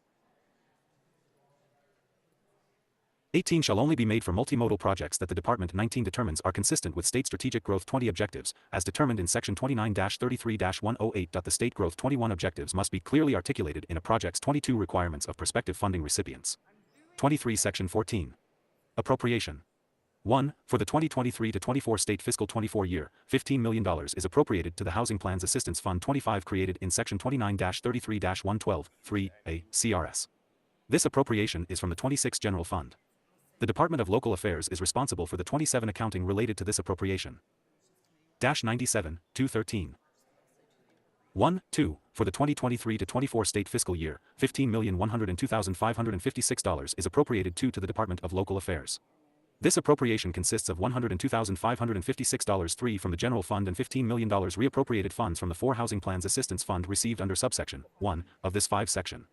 To implement this act, the Department may use this appropriation 6 as follows: 7A, $60,838 General Fund for use by the State Demography Office. 8 for program costs, which amount is based on an assumption that the 9 office will require an additional 0.6 FTE. 10B, $37,708 General Fund for use by the Division of Housing for 11 personal services, which amount is based on an assumption that the Office 12 will require an additional 0.5 FTE. 13C, $4,010 General Fund for use by the Division of Housing for 14 operating expenses, and 15D, $15 million reappropriated funds from the Housing Plan 16 Assistance Fund received under subsection 1 of this section for use by the 17 Division of Local Government for the Local Land Use Assistance Program. 18, which amount is based on an assumption that the division will require a 19 additional 10.4 FTE. Any money appropriated in this subsection 2D 20 not expended prior to July 1, 2024 is further appropriated for the 2024-25-21 and 2025-26 state fiscal years for the same purpose.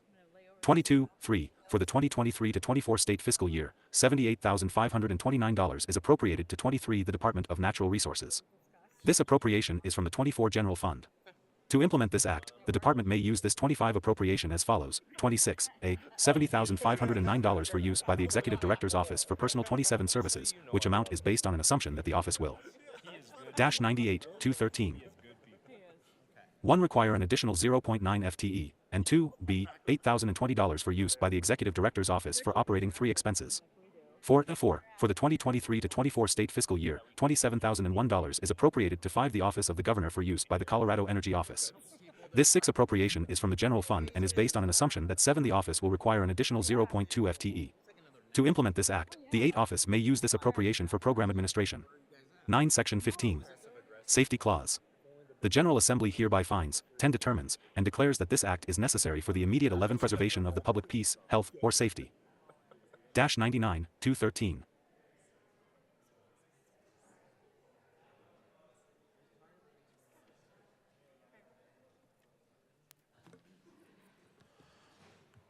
Madam Majority Leader. Thank you, Mr. Chair. I move to lay over Senate Bill 213, 2 bills to after Senate Bill 263. Seeing no objection, Senate Bill 213 will be laid over until after House Bill or Senate Bill 263. Madam Majority Leader. Mr. Chair, I move to proceed out of order for the consideration of Senate Bill 186. Seeing no objection, we will proceed out of order for the hearing of Senate Bill 186. Mr. Sheba, please read the title of Senate Bill 186. Yep.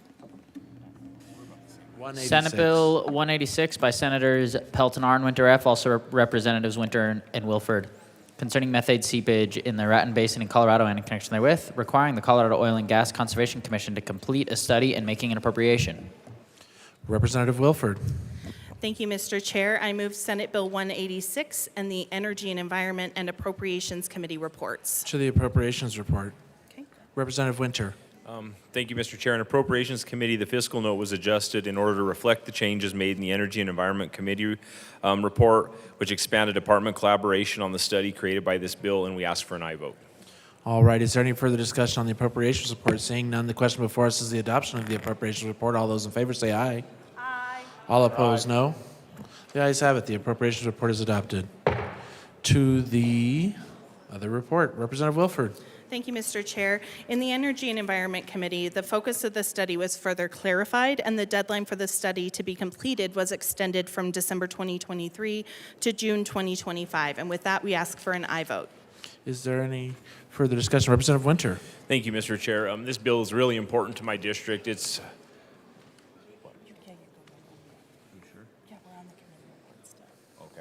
and I urge an aye vote on the committee report. All right. Seeing no further discussion, the question before us is the adoption of the Energy and Environment Report. All those in favor say aye.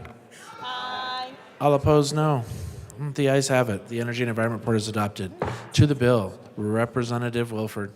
Thank you, Mr. Chair. Members, what you have here in front of you is a bill featuring 2 rural legislators and 2 climate moms, and I can assure you that we are doing our part to bridge the rural-urban divide. The Colorado Oil and Gas Commission in the past has conducted multiple studies in the Raton Basin around methane emissions from abandoned coal mines and natural seeps. The last study occurred almost a decade ago. The Raton Basin has vast coal deposits, and according to the USGS, hundreds of abandoned and closed coal mines and multiple naturally occurring seepages. As Colorado has continued to focus on reducing greenhouse gas emissions, a newer study is needed in order to quantify the benefits and activities that reduce these emissions. And that's exactly why we are bringing this bill forward. So I'm going to pass it over to my co-prime sponsor, and he can tell you a bit more. Representative Winter. Thank you, Mr. Chair. This is a really good bill for my district. Everything is different. One thing I talk about at the podium all the time is we can't have a one-size-fit-all here in the state of Colorado. In most coal mines, you collect methane from the mine face. What's a little bit different in my district, we have a lot of open coal seam on the top of the soil. And at the end of the day, the methane gets into the atmosphere. If we don't, keep doing what we're doing in that area and pulling that methane out of the ground, it's going to continue to move into the atmosphere. So we just need to let those guys keep doing the work they're doing to try to keep it out of the atmosphere and out of the ozone. Good bill. Vote yes. All right. Seeing no further discussion, the question before us is the adoption of Senate Bill 186. All those in favor say aye. Aye. All opposed, no. The ayes have it. Senate Bill 186 is passed. Madam Majority Leader. Thank you. Thank you, Mr. Chair. I move for immediate consideration of Senate Bill 213. All right. Seeing no objection, we will move to the immediate consideration of Senate Bill 213. Mr. Shibo. Do I need to read the title? Mr. Shibo, please read the title of Senate Bill 213. Senate Bill 213 by Senator Moreno, also Representatives Judah and Woodrow, concerning state land use requirements and in connection therewith, establishing a process to diagnose and address housing needs across the state, prohibiting local government from enforcing certain occupancy limits, modifying the content requirements for county and municipal master plans, criteria for certain grant programs and expenditures for the Multimodal Transportation Options Fund to align with state strategic growth objectives and in connection with making an appropriation. Representative Brown. Thank you, Mr. Chair. I move Amendment 177 to the committee report and ask that it be properly displayed. All right.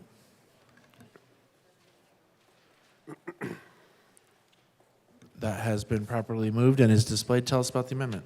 Thank you, Mr. Chair. This amendment continues some of the work that we were doing earlier to make sure that communities are involved in the decision-making processes that will be going on at DOLA in this bill.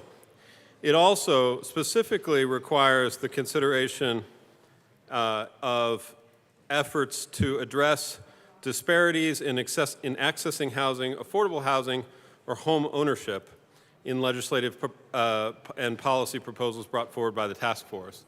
I would ask for an aye vote in the interest of equity, diversity, inclusion, and addressing disparities in housing. Is there any further discussion? Seeing none, the question before us is the adoption of Amendment L177. All those in favor say aye. All opposed, no.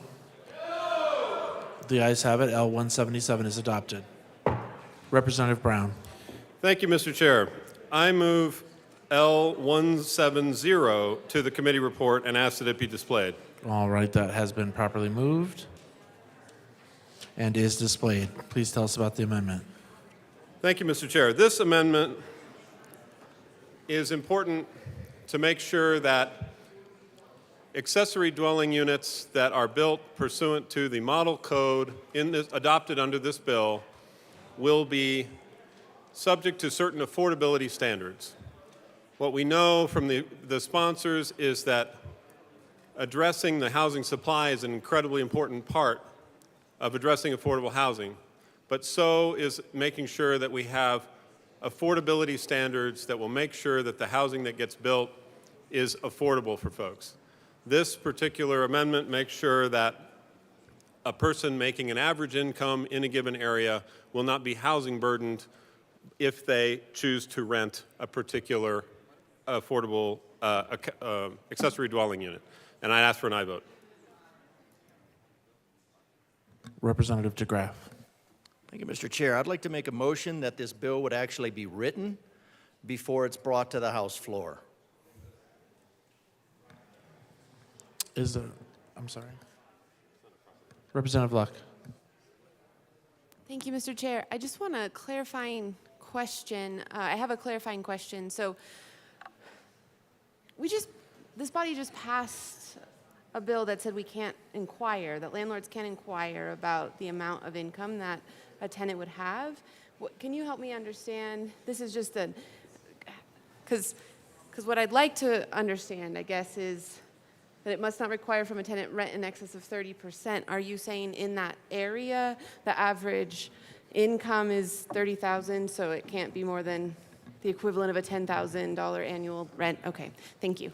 All right, seeing no further discussion, the question before us is the adoption of Amendment L170. All those in favor say aye. Aye. All opposed, no. No. The ayes have it. L170 is adopted. Okay. All right, is there any further discussion on the committee report? Representative Wilford. Thank you, Mr. Chair. let me try this again. I move L157 and ask that it be displayed. All right, L157 has been properly moved and is properly displayed. Tell us about the amendment. Representative Wilford. Thank you, Mr. Chair. This amendment is a 2-year timeout of state regulation on the construction of tiny homes built by high school students throughout Colorado. Local building codes and inspections would continue to stay in place. These homes are a critical part of workforce development and student learning. Without the timeline to allow the State Division of Housing, school districts, and local building departments to work together to better understand how inspections can move forward without disruption to the construction or learning process, these programs will have to pause. Tiny homes built by students are donated to nonprofits, and in the case of the Adams County 5-star school district where I represent, the homes are being used to provide temporary housing to kids who are aging out of the foster care system. With that, I would ask for an aye vote. Representative Taggart. Thank you, Mr. Chair. My concern about this amendment is if it's permitted, and it doesn't make a difference whether it's a nonprofit or for-profit, if it's permitted by the permitting organizations, it's fine. Why do we need to put something in statute and take up more space and more time when if they're permitted and they meet all the building codes, irrespective of who did it, it's fine. I don't understand this. It just seems like we're adding. We've already got a 100-page bill with 65 other pages of amendments. Why do we keep adding to it? Thank you. Please vote no on this. It's not needed. Representative DeGraff, and we're to the committee report. Thank you, Mr. Chair. I'm talking to this amendment here. and my previous motion was serious. We're talking about tiny homes. We're talking about carve-outs. We're talking about workforce training. What else are we talking about here? Tiny homes, semi-trailers, intermodal shipping container. Address housing needs from across the state, prohibiting a local government from enforcing any sort of rational occupancy limits, modifying the content requirement for county and municipal master plans, criteria for certain grant programs, expenditures from the multimodal transportation options to fund and align with state strategic growth objectives, and making an appropriation, oh, here's the part, inserting any indeterminate pet projects as determined by the majority. So I guess it does fit inside inside the title. This is an absolute ridiculous way to approach legislation. This legislation is being written while we are supposed to be debating it on the House floor. This is an absolute mockery of the process. It is absolutely inconsiderate. It is absolutely a travesty for the government and the legislative process. This is absolutely insane. We are adding pet projects as we go to a 100-page document that overhauls the complete zoning of our state. And if you don't think if it's about that, this refers to all municipalities as subject. Subject. This makes subjects of our local municipalities. This kind of pet project throwing in there, throwing it up against the wall to see what sticks, changing the entire bill while we're trying to read it. We don't even know what's in here. This is absolutely insane. Absolutely insane. This is an ideological screed that worked great in Sim City, but it's time for the grown-ups to actually look at what's going to be imposed on the state of Colorado. And the sponsors don't even have a clue as to what's in it, because what's in it is being changed as we move. Yes, it worked great in Sim City, but get out of your freaking basement, do some serious legislation, stop adding projects to this, act like a responsible legislator, get your act together, let's do proper legislation. Representative DeGraff.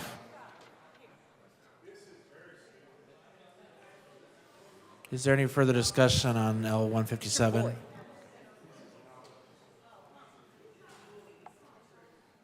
Representative Wilford. With that, I renew my request for a yes vote on Amendment L157. This would impact approximately 4 tiny homes, again, built by students annually. This is a 2-year timeout, and I would ask for a yes vote. All right, is there any further discussion on L157? Seeing none, the question before us is the adoption of L157. All those in favor say aye. Aye. All opposed, no. The ayes have it, and L157 is passed. Is there any further discussion on the committee report? Representative, Madam Assistant Minority Leader Puglisi. Thank you, Mr. Chair. There was a lot of discussion in Transportation and Local Government Committee. We heard hours of testimony. There was a lot of discussion. I'm still concerned about 65 pages of amendments. Obviously, now we're making more amendments on the floor. I don't know that anybody really truly understands what this bill does, which is concerning. I support the policy of affordable housing. I really want us to get there. This is not the way. And so with that, Mr. Chair, I'd like to offer Amendment L153 and ask that it be properly displayed. All right, L153 has been properly moved and is now displayed. I would like to move, thank you, Mr. Schiebel, who's paying attention to me, L153, and ask that it be properly displayed. This amendment just strikes the Transportation, Housing, and Local Government Committee report. It takes us back to a place where there are no preemptions in the bill for local governments. Preempting local governments and taking away their local control is, we believe, unconstitutional. It goes against home rule and these communities who have voted, and it silences the voices of the people in these communities to engage with their local government representation to determine what's best for their own communities. And so with that, I would ask for an aye vote. Who's going on? I would ask for an aye vote. Thank you. Representative Lindstedt. Thank you, Mr. Chair. I just want to defend the committee report. Our committee did really good work. We worked hard. We spent all day, all night working on amendments through legitimate stakeholder processes. And I think our members deserve to have the committee report that we spent hours on defended by. So I urge a no vote. We did really, really good work in our committee. Taggart. Representative Taggart.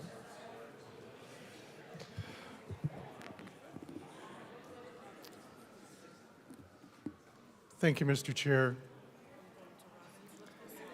Try to bring the temperature down just a touch.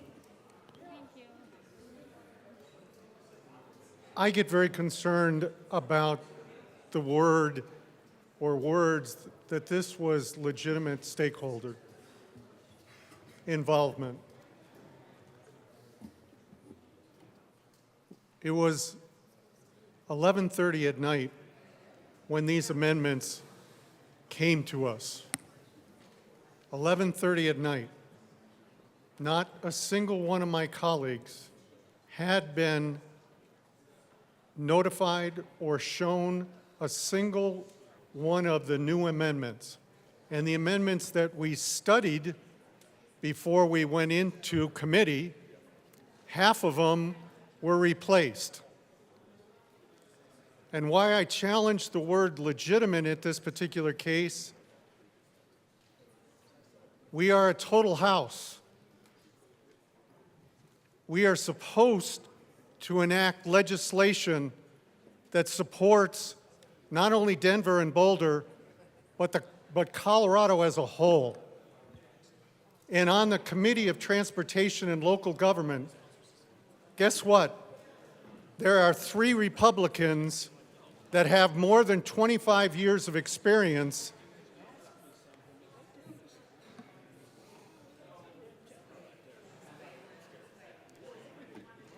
Hey guys, I listen to you when you're at the mic. If you ever notice me, I sit at that desk the whole time and I listen.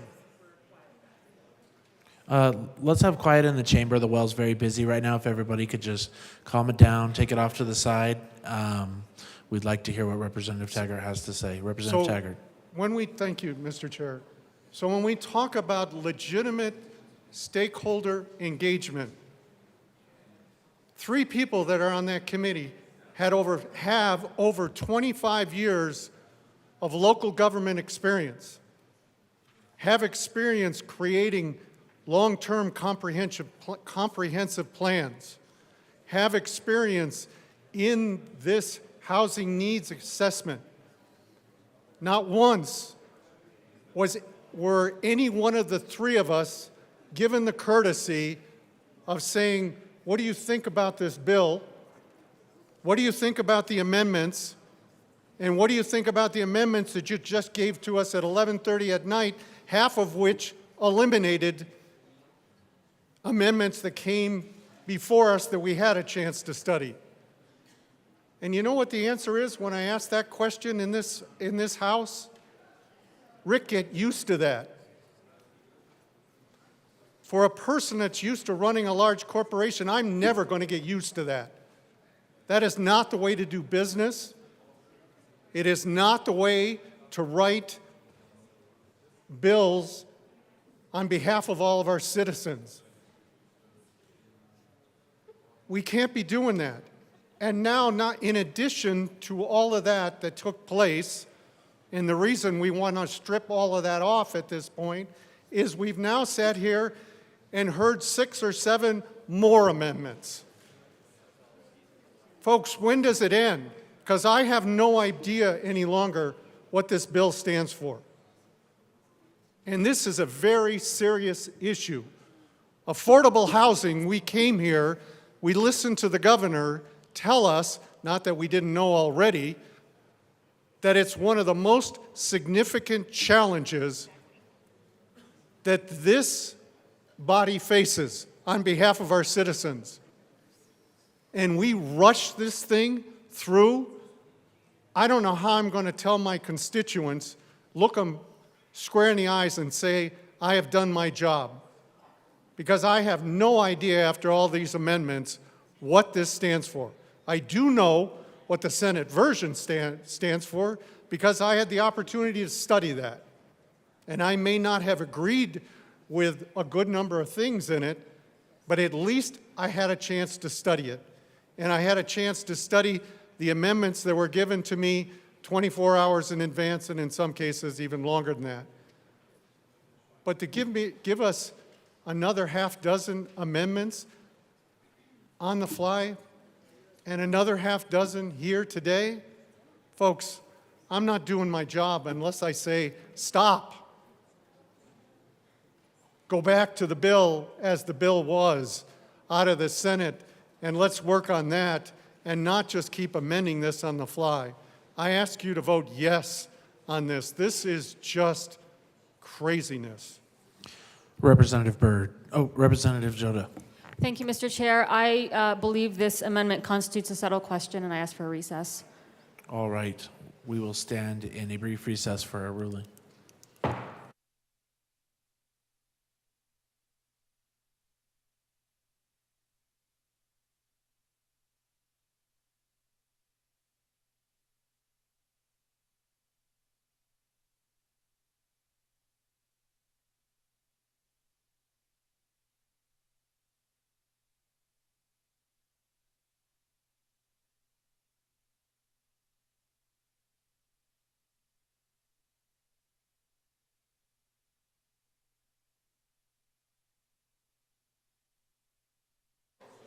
The committee will come back to order. Given that we have already seen amendments passed to the committee report by the committee of the whole, the committee report would be a settled question, and this amendment therefore would not be able to be offered.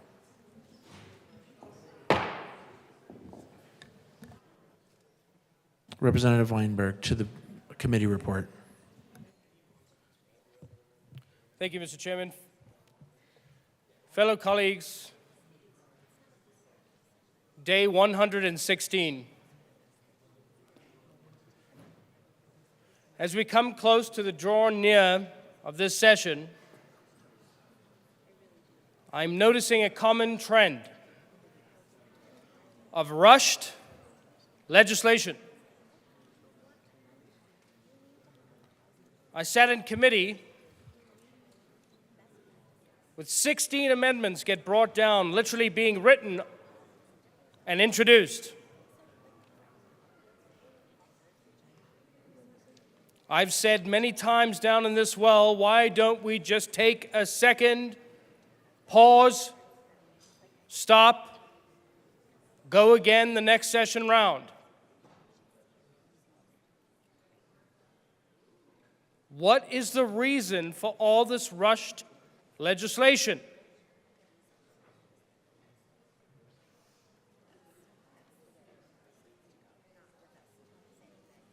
I do not understand fundamentally why we're pushing things through the pike, trying to fix it because we know it's broken whilst it was introduced. How many amendments does a bill need? It doesn't make sense. Well thought out legislation takes time. I've only been here for 4 months and I know that. Stakeholdering, patience, You can't come into the chambers and push it down everybody's throat. And while it's being pushed by everybody's throat, it's being amended. Not once, not twice, multiple times. We're not even fighting the original bill anymore. We're not even discussing the originality of anything. How is anybody supposed to vote on this logically? We have no sense or seconds of time to even review it.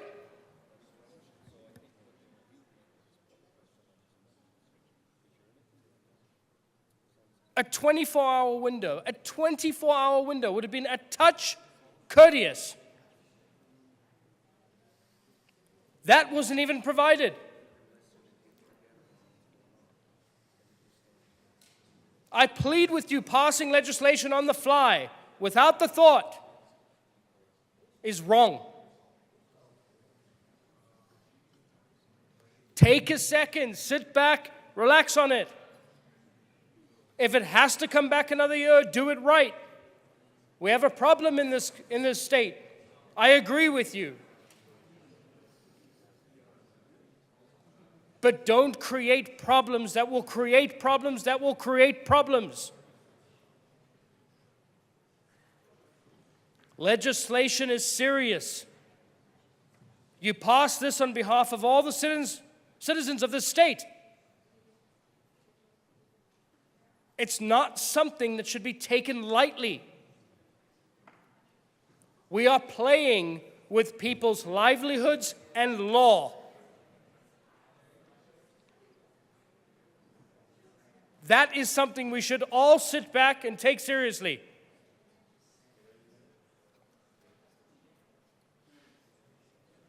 If any one of my other colleagues or anybody can come down here and explain all of these amendments and what it does in a simple fashion, I would dare for you to make an attempt, because I myself cannot do it. Which I would beg to reason, I believe you yourselves cannot either.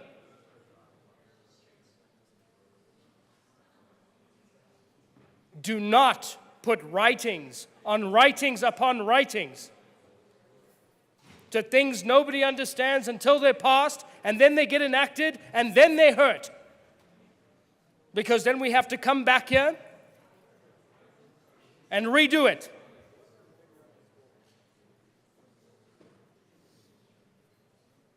These last final days are for no reason to push things through fast.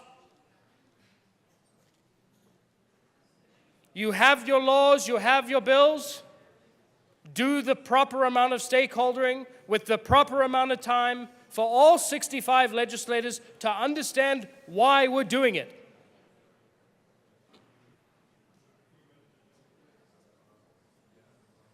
Give yourselves a moment to reflect. These laws will change lives. And if we cannot do that for the betterment of every citizen in Colorado, unaffiliate, Republican, or Democrat, we are going to have a problem.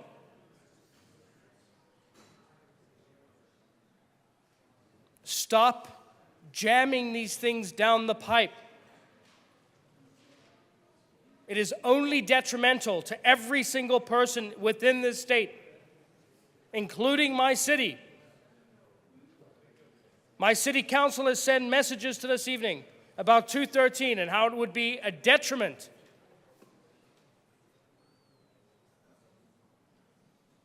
I would beg to believe that your city councilors and your commissioners have done the same. I ask you to listen to them.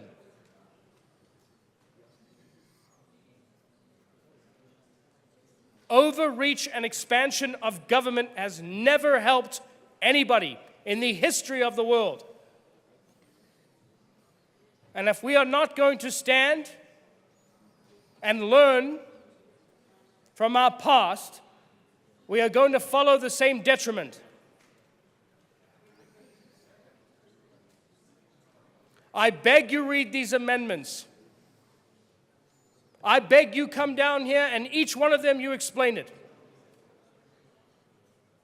It is hard enough to sit here and listen to half of it.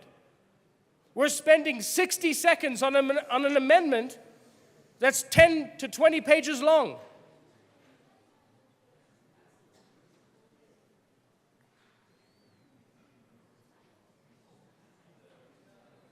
Bring logical, explainable, simple legislation to the people of Colorado.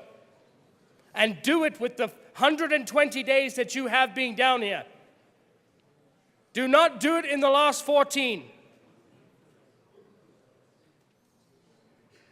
All the bills that I've had to introduce have been through a process, slowly, stakeholdered.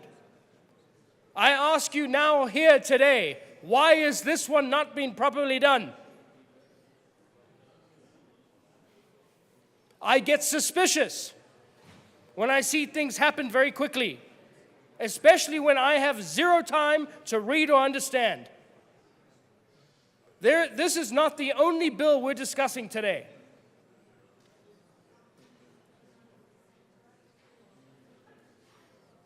If we had to take the whole day to debate and understand and go through and fine-tune, I might be different with when I stand up here to talk. Instead, we've pushed already 5 others and we're still on the bloody same topic. When there's this much contention with something, push the brakes, take a pause, give it a minute. We still have time to perfect this. If there truly is an issue, if there truly is a problem, come up with good legislation that will fix it. Well thought out, well stakeholdered, and talking to all the people in this great state. I don't feel that that has been done. Conducting this in the manner of which it's done is truly a disgrace to this good state.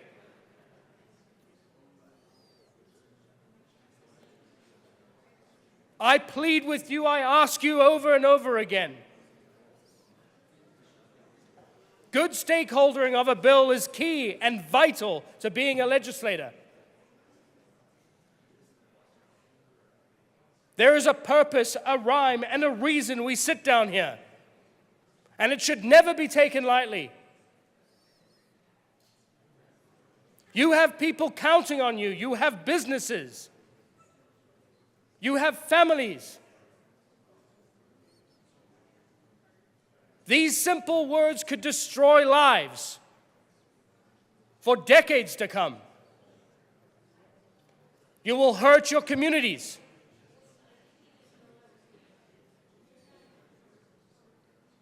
Properly dissect what it is we are trying to accomplish. Because by every fact that I've seen today and through committee hearings, I am not seeing the fact. This is not going to help Colorado. We have heard multiple times that one size fits all. Well, that is what I am seeing as the adoption of this body. What is good for your city is not exactly good for mine.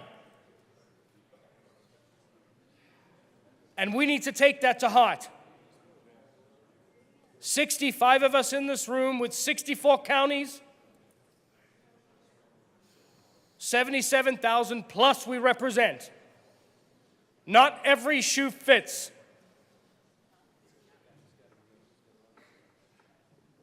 There is a reason this bill is taking as long as it is. There is a reason this is being read at length. We are frustrated on behalf of our citizens.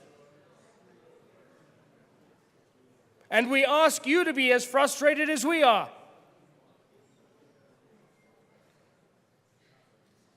The levity of this bill is grand.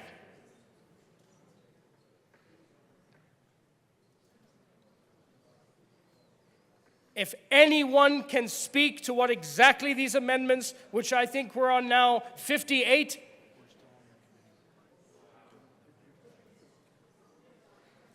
you cannot push this through so quickly without having an understanding of what it does. We will only fail.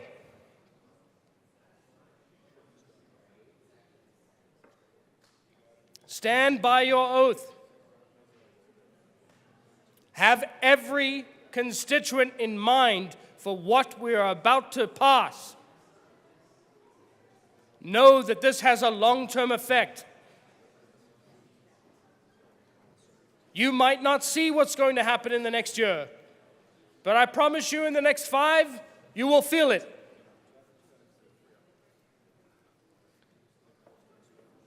Pass legislation with a 5 to 10 year in mind. Not with a feel-good 30 days. 4 days left in session. You're going to pass all of this, go home to your loved ones, and things will change for this state.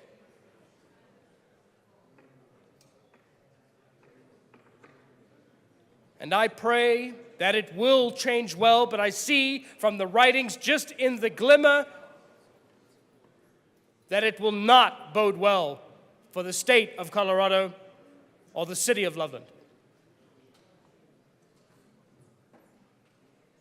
Bring it back to next year.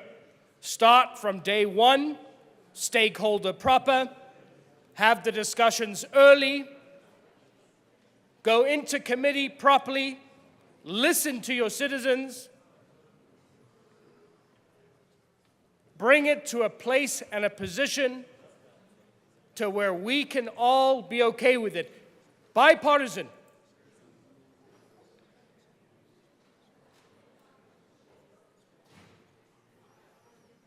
I urge you to take a pause.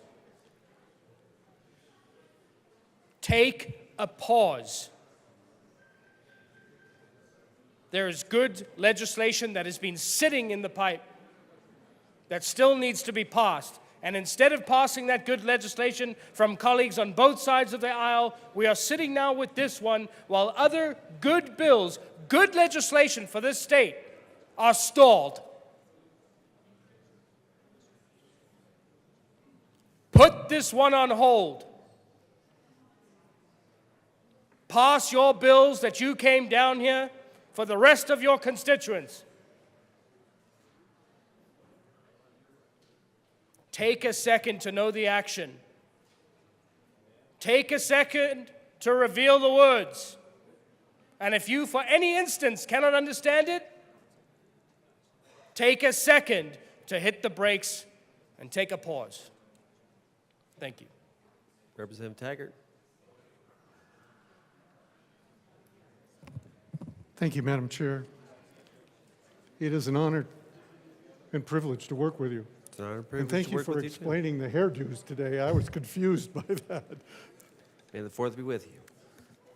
One of the things I said in a comment a few minutes ago was about stakeholder engagement when it came to experts on local government.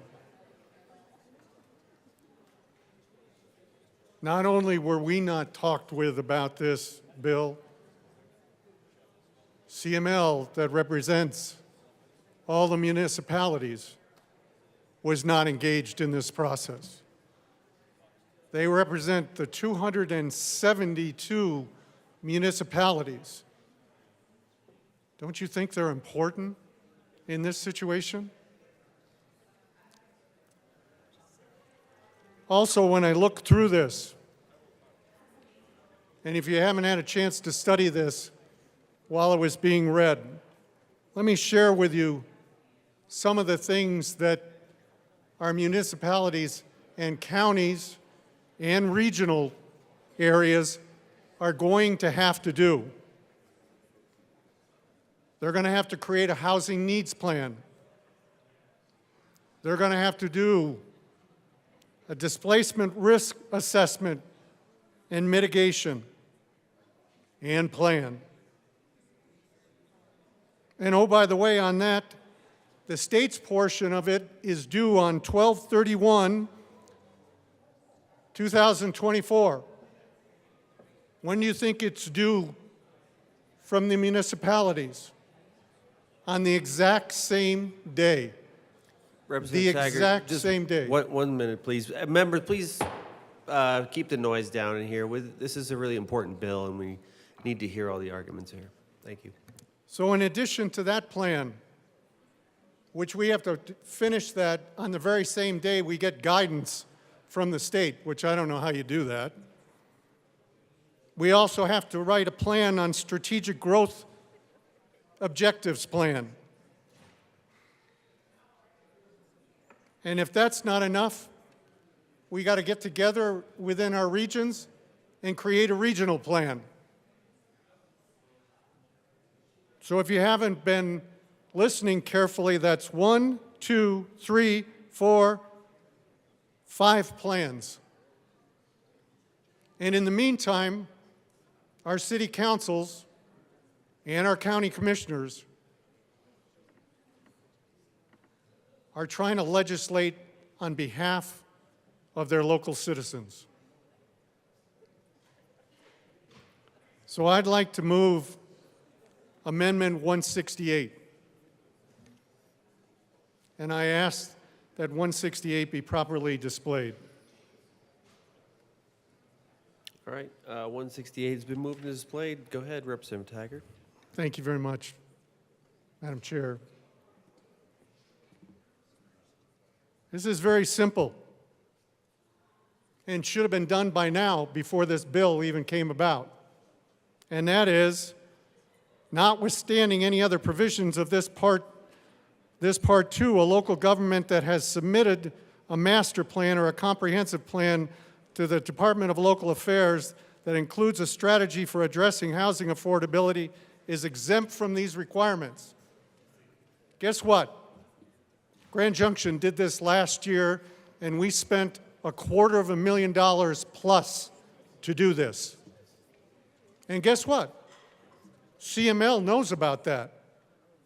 And again, did anybody ask CML how many communities have already done this?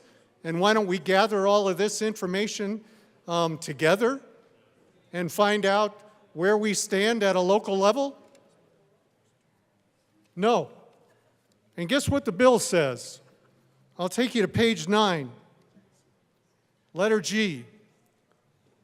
And these are in the declarations. Requiring local governments to plan for and implement strategies to meet an equitable amount of their region's housing demands with help. Did anybody bother to ask, have we done this already? No. But we did significant engagement. I've been here for the 15 days? Nobody's ever asked me, Rick, did Grand Junction ever do this? And I would have said, we did this in 2000. We updated our comprehensive plan, which is a 10-year plan, at the end of 2021 after major engagement. We identified housing and affordable housing and homeless as one of our most serious issues. And we went about then getting a group called Roots to work with us on a comprehensive housing plan. But you folks don't even know that until I say that, because nobody bothered to ask. So please don't stand up here and tell me there has been consistent stakeholder engagement when the communities that we serve haven't even been asked this question. And the body that can talk on their behalf is right here in the Capitol. That amazes me. So what I would like us to do with this amendment is to make absolutely certain that we recognize that. And if those plans are good plans, that's the end of this with that particular community. And I know people will say, well, Rick, if you have it already, all they have to do is put minimal adjustments.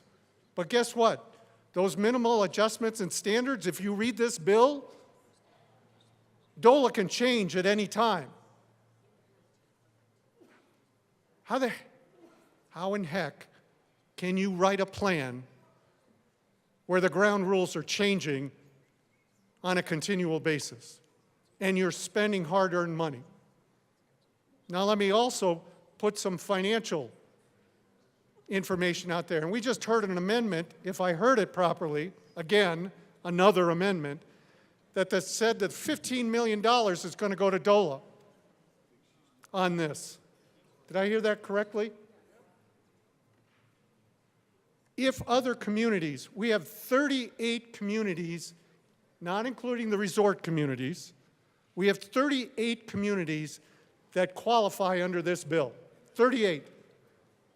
If each one of them needs to spend $250,000, which the list is even longer than what we did, because I can tell you we did not we did some displacement risk, but we didn't do a whole plan on displacement risk.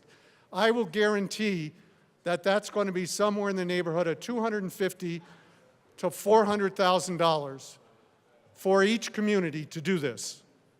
And guess what? DOLA has spent the $15 million, and we as community are left holding the bag to do this. So not only does it put a time constraint on us, we're going to have to hire all the consultants to go do this. Nowhere in this bill says, hey, we'll work with you. We'll put a person on those 38 communities, and we'll help you do this. And by the way, we'll pay for it too. Nowhere does it say this. So not only are we taking local control away from people that have worked their tails off on this subject, not only are we going to take away that local control, we're going to stick it to them in terms of they're having to pay for it in addition. And oh, by the way, when all this is over, has anybody started to think about the implementation costs? Because in Grand Junction, we've put aside $8 million for this. And on an ongoing basis, we're going to put anywhere between $1 million and $2 million a year in this, because we took the vast majority of our ARPA funds and put it against this because it was so serious to us. But again, did anybody ever ask, Rick, what are you doing? Nobody asked. And I'm sorry, that is really upsetting and unacceptable. And I ask for a yes on this amendment. It is more than reasonable. Representative Catlin and then Representative Woodrow. Thank you, Chair. Just a minute, guys. Members, I'm here this afternoon in regards to this amendment. I've had a number of phone calls from communities in my district, small towns. I've got one community there in Uray County that they've taken it upon themselves to really think outside the box. They've got plans, they've got a plan for doing this affordable housing, for making sure that they have places for people to live. And they called and said, Mark, what is going to happen to us? If this happens here in the State House, will our plan still fit? Because it fits us right now.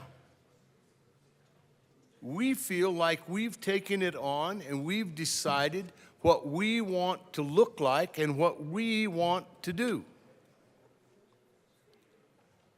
We have some plans. In fact, we're at the stage we thought we should probably start talking to contractors and people to start helping us make this happen. What should we do now? And you know, I couldn't answer them. And you know, there's only one of the things, since I was a manager, when I started managing and those kind of things, is I told the people that worked with me, look, guys, the worst answer from me is I don't know. And I'm finding that that's the wrong answer as a state representative to people that trusted me enough to send me up here. To answer them with, I don't know. But I don't think any one of us in this room could answer the question is how will this impact us? I think if you were telling them really how you felt, I don't know what it will mean to you. That worries me. You know, one of the old boys that trained me when I was coming up told me, Mark, I want you to envision this all the way out, all the way to where we're done, and tell me what it's going to look like. Because I'd run into his office and said, hey, I've got an idea. I think if we do this, that, and the other thing, we can fix this. And he was a good old hand. He looked at me and he said, Mark, go back into your office and come back when you can tell me what this is going to look like when we're done. And that was a good lesson for a guy who wanted to become as good a manager as he could be. And I took it to heart because that's one of the things I try to do now.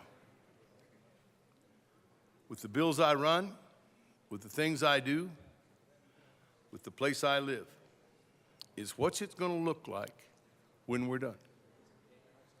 We don't know what this is going to look like because we think it's a good idea. And this amendment helps us figure out what it's going to look like when we're done. Because communities that are not qualified yet, they're not tier 1, tier 2, whatever that ends up being the designation, are sitting outside the tent thinking, well, it's not long before it gets here too. And they're not ready. They don't have the money. They're not a Grand Junction. They're not a Colorado Springs or any of these other communities we're talking about, but they're watching. And they're concerned. We have some ideas, but we don't know if we should pursue those ideas or wait for someone from Denver to tell us this is what we think you ought to look like. You know, I think towns are an awful lot like kids. They work hard at trying to figure out what they're going to look like when they're grown up. I know the community that raised me has done that. They've spent tons of hours through generations of figuring out what Montrose wanted to be and wanted to become and how they were going to get there and what they were going to do. And today they wonder, was that thrown out? So, you know, when we talk about this amendment, I really want you to think about voting yes for it. I know that some minds are already made up, but if you are wondering, what will this do to my community? What will my community do in regards to 213? This is a good amendment to vote yes. And I'd ask for a yes vote. Representative Woodrow. Representative Frizzell. Thank you, Madam Chair. It's an honor to serve with you. Honor to serve with you, too. Thank you. So, colleagues,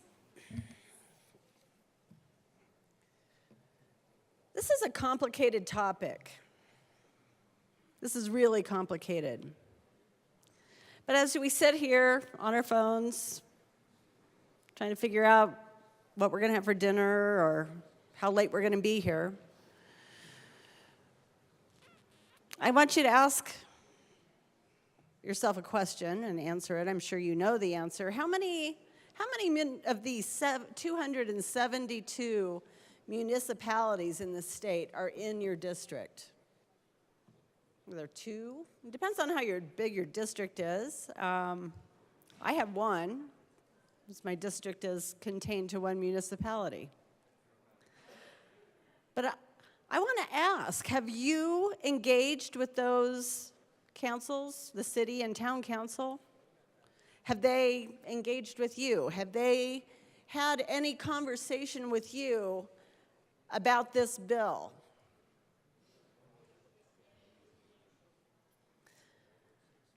I know that my town, Castle Rock, the town council has been freaked out for a long time about this bill. They have communicated with me constantly. And here's the thing. Castle Rock, we are not on a light rail line. RTD is not in Castle Rock. We receive 0 services from them. But Castle Rock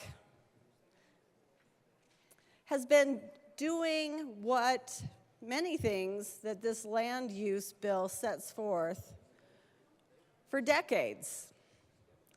We have been building more housing. Over the last 5 years, in Castle Rock, we have added 6,400, probably more like 500 at this point, new housing units in the town. A quarter of those units were multifamily. We allow accessory dwelling units in our town boundary. We have put financial support towards 3 rent-restricted projects. We are big on water conservation and have recently adopted policies that restrict water use in landscaping. My town's policies are walking the walk. And they are on the cutting edge, and I'm proud of that. I don't pretend to be an expert in land use policy. Are you? Are you an expert in affordable housing policy? Are you an expert in land use? Have you engaged with impartial advisors on either one of these topics? Because you're about to vote on legislation that affects every person in this state. You need to vote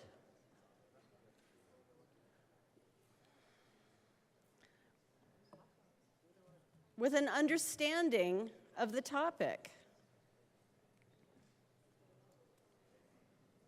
I am going to echo the sentiments of my colleagues. The imposition of state will on local control is wrong. Creating unfunded mandates for municipalities is wrong. Cramming implementation costs down the throats of these citizens is wrong.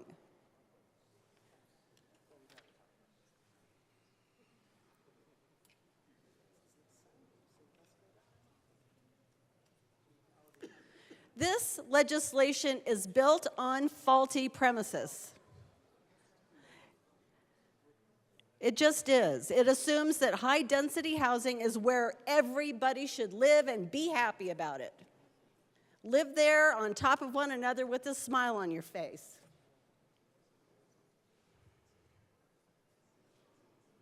Well, you know what? Not everybody wants to live that way.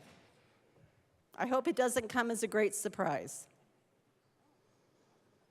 This bill assumes that the state should dictate to communities and citizens what their identity is and what their values should be. And that's wrong.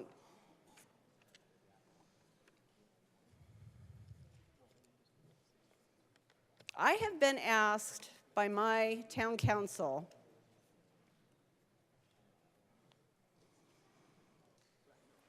getting back to the amendment,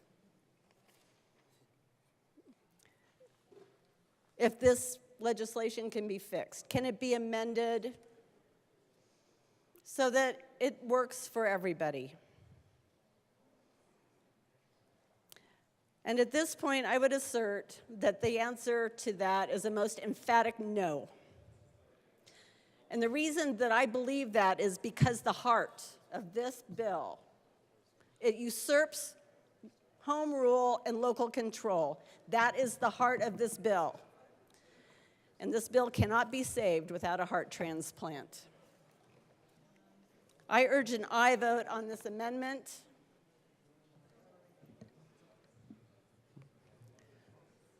Thank you. Representative Hartsook. Good afternoon. Thank you, Madam Chair. My district sits about 25 to 30 miles south of here. Down in Douglas County, like my colleague that was just up here speaking, we've heard extensively from our municipality and our town council.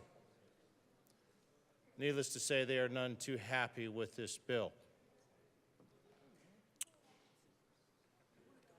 They've got a plan, master plan, we've got a planning commission, we've got a town council. Everybody works to figure out what works best for Parker and the people that live in Parker. And from their perspective, they don't want to tell the people in Denver or anywhere else in the state how to live. And they don't want to be told how to live and how to plan and how to create. This amendment gives them that opportunity. Yet somehow in this chamber, it seems to have built a consensus that this chamber knows best. Now, there's an old saying that power corrupts, and absolute power corrupts absolutely.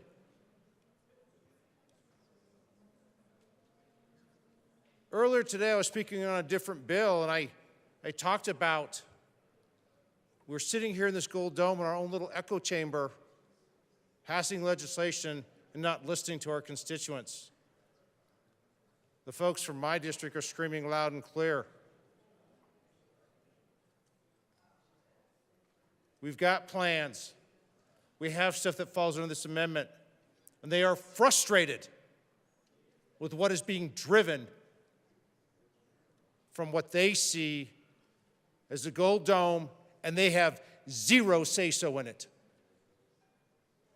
They are being steamrolled, and they are losing every sense of authority as a town council, a government, individuals, and businesses. And members, we collectively sitting here under this gold dome, we're the ones that are doing it. I said earlier we should quit just talking in our own little silos and get out. Because I seriously doubt that constituents across this state want to be told how to plan, how to live, what they're going to do, and have all their community and local governments told what to do from sitting here in Denver. Because I don't think any of you would want Washington, D.C. telling you how to adhere to everything else in the other 49 states of our country.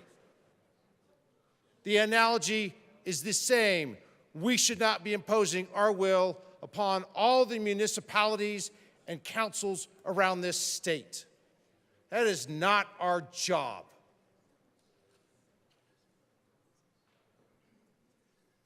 We need to take a step back. We need to slow down. And instead of ramming things through, as colleagues of mine have mentioned earlier, in these last few days, just because we can, just because we have the horsepower to do it, does not make it right. We are not helping the constituents of this state.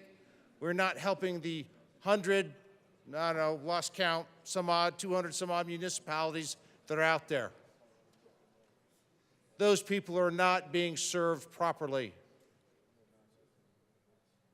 We're not doing our jobs. We're not communicating. Our side of the aisle is being railroaded, and people in the communities are being railroaded, and that's what this amendment is trying to stop. Because like has been asked up here before by other colleagues, how do they stop it? I don't know if that's going to be a question for the courts or what, but this amendment is one brake. It's one stop sign. It's one thing to say that the communities are doing what they're supposed to be doing. Our housing in Parker does not look like the housing in Denver. And you know what? We don't want it to look like Denver. We don't want it to look like anywhere else in the state. We want it to look like Parker. We happen to like Parker. We like the way it looks. It's one of the fastest growing cities in this state. And our people are working hard to do it correctly.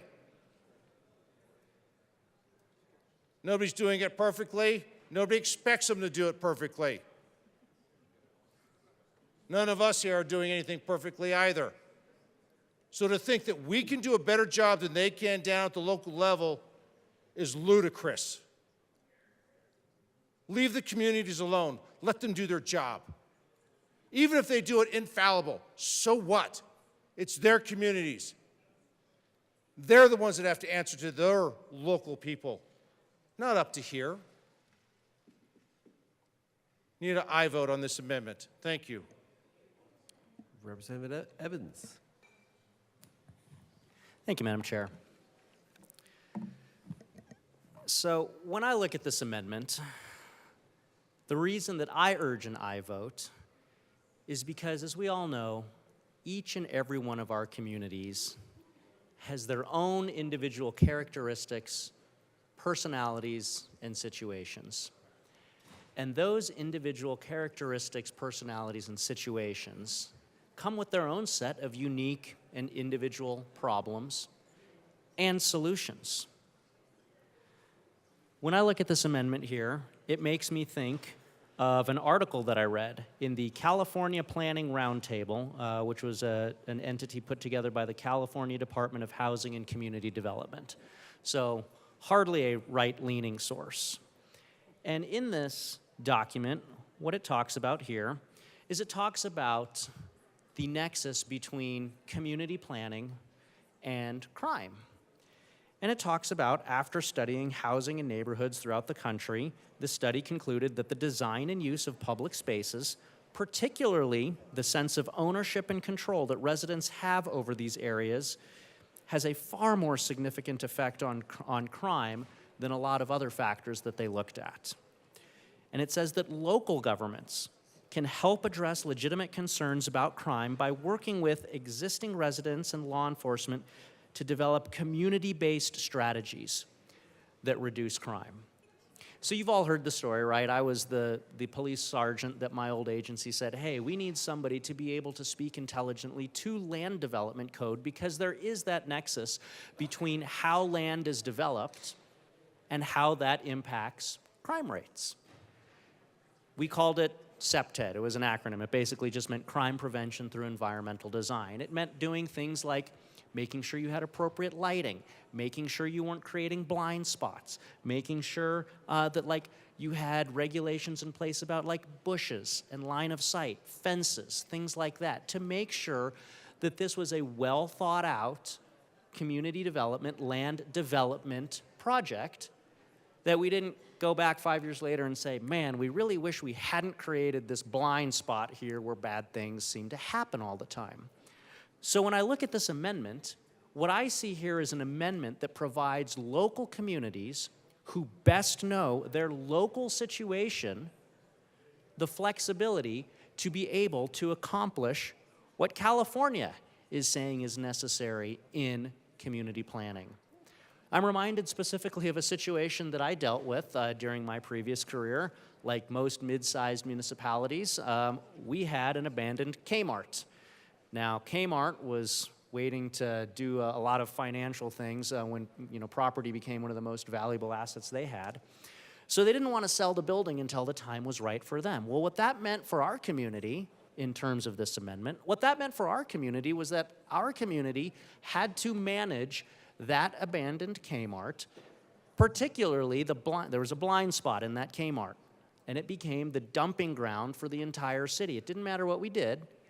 We hauled away one day, in 1 week's period, 46 couches were dumped behind that Kmart, and the city was the one that had to pay to get 46 couches removed that had accumulated in basically a 1 week time period. Now, how did the city address that? Well, they addressed it because they had a master plan. They knew ultimately how they wanted to use that area, and they knew, based on hard-learned experience, that whatever new building eventually occupied that lot where the Kmart had stood needed to not have that exact same blind spot that was built through a combination of the way the building was positioned, the way the surrounding buildings were positioned, the way the trees, the 6-foot privacy fence. The new construction needed to not have that same blind spot as existed with the Kmart, where, like I said, in about a week's time, it attracted 46 couches that were dumped there that the city and ultimately the taxpayers had to pay to haul off. So when I look at this amendment here, what this amendment tells me is that local municipalities, local governments that have a master plan, that recognize the issues in their communities because they are the government that is closest to the community, those governments will have the flexibility to be able to address issues such as the one that I described to you. And my concern is that if this amendment does not pass, then that flexibility will be removed from local governments, and the responsiveness that my community was able to the solution that my community was able to put together based on that being literally their neighborhoods, that same granularity and responsiveness would not exist in a state-level bureaucracy. So I urge an aye vote on this amendment, because this amendment gives local municipalities, local governments that have already done the hard work of putting together a master plan to address all of these issues, it gives them credit for putting that plan together, and it gives them the flexibility and the responsibility to be able to follow through with the individual concerns that they know best in their community so that situations such as the great 46 couch episode aren't repeated. I ask for your aye vote. Thank you. Representative Winter. Thank you, Madam Chair. I urge an aye vote on this amendment as well. The communities in my district are well aware of the housing challenges they are facing. Since talk of this bill popped up, I've been reached out to by commissioners, city council members, and they all tell me, Ty, we've been working for years on plans to solve the housing issues that we face in our communities. What I don't like about this bill is it once again uses the big arm of government to force them to do it in the way that we think here under the dome is best for every community in Colorado. And they're really doing it in unique ways based on the wants, needs, challenges, but most of all, the way their communities want it done. They have stakeholder meetings, people attend city council meetings, people attend county commissioner meetings, and they give input on how they want their community to look in the end. And we're going to step in, and we're going to mess up and erase everything that they've done, and we're going to take that big, heavy hand of government and tell them the way we think that they should do it. Southeast Colorado is different than Northwest Colorado. Pueblo's different than Denver. Lamar's different than Trinidad. They don't need us to inform them of what they face and how to fix it. A lot of communities in my district, the alarm is sounding because if they do not fix these problems, they know it's over. Main streets are shuttering up. Communities are shutting down, and they are motivated. Nothing will motivate you more than those things happening in your communities. They know darn well how to get it done. I said this a couple weeks ago. A constituent had brought this up to me. Local control is the proverbial volleyball in this chamber. One day you're for it, one day you're against it, based upon the needs of the legislation that you want to pass. And as I talk to my commissioners and my city council members that are sending emails, and I know you're getting them too, they do not like this. So I urge an aye vote on this amendment. Allow these communities to figure it out for themselves. There's a lot of them that are on track. They've been working hard to get this done. And we're going to step in, shake our finger at them, and tell them, we know what is best for you. I urge an aye vote on this amendment. Representative Woodrow. Thank you, Madam Chair. And thank you, colleagues, for listening to the debate on L168. I would urge a no vote. I appreciate the discussion, but when we look at what parts 1 and 2, so if we take lines, let's say 3 through 9 first, by exempting any municipality from the requirements of part 2, that's the ADUs part of the bill.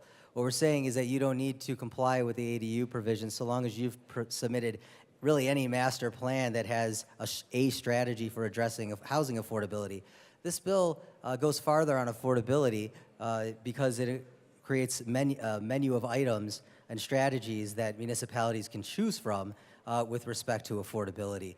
So a strategy simply isn't enough. And turning to lines 10 through 17 of the amendment, it pretty much does the same thing with respect to the transportation-oriented communities and key corridor piece. So I certainly appreciate that work has been done on the local level by many municipalities. I heard that Castle Rock has done, made some tremendous strides. Why should Castle Rock have to shoulder the burden alone? It falls upon communities that are doing it right to carry an outsized burden when other communities say, no, we're not going to participate in the same way. That's the reason and what precipitates the bill. I also want to make clear that the work that has been done on the local level is credited. No one, when they submit their housing needs assessments and plans, has to reinvent the wheel. If they've already, if we're asking them to check 8 boxes in terms of what they need to do to submit a needs assessment or needs plan, and they've already done 7 of them, well, then they don't need to redo those 7. They accept that work and just add the one that's missing. So, and I also finally want to say that, I'm happy to talk about putting guardrails around the money. There is technical assistance in the bill. I want to make that clear, but I'm happy to continue the conversation. In the meantime, I would ask for a no vote on L168. Representative Taggart. Thank you, Madam Chair. I just have to respond to that comment, or those comments. The reason that we wrote this the way a strategy for addressing housing affordability is exempt as the last sentence is because guess what we put in that? We addressed our corridors. We addressed our transportation plans, and in our particular case, a brand new multimodal transportation center that's being built, that will be built in Grand Junction. And guess what? ADUs, of which we're also involved in that, where our restrictions on ADUs are even less than what's in the amendment. So it's covered by that last statement. And guess what? DOLA has the opportunity to look at this. That's why we wrote this way.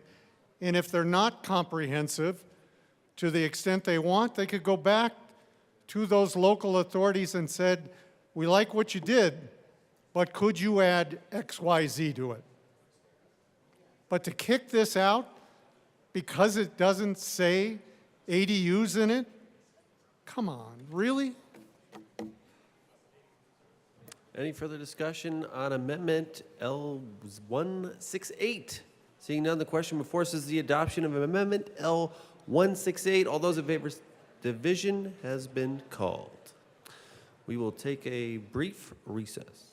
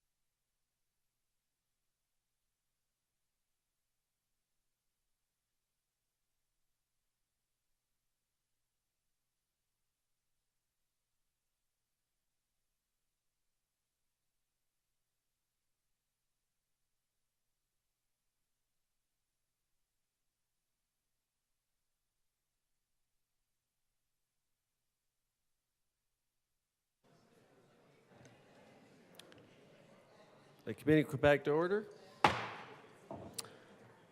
The question before us is the adoption of Amendment L168. A division has been requested. All those in the chamber not entitled to vote, please be seated. All those in favor of Amendment L168, please stand or raise your hand and keep it raised until the count is taken.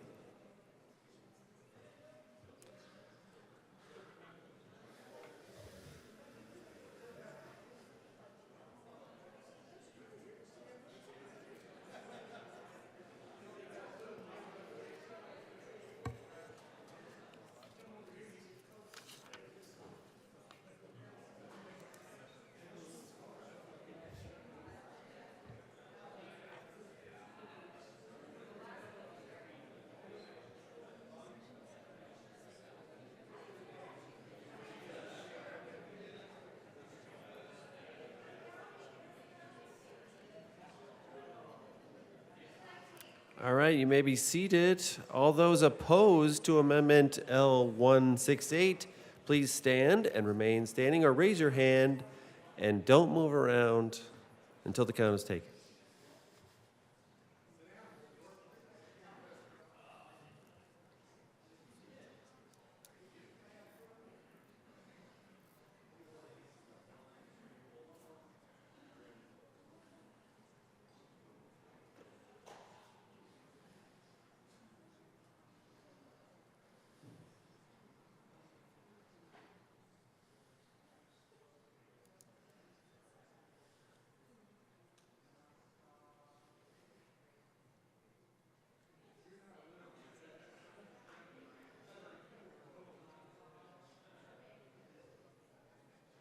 All right, you may be seated. Amendment L168 is lost. Representative Representative Martinez. Thank you, Madam Speaker. It's an honor to serve with you. It's an honor to serve with you, too. Members, I debated coming down here this evening to talk about this, but I felt that it was important and it's something that I needed to be able to speak about. How this bill and bills like this impact the San Luis Valley and our people is absolutely critical. A few years ago, we saw a massive growth in Douglas County. And from that growth in Douglas County, there were problems with finding water to sustain the infrastructure for the population that was growing there. And we're not including lawns, we're not including pools or anything like that. It was just being able to sustain the population of that subdivision in Douglas County. And one problem that came out of that was there was a organization that Representative Martinez, 1 second. It's a little loud in here. Please keep your conversations down. Thank you. Thank you, Madam Chair. I appreciate your leadership. You betcha.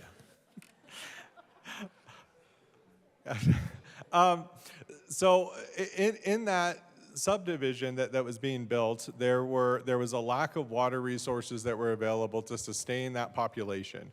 And so a private organization came in that I won't name because that's against the rules. But that private organization had a lot of money and wanted to come down and find those water resources that were going to be able to sustain that population that was in Douglas County. And where did they come for it? They came to the San Luis Valley to try to find that water in order to build it. And the plan is to build a trans-basin pipeline to being able, up and over the mountain range, to being able to go to this community. Well, for those that don't know, the water is the lifeblood of the San Luis Valley, and that is something that makes us us. And they weren't doing anything illegal, unfortunately. This was just something that they had the money to being able to do this. And that was something that we fought against, and due to some really good legislation that came out of the Senate, and our senator last year was able to stave off this water buy plan to being able to help and making sure that our farmers, our ranchers, our water owners, our Latino farmer ranchers and water owners did not sell out to this organization and send our water up and over the mountain range. So why do I bring that up, and why do I mention that? When we talk about expanding populations in the metro area and being able to expand it elsewhere and densely populated, that is something that people in my area get really freaked out about. Do I think that Senate Bill 23-213 is going to have an immediate effect and where this is going to happen? No, that's unrealistic. But I'm looking at the next 5-10 years when we're looking at population growth in the state of Colorado, and where we're going to put the people, and where we're going to get the water resources in order to sustain that population. And I have concerns with that. And I think that we need to seriously address where we're putting people at and making sure that we have the resources that are necessary to sustain them, so that we don't have a situation where we're buying up water in my neck of the woods from my Latino farmers and ranchers, from my Latino water rights owners, to send it somewhere else to sustain it because we didn't plan for it. And for years and years and years, we have heard so long that Denver, somewhere else is coming for your water, and it was the proverbial boogeyman, and then it happened. And this wasn't 10, 20 years ago. This was 4 or 5 years ago.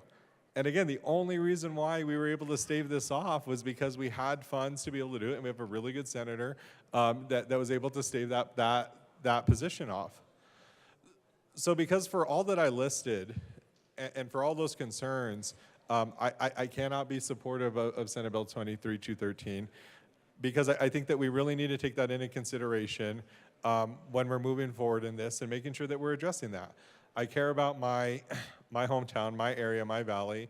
I understand that water is the lifeblood. It is what makes us us.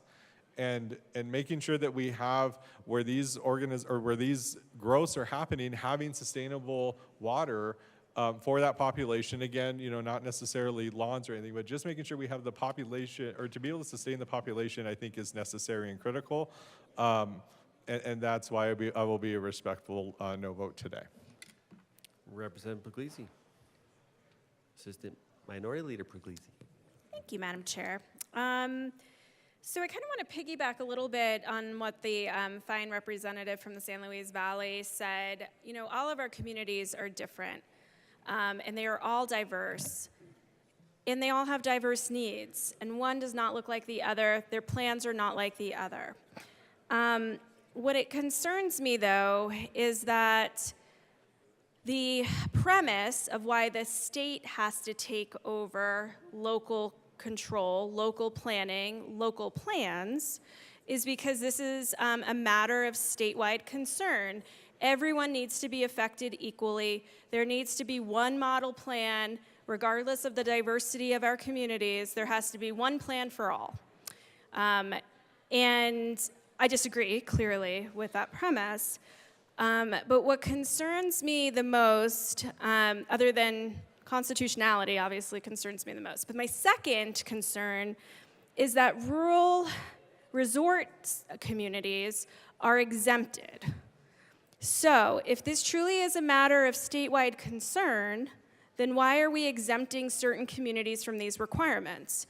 To me, it is an equity issue, an equality issue. If all of our communities need to be the same, then why do some get to not be the same under this plan? It's not fair, it's not equitable, it doesn't take into account our diverse communities, and we can't put exemptions in like that if this truly is a matter of statewide concern. I mean, the gravity of what we are doing here is really important.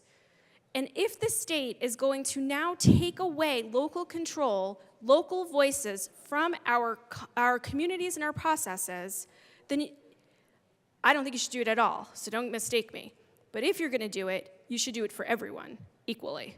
And that's a problem. And so I with that, would move Amendment L172 and ask that it be properly displayed. Okay. The amendment's moved and displayed. Go ahead. Thank you, Madam Chair. This would remove the exemption for rural resort communities and put all of our communities on a level playing ground if this were to come into effect. There should not be any exemptions in this bill. I will say we've run and we will continue to run exemptions, but we were told we need this for all of our communities and there shall be no exemptions except for rural resort communities, because they kind of forgot to mention that. And it's not fair, it's not right. If we really care about affordable housing and we say this is a statewide issue, affordable housing in those rural resort communities are also really important. That service industry is working in there, they deserve to have affordable housing too. And so I don't understand why they would be exempted or why they wouldn't be part of this conversation and why we would be okay with that. So I really, truly ask for an aye vote on this amendment. Thank you. Any further discussion on the amendment? Representative Wilson. Thank you, Madam Chair. Exactly what the Assistant Minority Leader was saying. Why would we exempt basically luxury resorts, rural luxury resorts from this bill? It would be the only group that we would exempt. And I would actually like to ask the bill sponsors to explain why we would exempt just those. How is it that we can say this is of statewide concern except these areas? Wouldn't statewide equal the whole state? Representative Woodrow. Thank you, Madam Chair. Rural resort job centers are not exempt from the entire bill. Not all of the bill applies to them. They have a little bit more flexibility, but they're not entirely exempt. They do have different needs. One of the things that we've heard through our entire stakeholding process, which I would remind folks involved hundreds of meetings and was months before the bill was ever introduced, but one of the things that we heard a lot of was that one size doesn't fit all. And yes, what happens in rural resort communities is different than what happens in Denver and some of our other municipalities on the Front Range. And we leaned into those conversations, and after work was done in the Senate, we came up with a way to, what we feel is properly give these folks in these communities a little extra flexibility, because they do have different problems. Some of their problems are not necessarily the same type of supply issues. Some of their issues are vacancy, because their supply is largely second homes or vacation homes. We leaned into those conversations and essentially granted concessions to what those communities wanted. To now strike them out of the bill completely, we don't agree with, but that is the reason why they have different treatment. We would ask for a no vote. Representative Taggart.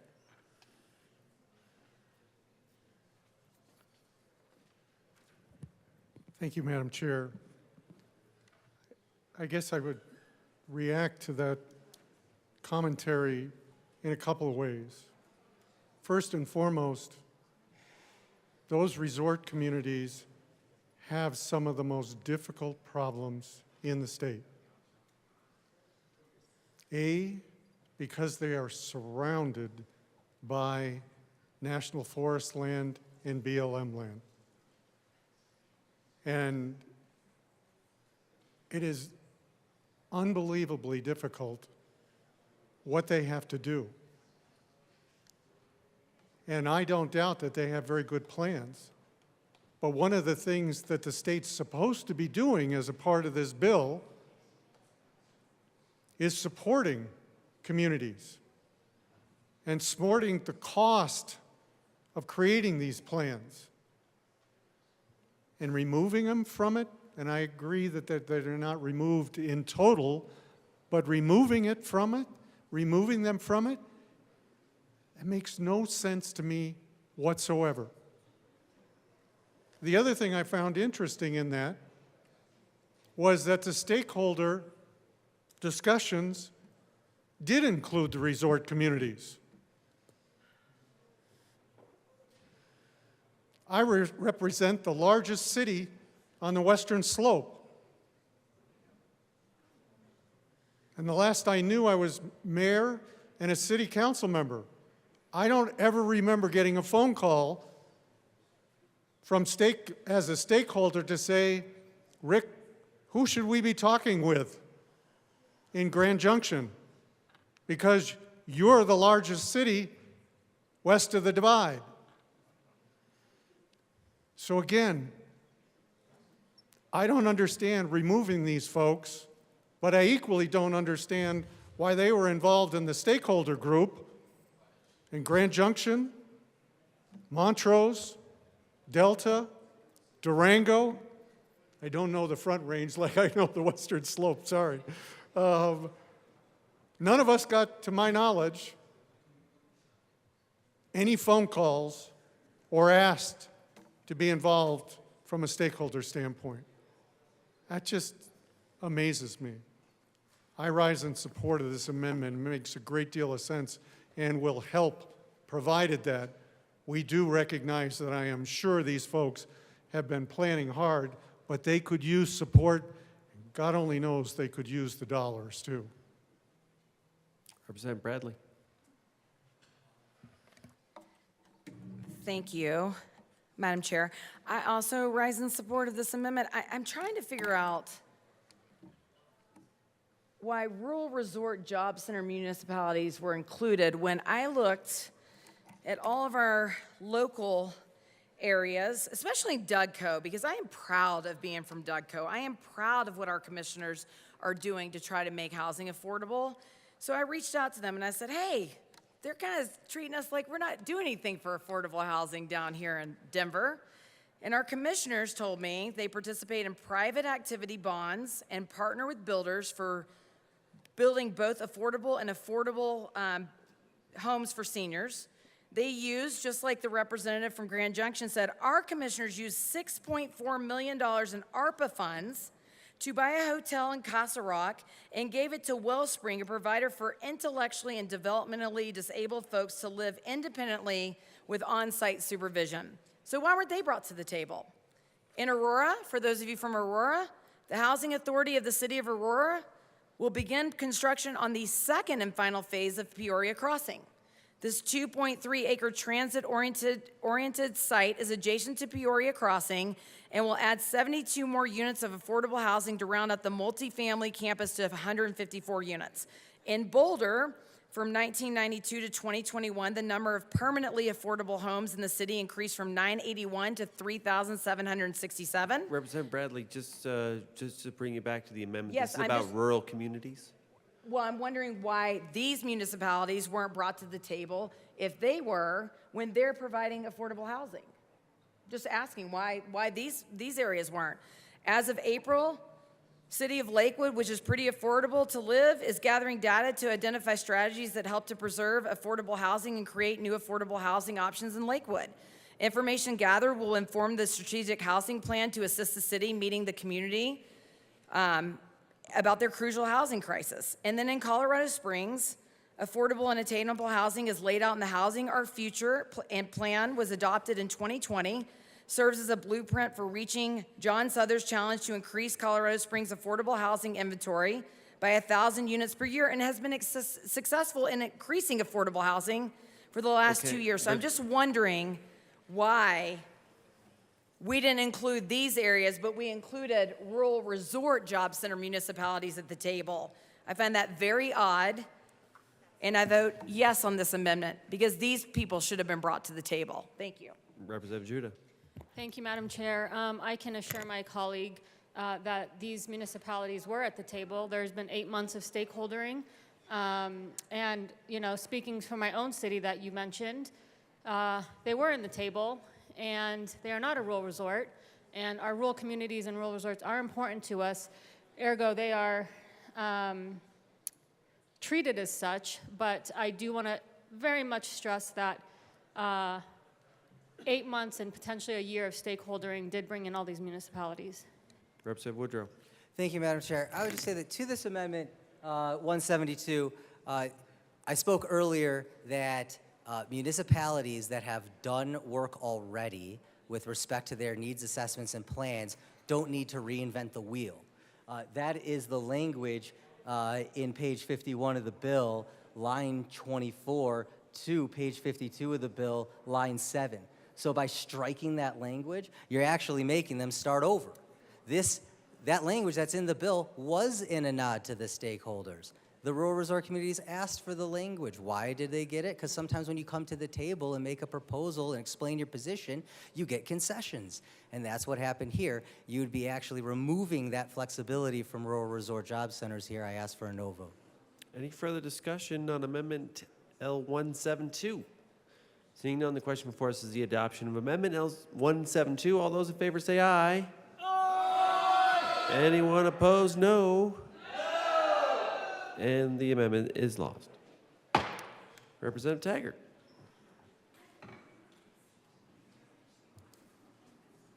Thank you, Madam Chair. I'm not sure how much longer my voice is going to last. I move Amendment 154 and ask that it be properly displayed. All right, the amendment is displayed. Go ahead, Representative Taggart. This is a very simple amendment, and it is based off an amendment we received Tuesday night around 11:30. And it was Amendment 126, and I'll read it to you if you haven't seen it.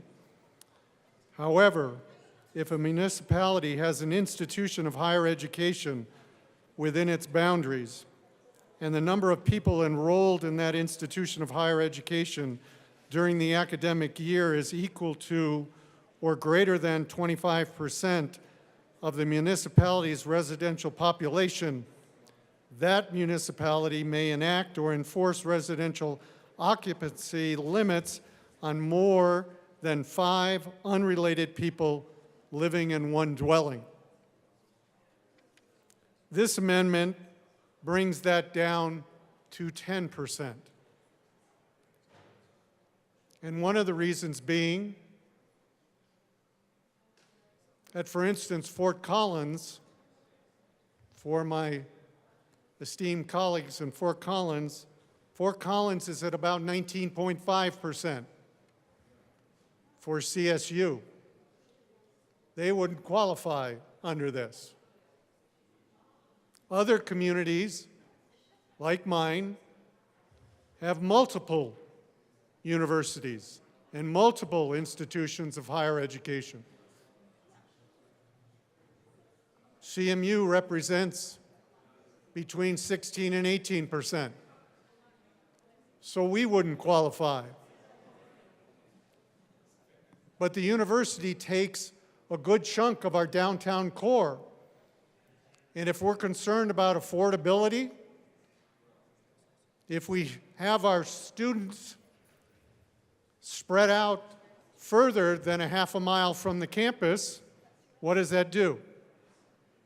Creates more car traffic, more congestion, raises the price on housing all throughout the city. So guess what?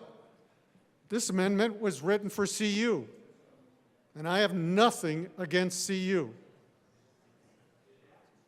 But we also need to recognize that universities across the state also have an impact on their community. And while I don't agree with this bill at all, at least on this amendment, we should recognize that and drop this standard from 25% down to 10% to help as many communities as possible.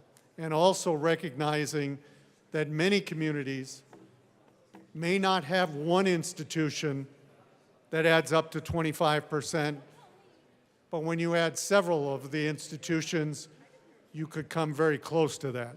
Thank you. Representative Basenaker. Thank you, Madam Chair, and thank you to my colleague for bringing this amendment. You know, we worked hard in advance of committee and through committee on adopting a couple of amendments that have to do with occupancy limits. That strikes the right balance for us in Fort Collins at present. So Fort Collins at present has a U+2 occupancy limit in place. The bill, as of January 1st, would contemplate a U+5 occupancy limit provided that you meet the threshold.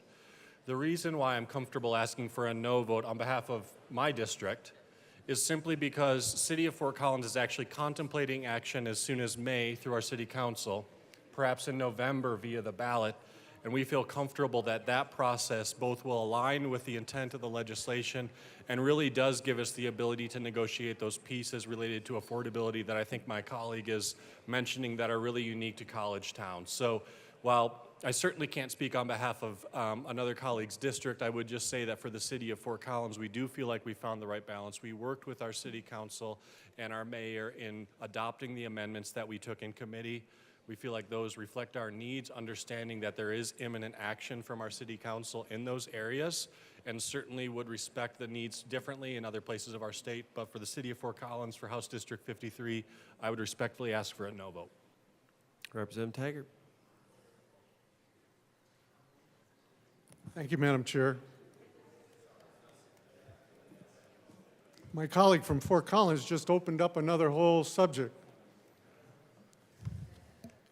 And that is if they do a ballot item in their community, they feel like they have the leverage to negotiate on this.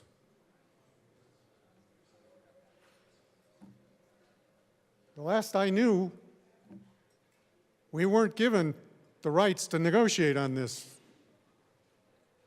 And so I guess what I'll consider is asking my hometown to run one at 18% and see if we can negotiate this. It's expensive use of taxpayer money, and I'm not sure they're going to understand why in heaven's name I'm asking them to do that. But I appreciate his confidence that he can negotiate this, but that opens up another whole avenue that I have some real serious concerns about, that can one community negotiate a deal on this and another community can't? That seems a little odd to me. Representative Basenaker. Thank you, Madam Chair. And just to clarify, so our city council is considering action as soon as May. There have been rumors of and talk of a citizen-driven initiative to present something on the ballot in November. Certainly, I want to make sure that that's clear, but obviously support the right of folks to have their voices heard while also respecting the fact that our city council process could play out. That's why we pushed out the implementation date of this section of the legislation to January 1st in part, to let those November elections take place, no matter how they might impact this issue across our state. I feel like it strikes an appropriate balance and certainly respect the intentions and the concerns of my colleague. I would just respectfully ask for a no vote. Representative Puglisi. Thank you, Madam Chair. I agree with my colleague. Let the people decide. That's what local control is. Let the people decide what's best for their communities. That's why we don't need this bill.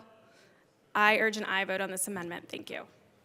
Seeing no further discussion on the amendment, the question before us is the adoption of amendment. A division has been called. We'll just take one quick recess.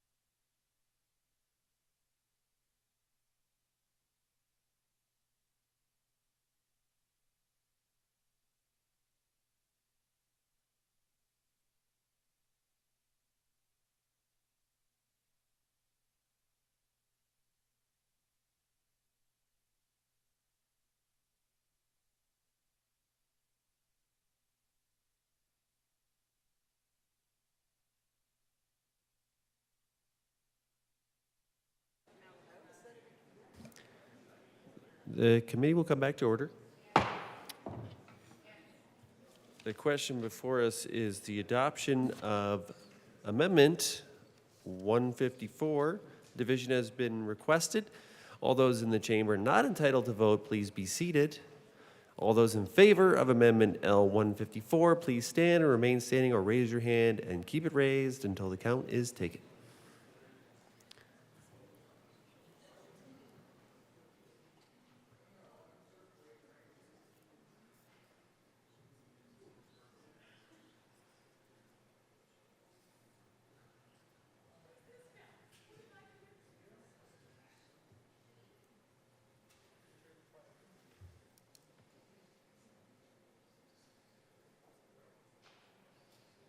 All right, you may be seated. All those opposed, please stand or raise your hand or remain standing or keep your hand up until the count is taken.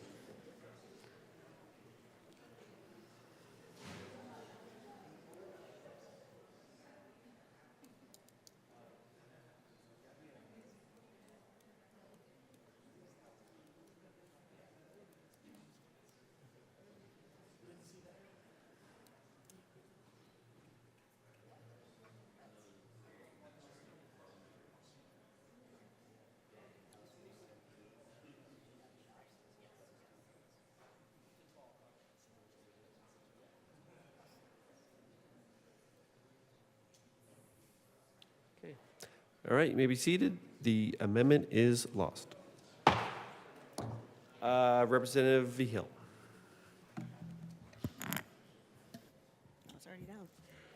Thank you, Madam Chair. And on this holiest of days, may I say, may the Affordable Housing and Homelessness Prevention Task Force be with you.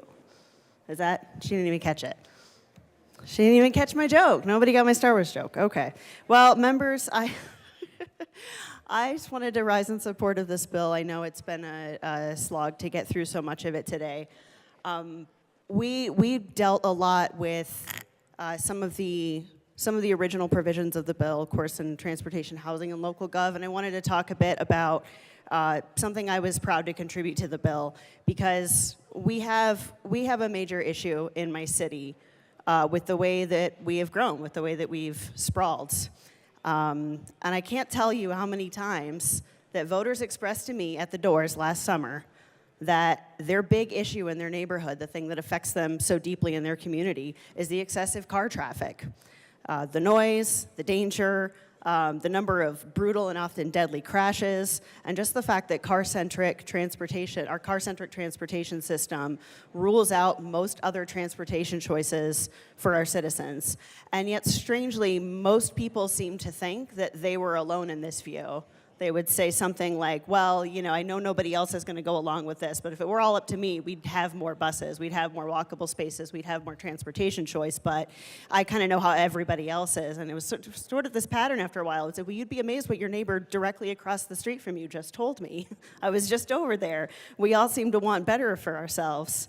And in fact, some of our historic neighborhoods, which are part of sort of the center of town and more the south and western part of my district, Old North End, Middle Shooks Run, Patty Jewett, these are neighborhoods that were built the way that we're talking about, in this bill. It's the mixed use. It's more walkable. It's less off-street parking. It's more connectivity. And in fact, several of these neighborhoods were designed specifically to be streetcar suburbs. Back when we had more transit choices like that, you were meant to be able to get on the streetcar and go downtown and come back home, or get on the streetcar on the weekend and go up to Palmer Park and enjoy nature and come back home. These were not parts of the city that were set up to be car dependent or for people to be separated based on how much housing they can afford. So, you know, when I went through a lot of those neighborhoods, I was really struck by this, because some of them were newer to me based from the last time that I had run for this seat. And you can't necessarily tell from one house to the next whether there's one home in there or three.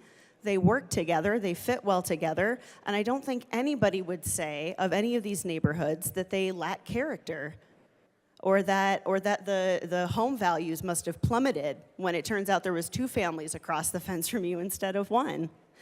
In fact, they're some of the most desirable neighborhoods in our city. And I've heard so much from my constituents who live in those communities about their concerns around this bill, and we've had extensive conversations about, you know, making sure that historical provisions are protected when construction potentially starts based on the provisions of this bill.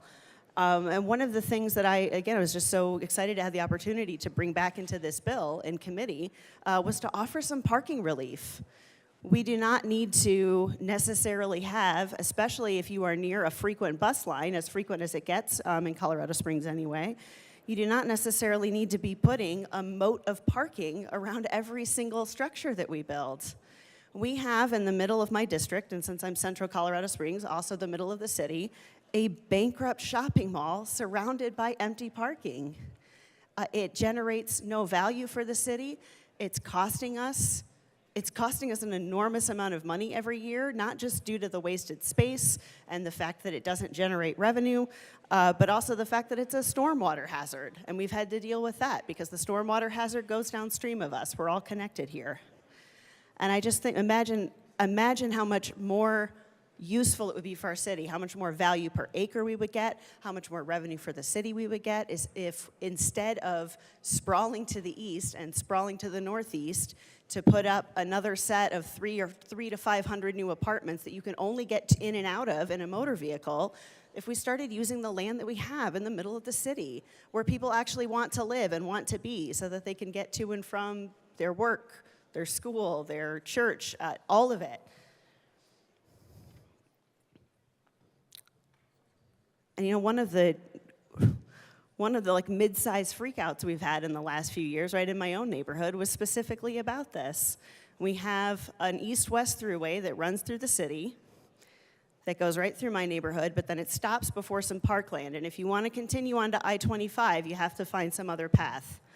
Well, the devotees of the private motor vehicle really feel the need to turn that into an urban highway, and it comes up every so often. It came up 10 years ago, it came up again last year. There's this talk that maybe we'll just go ahead and plow right through that and add lanes and make it an urban highway so that cars can go from that new suburban sprawl housing that's out east of Powers and cut across to get to I-25. And that historic neighborhood there, the ones that we're supposed to, I guess, protect from duplexes, we're just going to go ahead and bulldoze some of that so that we can fit more cars through it. And I just don't see that being what my constituency is asking for.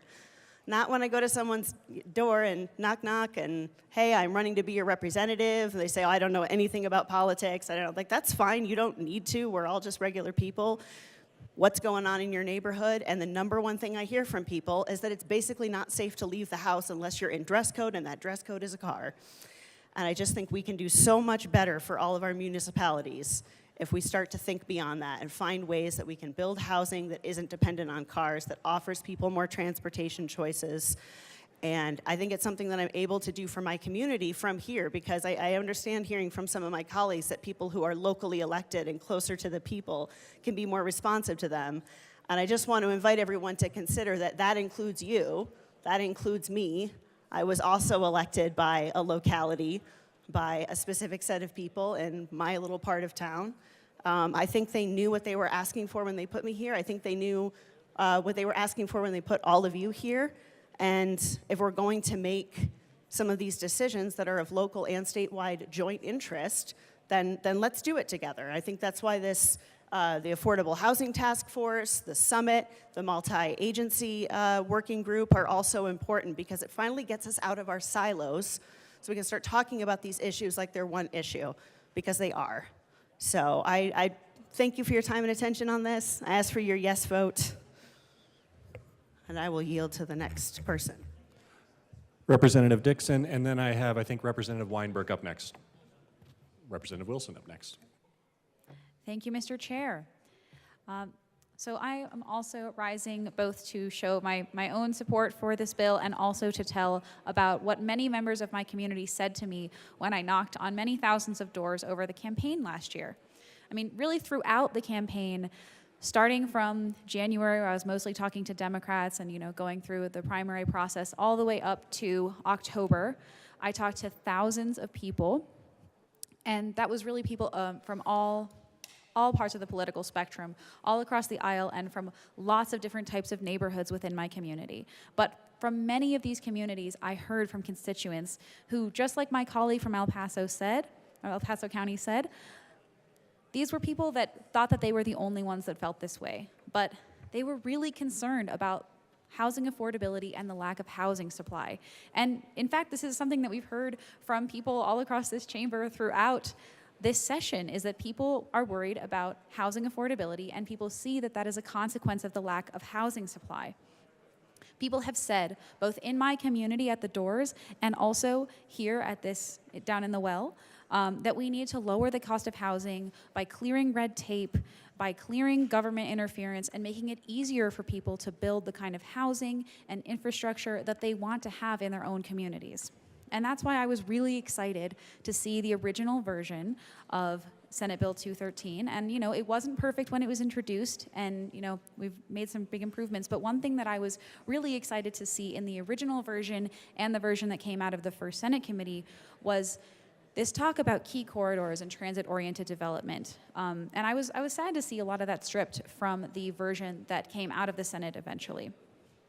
Because, I mean, it's just a part that was really, really exciting to me. But one thing that I did hear about the original bill was that I heard from many constituents who were concerned about potential changes to the zoning of their own neighborhoods, but who generally support building more housing in places that in their minds make sense to do so. And that's really one thing that's really great about key corridors, is that it gives communities the flexibility to figure out where it makes sense to build more housing, where they have the infrastructure and the services to support those communities. And that's why I proposed a amendment in committee that really restored portions of the key corridors and transit-oriented development into the bill, with some key modifications. This bill no longer contains some key portions of the bill that initially concerned people, and that I've still heard many arguments about today. The bill does not contain And broad Representative Dixon, upzoning. I'm sorry to interrupt you. I just want to direct all of our remarks to the committee report at this point, and then once we pass the committee report, we'll talk to the bill. We did adopt transit-orient corridor amendments in committee, and so feel free to go with that. Thank you so much. I just want to make sure we're all on the same page. Thank you, Mr. Chair. Yes, I'm talking about the amendments that were brought in committee. But like I said, this bill does not contain broad upzoning, and I made sure that the amendments that I brought and supported in committee did not contain that portion. And I believe that the bill that came out of committee and the bill as hopefully will be adopted in this amended committee report, it will not destroy the fabric of our communities. This is a good bill. Instead, the bill as it is now asks localities to designate areas where transit-oriented or key corridor development is allowed by right. It allows property owners the property rights to build by right in places where it makes sense to do so. But it gives those localities flexibility on where and how that works for them. It also gives localities credit by allowing them to count areas where they're already allowing and planning for density of this type. And in conjunction with those other alterations in committee that have more closely aligned state funding with these targets, these sections of the bill allow localities to flexibly determine where and how to accommodate the sort of density that creates livable, sustainable, and fiscally self-sustaining communities in the long term. I ask for a yes vote on this committee report because it goes a long way toward allowing the housing that Coloradans need while allowing flexibility for local needs and minimizing the impacts on existing single-family neighborhoods. So please vote yes on the committee report. Thank you. Further discussion, Representative Wilson. Thank you, Mr. Chair. It's interesting to me how this bill is about, some portion of it is sold as private property rights, and at the same time we're saying that parking lot that somebody else owns next to me is the problem. So is it about property rights or is it not? Is it about local control or is it not? We should make up our minds. I move Amendment L 159. Since we are exempting certain communities that fit certain narratives or however we figure they fit, I'd like to move this amendment and have it properly displayed. 1 second, we'll get it properly displayed. Representative Wilson, the amendment is before us. Please proceed. Thank you. This amendment, since there is a piece of this that exempts certain occupancies for, one city or one county,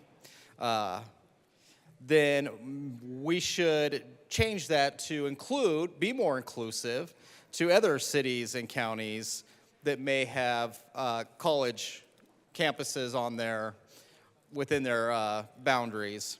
So this would do that. Instead of just having the number fit one community, let's lower that number so that we can include more municipalities. I ask for an aye vote. Further discussion on Amendment L 159. Representative Judah. Thank you, Mr. Chair. I ask for a no vote. Further discussion on Amendment L 159. Seeing none, the question before us is the adoption of Amendment L 159. All those in favor say aye. Aye. Opposed, no. No. The noes have it. The amendment is lost. Representative Weinberg. Thank you, Mr. Chairman. I move Amendment 186 and ask that it be properly displayed. That's a proper motion. 1 second.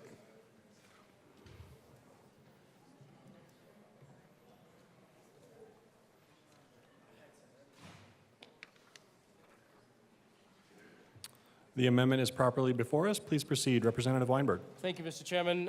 Fellow colleagues, I don't wish to waste your time. I truly think if this bill were to be summarized in one word, or two, or three, or four, it would be a bloody good bill. So please take it into consideration, and I ask for your aye vote. Further discussion on Amendment L 186.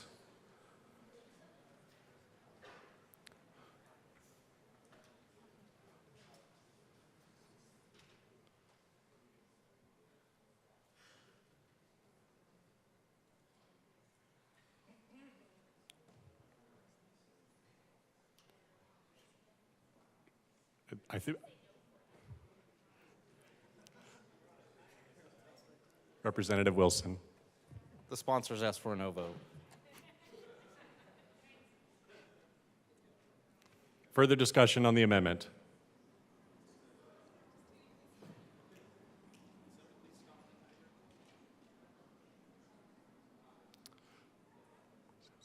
The House will stand in a brief recess.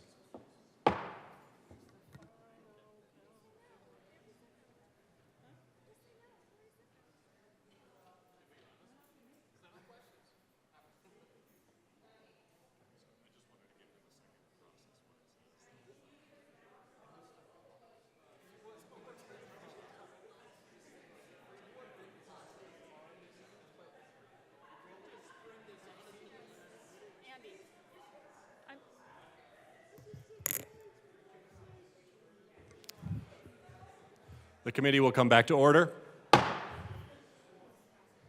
Representative Judah. Thank you, Mr. Chair. Members, we ask for a no vote. This amendment pretty much gets the bill. Further discussion on Amendment L186. Seeing none, the question before us is the adoption of Amendment L186. All those in favor say aye. Aye. Opposed, no. The amendment is lost. Representative Mabry.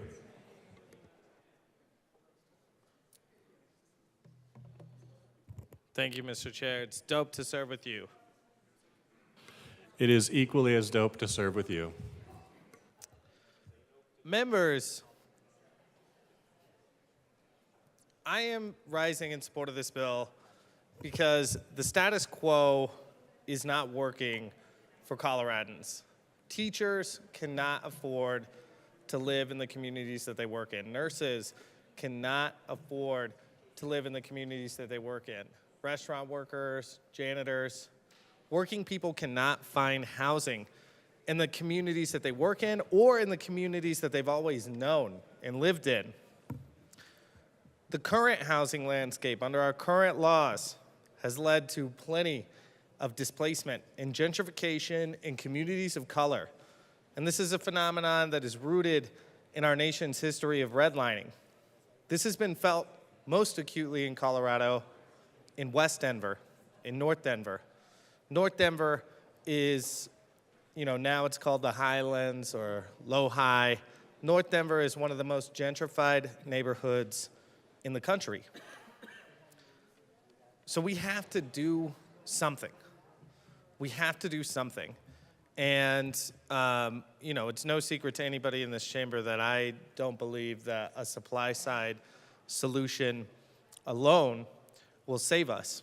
I also want to recognize that the great work that has been done both in the Senate and here in conjunction with housing advocates, in conjunction with groups that are doing the on-the-ground work of preventing gentrification and displacement, preventing the work of making of new cases of homelessness, affordable housing groups were brought to the table.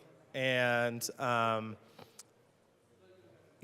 working with them, there is a lot of great language because, I do believe that unchecked development and upzoning without proper affordability and anti-displacement language could exacerbate gentrification and displacement. We've seen this happen in North Denver where upzoning did lead to building of luxury housing that people could not afford. But what I really appreciate about the work of the sponsors, both here in the Senate, is we have put in this legislation in committee through an amendment, there are displacement risk assessment and displacement mitigation strategies that are mandated. They go along with the upzoning that is in this bill, along key corridors and transportation-oriented and when we're incentivizing transportation-oriented development along key corridors, municipalities are going to have to take into account the possibility that there could be displacement and gentrification. They have to look at the demographics of the neighborhood. They have to look at the average income in the neighborhood. They have to look at, is displacement happening now? And if based on that displacement risk assessment, there's a high risk of displacement, they have to implement both long-term and short-term strategies that include rental assistance or setting up community land trusts so that we can make permanent, affordable housing. And so I really appreciate the work of the sponsors. Again, I believe that the status quo is not working. We need more housing in our communities. I also just want to note that in my community is surrounded by cities that aren't building, that aren't developing new housing. And cities like Littleton and Inglewood and Lakewood are not doing enough to mitigate the affordable housing crisis. And so the pressures for my community to build more are higher. And this bill will spread the burden out. I also want to note that our fight against displacement does not end here. And the displacement mitigation that is in this legislation is absolutely not enough. But I'm confident in our approach because there are other bills that are moving through the process that bolster the anti-displacement work being done here. Again, I don't think that this alone solves that issue, but this is a step in the right direction. The status quo is failing, and I urge my colleagues to vote yes on Senate Bill 213. Representative Puglisi. Assistant Minority Leader Puglisi, excuse me. You're fine. Thank you, Mr. Chair. I always seem to come up right after my colleague from Denver, and I appreciate his comments. I just want to say for the record real quick, I agree that nurses, teachers, and firefighters deserve housing, but apparently not in rural resort communities.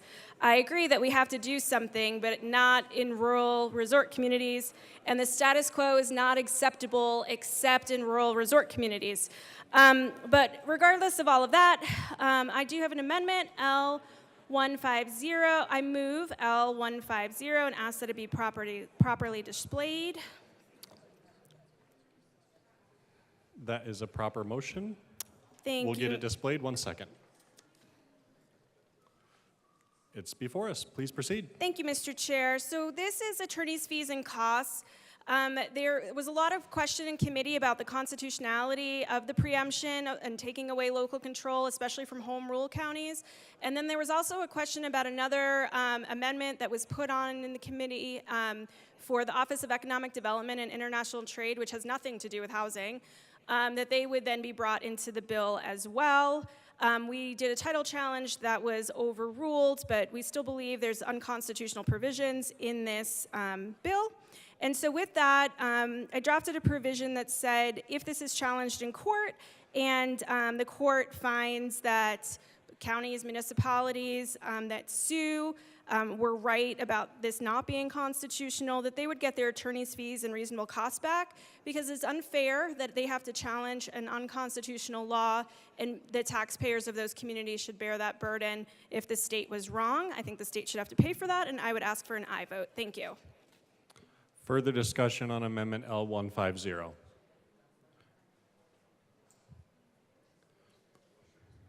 Representative DeGraff. Mr. Chair, it's good to be back. All right. Attorney fees and costs. Everybody that's a property owner entered into a contract with their local government. That contract was a contract. And part of that contract was to maintain the price and the value and the nature of the neighborhood, the area in which you live. Now, I'm not sure what it takes to get exempted from have special carve-outs for El Paso County, but I guarantee you in knocking the thousands of doors that I did, none of them said, I would like to have my property rights overridden. And I am to the bill, Mr. Chair. They did say they would like to have more affordable housing, but they also realized that that's a matter of taxation. And we're going to be slogging through a couple of bills and see whether we get some temporary relief at the cost of Tabor maybe tomorrow. But I can guarantee you, I never met a single person that said, I would like to surrender my property rights. If you could just butcher the economy and do absolutely nothing for affordable housing. And Representative DeGraff, I just want to direct us back to the attorney fees portion of the amendment, and certainly we'll have a time to discuss the bill as well. Thank you, Mr. Chair. The reason that the attorney fees are so necessary is because we are incurring a cost. We're incurring this bill could very well incur a cost because every single person that owns a property will now have this centralized zoning, this centralized planning, this centralized control, this state-level control, subjugating municipalities. They will now start zoning from here, and then the zoning is going to change. Well, when your property value, based on a contract that you've signed with the state, and the state all of a sudden overrides that contract and depreciates your property, who are you going to sue?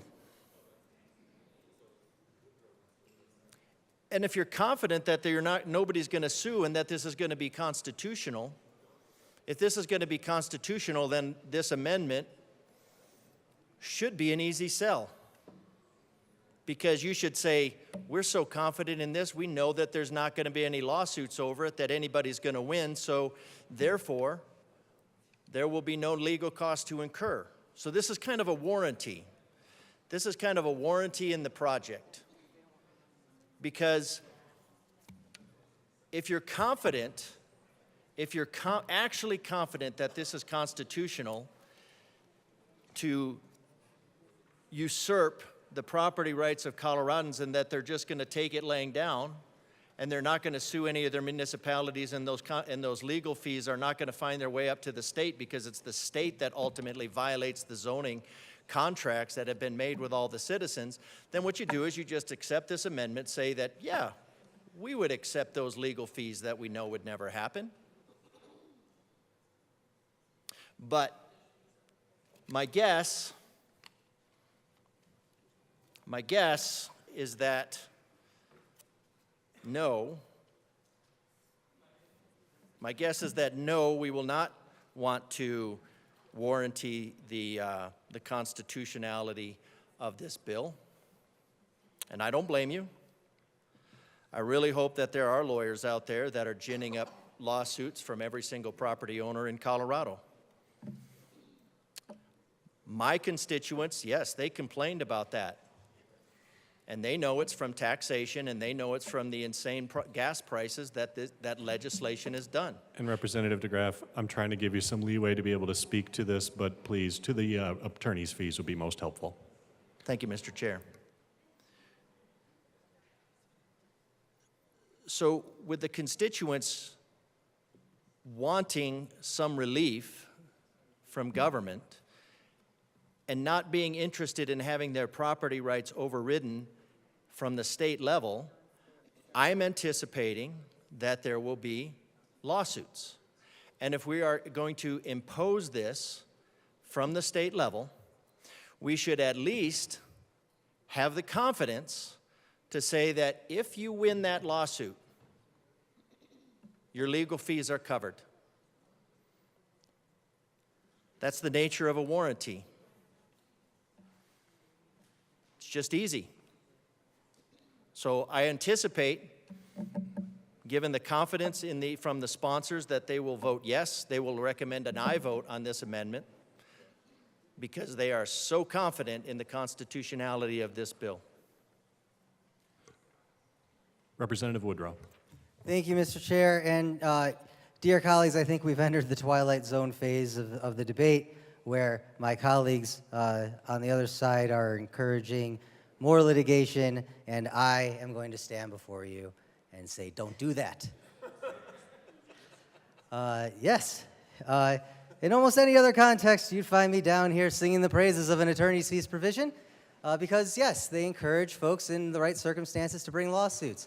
The lawsuits that are probably going to be brought as a result of this bill are going to be lawsuits by individual property owners against their municipality when their municipality denies them their property rights to an ADU or to density.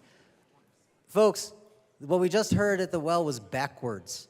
Local governments are the ones restricting property rights. Local governments are the ones saying you can't do with your property as you wish. Local governments are the ones saying you can't do or put in your backyard what you want. Your right to your property does not extend to tell your neighbor what they can build in their own backyard. There is not a special zoning contract. This implied agreement that we keep hearing about doesn't exist. There's an agreement amongst neighbors in a neighborhood to be neighborly with one another, but that doesn't extend to an agreement to keep the neighborhood a certain way. Okay? Property rights being overridden, local government is the one usurping property rights. This bill says local government step out of the way. Overbearing government shouldn't be excused just because it's on the local level. I ask for a no vote. Representative Sofer, we are still to the amendment. Thank you, Mr. Chair. And I just wanted to respond to my colleague's point from here in Denver. I have to admit, my ears are still ringing because the attorney's fees element, I would have thought you would have gotten behind. This is something that is common sense. It's something that if you're the prevailing party, you should be able to get behind. It's, I can't say enough good things about being able to collect attorney's fees from the prevailing party. And I think it's something that many of us who understand the industry know is really important to have in the bill. And I would ask for a yes vote. Thank you. Further discussion on Amendment L150. Seeing none, the question before us is the adoption of Amendment L150. All those in favor say aye. Aye. Opposed, no? No. The noes have it. The amendment is lost. Representative Brown. Thank you, Mr. Chair. I move L173 to the committee report and ask that it be displayed. That's a proper motion. 1 second, we'll get it displayed.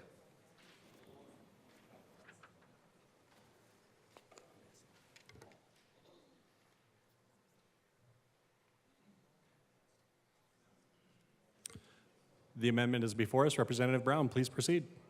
Thank you, Mr. Chair. This amendment sets an inclusionary zoning standard around the transportation-oriented communities, the TOCs, as well as the key corridors that are designed in the bill. I know from representing Eastern Boulder County that this is working in my community. Superior, Louisville, Lafayette, Longmont, Boulder, all have inclusionary zoning ordinances that guarantee a certain percentage of new development is deeded as permanently affordable. You see, this amendment reflects the need not only to build more, but to make sure that that construction is actually affordable for people. What we have is a crisis of affordability, and this amendment helps to make sure that people have access to permanently affordable housing units. You see, in my community, we know that density and construction of new units makes developers a lot of money. We are not going to be able to build our way out of this affordable housing crisis entirely. We are going to need reasonable government intervention in order to guarantee that certain percentages of new construction is guaranteed as affordable. This amendment ensures that we will be able to do that we will apply the best practices in affordable housing around inclusionary zoning in these key corridors in our communities.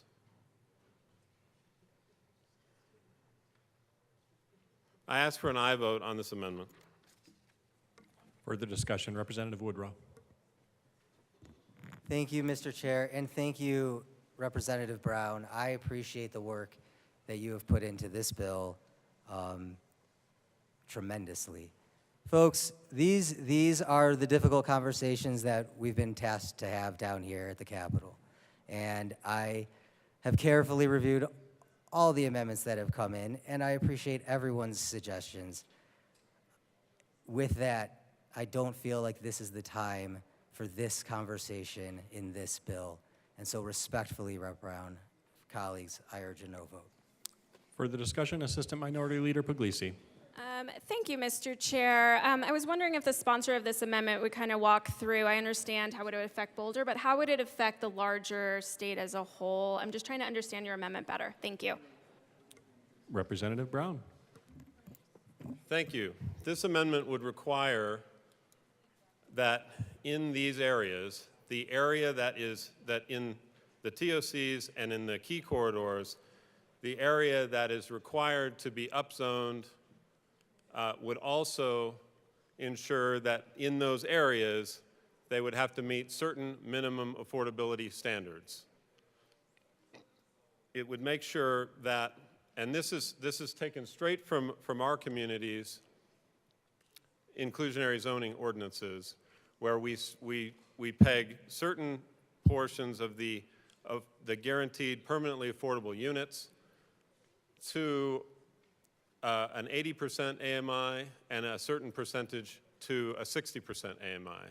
This is best practice in inclusionary zoning and in affordable communities. And so it would apply in anywhere that there is a TOC or a key corridor throughout the state. Further discussion. Seeing none, the question before us is the adoption of Amendment L173. All those in favor say aye. Aye. All those opposed, no. No. The amendment is lost. We are back to the committee report. Representative Bradley. Thank you, Mr. Chair. I would like to move Amendment L149 to the Transportation, Housing, and Local Government Committee and ask that it be displayed. 1 second, we'll get that before us. She said she gave it to you. Sorry, Robin.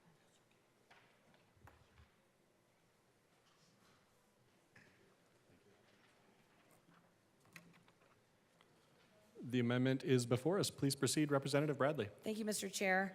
So basically, this amendment states, notwithstanding Section 2-4-204 of the Colorado Revised Statutes, if any provision of this act is held invalid, such invalidity invalidates this act in its entirety, and to this end, the provisions of this act are declared to be non-severable. We have all talked about constitutionality and that we all ran to uphold the Constitution. So this should be an easy one, guys. I'm giving you an easy one this late at night. If any part of this bill is deemed unconstitutional, the whole bill becomes invalid and nullified and deemed unconstitutional. If we all ran on it, we should be able to say aye. Thank you. Further discussion on Amendment L149. Representative Woodrow.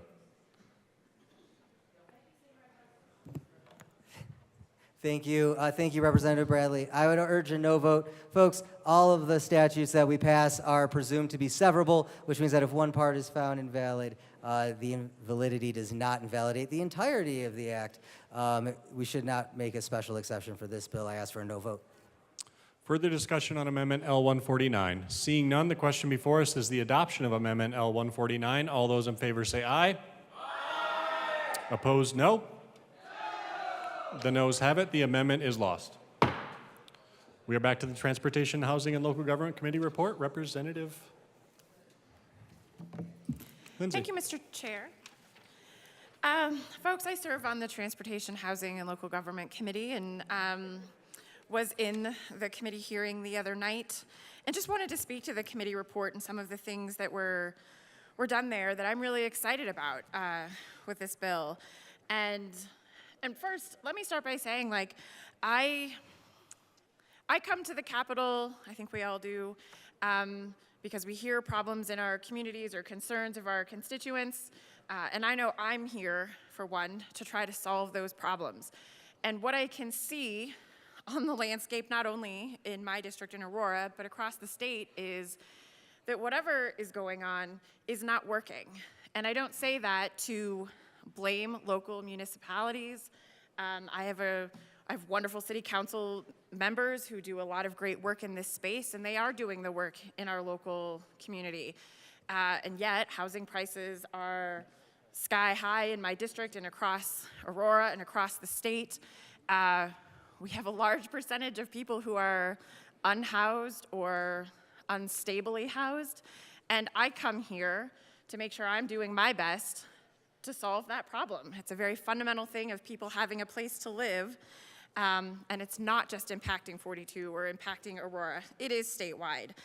And while it may look different all across the state in our various districts that are all very distinct, I don't think any of us can come here and say that our constituents haven't told us that housing is an issue.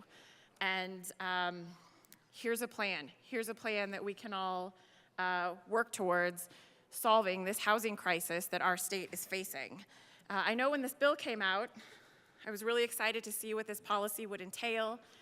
When it was introduced, I jumped on the phone to several of my city council folks, people in my community, to get their input on it before I even talked to sponsors about it. You know, I was like, what does my city, what does my area think of these things?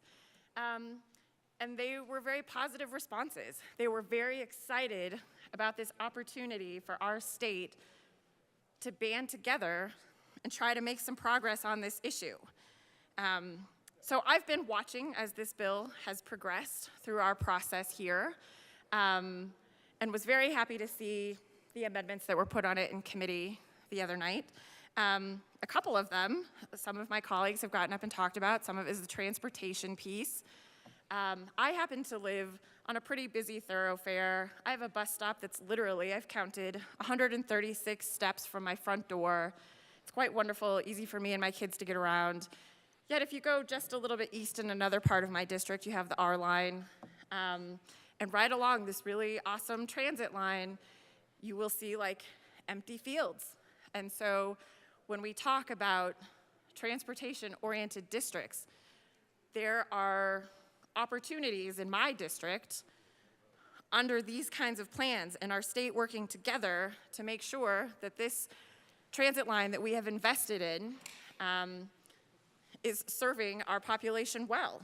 And I'm really excited about those pieces, and I'm glad those amendments got on in committee. As my colleague from Denver was talking about displacement mitigation, my district is just east of the Denver city line. I've got the Lowry Air Force Base to the west. I've got Central Park to the north. And as we are one of like the last bastions of affordability in this kind of metro area, I'm concerned about new development and things happening, displacement and gentrification. And I'm glad that that amendment is in there to help the people in my district who need it most, who are already so close to being unhoused, that now we have some protections in there, some thoughtful policy making going in there that will really help not only people in my district, but across the state. I proposed an amendment in the committee that dealt with ADUs, accessory dwelling units, which I'm really excited about. I mentioned in committee, gosh, a good chunk, I'd say maybe 90% of the housing stock in my district is mid-century brick ranches with about 1,000 square foot footprint, and they are placed on lots that are 6,000, 8,000, 9,000, 10,000 square feet that could easily accommodate ADUs. Some people could use them for additional rental income. Some people could use them like I might need to with my children who are trying to move out, and as 18-year-old paying like $1,000 a month for a bedroom in an apartment with 4 others. As I get older, I'm very sad that I don't get to see my parents every day, so the concept of living very close to my parents, not in the same house so we have our space, but potentially with an ADU is actually quite exciting and an avenue I would take. So out of desire, but also out of necessity.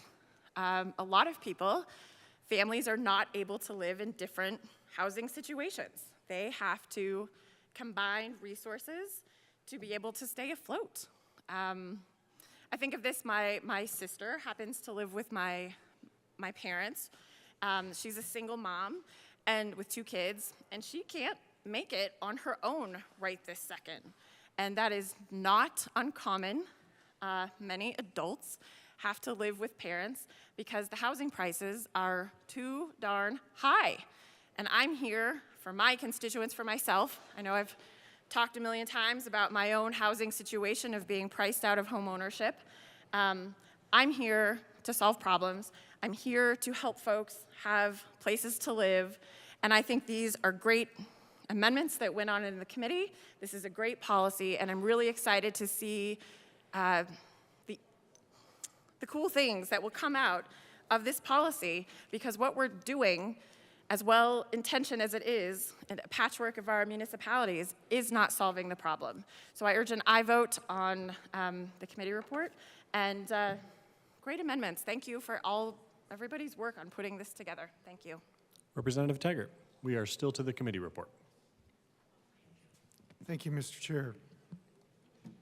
I will keep my comments to the committee report. My concern about some things I've heard from my colleagues about these amendments and the committee report is that statement about status quo. And I really appreciated when our co-prime sponsors did not use that term. Or that we're not doing enough. That may be the case in your community. And I'm not going to be so bold to say that I know the communities here on the Front Range like I know the communities on the Western Slope. But when I say we took 70 or 80% of our ARPA dollars, which were $12 million, and put it to housing and affordable housing, that's not status quo. And maybe one of the reasons why the resort communities, as well as Western Slope communities, have had to deal with this sooner than the Front Range is because 75 to 80% of all of the land in Mesa County is owned by our federal government. Let me repeat that. 75 to 80% is owned by the federal government. So we've had to deal with this situation for a long period of time.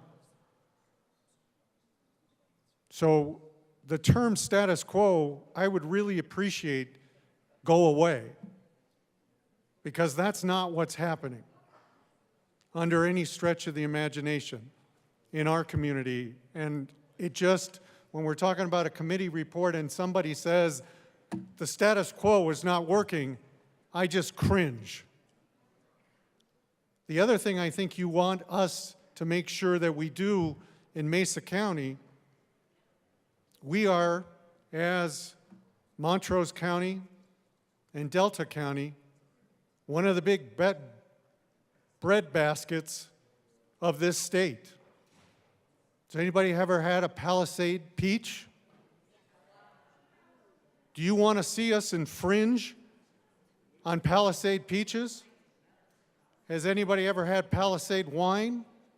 So add that to the 75 to 80%, and you now start to get a little bit of an idea to solve this is unique. So these amendments that continually press that one size fits all, it doesn't. Does it work for the Front Range communities in this Denver-Boulder corridor? Only you guys know that, and I'm not going to pretend to know that. But I know Western Colorado. And I know how hard we've worked on this, and I resent people coming to this microphone and telling us the status quo doesn't work, because we're not in the status quo. And I'd like somebody from one of these communities to tell me how much of your ARPA dollars went to affordable housing. because I haven't heard a single person on the Front Range talk about that at all. Not a single person. And ours was over 75%. And I'm proud of our city council and our staff, and I'm proud of our county government that has made those kind of commitments, because that is not status quo. Any further discussion on the committee report? Seeing none, the question before us is the adoption of the committee report. Representative Puglisi? Representative Judah? Representative Puglisi. Thank you, Mr. Chair. We had a lot of great discussion. Really appreciate the engagement by this body on this very, very important issue. We all support affordable housing. This just isn't the bill to do it. And I would ask for a no vote on the committee report as amended. Thank you. Representative Byrd. Thank you, Mr. Chair and members. I rise in support of the request to reject the committee report. So I think many of you know that I served previously in my city council prior to being elected here to represent the fine citizens of Westminster. And, you know, during that time, I just want to say some of the most heated, passionate debates that we had, some of the most difficult decisions I had to make as a member of that city council were about land use decisions. And it never ceased to amaze me how much people really cared about what their communities looked like. They really cared when they had a neighborhood and maybe a vacant parcel of land, what the plan was going to be, how the city was going to agree to allow that land to be developed or not. And I guess it's just one thing to say, many times I agreed with what people shared with me, and sometimes I didn't. Those were the hardest votes I had to cast. But one thing that I always appreciated, even when I didn't appreciate being criticized and yelled at by passionate citizens, I always respected and appreciated citizens' rights to come and petition their local government. So one thing I will say is my platform when I ran for city council was affordable housing. That was one of the biggest goals that I had. Our city needed to build more housing that people could afford to live in. I still say that now, and it's a process that we began when I was a member of council, to be sure. But I knew that once I was elected, that was what the people of my city wanted. I, along with my fellow members, had a mandate to pass local policy, and we would do that ourselves. We didn't need a directive from the state. We needed to design what our city was going to look like in collaboration with our residents. And that is something I take pride in every single day when I look back at my service there.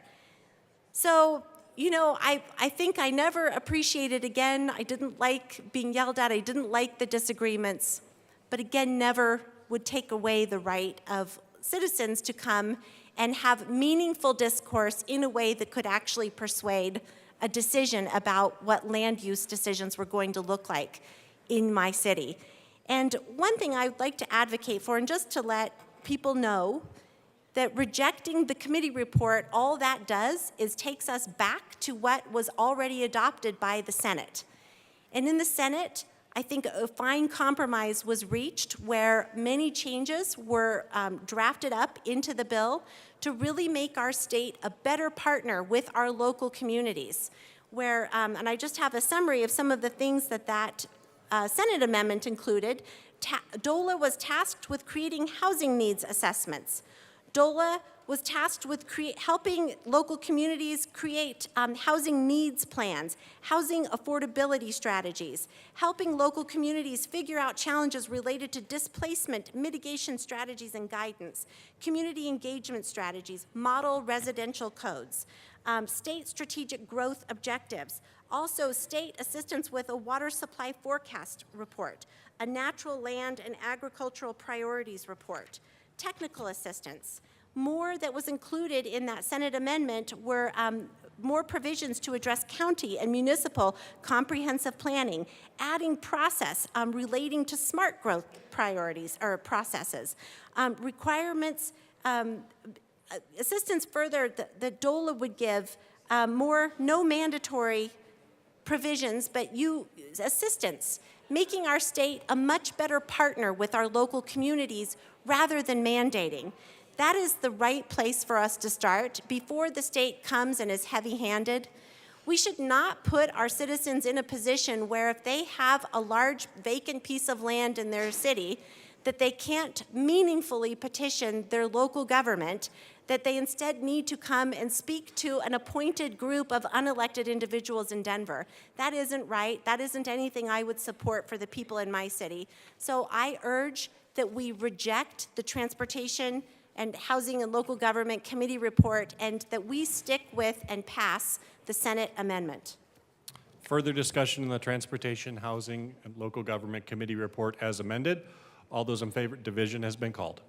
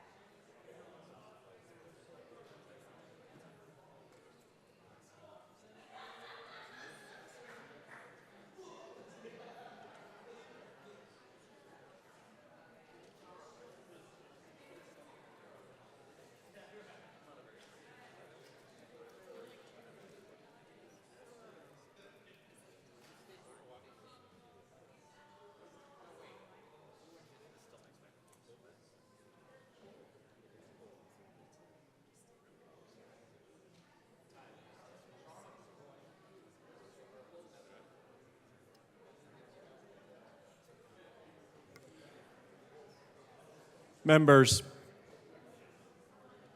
a division has been called, and I just want to be clear because I know some of us are returning to the chamber. The division has been called on the adoption of the Transportation, Housing, and Local Government Committee report, just so we are all clear on the motion before us and the division that has been called.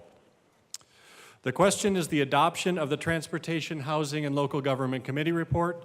A division has been requested. All those in the chamber not entitled to vote, please be seated. All those in favor of adopting the Transportation, Housing, and Local Government Committee report, please stand and remain standing or raise your hand and keep it raised until the count is taken.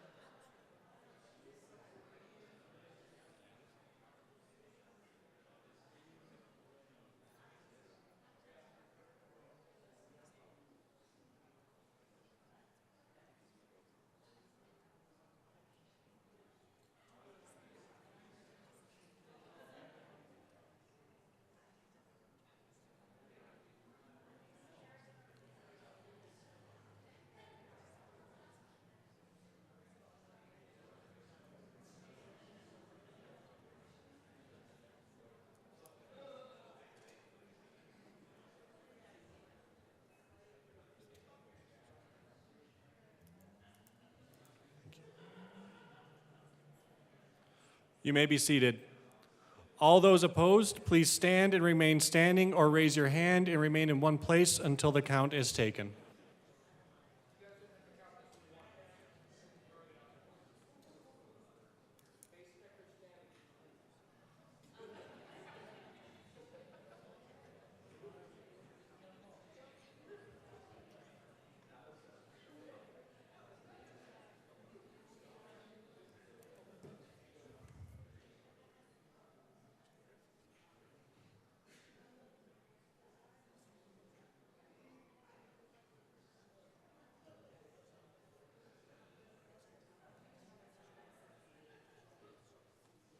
You may be seated. The committee report is adopted. To the bill, Representative Evans, looks like you're up. Thank you, Mr. Chair.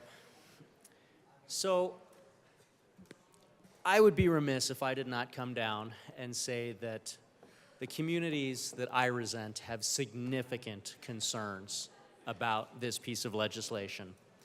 I've had bipartisan conversations with city council folks in my district that talk about a lot of the major issues that they see with this legislation. We've talked before about how local land use, the development, the design, the layout of communities is something that is done, should be done at that local level because of the specificity that the local level has that cannot be replicated by a state-level bureaucracy. Throughout the bill, there's a lot of references to accessory dwelling units. In the legislative declaration, it talks about how one of the goals is to increase the density of housing. Well, the issue with that is increasing the density of housing in a lot of these areas doesn't resolve major transportation concerns, because you see these areas in which it is proposed for accessory dwelling units to be placed were not laid out and are not currently served by a transportation system that is necessarily walkable, bikeable, or accessible by anything other than vehicles. I'll give you an example. I represent the city of Brighton. In conversations with some of my council folks in Brighton the other day, they gave me some numbers. Brighton is a member of RTD. Brighton pays $12 million a year to RTD, and they are frustrated with the level of service that they receive from mass transit. Representative Armagost, I'm sorry to interrupt you. Members. Sorry, Evans, excuse me. Please take your conversations to the side, but also please feel free to stay in the chamber as well. Representative Evans. I know I get a 5 o'clock shadow, but I didn't know it grew that fast. Thank you, Mr. Chair. I'll find myself $5 for that one. Thank you, Mr. Chair. We were talking about transportation, and transportation in the context of increasing population density. 3 hours to DIA using mass transit from Brighton. Effectively impossible to get to Broomfield or Boulder using mass transit from Brighton. 1 hour to get to the North Line. The North Line, or the N Line. The N Line is one city over, and it still takes an hour to get to the N Line. So I represent a community in which drastically increasing the population density without increasing the ability for folks to have vehicles, because throughout the bill it talks about the fact that a local government cannot impose additional parking requirements. They can't say, hey, if you're going to have an accessory dwelling unit, you have to have additional off-street parking. So what is being created is a situation in which population density will increase. There are no provisions that are being made for additional off-street parking, and mass transit is not capable now of serving that population, to say nothing of when that population increases. What this will lead to is an increased number of vehicles being parked on the streets, and that has all sorts of problems, from creating headaches around snow removal in the winter, to creating blind spots so that when kids are playing in neighborhood streets, you add more cars on those streets, now there's more blind spots where kids are not going to be seen, where they're going to dart out from between cars when they're chasing their ball or whatever it is that they're playing with in the streets. This is creating hazardous conditions on our streets. I also want to talk about just the locations of these structures. Adding more accessory dwelling units causes major concerns for fire resiliency. See, homes are spaced at certain distances when those original plans are built. They're spaced at distances to ensure that it's harder for fire to spread from one structure to the next. Well, when all of a sudden you start adding additional structures into that same space, you are now decreasing the resiliency of that community to fire, because it is now easier for fire to spread from structure to structure. You are greatly increasing the propensity for neighborhood disputes. In the bill, it talks about the fact that there cannot be regulations against architecture or style or landscaping. I've worked these cases. You have somebody that lives in an area where there's asphalt shingled roofs, and then somebody goes and puts in an ADU or a shed that has a bright, shiny, reflective tin roof that reflects the sun at 3 in the afternoon into somebody else's living room. You create some very unhappy folks. All of these are problems that our communities are going to be faced with if they do not have the ability to be able to have at least some level of local control over the layout of their transportation, their landscaping, their zoning, their building, their fire resiliency. And so, out of consideration for that concern, I move Amendment L163 and ask that it be displayed. Thank you, Representative Evans. That's a proper motion. 1 second, we'll get the amendment displayed.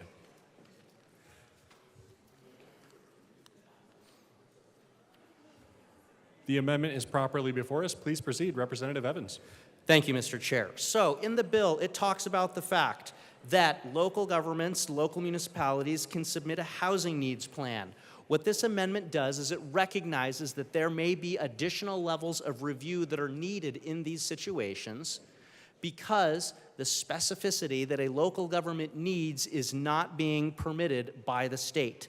So what this amendment allows is for the final agency, DOLA, for that final agency action to be final, but also to be subject to judicial review pursuant to the cited section. This enables just one more set of eyes to look at these housing plans that local governments are going to be submitting, and it enables there to be an opportunity for additional conversation in the event that the state bureaucracy shuts down that local municipality's plan. I ask for an aye vote on this amendment. Further discussion on Amendment L163. Representative Judah. Thank you, Mr. Chair. Members, we have several reporting requirements in the bill, and we ask for a no vote. Further discussion on the amendment. Representative DeGraff. Thank you, Mr. Chair. I think this is an important amendment, one that I would have run had I been given more than like 4 hours to look at this. The infrastructure needs of a community are often buried underground or they're stretched overhead, and you can't, I mean, those are the two options. And you can't just add, and then all of a sudden when everybody is in place, then all of a sudden you decide that, well, they're all in place, and now that we've subdivided all the property into flag lots and dual lots, then all of a sudden you're going to have to... Representative DeGraff, I'm so sorry to interrupt you. Members, take it to the side. Please direct your attention to the well. Thank you for your consideration. You're going to create a whole, besides the other problems that you're going to create with this bill, you're going to create a lot of problem with the infrastructure if it's not prepared in advance. So what you really need to have is you need to have, before you rezone it, or immediately after you rezone it, before you start subdividing the properties, you really need to have all of the plumbing in that will meet the capacity of the new. That is a requirement of all developments, that the infrastructure has to meet it. Further discussion on Amendment L163. Seeing none, the question before us is the adoption of Amendment L163. All those in favor say aye. Aye. Opposed, no? No. The noes have it. The amendment is lost. Representative Frizzell. Thank you, Mr. Chair. We've had a lot of conversation this evening. Candidly, however, I don't believe we've had enough. Some of you might disagree with me. This is an incredibly important matter for our state. This is an incredibly important matter for our citizens. Our colleagues in the Senate made the decision to alter the original bill a lot. They had their reasons. And literally in the last, I don't know, 24 hours, we have completely undone their good work and added countless amendments that have been not properly vetted by this body.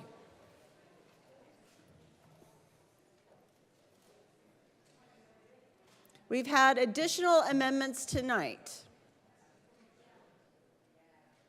Can anyone here raise your hand and tell me that you have read and understood every single amendment that has come before you? Good for you. You're in the minority. Welcome.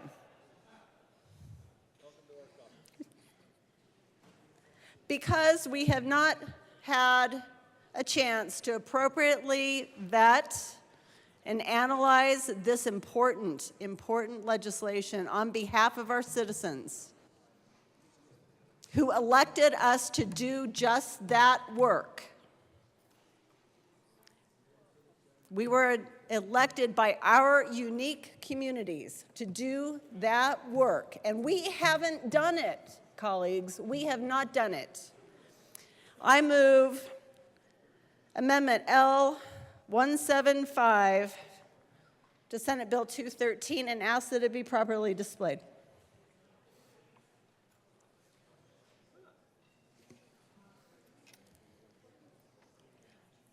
Amendment L175 is properly displayed. Also, members, we have 10 minutes left in this debate. Please proceed. Thank you, Madam Chair. I think this is a very important amendment and one that I urge you to consider. And I'm asking you to consider this because we need to get this right. This is important. Affordable housing is important. Land use is important. And we need to get it right. This amendment refers this matter to the citizens of the state of Colorado. Because if we are not going to advocate for them, which we have not, then I challenge you to put it to a vote of the citizens of this state. I ask for your aye vote. Representative Judah. Thank you, Madam Chair. Members, I ask for a no vote. Representative DeGraff. Thank you, Madam Chair. Again, no person shall be deprived of life, liberty, or property without due process of the law. This is deprivation. This is not due process.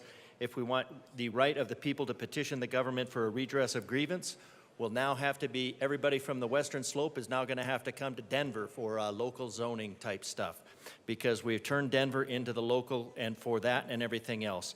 5A and 14A, deprivation of property. 1A, the right of grievances. This is highly unconstitutional.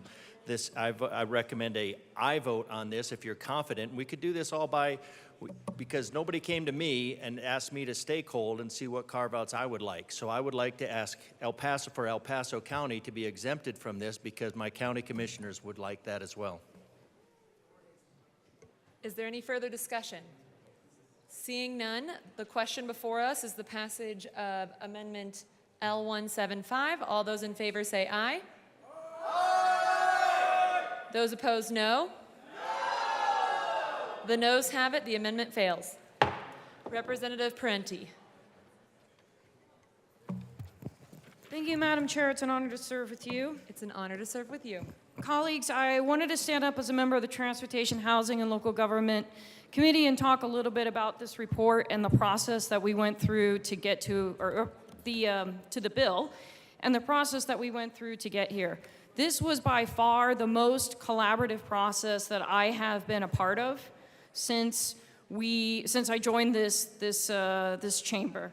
I recall multiple conversations, both in committee and here in the chamber today, discussing dozens of amendments which were properly communicated in advance, that we had the time to read, to review, that my staff and I sat down with, looked at, wrote into the re-engrossed bill how those amendments would impact the bill, and then had an opportunity to discuss and vote on those in committee. We had the time to do that. I know that because I did it.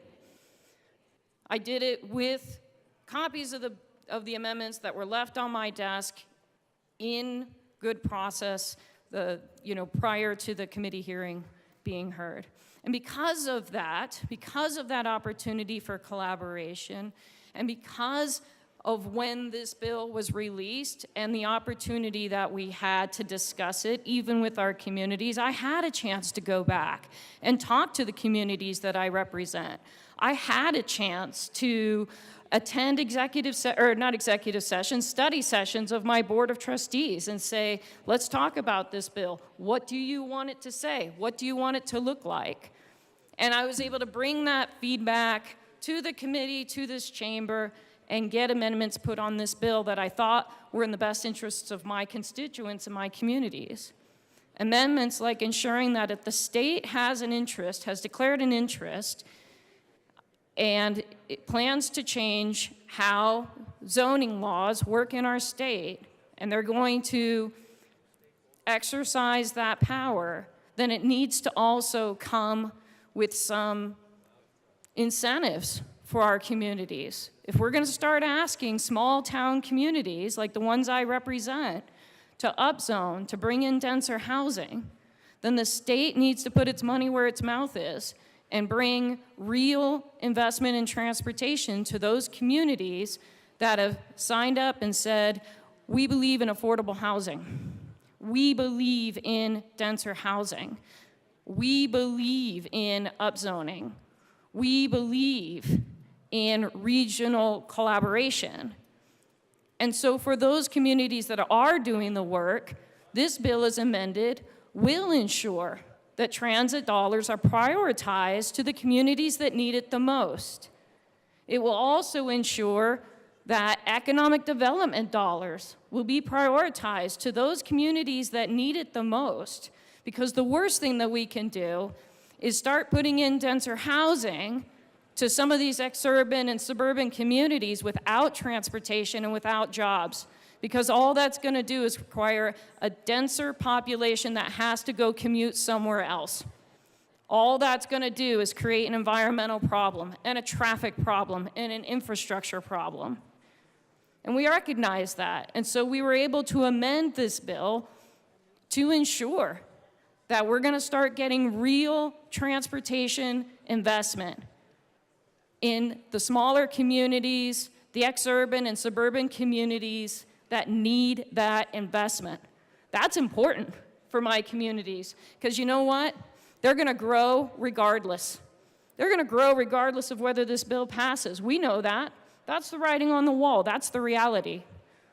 So in the context of that reality, all I can do is just try to fight for my communities the best that I can by ensuring that the state is gonna be real investment in them. And that's what I stood here to do as part of the Transportation Committee and as part of this chamber. Real investment in jobs, real investment in transit to the places where we are growing and where we need to grow. I'm very proud of where we got. I'm very proud of the process that we took to get there.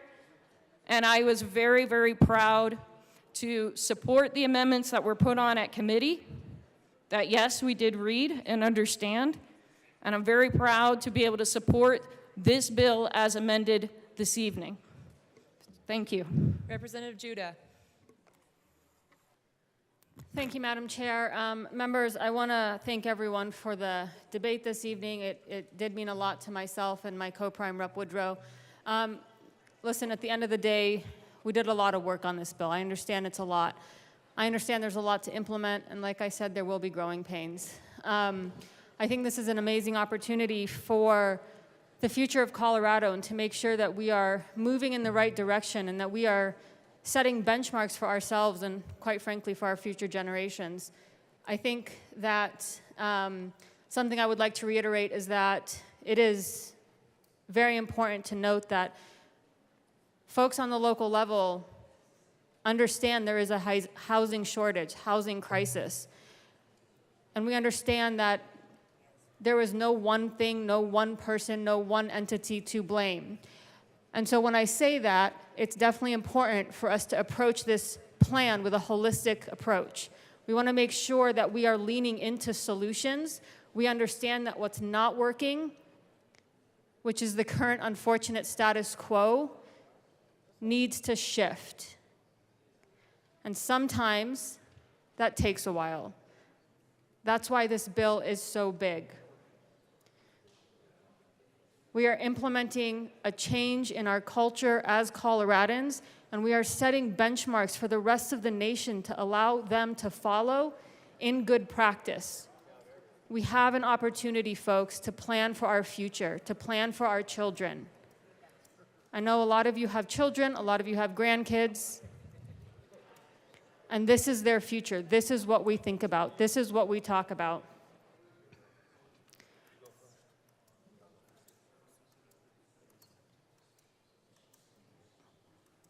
I know it's been a long 4 hours, technically 6, which is okay.